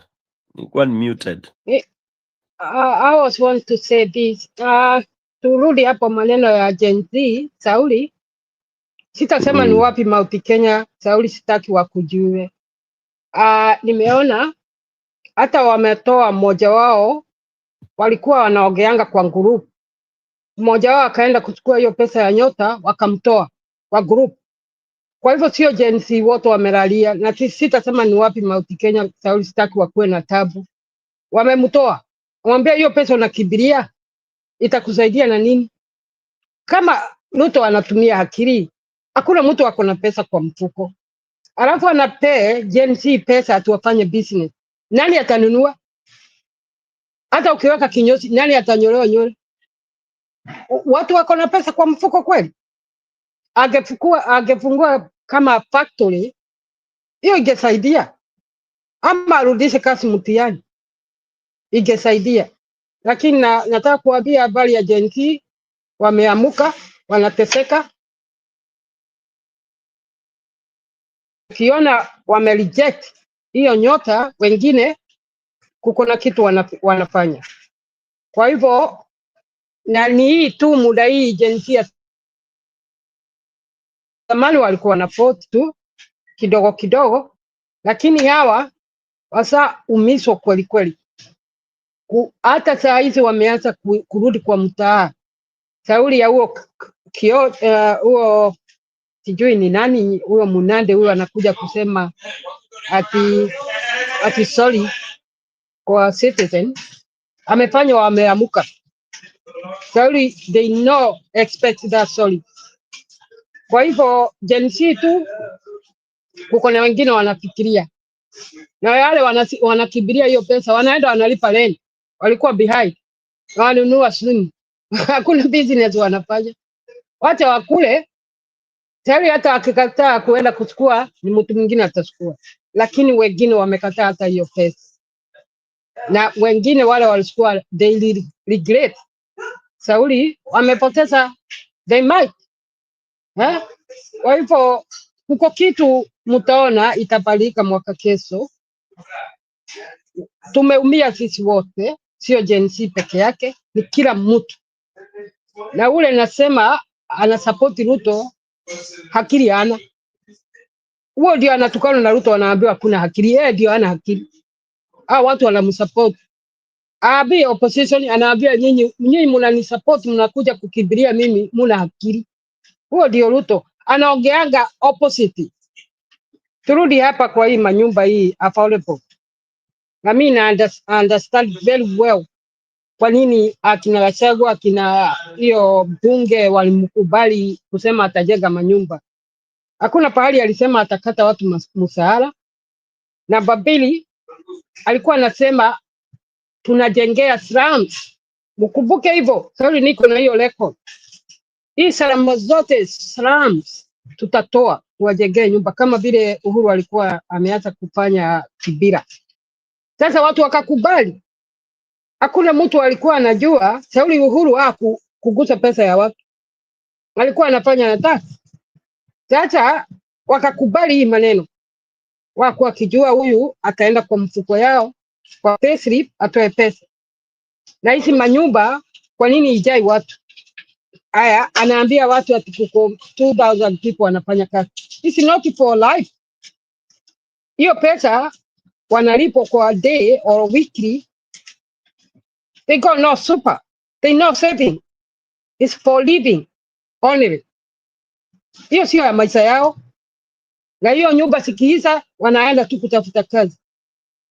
What did they save? Kwa hivyo asidanganye watu kuambia watu ati anajenga manyumba. Sio yeye anajenga, ni nyinyi wa Kenya mnajenga. Hiyo saba sio yake, hiyo ni ya serikali. Kwa hivyo that is nothing kuibia watu ati anajenga manyumba.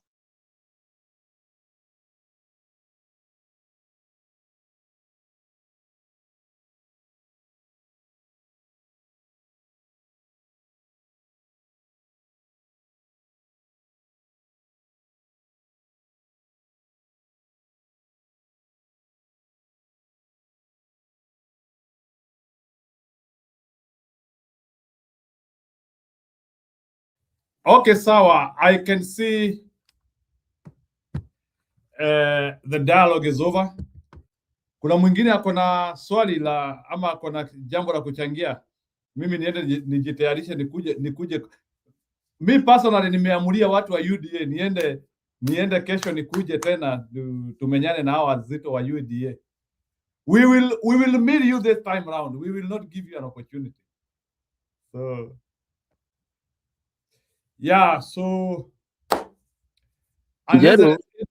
Njeru, before you say whatever you want to say, what we need to deconstruct heavily heavily kabisa, na it's something I really wanted today kama tungepata SK hapa. I don't want us to waste energy trying to fight among ourselves at so and so it's better than so and so. I would want us to agree that we have a team of, let's say, 8 or 9. I have not counted them, but I think there are 7 or 8. The opposition probables for the flag bearing. I would want us to not to waste energy at all in terms of who should and who should not, because what I would want us to agree unanimously, and Martha has tried to make people understand that, and she has made it very clear. You know, she said it herself.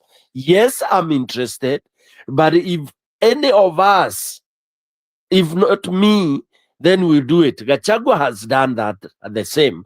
I would want to hear that, although I'm seeing body language of Matiang'i, I'm seeing, I don't know about Kalonzo properly, but I would want as supporters and even as those candidates, the probable candidates, that we now gather energy to deconstruct and to caution and warn that the strength that Ruto has and the threat he has is the usual one: rigging elections.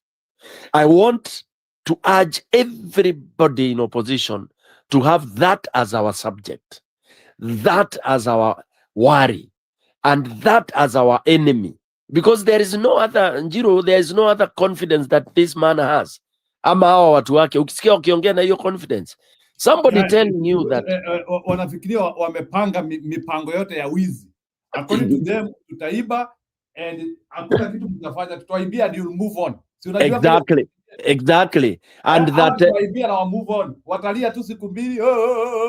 Yes, and you hear when you hear these two words being put together, that's why for me you find me 1 minute, 1 minute, because I will be joining the show. I want to drive back home unless kama mtaweza kuhold the show naweza iacha, but I will be joining. I want to drive home kama mtaniruhusu. Naona hata Innocent ako hapa. I think you can hold the discussion until I come back. Is that right? Is that okay? It depends on how long you take. You take no, I'm not taking long. I'm just driving home. But we don't know how far home is. No, nyumbani sio mbali, ni 12 miles peke yake. Not 12 to 20. Unataka abie Ruto pale yako wakuje kuuawa? Hawezi wawa, aseme not 12 miles in terms of time. But okay. 30 minutes is enough. 30 minutes you have enough discussion here. Don't pigia mwezi kosa. Yaani mnakosa matini ya 30 minutes. Mimi nakujanga hapa saa zingine na kazi 3 hours. Haya bwana. Kama mna kitu ya kuongea basi muiache, nitaikuta tu. Unajua tu wengine tuna holding show hata masaa 7 masaa 8, but you know you have to have there is always relevance, not floating all over. Anyway, Kiptum ametoka hapa, muongee stories za Kiptum sasa. Hapana, nataka kuweka point hii ni palise, please. Niko nataka kusema binadamu ni binadamu kweli. Asanti ya puda hakuna mateke. Ina mateke Sauli. Uhuru, hata saa hizi niko na hizo marekodi ya hiyo uchaguzi. Nikiona vile ODM wanatukana Uhuru ati ya kuwasaidia. Mkumbuke mkubwa wa majeshi alikuwa anajaribu kuenda huko pale Sabukati, alikuwa na wa polisi na kila mtu alikuwa anataka kuingia pale. Sasa watu wakakosa kuchagua ati Sauli Uhuru hapo na mashini, kila kitu ni yeye mwenye serikali. Unaona, saa zingine ndio namwambia msikuwe na nini na doubt about Ruto kutoka, hata akiwa kuna serikali. Mkumbuke vile imefanyika hiyo 2022 na Uhuru alikuwa na uwezo. Uchaguzi hii kubwa sio hii ya vijiji, hii ni uchaguzi inaangaliwa na kila mtu, na ni lazima waweke vile ilikuwa, kila mtu hata tukiwa hapa tunaona. Kwa hivyo msikuwe na wasiwasi, Ruto akiwa Mount Kenya itamchagua 100% ataingia. Hawa watu wanamdanganya tu akina ODM. Kwa hivyo msikuwe na wasiwasi. I doubt. Unajua mdomo kusema kitu hiyo ni gumu. Kusema ni kitu mbaya sana. Kwa hivyo Ruto ameumiza kila mtu. Ameharibu. Mkumbuke hata hiyo Coco, hiyo company. Si wamefunga? Walikuwa na watu gapi? Wameandika. Ile Coco wamefunga sasa. Na sio hawa kwanza, ni kampani mingi sana imehama Kenya. Kwa hivyo msijali, tuende tu kusema, tujali ni nani anaingia, usijali nani atakuwa, provided huyu minister aende. Na ule akicheza tunampee mwaka mmoja. Akileta ujinga kama ya Ruto hata yeye aende. Number one, mjue Kenya hakuna security at all. Hakuna security. Sijui ni ya polisi wanavaa manguo ya raia, wanajifunga macho, wanaenda kuibia watu. Tujui ni nani. Mimi nafikiri ni polisi wanafanya hii maneno. Sauli hata wakati sijui ni Kibaki alikuwa pale ama Uhuru. Nikapigiwa simu nikaambiwa unaweza kutembea Nairobi unaongea na simu, hakuna mtu anakugusa. Saizi imekuwa serious. Huwezi kuongea na simu huko. Imerudi tena. Kwa hivyo ni kila kitu Ruto fail. Msijali nani anaingia, mjali nani anatoka. Unaona? Tuache kuweka nini opposition chini kubwa. Wanajaribu. Walienda huko kwa IBC na huo mtu ametolewa. Wamesema hiyo mashini wataki. Na hiyo mashini lazima ipandishwe. Iko na tabu. Kwa hivyo tuwaombe tu wajaribu kudirana na huu mkola huu. Asante sana.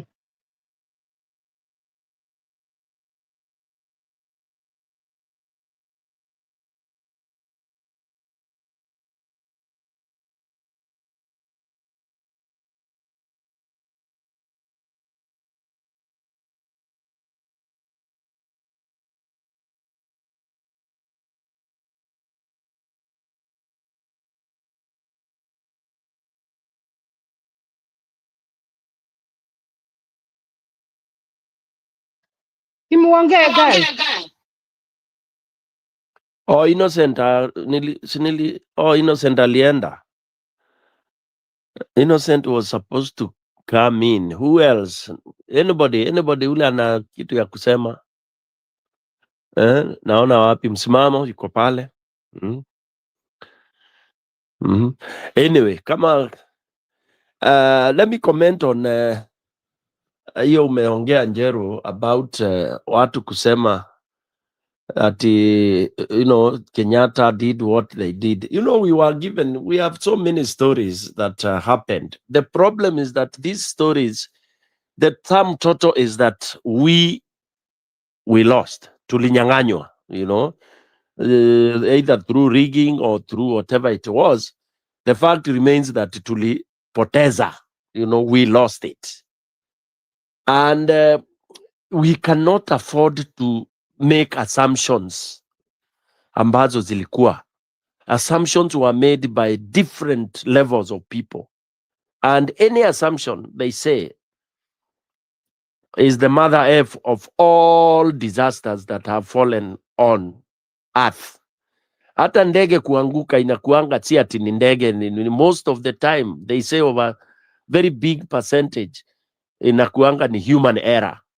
And the human error is always because of an assumption somewhere. This captain assumes this one has done that. I assume you are doing this, and I assume out of that you have a big blunder, and which is very hard to fix. So when we say that UDA, the only rely ile wanakonayo sasa in their mind, what they are so sure, what they know, it's about stealing elections. That should be a major discussion. It's not wishful thinking at we know things will happen. Tukipiga kura watu wengi hataweza kuiba. The biggest subject here ni aje akiiba tutafanyaje, ama badala tungoje aibe tutazuiaje asiibe. And that is why the opposition people went to meet IBC And us as supporters, we are supposed to put on that fire and tell them whatever minimum, irreducible minimum wameweka kwa hiyo IBC ziwe na tuwe ready kusupport. By being ready kusupport is if the IBC doesn't do the 4 items they were asked to do, na tukiitwa na Gachagua tutoke kwa maandamano, we come out and do it and achieve what we want to achieve. Not to say ati maandamano ilikuwa ya ODM and then ODM wanaanza kuthreaten opposition wakisema ati them they will not come for. We don't need them. If they are with the UDA, them they can stay. Na pia watu maneno ya kubembelezana, we should not bembeleza people who are not interested. Okay? Innocent, you are there. Come in. I see you had gone out. Karibu. Asante sana. Yes, go ahead. Thank you. Nilienda kuguza something ikanitoa. How are you guys? Good, cool. Yeah, naona mko salama. Nimeamka na nikapata mnaendelea kujadili, making sure that our country runs well. Thank you, Stone PK, Maura, Njiru, na msimamo. Well, what you're saying is Happy New Year. Happy New Year too. Yeah, tuko salama in Kenya. Leo ni Sunday, tunataka tumalize tukimbie, tumshukuru Mungu kidogo. Yeah, I've listened to what you've been talking about and I said let me just enter and nijaribu ku inject some few things. Stone PK, whatever you're saying is true and nimeangalia Njiru unasema about ODM. ODM haiko kwa serikali. Ukiona even what the Luo guys walikuwa wanafanya huko Kisumu when they were trying to have public participation about the public assets being sold, especially Safaricom. Na uone vile Wajaluo walikataa wakasema, what next are you selling? Unataka kuuza nini? Mtuambie ndio tupate share yetu sasa. Juu mnataka kuuza kila kitu hapa Kenya. What next are you selling? And after you sell everything, mkiuza kila kitu, mtakuja kutuuza sasa ama ni nini? Hatutaki Safaricom mauzi. But why are you selling something which is profitable?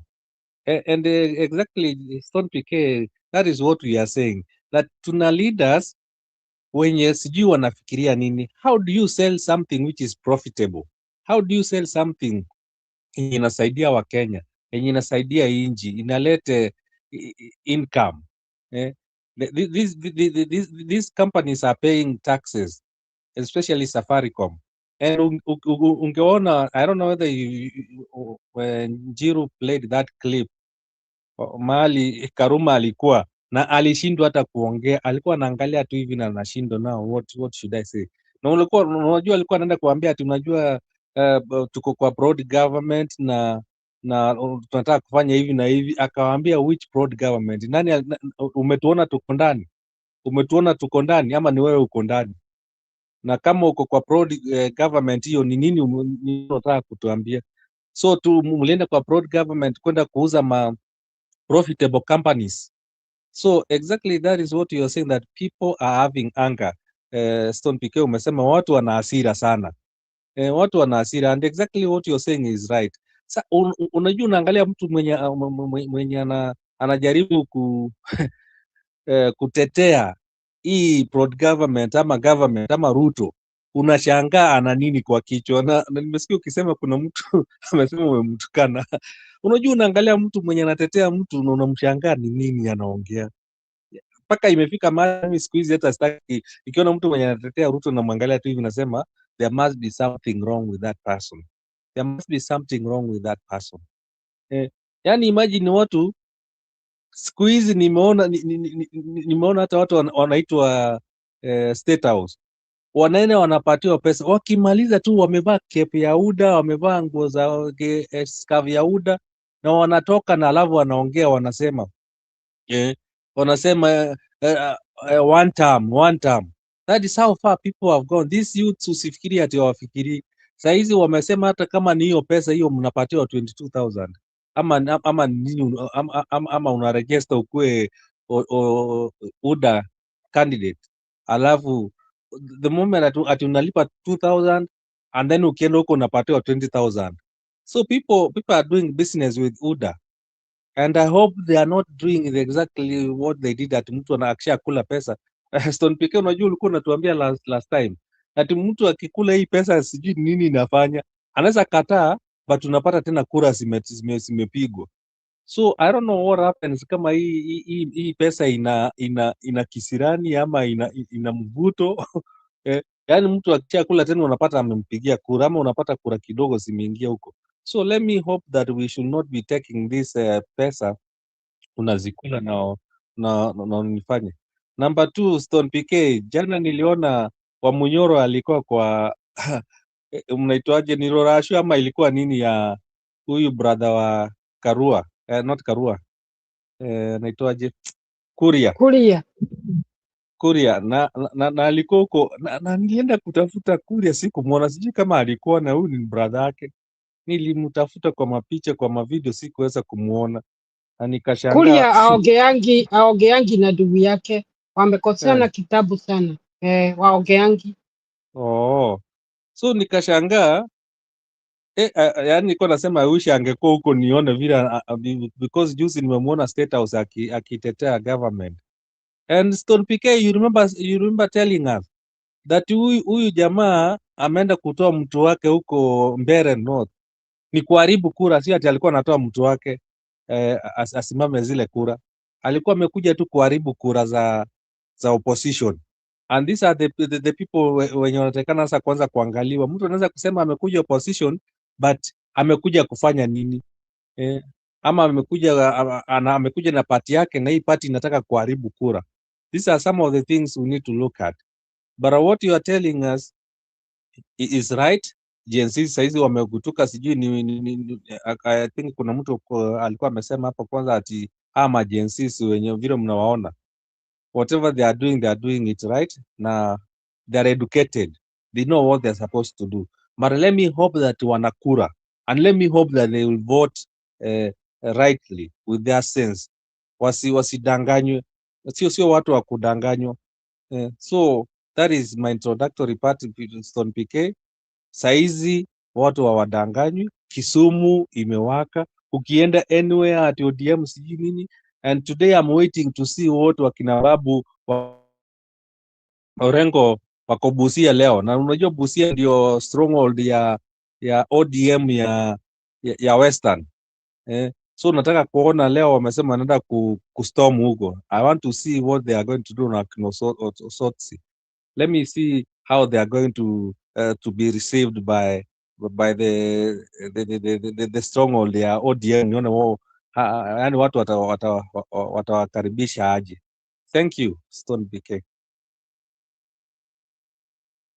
Stone, ni comment kidogo hata tufurahie. Nimeona Isaya huko hawa watu wetu wa Jaluo wamefungua hiyo chama ya DCP.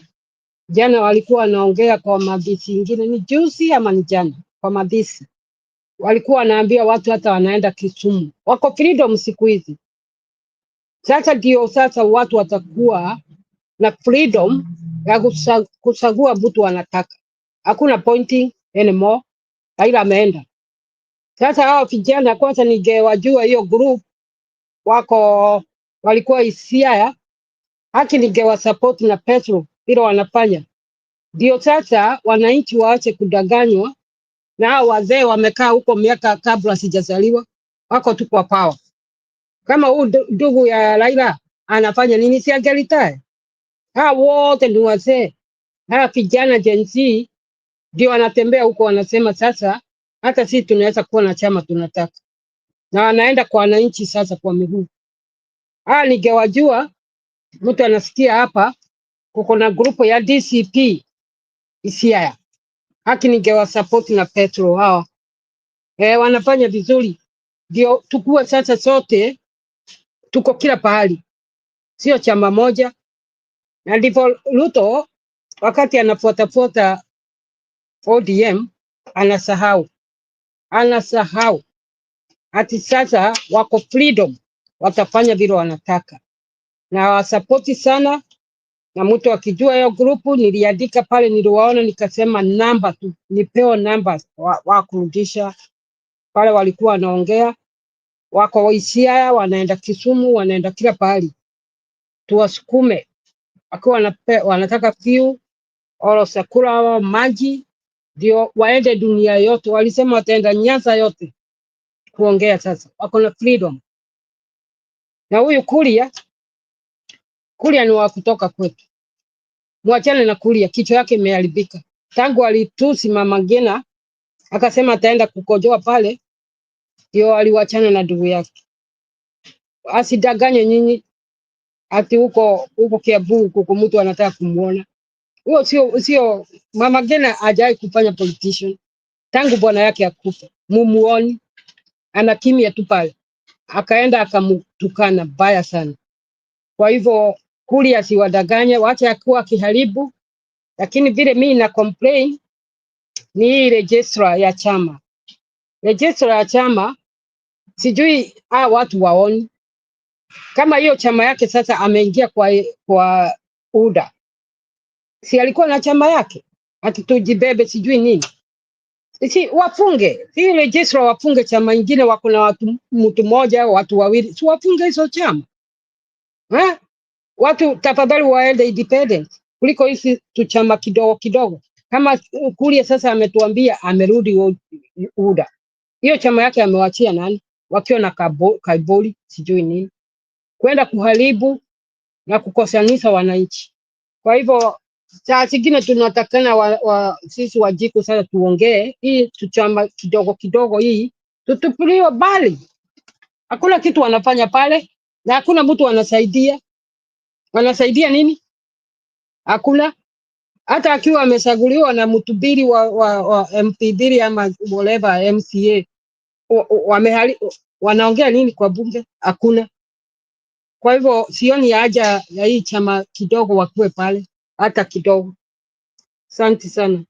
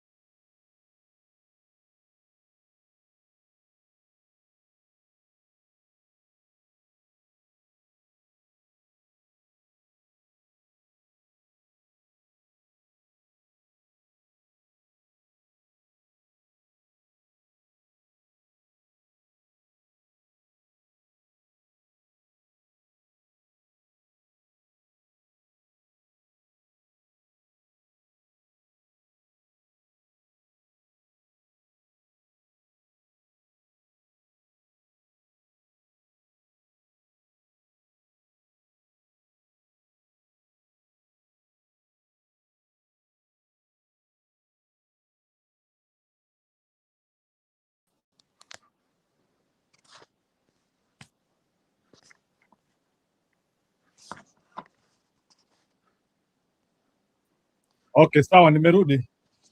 Leo nimeona Sami Costa imefika. Sami Costa, go ahead. React. Maajabu haya. Sami Costa?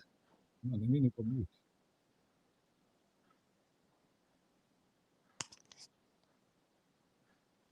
Sami Costa, how are you?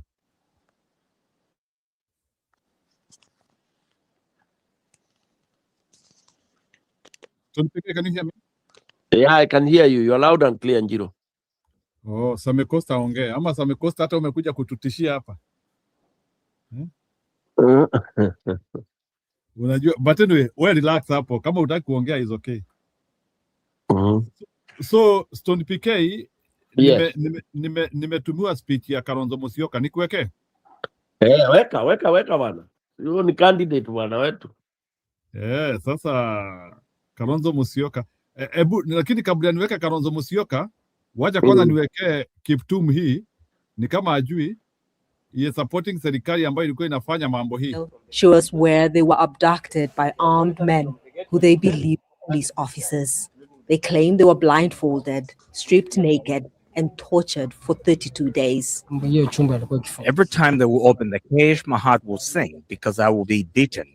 I often thought they would kill me. There were other people where I was. I could hear them screaming. It's a very dark house, painted black all over, with some dim light, and it has a camera. Because inside the house there are cages, like for dogs. Every abductee has a cage. You are put in a cage, you're handcuffed on the floor. We are peaceful! We are peaceful! Rights groups say people who've disappeared appear to be cartoonists, social influencers, and other Kenyans seen as critical of how the country is being run. Images generated by artificial intelligence, like this one showing President William Ruto in a coffin, have been widely shared online and angered state officials. Police say none of those who've disappeared are being held in police stations, but activists are skeptical. You can't abduct people in broad daylight. You're not even afraid of CCTV cameras. The cars are openly, being seen. You're not even doing it in secrecy. And the way these people are doing their abductions, there are every indications that they have state protection. The abductions started during protests that went on for weeks across the country in June last year. They started peacefully, but later turned violent. More than 60 people were killed by security forces. Property was destroyed and part of the parliament building set on fire. Since the protests, dozens of young people are still missing, allegedly abducted by police. Some have been found dumped in different parts of the country. Families of those who are still missing say they are in despair. But it's not just protesters who are being abducted. Other Kenyans like Yusuf Ahmed, a county assembly representative from northern Kenya, is said to have been snatched in Nairobi. His relatives say they've tried all they can to find him, but 4 months later, he's still missing. If he is not in any government gazetted cells, they are holding him elsewhere and they know where he is. Ahmed's family members say they want him back home, even if he's dead. Catherine Soy, Al Jazeera, Nairobi. Make sure to subscribe to our channel to get the latest news from Al Jazeera.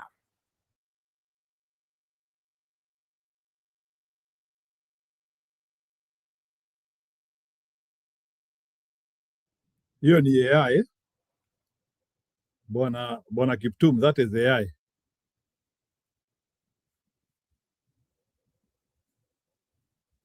Kalonzo Musyoka, speech yake leo ndio hii.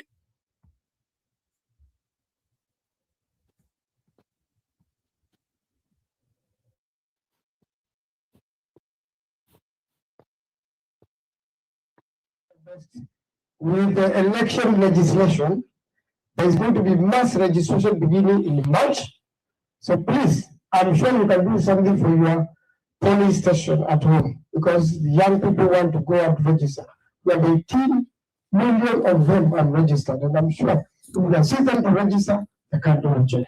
Thank you, and may God bless you tonight. Thank you very much, Senator. Your Excellency, I don't know if you are aware that you seem to have smoked some people after you became the party leader of Azimio la Umoja One Kenya. Yes. I've seen the minority leader, Junaid Mohammed, crying on Facebook and signing off as Secretary General. You cannot have your cake and eat it. Yes. You must choose a side. You cannot be in the minority and the majority at the same time. It is this kind of deceit that we must deal with as a country. That is also political corruption.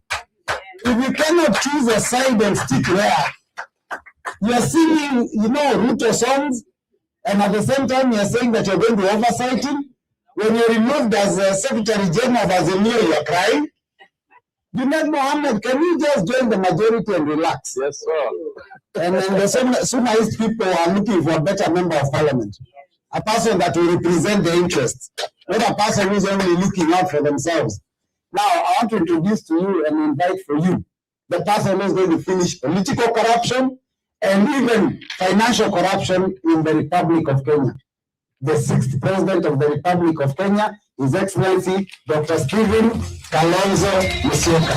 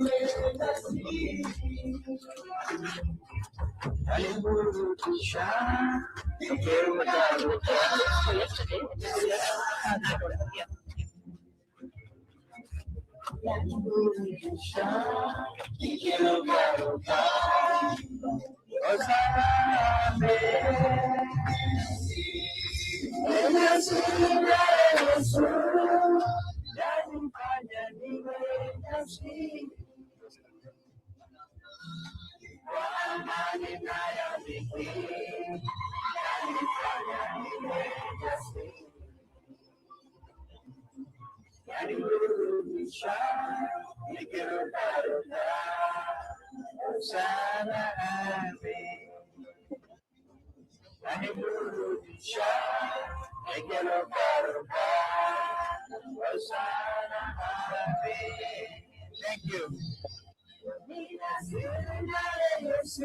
Thank you. Thank you. Thank you.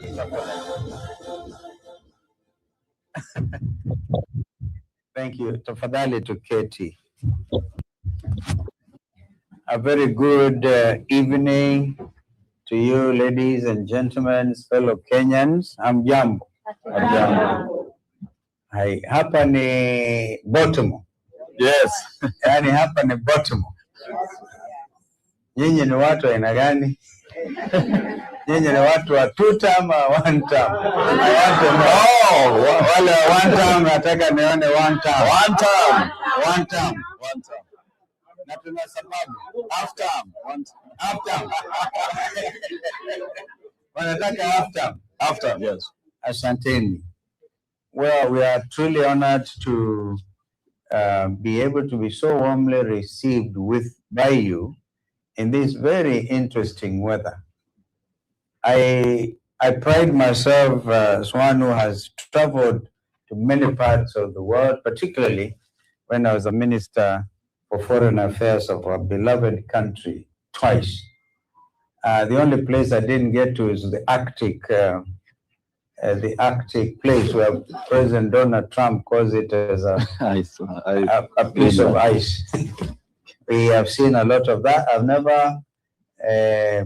never got used to jumping out of the car and running to the nearest room. It happened today here, and we're truly, truly honored. I wish we had more time so we can hear and get to know each one of you, but I'm sure we will, to the best of our knowledge, be able to interact, because this is supposed to be an interactive session. We have come all the way to listen to you. Yes.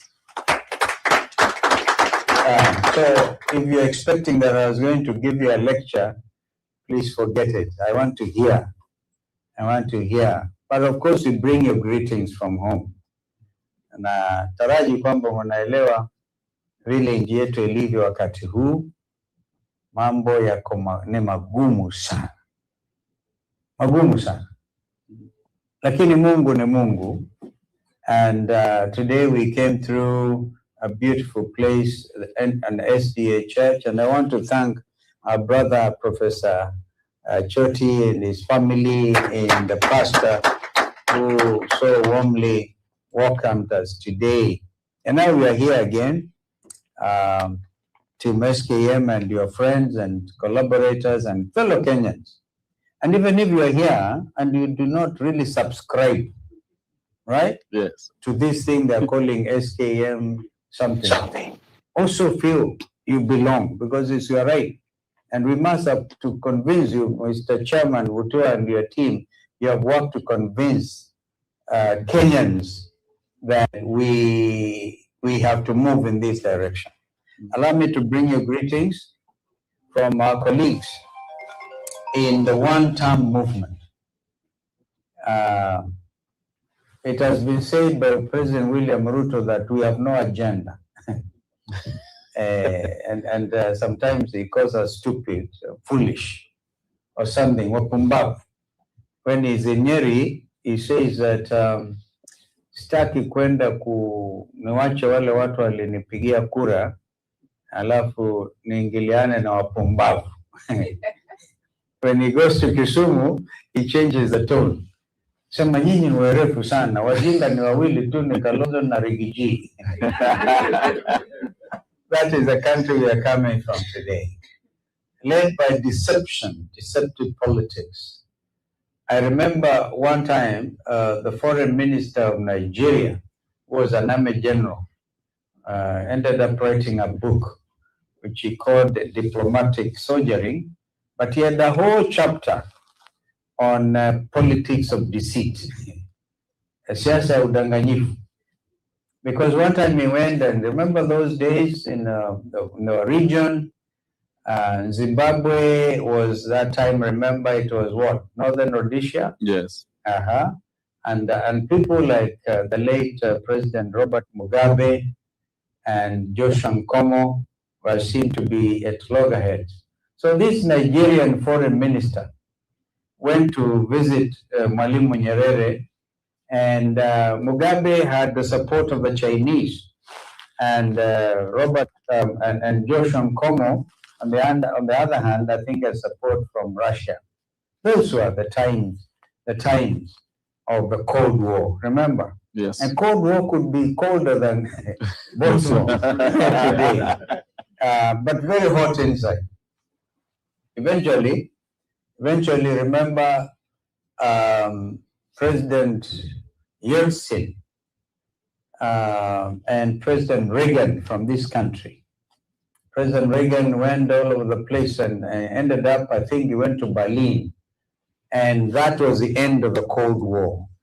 Because I remember, you may recall, President Reagan telling President Yeltsin, Mr. Yeltsin, I think it was it. Yes. Tear down this one. Let's give Kazungu a big clap. And that was the end of the Cold War. But was it really the end? The beginning of another. The world had expected at the end of that period, we were going to enjoy what we were expecting to call the peace dividend. Then extremism of a type that was never heard of emerged, and that was religious extremism. Yes. We never used to hear of ISIS and Al-Shabaab and things like those. But I don't want to take you along that line, because we ended up now, and even in the 1980s again and 70s, you remember Africa itself, even after the Berlin Conference of 1886, when we were divided into spheres of influence. The Germans took a chunk. That's how we lost Mount Kilimanjaro to Tanzania, because it was part of Kenya. But the German Kaiser decided, or the Queen of England who decided during the birthday of the German Kaiser to give as a gift to the Kaiser Mount Kilimanjaro. Hey, these people had ideas. The British imagine Mount Kilimanjaro. That's how you see how it is, those spheres of influence. But we have come a long way. The times when African nations were seen as progressive against other scientific socialism and other types of political orientation, and nearer home, Kenyans were looked at as by Tanzanians as man eat man society. Remember, the President Kenyatta and Mwalimu Nyerere and Milton Obote meet in Arusha, and they are making jokes. And so Kenyatta met Nyerere at the restroom, and I was very careful with the Nyerere. I don't want you to nationalize. I have to look this way. That is how far we've come. Because Tanzanians experience with Ujamaa, and Nyerere was man enough to say at the end of it, that I made a mistake. How I wish African leaders could be like Mwalimu Nyerere, who make political mistakes and own up. Now in Kenya, I'm taking you very fast down memory lane, so you see the setting of where we are. Then we come up and we agitate for a new constitution. Remember, it used to be that if I don't like you and I'm your leader, I put you in detention, and this happened. Men and women like Ken Matiba, who was one time my own minister, was minister for, when I was assistant minister for works, housing, and fiscal planning. My minister was Ken Matiba. Thereafter it was Tipis. The very powerful man was treasurer of Kano. We've come a long way. And that's it. And of course, Moi ruled with an iron, even rungu ya nyayo, when it was Kano, Baba na Mama. All of us at some stage were in Kano. Even Raila showed up at the end, and he said, new Kano. Kibaki himself said, fighting against Kano is like trying to cut a mugumo tree with a razor blade. He ended up fighting against Kano. And at some stage, I was organizing secretary of Kano for 12 years. So we've seen it all. Excesses. So I think I survived to come and tell you the story. Yes. This evening. Because a lot of those people I mentioned are not there. So the only thing William Ruto has against me, yule mtu wa miaka 40. I'm sure you have heard about that. Because William Ruto cannot find anything negative to talk about yours truly. And all he can say, because I've been there, I went in as actually a Gen Z, kind of. At age 31, I ran for parliament at 30, and I lost. And at age 32, I became a member of parliament. And therefore, for me, it has been a calling. That's why I'm able to take you through this, give you this synopsis of how far we've come as a continent, as a world, and the Cold War orientation, as Africa, through military coups and coup d'etats and things, and as a region, as East Africa, and now as Kenya. And our new constitution, Constitution 2010, I must tell you that is the document that has enabled me to come before you this evening and speak with confidence. Because it was a product of pain. Kenyans being taken down a very difficult lane of, as I said, we didn't even have abductions then. But this is a new thing. We had political detention without trial. Kenyans were feeling it. And that was under the one party dictatorship to which I've just referred. And now under a brand new constitution, which may not be perfect, but I tell you, constitutions are themselves not static documents. They are progressive. And there's always, we said when we passed Constitution 2010, that 80% of it was okay.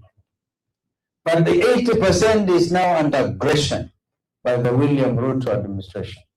Serious aggression. He realizes he cannot put to detention regarding Gachagua, for example, so impeaches him. I said that is not enough. Impeaching him without any grounds whatsoever. As we speak today, Ruto's deputy president was the second deputy president under Constitution 2010. Is yet to be told why he was impeached. There are things there, attempts to do certain things. And therefore, miscarriage of justice. And of course, that matter is still pending. I think the recent ruling was now let the three bench judge begin to listen and begin to determine what may have happened. And therefore, the second deputy president has been impeached. Now, as if that is enough, these administrations want to kill him. A week ago, before I came, you may have noticed that there was an attack in a church in Nyeri, Whitmer. I think that's a church, HPCA church. Is it called Whitmer? Yeah. Whitmer. And just imagine that the police come in and throw tear gas inside the church, a place of worship. And yet, Constitution 2010 guarantees freedom of worship.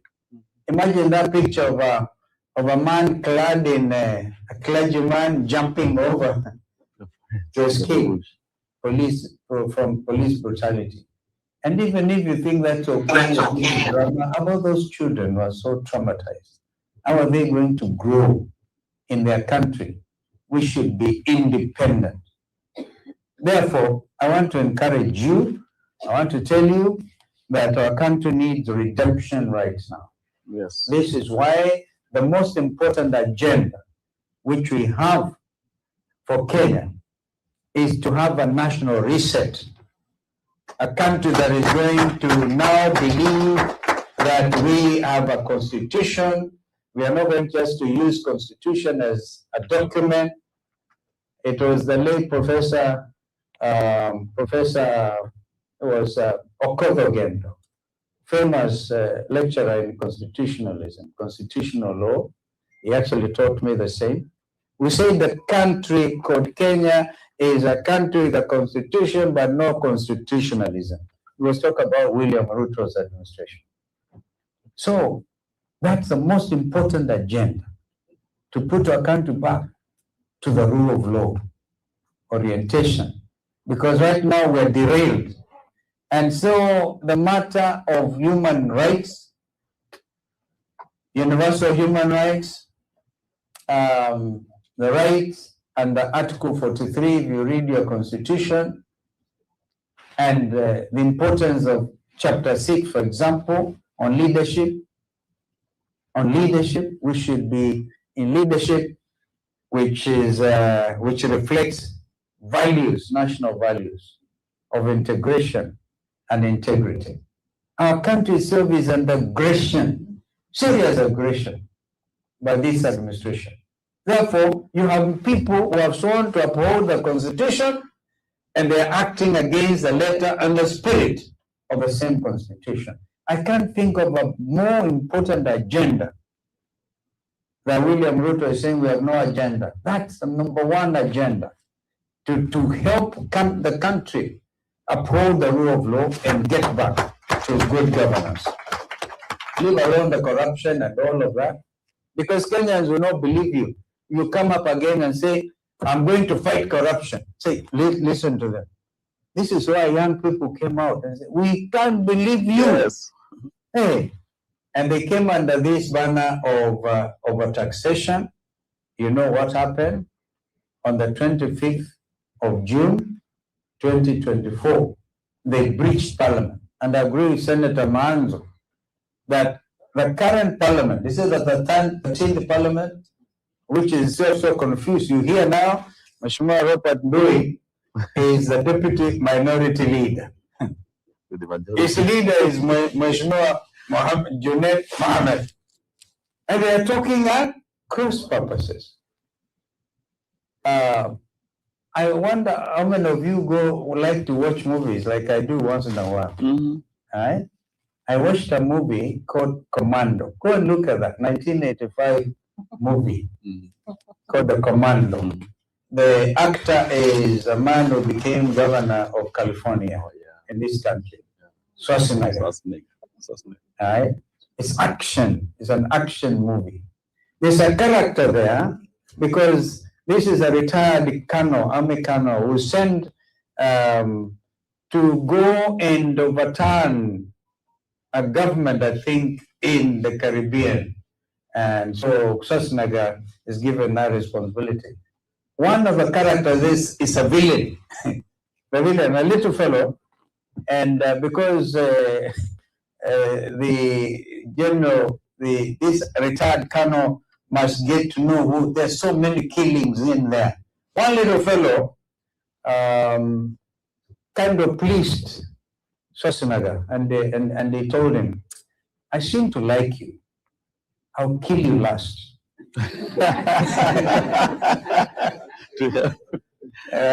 You Google that and you see, you'll be amazed. Now, somehow, instead of living up to that promise, this little fellow, the villain in that whole movie, ends up being, and Governor, of course, Schwarzenegger gets hold of the fellow at some stage. He said, "Do you remember I said I'll kill you last?" He said, yeah, I remember something because he's hanging upside down and there's a cliff. And he tells him, "I lied," and dropped him. We have a villain in the National Assembly of Kenya. A real villain. A person who's supposed to be Secretary General of Azimio la Umoja One Kenya. It's never convened. You've seen the changes that have happened. And I called Junaid Mohammed and I told him, "Can you, the chair of the council is the fourth president of the Republic, Honorable Uhuru Kenyatta. He says that you convene as Secretary General." I said, no, please. No, let him convene himself. Uhuru Kenyatta goes ahead to do exactly that. Gives notice and uses Rafa Otuju, the executive director, to convene the summit. And so the summit is convened and those changes take place. Now, the message is simple. You cannot have your cake and eat it. No. Either you're in Azimio la Umoja One Kenya or in Kenya Kwanza. Because the formation, as we speak, is in two parts. William Ruto's Kenya Kwanza, KK administration, Azimio la Umoja One Kenya, and so Honorable Robert Bui and Junaid should be leaders of Azimio la Umoja. But the villain, decided to sell out. Kenyans call them political Moors. Right? And what then has happened is we are saying, no, we cannot continue that way. And then our own the national constitution says Kenya shall be a multi-party democracy. I'm sure you may have read that I was asked by our late brother Raila Odinga to co-chair the NADCO discussion, National Dialogue Committee. And one important item was integrity of political leadership, political parties. Because William Ruto was saying he's a founder of Jubilee, therefore wants to kill Jubilee. And it has taken 3 years for Uhuru Kenyatta to regain Jubilee Party. So he's a party leader again, with Fred Matiang'i as a deputy party leader. So now the villain has been found out. He is not supposed to be Secretary General, and he has not taken the responsibility and now can divulge to you here in Baltimore that one morning Raila Odinga is in Addis Ababa, he's trying to be elected the chairperson of African Union Commission. And then the Court of Appeal in Kenya makes a ruling after long deliberations that Azimio la Umoja One Kenya is the majority party in the National Assembly. As we speak, that position has never been vacated. So, Honorable Robert Boy should be the deputy majority leader. All right? Junet Mohammed should be the majority leader. But instead of pursuing, and we gave him clear instructions, Raila Odinga had to force Junet to come to my office at the command center. And he was told, go see Steve, go. Raila and I used to talk that way. He called, you call me Steve. Go and see Steve, he's waiting for you. And I told him, these are the instructions. Claim your position as a majority leader. Now you see, the villain did not do that. He went and sold out. Oh. And when you sold out, actions have their consequences. Yes. And so the truth is, it is done. We've removed Junet Mohammed as the Secretary General of Azimio la Umoja. And what we are going to do now is invite other progressive minds to take up position and redeem our country. Redeem our country. Because the founding parties mainly were Uhuru Kenyatta as a chairman of the summit, call it the council. Raila Odinga was the party leader. Our late brother has rested. And I was a council member. Mother Karua was a council member, but Mother, after broad-based, or is it bread-based administration, was so unhappy, she quit. She gave notice and she left Azimio la Umoja. But the rest of us are there. Charity Ngilu and NAC, and so these people convened as a council and made these changes. So even if they refuse to get those changes gazetted, after the reality on the ground is it has already happened. The Registrar of Political Parties has gone through the changes, recommended you do the gazettement. So if William Ruto's administration, because their mole is hanging there, and we are going to let him down the cliff. We have let him down the cliff. So I wanted to make that position very clear, that what we are now going to do is to bring in other parties now. DCP, remember Sikiliza Ground? Sikiliza Ground are going to join us. And Justin Muturi's Democratic Party is going to come in. Already Jubilee is in Azimio. Wiper Patriotic Front is in Azimio. ODM is in Azimio. This is why Karoli Omondi is a new Secretary General. The member for Suba, is it East or West? I think it's West. All right. So that we must take bold decisions, and that's what we have done.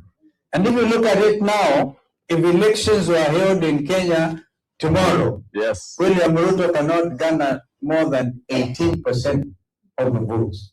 And yet you hear him saying, hawa nitawashinda na milioni mbili, kula milioni mbili sijui, nitawashinda na zaidi ya milioni mbili sijui milioni tano. Because he knows himself that is a margin currently he's trailing with. And so, but we also know that we're going to do some extra work. We went the other day before I came on this trip, we visited IEBC. We looked at the new commissioners. I told them, my friends, Kenyans know you as William Ruto IEBC because you are not happy with the process.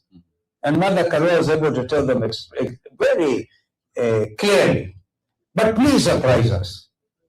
I think they have already surprised us because we told them Marjan and Smartmatic, this Venezuelan technology, which has been discredited worldwide, cannot be the technology you're going to use next year when the country goes to the polls.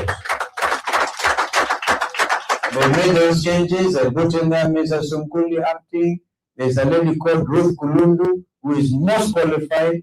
There's a bypassed.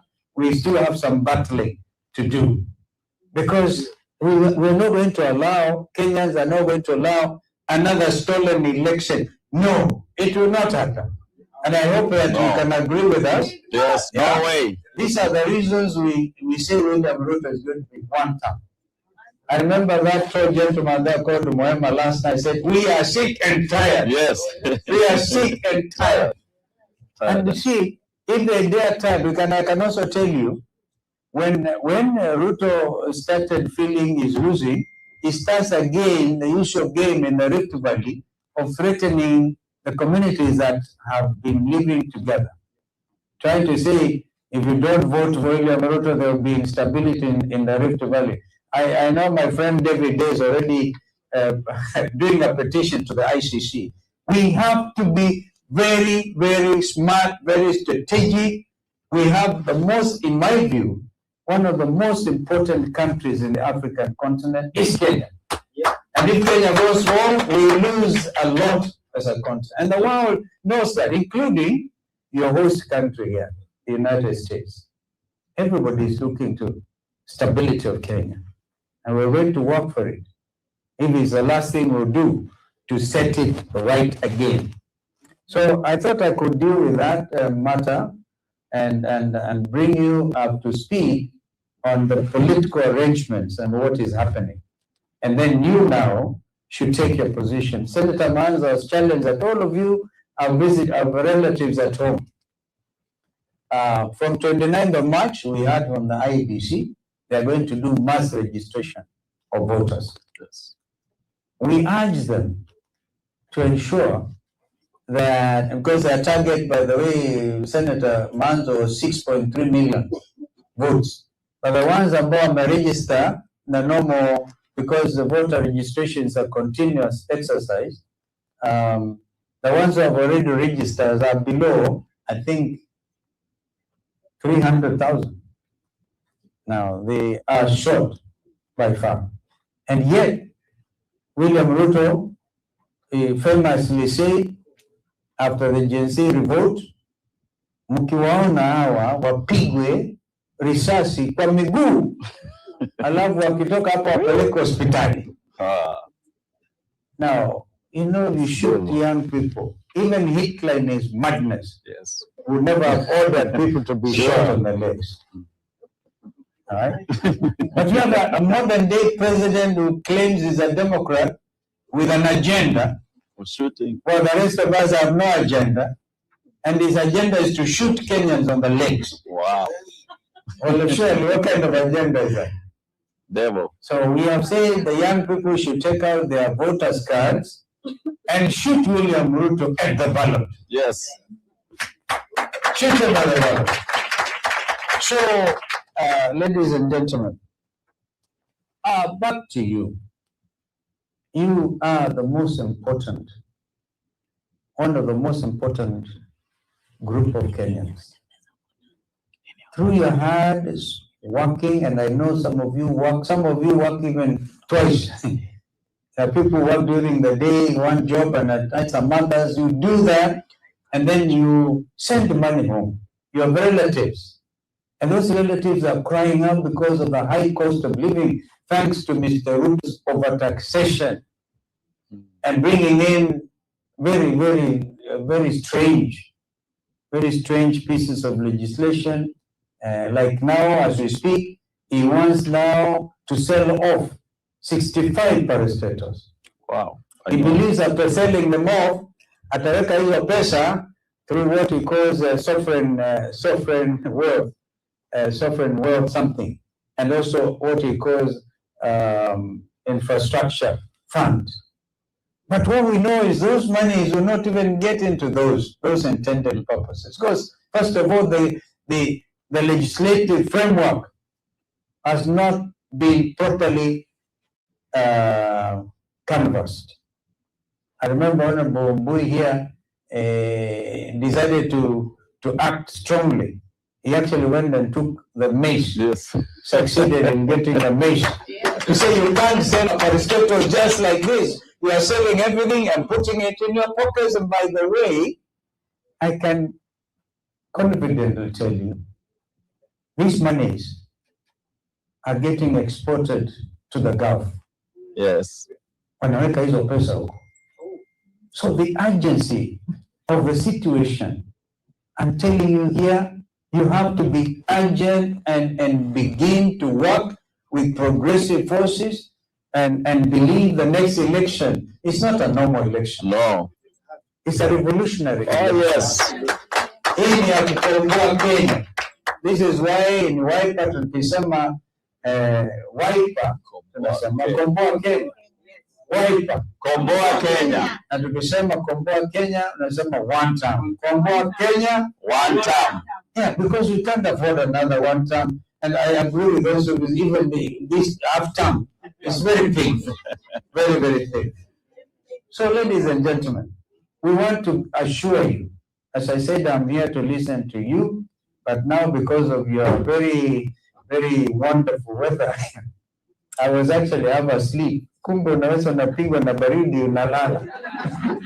Inakufanya unalala. So I didn't hear exactly what those people are saying, but because I have asleep. Wonderful weather. But even then, I think we want you to know that when you send your remittances to Kenya, as it occurred in the last financial year, 1.1 trillion Kenya shillings went home from you people. And those earnings have surpassed our earnings from coffee and tea put together. Of course, this administration again has been trying to kill our tea industry, our coffee industry, and because of it, you cannot now distinguish Thika from Nairobi. People are putting up real estate and uprooting coffee because hii coffee haina maana because Ruto ameharibu hata biashara ama bei ya kahawa yetu. So our education system is a mess. All right? So we want you to feel part and parcel of your citizens, fellow citizens back home. Of course, some of you can now enjoy the status of dual citizens. And the Constitution, again, 2010, I really love this. We said that those of you, and all of you actually follow what Robert Kennedy and Tom Boyer did in the early 60s. As soon as we became independent, we needed capacity building so that we have men and women able to run the new nation state called Kenya. And that friendship between the Kennedys and Boyer gave rise to that famous airlift of Kenyans who came to study in the United States. Now, years later, the community of Kenyans in this country, I think, is only the Nigerians who may be more than you. Is that correct? Yes. Yeah. Because these Nigerians are very many. I tell you a story. A Kenyan lady went to Nairobi Hospital and gave birth to her fourth child. I think she was called Njeri. Njeri anaenda amemzaa kapata mtoto wa ajabu, mtoto wa nne. Then after that she went into depression. Amepata mtoto wa nne. Beautiful mtoto wa kike. Kaulizwa, what is happening to you in Nigeria? Asema, I'm so sorry I've given birth to a Nigerian. Because she believed what they say, out of every 4 Africans, 1 is a Nigerian. These Nigerians are many. But the thing about Nigerians is they love their country. Yes. They're very proud. Yes. I think we should emulate that example as Kenyans. Love our country. Even if you are not there physically and you've got a green card and you are a US citizen, nothing will deny you the right to be a Kenyan, the right of being a Kenyan by birth.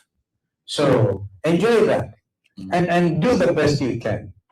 And again, you see that we have a problem with this administration.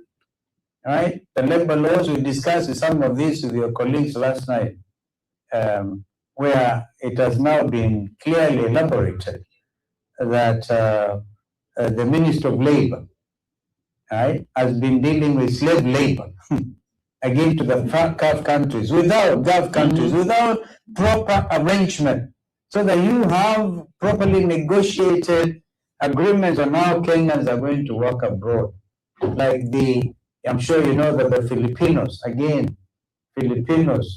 like Nigerians, I think Filipinos ahead, remittances by Filipinos abroad has been able to really significantly impact the economy of the Philippines.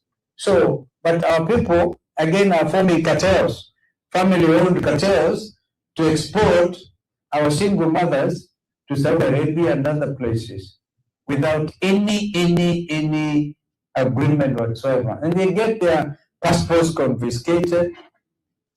In fact, some of them become sex slaves. That's how painful it is. Right? So everything in Kenya has gone upside down. That is not where Kibaki left it. And by the way, I was privileged to be Kibaki's vice president. Have you forgotten? Those 5 years, Mzee Kibaki and the team, including Raila when he became prime minister, and I was the vice president, right? We had money in Kenyans' pockets. Yes. Now, Ruto comes and takes in the little we had, he has taken it up. He has confused the education system. I heard from this brother here today that his son is in Kisi High School, grade 10. But the principal tells him, my friend, we don't know what to do with your son. We don't know how to teach him. Mwalimu haelewi, atasomesha nini, mtoto haelewi, and imagine it's like soon after independence, wakati wa koloni, the chiefs were being asked to go and peleka watoto, wachukue watoto wapeleke shule. That's what William Ruto did, if you remember, a few days ago. Kenyan parents could not take their kids to school. And yet Kibaki and I say free, primary, and yet compulsory education. That's how Mzee Maruge at 84 years went to primary one. And he became more famous. So now, can you imagine Ruto telling chiefs now, hakikisheni watoto wanachukuliwa wapelekwe shule hata kama hawana uniform. We are literally messing up the future of 500,000 young Kenyans. That's a whole nation. I once went to study in a country called Cyprus, a population of 600,000. Our own Yateens and others, 500,000 of them do not know. And those who follow them, there is great uncertainty in the education sector. Of course, the health sector is a mess. Sha, she. We used to say sha, she, shoo. Something like that. Something very confusing. But all of it is matter of cartels stealing from our own people, and the Adani deals. Remember, William Ruto even tried to sell off Jomo Kenyatta International Airport. And I had to go to court along with Gino Amalo and other friends. We stopped it. And he then, the State of the Nation address, said, okay, we are canceling this deal. Adani was indicted here in the US. Yes. For criminal conduct. And you want to sell our national, very strategic institution like Jomo Kenyatta International Airport. Well, we're going to do something, because you may not know this, but Mwalimu Nyerere, because of that conflict, that time, ideological conflict within the East African region, decided to develop Kilimanjaro Airport. Kilimanjaro Airport was supposed to checkmate Jomo Kenyatta Airport, but it never took off. Now we're at the verge of losing our strategic location to Rwanda, because Qatar Airways has now actually bought some shares in Rwanda Air, and they're developing here a 21st century airport in Kigali. But William Ruto was deputy president and others were waliambiwa, the Qataris were interested in that strategic relationship to develop international airport. Do you remember it actually caught fire? Instead of developing, people wanted their 10%. And this is the problem. Anything you want in Kenya today, unless you give some money to a policeman to do something, if you want a land transaction, that is how bad it is now. I think we have even gone and beaten the Nigerians. It used to be the Nigerians were always saying, what passport yako, one page is missing. It is worse now in Kenya. And I don't want to continue, ladies and gentlemen, because I can see, like me, the weather is catching up with you. But I hope we are together. Yes. Tuko together. Tuko pamoja. Hapa in Baltimore. Yes. Hapa in the United States of America. Yes. Yani, you people, you look very prosperous even if you are suffering. I want you then to impact your country back home. That's why we came to encourage you. We'll come again. We'll come again as occasion demands to go to other parts of this wonderful, wonderful country. Trump akitaka kuonyesha Waafrika tumeingia huko, anasema Barack Hussein, Hussein Barack, something like that. And that was a Kenyan. Yeah. We're proud of what Barack Obama did. Yeah. This is a land of opportunity, the land of the free. And we want Kenya to even be able to challenge any democracy anywhere in the world. And so please join us in redeeming our country, in making sure that Kenya becomes a democracy again. We will do away with the election rigging. And that is my pledge to you, but we must do it together. Kwa hivyo, mimi nawashukuruni sana. Harambee. One time. Harambee. One time. I'm trying to Asanteni. Thank you. That young man is my timekeeper. I think he feels that I've already overdone it. He's part of the Kenyan delegation, but he's from my clan. So it's called Kevin. And so thank you so much. I think now, Bwana Chairman, I give you back the microphone. And once again, Professor Choti, you've been a wonderful, wonderful host along with your colleagues. Surely to have come in this weather is amazing, really amazing. And I think we must leave as soon as we can before the next round of snow falling. Thank you. Thank you so much. Thank you so much. Very quickly.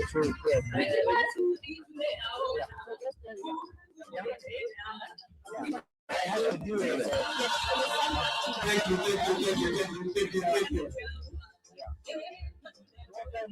Thank you so much.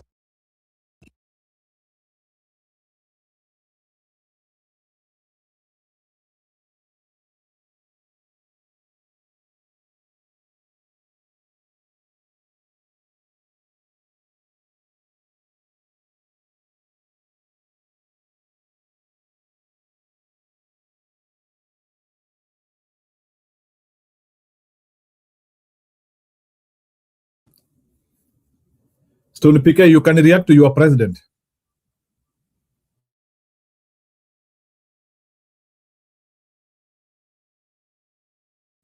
Aya, mlienda kulala. Msimamo react.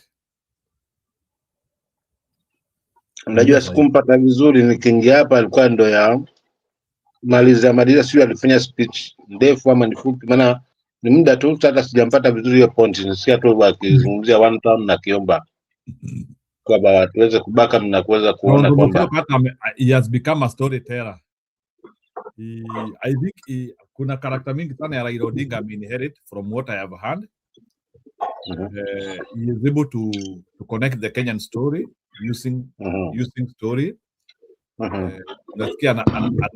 He has given those histories very well, and ameelezea shida za the reason why Ruto is the way he is, and he has expressed what is happening in the country. So amesema kile kinaendelea kwa nchi and optimistic. Kalonzo persona is quite controlled. He is presidential, the tone is good.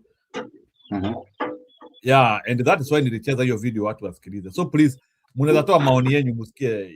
It's a video of Kalonzo few hours ago. Costa, uko sawa? Yeah, niko sawa. Hebu react hiyo story ya Kalonzo kabla msimamo akuje. Umesikiliza video ama because you Yeah, have a video, in fact you can help those who have not heard so that wanaweza wakuje wa loop in. Yeah, nimeisikiza, si mbaya, lakini nafikiria ni kama yuko control juu atokei kama vile unajua mtu kama Gachagua analetaga the heat. Hiyo ndio ile kitu yenye Wakenya wanahitaji saa hii. Wanahitaji ile gaslighting, wanawekwa moto ndio watokee, unajua. Kalonzo hajaweka moto? No, nasema mtu kama Gachagua anajuaga kukanyaga shingo vizuri. Kalonzo So, hata Kalonzo unataka akanyange shingo? Kalonzo bado hajajua siri ya kukanyaga shingo. Anajua siri kiasi ile ya Raila, but bado hajapata ile siri mzuri ni ile ya Gachagua. Kwa sababu hiyo ndio wote wako timu moja, mmoja akikanyanga shingo na mwingine ni wa massage, kuna shida? Mi naona ni kama kuna shida kwa sababu ni kama kutumia voters ile kitu tunaita mixed signals. So, unataka kila mtu akanyange shingo? Ninataka kila mtu atokee akanyage shingo vibaya, kwa sababu hii 2027 haitakuwa kama, itakuwa way, inatakaniwa ikuwe more than 2002. And do you think is it wise for them to react the same way? Gachagua atoshi in terms of kukanyanga shingo, because I think some should be having a more controlled demeanor. Yes, it could be controlled because and that's the reason why, like, there are some people like who are fearing Gachagua because of that behavior. So Gachagua can attack that way, but you still need these other guys who can be able to attack in a more professional way. Unajua Gachagua ni raw sana. Right. Garbage in, garbage out, Yeah. But I don't think in the whole fraternity opposition you need everybody to be doing garbage in, garbage out. Yeah. But unajua hawezi kuwa pande zote mbili, hawezi kuwa garbage in and garbage out, na tena unakuwa garbage out, garbage in. So mpaka uchague msimamo, kwa sababu tukienda full throttle ile kama 2002 and way more, hata Ruto hataweza iba kura. Una understand? I don't get you, because for me, I feel if they work on the same methodology, I don't think you can amplify Gachagua more. You need like so according to you, you don't think kama kuna kitu Kalonzo ameongea like I think, have you gotten any details from Kalonzo's speech hapo? Yeah, so many things. Yeah, amesema vitu mingi zile zenye ziko mzuri, but problem ni akanyagi kabisa, unaona. So ni kama ule mtu mwenye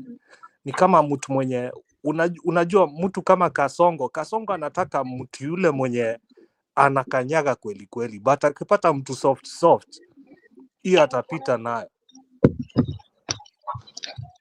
Lakini 2002 hata Kibaki hakuwa sana kukinyaga shingo.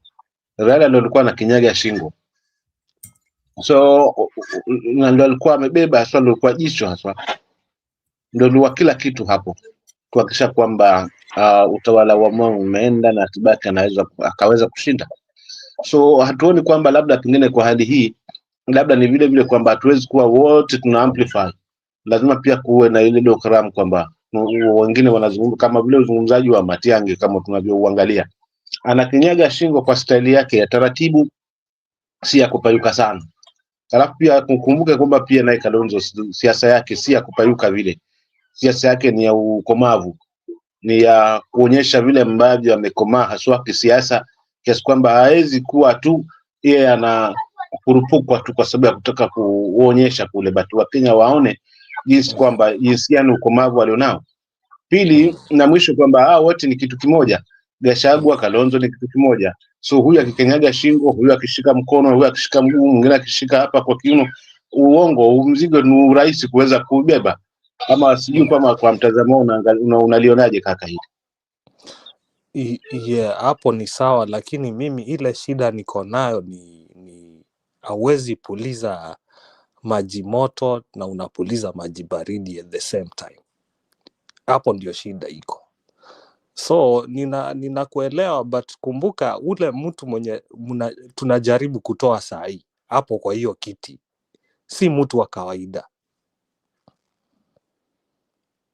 ni ile nyoka yenye na kichwa mbili, ina kichwa kwa mkia na ina kichwa huku mbele, so mpaka igongwe pande zote. Ukigonga tu mahali pande ya kichwa na ina kichwa ingine pande ile, inaweza enda na pande hiyo ingine, kwa sababu sasa tumeona kitu inaitwa nyota. Hii nyota inaweza convince au Gen Z, na Gen Z wakiwa na watu wenye wana akili, Kenya wanaweza fanya ni wakule hiyo pesa, alafu 2027 na hiyo pesa ni vizuri imetolewa na mapema, so wanaweza ikula na mapema. Ikifika 3 months, unajua siasa ya Kenya inapangwaga 3 months to election. Hata saa hii mambo bado. So 3 months to election, hii pesa watu wakule, wachukue, wafanye kenye wanataka kufanya nao, but isikuje ikawa confused, kwa sababu huyu jamaa akirudi hapo, mimi ninajua na nimekuwa nikisema kwa hii channel kila wakati nikiingia, nimekuwa nikisema huyu jamaa anatafuta vile atarudi hapo na abadilishe term limit. Sasa wewe utakuwa umepatiwa 22,000, 23,000 na jamaa atakaa hapo for 35 years. Mjinga ni nani? Nafikiria mmenipata hapo. Hapo mimi bila shaka nimekupata, lakini pia hili la nyota mimi halinishtushi, kwa sababu tayari nyota na hasela ni kwamba tu ni tofauti ya mgao. Nyota mgao wake kidogo ni mwingi tofauti na hasela. But ya hasela ilienda wapi? Kila mtu alikupuka haswa, kwa hiyo kila mtu alichukua hiyo hela haswa, lakini hawajatuambia ni exact nini haswa, nini kimejiri hapo. So the same thing applies kwa masuala na nyota, lakini pia vile vile viongozi wako mbioni kuweza kuangalia haswa, labda mfano nimesikiza Mtata, lakini vile vile pia nimesikiza yule mtangazaji wa Citizen akiweza kudadavua yalivyo haswa the source ya hii pesa na jinsi gani inavyotumika. Huoni kwamba pia huyu bwana anaelekea ukingoni kwa kila msitu ama kwa kila kichaka anakojaribu kujificha anaonekana? Huoni kwamba labda pengine kimtazamo wangu kwamba ndo anamaliza makali yake, kwa sababu kwa kila mbinu ambayo anaipanga iko peupe hivi hivi, kila mtu anaweza iona kwamba ni mtego ambao anautega, unaonekana machoni. Kwa mfano naweza sema kama target yake kwanza ilikuwa ni kushikanisha ODM ili aweze kuhakikisha kwamba wafuasi wale ODM waweza kumback up all over the country. But kitu kimoja alichokosea maybe ni kule kwamba walionekana mstari wa mbele ni wale viongozi ambao wanafungamana na Luo Nyanza. Mwisho wa siku chama kimeishia mazima na ndio kimeelekea hivyo katika huo mwelekeo. Kwa hiyo una maana si jambo moja ambalo imeweza kulishika mkono alafu likaanguka mazima. So watu na hiyo huka hivi. Mimi sina wasiwasi na hili tonge la mkononi, kwa sababu already Wakenya wanatafuta wamvuleni. Nia yao kubwa ni one time bwana huyo aende. Nadhani hilo ndio ni kubwa zaidi. Haya mengine ya nyota nini na hawa vijana, hii hela italiwa, lakini mimi naona kwamba labda ni kula kwa tajiri, kula kwa maskini, kimtazamo wangu, si hili nalo.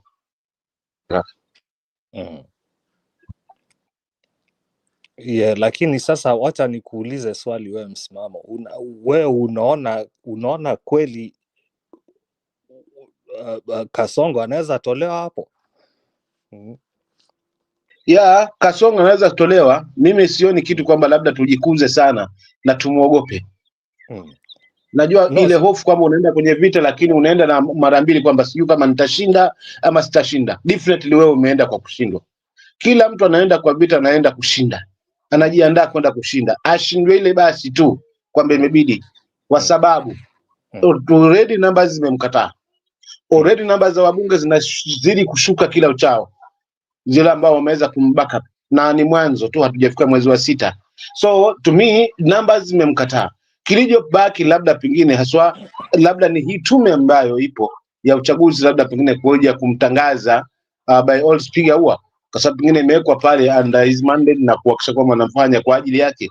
Lakini kama itadhibitiwa vizuri na kuwa fair game, utakaoniambia kweli hakika huu bwana anakushinda, mfano IBC simame kwa fair game na wananchi wafanye yao 2027, are you sure kwamba wa Kenya wataweza kusahaulishwa kwa haya matonge ya mkononi na kuweza kufanya makosa?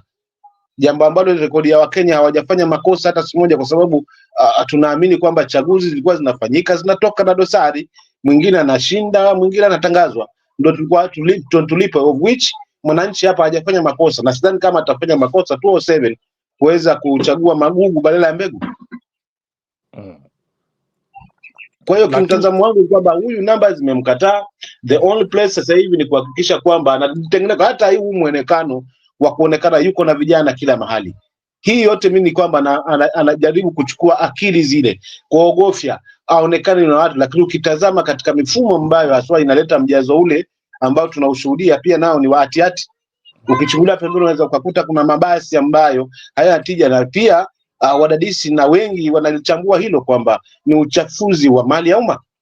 So kwa kweli in terms na numbers, kwangu sina shaka naye kwamba labda pengine tumuogope kiasi kwamba huyu mtu tunamuogopa. Not only aseme ameshindwa, aseme mimi sitaachilia power, amue vurugu, labda huo ndio wasiwasi wangu. Lakini kama kwa kweli IBC itasimama kwenye haki, huyu bwana arudi ng'o. Asante. Sawa, umemalizia on a high note ya kusema ati huyu muungwana anaweza katalia kiti, but unakumbuka kuwa hii hata hii nyota ni fund ile anatoka kutoka nje, so ni ile deni yenye sisi wenyewe bado tutaendelea kuilipa, unaona? So inamaanisha hata hiyo inchi saa hii si inchi yetu, ni inchi ile inakontroliwa kutoka pande ingine, unaelewa? So hapo ndio mahali penye tumefikia, so he can choose to do whatever he wants na hakuna kitu tunaweza do. Na nakubaliana na wewe kwamba anaweza kufanya chochote kile, kwa sababu already katiba ambayo ndio mwongozo wa hili taifa ameipa kisogo kimtazamo wangu. Mfano mawaziri ni lini, wapi na wapi wanajiingiza direct kwa siasa za kawaida. Pindi mimi ninavyofahamu sheria hiyo katiba inavyotuelekeza, na uchache wangu wa elimu labda pengine mtaniweza kunielezea hili, ni kwamba pindi anapoteuliwa mtu haswa katika nyadhifa ile, basi awe hafungamani mazima na masuala na siasa, na in fact anatakiwa kwamba awe ni mtu nje na siasa. But tuangalie mawaziri hawa ambao wameweza kwa hizi nyadhifa haswa, tukianzia ya usalama na zile nyadhifa zingine haswa, ni watu ambao like sasa keki ni kubwa, acha tunagawana sasa. Wewe unaleta urafiki badala ya ile reality ambayo katiba tuko nayo, na unakuta sasa wanajiingiza kwa siasa moja kwa moja, si mara moja si mara mbili. Tumekuta kina Mbadi na wengine na kinaje wakijiingiza kwa siasa direct kinyume na katiba. So it's like anajaribu kugusa katiba, aone anagusa hapa, aone mtasemaji wa Kenya mkinyamaza, anagusa hapa, anagusa pale, anagusa pale, na mwisho wa siku itakuwa hii haina maana hii katiba. Sasa tunamsikiza yeye kwa sababu analeta hii narrative. Ukijiunga naye you are safe, una maendeleo kwa watu wako. Ukimpendeza na kumkaa karibu na yeye na kumfagilia na kumfuatilia nyayo zake, watu wako wako safe. Na viongozi wengi ambao wanafungamana nao ndio kubwa wanaleta wananchi. So for real, kwa mimi naweza nikasema kwamba haswa bwana katiba kaipa kisogo, na tukitazama haswa kwa ndani zaidi roho ya mtu, yeye bado amestiki pale kwa katiba ya zamani ambayo inampa uhuru chief, sub chief, DO, na tunaregeshwa huko tulipokuwa, na kama test ifikia hapo, basi hii time limit ulizungumza hapa, basi ni shahidi dhahiri kwamba pindi atakapoongea kwa mamlaka ama pindi kama atatafuta mbinu uchaguzi usiende, basi lake la time limit la kwa limetimia. Asante. So mimi swali langu kwako ni mbinu gani tunaweza tumia kumtoa hapo, kwa sababu mimi vile naangalia pesa anayo. Nakumbuka tumekuwa na four presidents. Tumekuwa na president wawili kutoka Rift Valley, tumekuwa na president wawili kutoka Central Province. Watatu kutoka Central. Watatu kutoka Central, yeah. Jomo Kenyatta, Kibaki na Uhuru Kenyatta. Ukumbuke hiyo time yenye hao walikuwa na hiyo nyakati zile zenye waliingia wakakuwa presidents, walikuwa wanapigania economy sana na kutengeneza mabarabara na vitu kama hizo. So swali yangu kwako ni kwa nini tukipata watu wa Rift Valley na tunajua Wakenya si wakimbiaji wote, ni kwa nini tunakuja kutengenezewa uwanja za kama Kasarani na Talanta? Mbona tutengenezewe barabara? Hiyo ndio swali ningependelea kuuliza. Unipatie maono yako, kwa sababu si kila mtu ni mkimbiaji Kenya. Asante kwa swali hilo zuri. Unajua hii regime ilipoingia katika mamlaka, kimtazamo wangu mimi kama msimamo, kwanza ilifukuza nyani walio mitini kule, wakaacha nyani walio shambani. Na sidhani wewe kwamba hili linaweza fungamana nawe kwamba kwa shamba lako ufukuze nyani walio kwa msitu kule na uache walio shambani wakiharibu mimea. Kwa nini nazungumza huo mfano? Ni kwamba kulikuwa na vitu ambavyo vilikuwa ni vya msingi zaidi ambavyo alikuwa ameviahidi.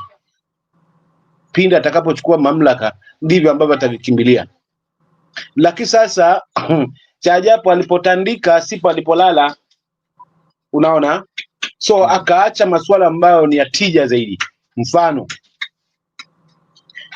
mwananchi, tuchukulie tu mwananchi haswa ya zile basic needs ambazo haswa anazihitaji, na pia haswa ile misingi ya hili taifa ambalo tunakumbuka our forefathers. Hebu mwambie niachie kelele hizo.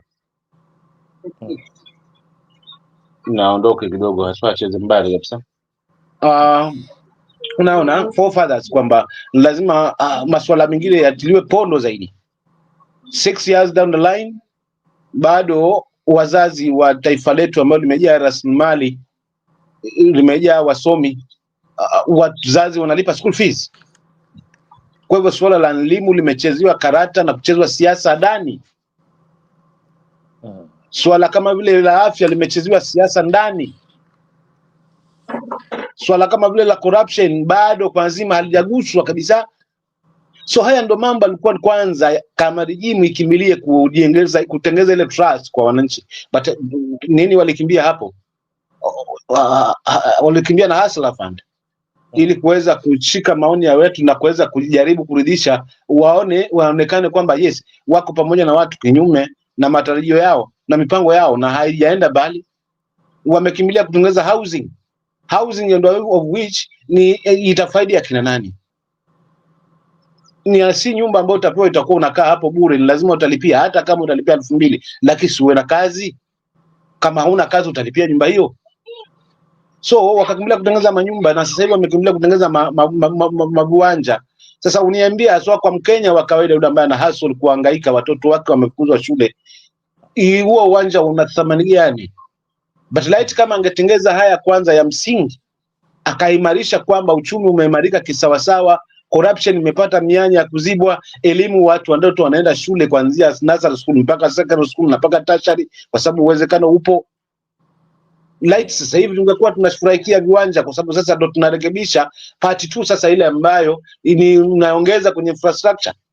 Unaona? But imechukua miaka 3 hakuna chochote kinaendelea hapo.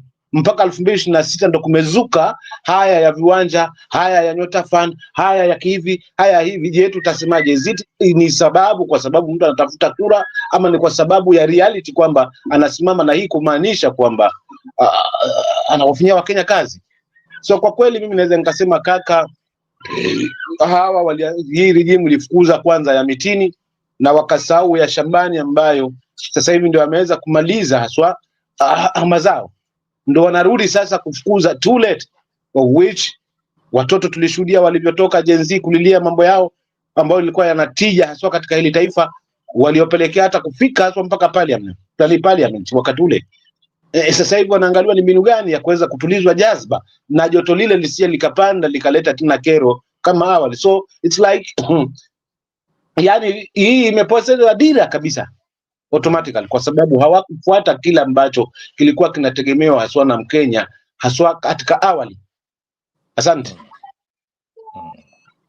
Na hapo ndio tena shida iko, kwa sababu mimi kulingana na vile ile maono nilikuwa nayo kutoka kitambo ni kuhusu, unajua kama baba alikuwa ni mtu yule mwenye alikuwa amechaguliwa kuwa kiongozi na angeongoza Kenya, lakini sijui nini ilikuja ikamchukua kando.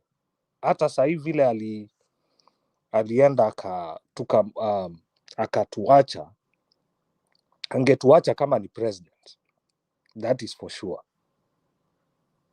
but kwa sababu ya tamaa ilikuja ndio imekuja ikammaliza. Kama hangeingilia kati ya Gen Z na Kasongo, baba sahi angekuwa ni president na pengine hata angekuwa, unaona, angekuwa aliaga. Lakini pia baba tumwangalie siasa zake. Alishikana na Moi, uongo si uongo, walifanya handshake na Moi wakashikana na Moi, lakini vile vile walifanya kazi na Kibaki licha ya kutofauti zao za kiasi za kisiasa, then wakafanya kazi na Uhuru licha ya tofauti zao za kisiasa. Kwa hivyo hili la kurudi kwa Ruto lisiwe kigezo kikubwa, kwa sababu already pia lilikuwepo, lakini kiundani na tukurudi pia katika maana mnyongeni lakini haki yake mpeni, licha ya kujiunga na hao wote, but still aliweza kuzungumzia lile ambalo taifa linatija. Na tukinukua swa kauli yake ya mwisho ile ambayo ilileta kizungumkuti sasa hivi, kwamba wengine wanasema tuliachwa hapa na wengine tuliachwa hapa, but ukienda ni reality, walisema kwamba tuliingia hapo na mkataba huu na huu na huu na huu. So hii yote na mpaka sasa hivi hayo yanadhihirika, kwa sababu kuna makundi mawili ambayo yameibuka. Kuna ODM halisi wanasema sisi baba alitupa 10 point agenda plus medical report, na hapo ndo ilikuwa period, hajasema sisi tutafanya kwamba tutatengeza ndoa hii. But kuna wale wengine ambao baada ya kuondoka wamemake advantage. The same thing applies pia kwa huyu, naye pia alimake advantage ya kuondoka baba, kwa sababu laiti kama angekuwepo hatungeona ODM ikiyumba namna hii. So kumerubuka hilo kundi ambalo linasema sisi tunaamini kwamba tuliachwa kwa serikali, na this time around hatujaandikiwa kuwa kwa opposition, ni wakati wetu sasa hivi kama community. So ODM imegeuzwa kuwa chama ya community instead ya chama ya kitaifa. Asante. Yeah, kuhusu hiyo ODM nafikiria ni ile, kuna ile funding inatoka kando yake ndo inakuja kuimaliza. Unajua ODM ilikufa na baba huko Kang'oka Jaramogi, ilikufia huko. Hiyo chama ilishaisha hivyo. Sahi iko ICU wanajaribu tu resuscitate, but hiyo chama ilikufa. Hiyo chama iko tena, ni kila mtu anaangalia, na nilikuambia siasa ya Kenya, lakini ukitazama muuaji yupo. Muuaji wa hiki chama ambaye alichangia kusambaratika kwa hii chama yupo. Hebu tuangalie matukio mawili ya juzi kaka yangu, kama maana sisi tunaangalia kile ambacho kinajiri, we are citizen, ni wananchi tu, tunazungumza yale maoni ambayo tunaona live. Tuliona ODM ikiwa na moto haswa baada hata ya kujipendekeza kuacha hao wengine akina Sifuna, watu wanapanga yao na wanaenda kwa mambo yao ya linda ground, if I'm not wrong. Ukiangalia haswa jinsi walivyokuwa wanaandaa mikutano yao, mavazi, maandalizi, kila kitu. Na ukirudi na kauli ya Sifuna akihojiwa pale kwamba tangia watoke Mombasa, ile delegates walikuwa pamoja wote na Sifuna, ndio budget ya chama iliweza kutumika. Hii ingine yote inaendelea, hata yeye mwenyewe ajui pesa inatoka wapi, na kwa account ama kwa chama hakuna mahesabu hayo ambayo yameweza kufanyika kuweza kufund hiyo mikutano. So ukiangalia the way walifanya na the way ukiangalia alivyofanya ni kiongozi wa UDA State House juzi, hauwezi ona tofauti. Tofauti ni ile kwamba ni rangi tu, kwamba hii ni yellow na hii ni machungwa, lakini mifumo ni ile ile, kauli ni zile zile. So ukiangalia kwa kiasi kikubwa kwamba kuna mtu ambaye ameweza kuchangia haswa hiki chama kuweza kusambaratika, na ukirudi pia nyuma kauli zake kwamba ya kwanza kwamba yeye atahakikisha kwamba mzee atampanga na atampeleka Bondo pasipo kujua, it has come to pass. Then tukiangalia kwamba chama hiki kitamezwa, it has come to pass. Kwa hivyo all this what we are seeing na Mazola na ODM, kuna mtu pale ambaye aligoga gogo, aliweza kuligonga gogo, na sasa hivi yuko kando anasikiza mlio tu. Asante. Kwa hivyo pia unakubaliana na mimi kuwa chungwa na limau, kwa sababu limau inakuwa ni ya yellow, ziko group moja.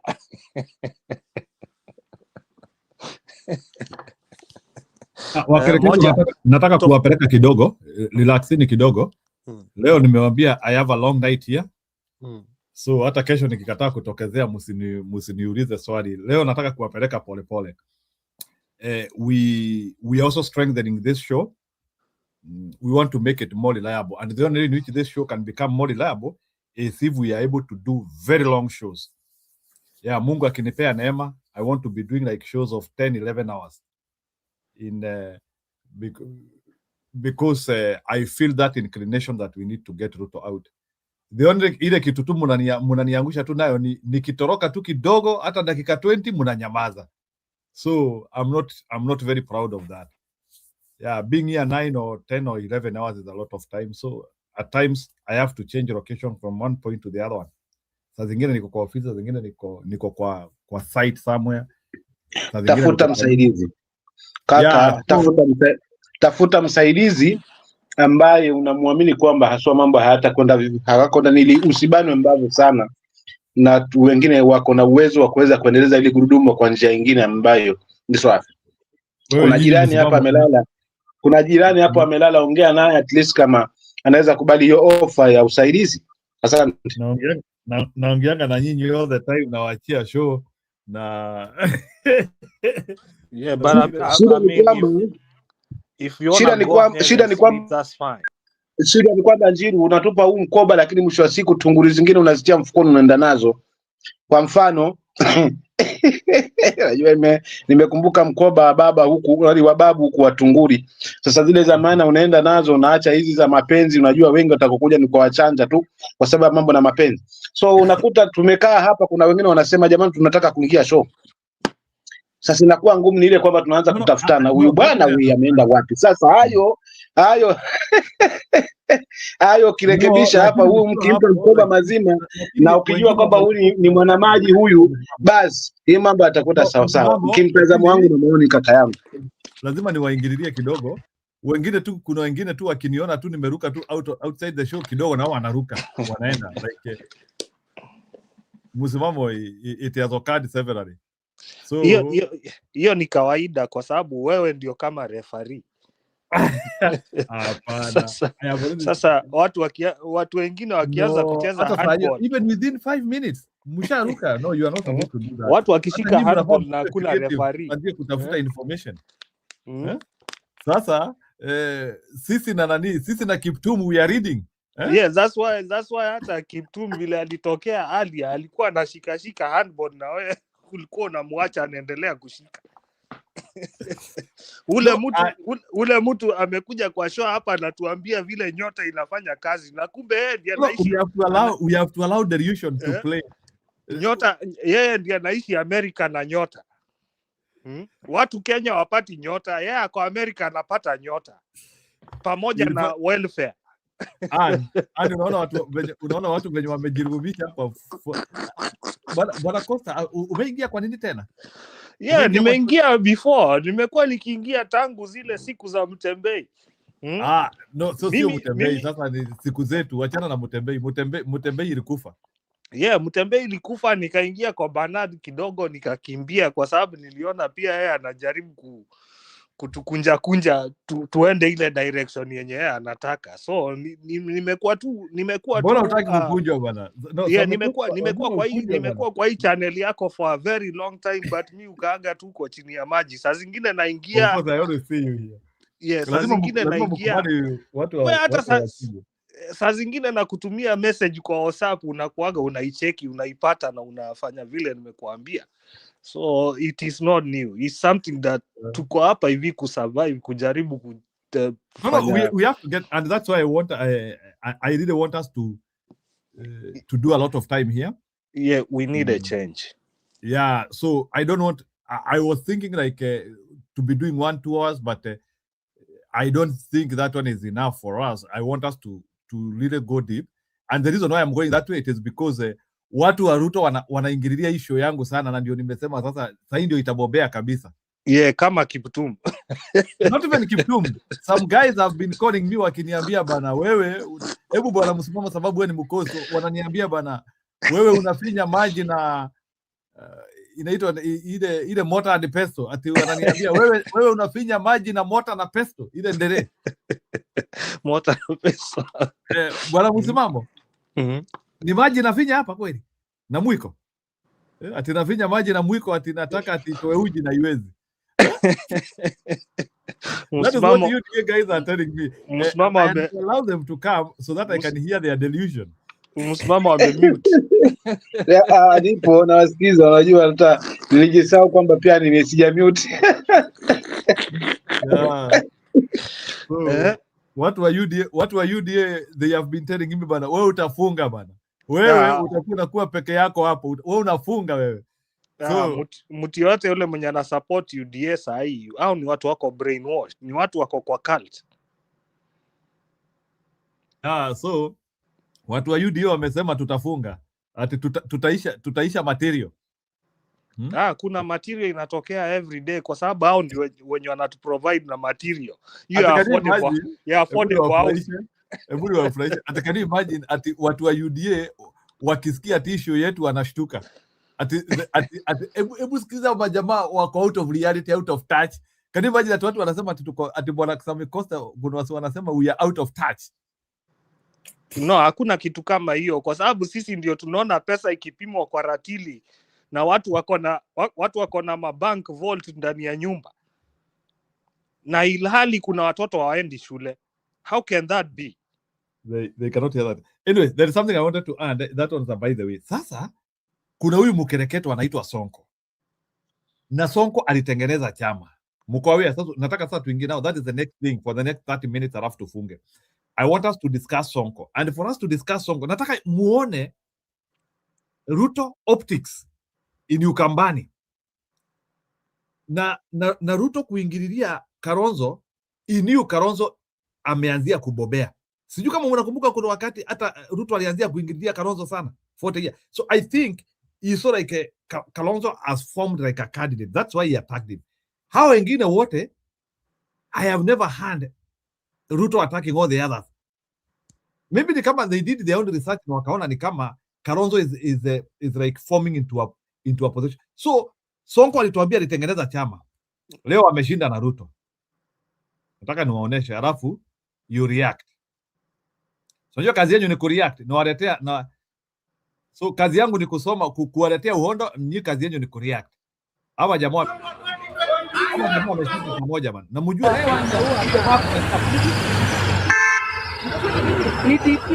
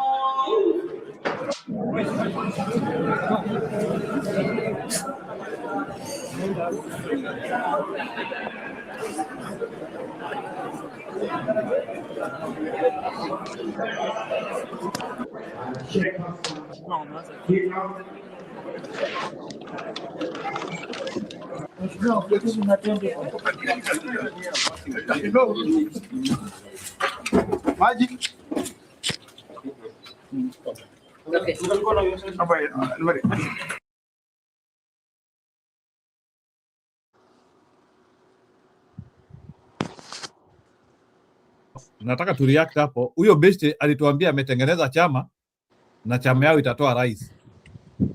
Ametoana na Ruto wapi?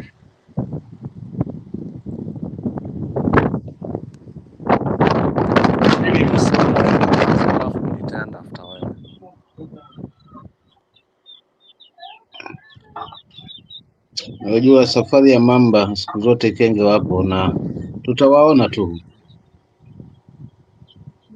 maana Wameanzia kutoa rangi, wanajifanya wanatengeneza vyama, lakini ni UDA. Ya mnazi ukiupanda nyumbani lazima utatoa kilele tu. Sasa waliopanda nyumbani, lakini mwisho wa siku lazima uulizwe, wewe bwana, wewe mbona sioni jukumu lako na tulipangana hivi na hivi, wacha nikutembelee. Na uzimwambie acha, kwa sababu tayari mshafungamana awali kwenye ahadi na mkataba, so huna jinsi ya kuweza kujificha, ni ukubali aende na atatoka yalivyo. So ni vizuri amejionyesha kiupande wangu, haswa rangi yake halisi, na tutajua kwa nini ameongozana naye.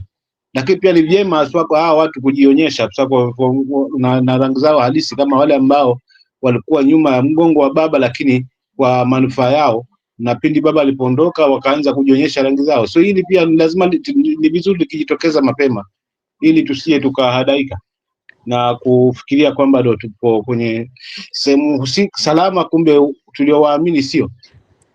Labda ni kwako kaka Emi.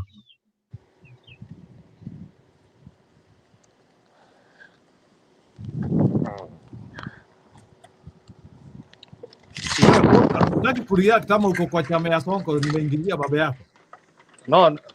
No, nilikuwa nataka kureact but nilikuwa napatia msimamo time ya react before mimi mwenyewe sija react. So reaction yangu ni mjue Kasongo anacheza politics ile yenye iko ligi ya juu, kwa sababu tumeona hata Miliomanga amejitokeza mahali pengine ameenda kusema one time. Sasa mjue malls watakuwa planted na hao ndio watu wenye watakuja kudefect dakika ya mwisho na kusambaratisha kila kitu yenye chama inafanya, unaona. So mimi Sonko is not a surprise, is something that I knew even before. Ninajua unajua politics hii ya Kenya inachezwa kwa hali ya juu, kwa sababu watu wanakuaga na mashida zile za corruption, so the only way you can hide ni kukuja na kusupport Kasongo. Hiyo ndio njia ile itakufanya utakuwa msafi kama pamba. Bila hiyo hauwezi songa mahali popote. Na ndio uliona nani alienda kabomolewa, nani ule anaitwa nani ule wa Matangi. Wa Matangi alienda kaguzwa kwa sababu ya hiyo. Kwa sababu yeye hajaonesha msimamo. Yeye bado anayumba huko kwa mawingu. Sasa mpaka atolewe huko arudishwe chini. Unaona? So hii politics ya Kenya it's very dirty, na ndio kwa sababu nasemaga hii politics ya Kenya ukiangalia ni kama ile ukienda kwa concert za Jamaica za Jamaica, ukienda vile wanaimbaga hizo mawimbo zao kwa concerts, ni kama political rally. Na ndio manake unaona mpaka wazungu wanakuja Kenya kuangalia hii siasa inachezwaga aje, kwa sababu wamepata huko mtu anaitwa Kasongo anajua kuicheza sana.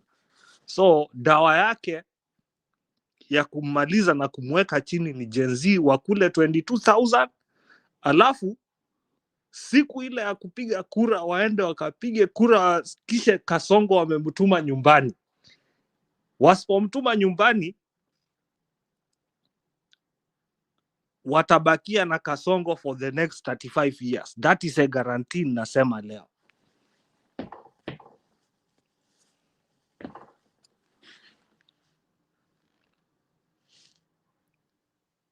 Na hiyo inatokana na power. Unajua ukishaonja hiyo power kidogo, hautaki kuiwacha. Unatakaga tu kila saa unakuwa kwa hiyo power, unakuwa within the power parameters. Hautaki kuenda mahali pengine. You just have to stay there. Kwa sababu kuna vitu zile zenye pia wewe zinakufuata mpaka ujikinge kutokana nazo. The only way. Juzi tumeona ule president wa Nigeria anaitwa nani, hata simjui jina.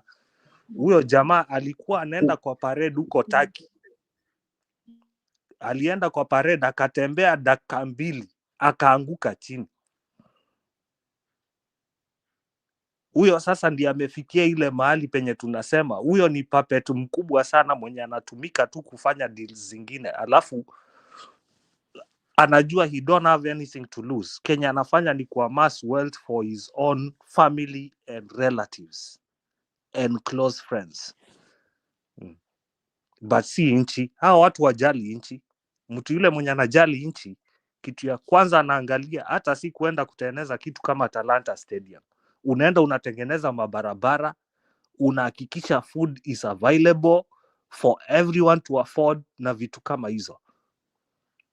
Hii Talanta italetea watu nini? Si kila mtu ni mkimbiaji, si kila mtu ni mcheza soka, si kila mtu ni muinua chuma, si kila mtu ni mchezaji wa rugby. Hauendi kutengenezea watu vitu useless, alafu unatengeneza zingine useless kama 20 something. Kila county unaenda unarusha stadium, na unarusha stadium mingine duni. Angalieni kama Wakenya mko na akili, mnaangalia vile Morocco imefanya. Morocco within a short time imetengeneza over 20 stadiums world capacity. Huko ndio mahali penye unaona talent ile inabridiwa, ile talent ya kitu kama tuseme kimchezo. Kenya is a joke.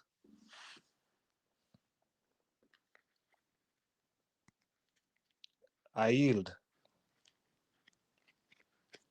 Msimamo ama Njiru?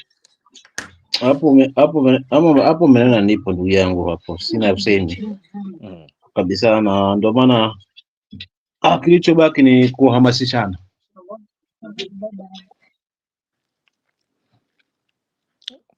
Yep, which is not good, kwa sababu wanasema kuna ile msemo Martin Luther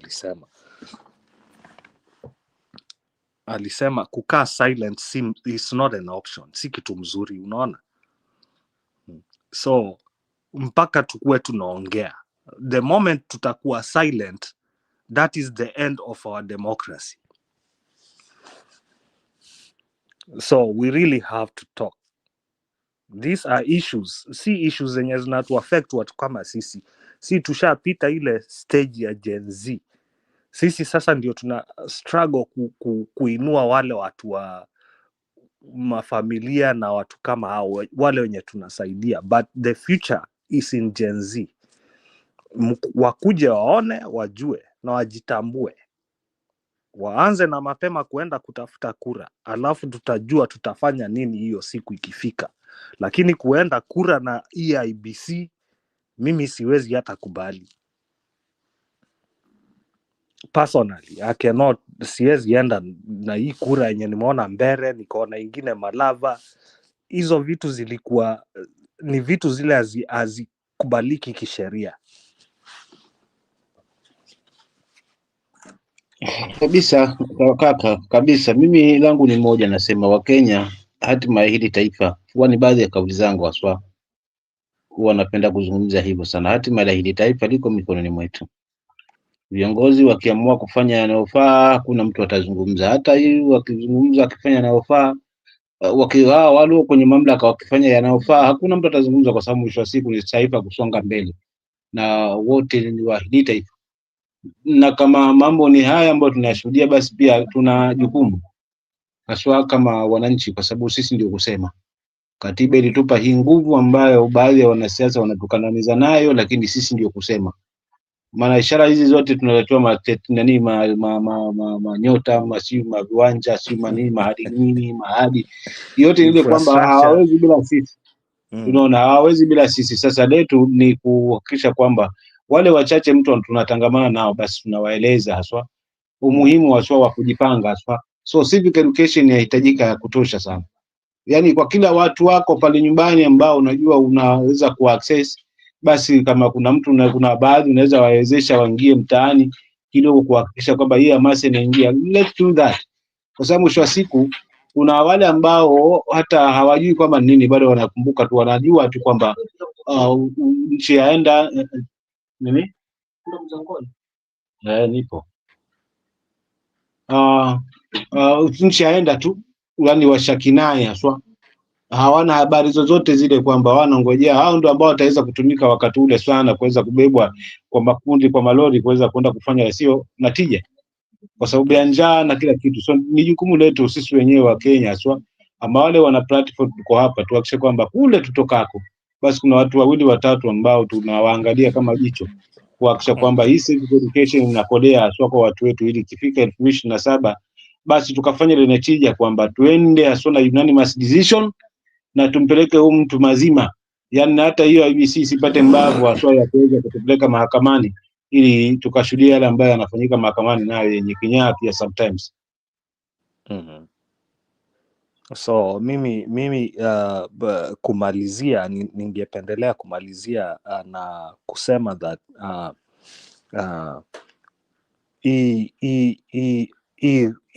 kama tunaenda kwa uchaguzi, hii register mpaka itupiliwe mbali na tuanzishe ingine, kwa sababu iko na some dead voters na iko na some numbers zile zenye hatujui. So mtu kutolewa kama Majan kutolewa hapo, hiyo I affect anything. It is just the same thing going on.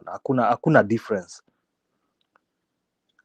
Ni unatoa mtu wale replace, lakini baada ya Majani na walileta jamaa mwingine anaitwa Ledama, sijui kama ni hivyo ama ni hivi. No, it's the same thing. Hakuna difference, kwa sababu wanatoa ule mwenye alikuwa hapo, wanaeka mwingine, na huyo mwingine hata atakuwa na ile effect ya kuaffect, hatakuwa na ile effect yenye inaweza affect anything. So kwa nini kama unajua kidonda iko hapa, kidonda iko kwa mguu, kwa nini unaenda kutibu malaria? Hiyo haiwezi fanya kazi. Ni kweli. Kama uko na kidonda kwa mguu hapa hivi, hiyo kidonda ndio inafaa uitibu, na kuitibu ni kubadilisha kila kitu kwa mguu hapo, si kuenda kuanza kutibu malaria. Malaria is different. Diagnosis tushajua, hii register iko na wale watu wenye wamekufa wenye bado wanapigaga kura, na ndio kwa sababu hiyo server haijawahi funguliwa mpaka leo. So kwa nini tunaenda election? We are just doing the same thing, expecting different results, which is not possible. It cannot happen, never.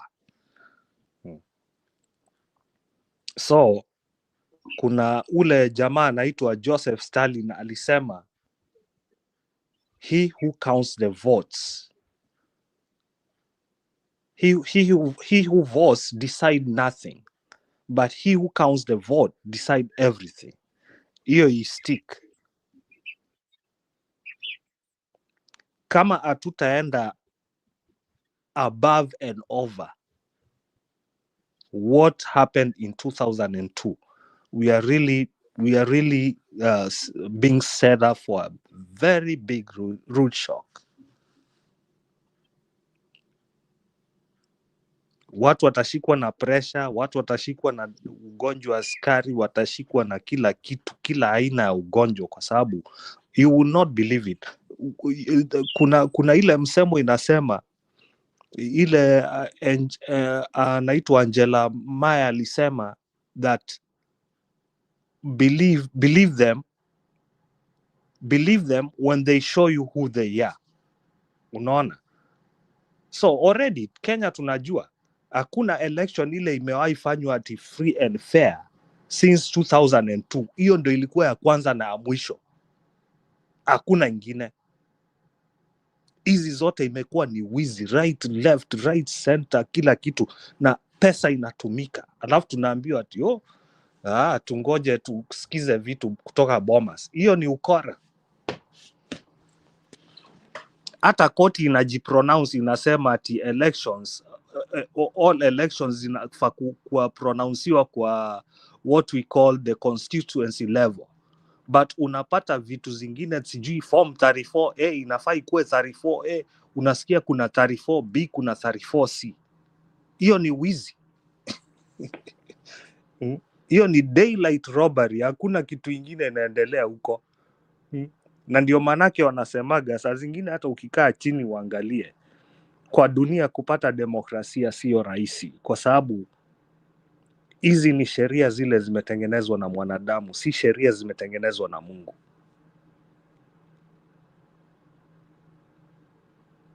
So mimi I think I would yield there, kwa sababu I wanna get some sleep.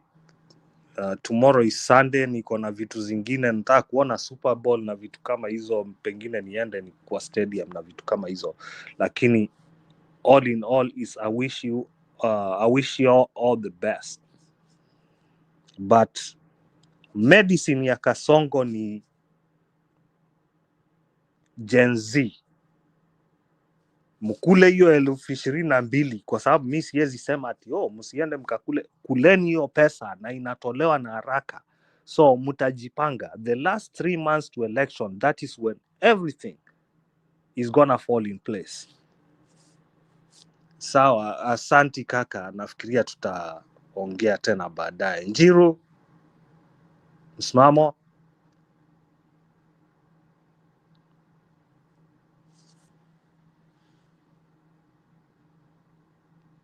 Msimamo.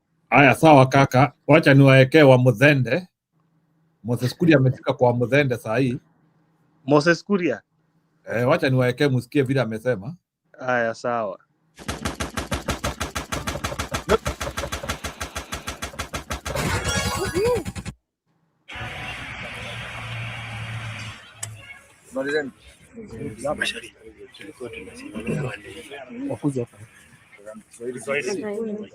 Tumekuwa tukiongea na mheshimiwa Kidole ni kwa sababu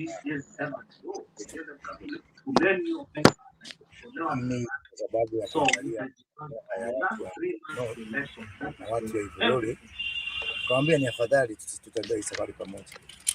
Kama unavyojua mimi wiki hii inapita nijiunga na chama cha UDA, ambapo tutashirikiana nao katika uchaguzi ambao unakuja, na naendelea kusihi wafuasi wangu na wanachama wa chama cha kazi tuunde merikebu kubwa, tujiunge na merikebu kubwa ya UDA kwa sababu kama vile nilisema pale State House, wiki hii ni wakati wa maamuzi, wakati wa maamuzi, na sisi tumeamua ya kwamba mambo ya maendeleo, mambo ya maslahi ya watu wetu, mambo ya kuwa katikati ya serikali ni muhimu sana.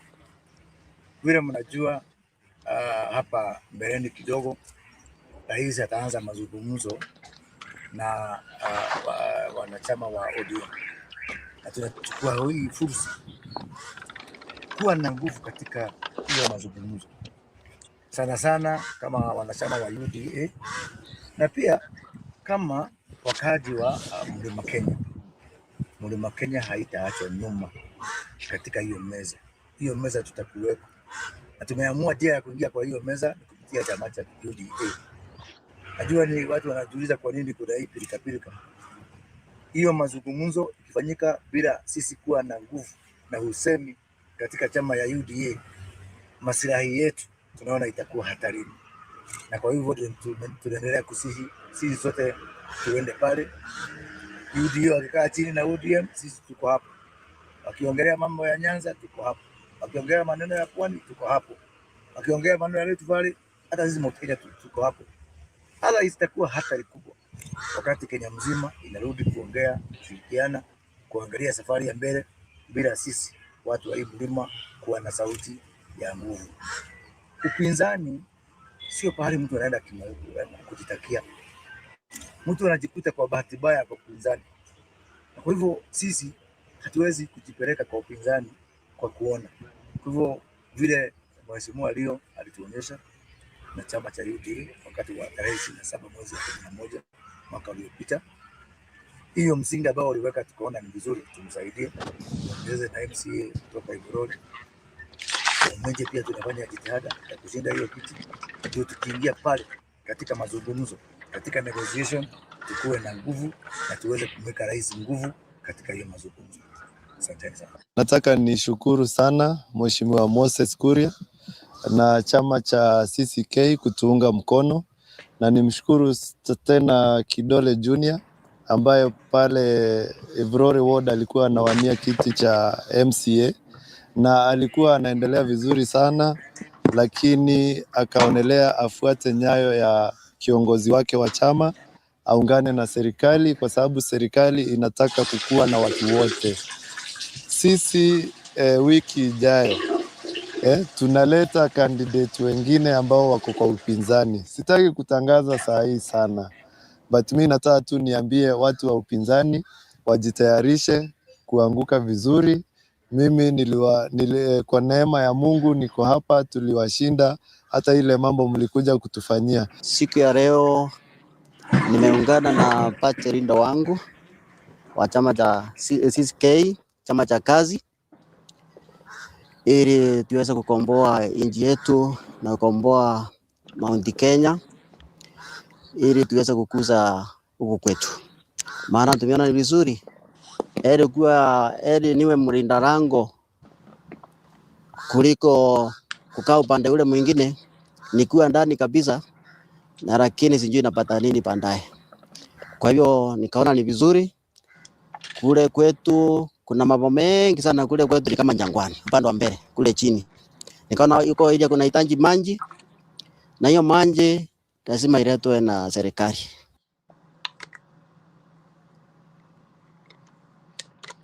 So Innocent, you can react to that stupidity. Ati Wamuthende anasema walishinda kura na sasa ati tutaanguka vizuri tena raundi. Moses Kuria na kuna kitu Costa umesema, and after Innocent nataka uelezee. Umesema watu kama akina Millicent Omanga kuna uwezekano ni mamoles. Sasa tuta interact aje na wao? Huwezi zuilia au mamoles kukuja. Lazima au mamoles wakuje because ni optics. Ama ni information utawanyima. Relax hapo utaingilia. So Innocent akimaliza discussion yake, Samekosa uchukulia, alafu na Stone achukulie. Then mkireact hiyo mkichoka, mnaweza enda nyumbani. Thank you. Bye. Mbona unasema bye? Oh, mudiscuss niko hapa. Nikukushtua kidogo. Nani? Unafanya tusiende chache alafu tena unatuambia baya, si ungetuambia basi tuende kanisa bana. Anyway, Costa, welcome. Glad to see you. It's a long time since nilikuona. Yeah, I know. Kumbe Yeah, uko thank you, kama man. mimi. Kumbe uko Thank kama you. mimi. Unajua mimi I don't stay where I don't fit. Nikikaa mahali nikiona watu wanaongea vitu zenye haziwezi nifaa, mi huwa naepa. And especially hii kazi yetu tunafanya, unajua ukikuwa unakaa, kuna watu wanatukana, kuna watu wanafanya nini, inaharibu heshima yako. So mi napendanga mali tu watu wana discuss issues and what it can help. How do we help this society? Now wamutende, unatenda kweli, endelea kutenda. It's good, wacha endelea kuangusha watu. And I'm saying, especially what he's saying is right. For those ones wenye wanataka kuenda huko, wacha waende. Yeah? Na kama kuna kama tutaanguka Njiru na Aston Piquet, kuna kitu sisi tuliamua, wacha tuanguke tukikuwa kwa upinzani than kusaidika kukua kwa mali watu wenye wanaua watu. That is what I can say. Wacha wamtende, wacha tuambie tutaendelea kuanguka, wacha tuanguke tukiwa upinzani. It's good to have a stand. Ukae. Now let me just give an example of Kuria. Kuria juzi tu alikuwa anaongea maneno ya Ruto, alikuwa ndani ya serikali, akakuja akatolewa uminister, akapatiwa sijui ni advisor wa president, kidogo amejitoa, anasema anataka kusaidia. I think some of our leaders don't learn. And is it ANC ya Mudavadi walikuwa hivi wakafunga virago na wakaingia kwa serikali kidogo hivi, ndio hii serikali imekuwa vile imekuwa. Unafunga kampuni yako, hata unataka kwenda kusaidia mtu kampuni yake, na hii ndio inaendelea kufanyika Kenya. So you can imagine Mudavadi amefanya hivyo kidogo hivi, akishafunga kampuni yake pati yake, alafu ODM ndio analetwa ndani, and then wewe ni kama usikizi saizi. And Kuria does not even learn this. How do you do? How do you fold your party at saizi? Naona anavaa nguo ya UDA. So does it mean na huyo jamaa mwingine hapo nyuma nimesikia akisema ati yeye ni amefuata party leader wake? Which party leader now? You know, sometimes kuna watu wanaongeanga vitu mimi naangalia na shangaa. You are following your party leader na amevaa nguo ya UDA. Sasa ni party leader wa chama gani? Ni chama cha hiyo sijui kufanya kazi ama ni ya wheelbarrow? Because you can see exactly what your leader is wearing. And this is how citizens ama sisi leaders huko kwa grassroots tunapotezwa. Number 2, huyo jamaa anasema ati ameona afuate serikali ati juu hapo ndio maendeleo inaweza kuja kwa village yake. And this is exactly what we need to educate our people, that msaada haukuji kwa sababu uko serikali. People should know that when unajua, mimi nilikuwa nasemanga it's high time that tufike mahali tunaanza kusema hivi sasa, kama ni mbaya ni mbaya, kama maendeleo haiwezi kuja kwa section ama region yetu, then we stop paying taxes. I believe it's high time tutoe clause kama hiyo kwa constitution, tuseme kama maendeleo development will only be done to our regions because we are in the government, then we stop paying that taxes. Tuache kulipa hiyo tax, tukae na pesa yetu mpaka wakati maendeleo tutaambiwa maendeleo itakuja. Because why how does it work that una pay tax and then pesa yako inapelekwa iende kufanyia development to other places wenye wako kwa government? Si then nikae na pesa yangu kwa opposition, nikae nayo hiyo tax yangu nikae nayo. And if a clause is passed like that, utaona watu wakigutuka hii Kenya. It's high time watu wagutuke. Let people have awareness of what they're supposed to do, how they're supposed to live, what they're supposed to do, especially when they pay taxes. You demand your right, you demand your development, and that's why tunachagua ma leaders wakifika huko wanasema ati tuingie serikali ndio tupate maendeleo. You see now our leaders are the ones who are telling us these things. Hao ndio unatuambia ati tufuate hii maendeleo juu. I thought let me say Nyanza, people are educated. Most of those legislators are lawyers, they are doctors, they are professors, they are who, but whatever they tell the people, you wonder kama wamesoma. Unajua juzi Gachagua alikuwa anaambia watu ati mnipee watu wenye wamesoma, mnipee watu wamesoma. Kuna watu wamesoma lakini hawajui kutumia masomo yenye walisoma. Because you can be educated, you can be a professor, you can be a doctor, but whatever you're passing to your citizen doesn't show the education level that you have. So tusikue tunadanganya watu wetu. It's high time to educate Njiru, to educate our people, wajue that sio lazima upate maendeleo ukiwa serikali. Utapata maendeleo because you are paying taxes. And it's high time that mimi nasema hata hii taxes yenye inalipwanga idividiwe equally to every constituency, to every ward. Kama mtu anapata 10,000 every ward, ikuwe 10,000 all over Kenya. Kama ni barabara zinataka kutengenezwa, waseme kama if they pass a law yenye nasema maybe tutengeneze kama ni barabara 1 kilometer every ward, it's 1 kilometer every ward. Pesa inatumwa equally inaenda kwa hiyo ward. Kama ni pesa inatumwa kama ni constituency maybe ni 3 billion to every constituency. So that development sifanywe equally. That is what I can say. But watu kama Kuria ama watu kama wenye Njiru unasema ati ni malls wenye wamekuja kukuja kwa party, let them come. You hautakataza watu hata kama ni malls wenye wanakuja huko nani, but just know how to treat them. Matiang'i alikuwa amejua kuna mall mwenye alikuwa amekuja alikuwa nasumbua huyo wa Mchomba, and there is a way he dealt with it. Information yenye unataka kumpatia au mpatie whatever. Kama anataka kuattend meeting yenye kwa anahitajika, mnamwambia this is not for everyone, this meeting is meant for this. Unajua alikuwa anakujanga tu anataka kujingisha ndani. Hata akisikia Matiang'i ako na meeting mahali Kisii na anataka kwenda kufanya meet some people, alikuwa anataka kuja, unampata ame drive saa 10 ya usiku. Kama ulisikiza Oroba bila alikuwa anasema ndio huyu yuko Kisii, ndio huyu wako na Matiang'i, alafu naanza kumwambia mimi nataka unipatie deputy presidents. So these are some of the people. Just know, you will know them by their behaviors. So let them send. Wakikuja kama wanakuja huko, unakuja, you give them the dose. Hapa tuko hivi, tunafanya hivi na hivi na hivi. This is how we behave. This is how we do things.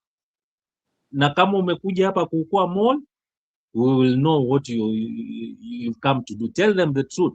Kaa chini kwa meeting, discuss these issues, let them know what wajue, and any information which will leak outside, it's between the 4 of us, the 6 of us, the 20 of us who gives this information. It's very easy these days to know ni nani amepatiana information out, who has leaked the information.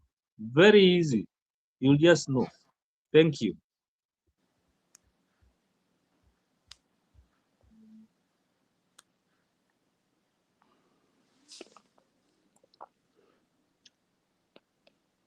Njiru, Stone, hakuna mtu. Okay, wacha ni react kidogo before hata mi nichomoke, kwa sababu niko na vitu zile zenye ninaweza fanya. Nataka nifanye kesho usubuhi nikiamkia. So si kesho usubuhi but leo usubuhi. So ile kitu umesema hapo hivyo, unajua kama umesoma ile kitabu ya Joseph Green ile The 48 Laws of Power,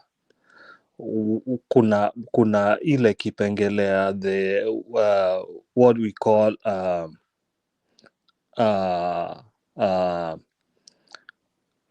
divide and rule. So hizi vitabu zote Kasongo amesoma. That's why ana plant watu kama akina Moses Kuria, akina Millicent Omanga. Akiplant Moses Kuria, amecalculate, anajua within 3 months Moses Kuria atakuwa amefade away, so analeta Millicent Omanga, alafu baada ya Omanga kufade away ataleta mtu mwingine tena. So hiyo ndio kitu ile tunafaa tukue tumekaa nayo. Alafu hii kitu ya representation wanaitaga representation without tax, hiyo ni kitu yenye haifai Kenya, kwa sababu ukiangalia kama country kama uko US, county governments zina manage their own resources, so hakuna kitu ile inakontroliwa na state state except zile vitu zinaenda kwa federal, unaona. But which is a good ni ile tunaitaje ni tuko na very beautiful constitution yenye ina explain hizi vitu, but lakini wale watu wenye tunaekaga hapo ndio wenye wanakuja wanakeuka ile maktaba zimewekwa kufuatizia hiyo constitution for their own personal interest, which makes it so difficult. Sai hizo mabarabara, unaona pesa ikitumwa kwa county government, haifai hata ikuwe ati wewe ni kitu yenye inafaa itoke tu pale juu, si kitu yenye inafaa ikuwe ati inakontroliwa pale juu, kwa sababu most of this money inatoka kwa World Bank ama IMF, vitu kama hizo. So ni kitu ile yenye haifai ikuwe inakontroliwa kutoka pale juu. But sasa kila kitu imekuwa under state capture. Hata polisi wanapata, unasikiaga ile kitu inasemwa order from the above. Order from the above. If you are a democratic country, you don't need order from the above. You do what is right according to the law. Haufanyi what is order from the above. Na kuna countries zile zingine zenye zinafuata sheria sana, yenye wewe ukiwa county commander na unafuata order from the above, unakiuka sheria. So at the end of the day, wewe mwenyewe personally you will be answerable kutoka kwa hizo order from the above. Wewe mwenyewe personally, hata kama itachukua 30 years, itachukua 20 years, you will at some point utakuja ujibu hizi mashtaka. That is, hiyo ndio crookedness ile yenye tunaenezewa huko Afrika yenye hatuelewi. Si ati hatuelewi, but we don't have powers, kwa sababu hata tunaambiwa democracy, saa zingine inakuwa ni kama fallacy, si kitu yenye unafaa unaamini, kwa sababu it's like it don't work. We have the best constitution, but vile orders zinatokaga from above ati zinakuja zinasema hii county hauwezi pata pesa kama hujaenda uimbe 2 term ama 1 term ama half term. Hiyo ndio, hapo ndio problem iko. You are supposed, kwa sababu constitution ukiangalia constitution chapter 1 is freedom of speech. So nikikuja mahali penye hata huko kwa mkutano niseme mimi ni mtu wa 2 term, haifai unashindana na mimi hapo hivyo sijui nini, unakuja unanipiga risasi kwa mguu na vitu kama hizo nisitembee. That is a constitutional right. So tukikuja ati ukiona saa zile unataka kuona country ina slip into a dictatorship, inaanzaga kuenda hivyo, ndio unaambiwa ati huwezi enda ukasema 2 term, huwezi enda ukasema 1 term, huwezi enda ukasema half term, huwezi enda kwa kanisa ukasema siasa, na wale watu wengine wakienda huko wanasemaga siasa all the time through. So where are we heading? That's why nilikuja nikasema hizi sheria zimetengenezwa na watu bandia na si Mungu. They are the things which are gonna come and haunt us later. Zitakuwa zinatusumbua baadaye kimaisha.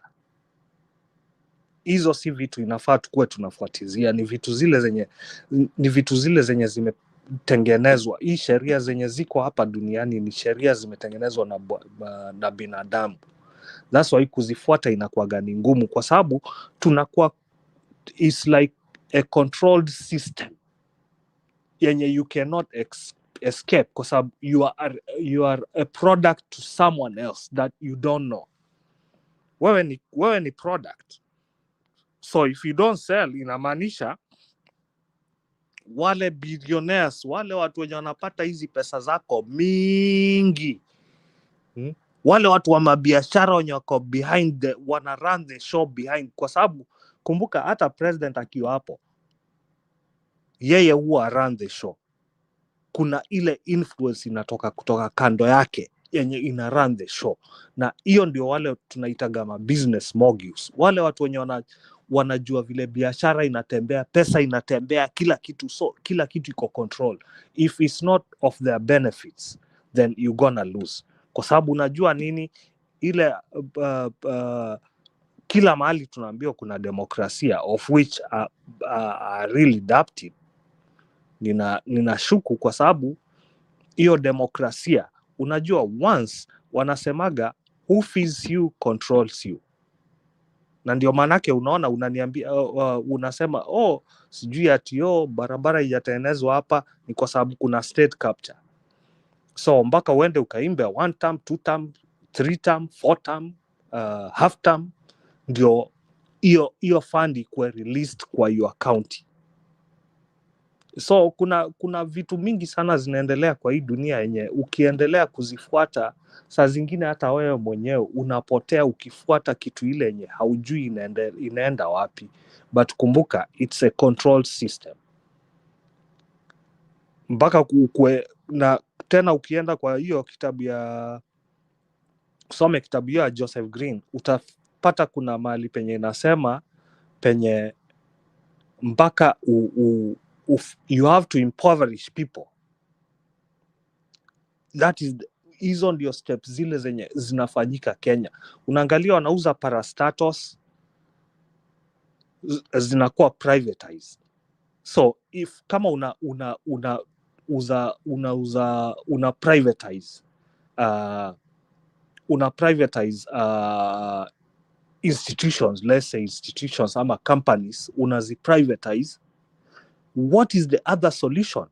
Mpaka ukuwe na kitu inaitwa industrialization, but hiyo tena haiko. Pia hiyo unaimaliza. Tulikuwa na ile clothing textile ilikuwa hapi Eldoret, sahi haiko. Hiyo textile haiko. Ukiangalia KPA gone, all these things gone. Kwa nini? Unataka kuimpoverish watu, na once ukiimpoverish watu unawafanya wanakuworship. Alafu ukikuja una connect hizi dots zote, unakuja unapataga pesa inatolewa mahali pengine. Unajua ile pesa ingine ilitolewaga ile wadiendaga wakaprint ile de la rule, ile iliprintiwa Ruaraka. Sahi pesa hata itoki huko, kwa sababu they are getting smarter and smarter by the day. Kila siku wanakuwa werevu. Sasa pesa inatoka nje, ikikuja na inakuwa dimbas kwa watu, unaona. So kuna a very big confusion between hata the voters, wananchi, kila mtu, confusion iko, na ndio kitu ile inaletwaga kama distraction. Kila saa utastukia kitu ingine imetokea, kitu ingine imetokea, kitu ingine imetokea, kuconfuse kufuata the real thing, which is ile problem inaumiza common mwananchi. But wale few millionaires ndio wenye wanarun nchi. na ndio ilikuwa JM ndiye alisema we have 10 million beggars and we have 10 million na confuse hapo kidogo, but no, he said something between we have 1 million beggars and 10 billionaires. Unaona, so confusion iko hapo. Ni wale watu kuna wale watu wenye wameshikilia nchi kabisa yenye hawezi wacha iende hata nini ifanyike. They are there to protect what they are making. Njiru Innocent, nitamalizia hapo, mimi nitalala. Hello? Okay, asante sana. I don't know whether Njiru ako huko, nafikiri Njiru hizi masaa ndio anaenda kulala pia. Yeah. We can say good. I don't know where you're watching from. Maybe I'll say good night or good morning. Yeah, it's Sisi hapa always Kenya. taxes. It's always taxes without representation. That is what's happening. Yeah. Wewe unaelewa kwa sababu wewe unajua nini naongea. Okay. Ni wizi bila kazi. Nitakuja kwa show. I'll be coming more often, but for today I think this is it kwa sababu nataka nilale. Kesho niko na very busy schedule and I think tutaongea tena kesho. Kesho nitajaribu kutokea. I think so. Yeah. Yes, have a good night, and on behalf of the show, I think maybe Njiru has slept. We'll just call it a day.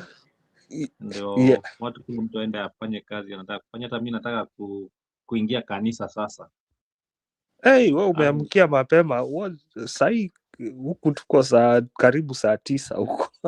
Ukiniambia uko kanisa nafikiria ni saa hapa Kenya ni saa 4:30, saa 4:50, so okay, nilifikiria uko huku. Unajua unaweza kuwa pande ingine kama huko, alafu unakuwa mali kama mali pengine penye time difference, unasikia tipu wengine wako 3 hours early, but that's the beauty of the world, you know. Yeah, that's why kuna Wakisii, Wajaluo na nini. That is the beauty of the country. Country yetu, kwa sababu ya tusiseme ati sijui ukabila ni mbaya nini. No, ukabila ni mzuri kwa sababu ni diversity. Yes, it's the diversity. It is good. It's good, but we have to make good use of it. Tusifanye ikakuwa poison. Yeah, we really have to change that. Okay, thank you then. Have a good night, and goodbye everybody, wherever you're watching from. Those who are on the comment section, we also appreciate you. And on behalf of Njiru and Stone PK Costa, have a precious the day ahead or night ahead. Thank you, and God bless you. Aluta continue. Okay, you too. Bye.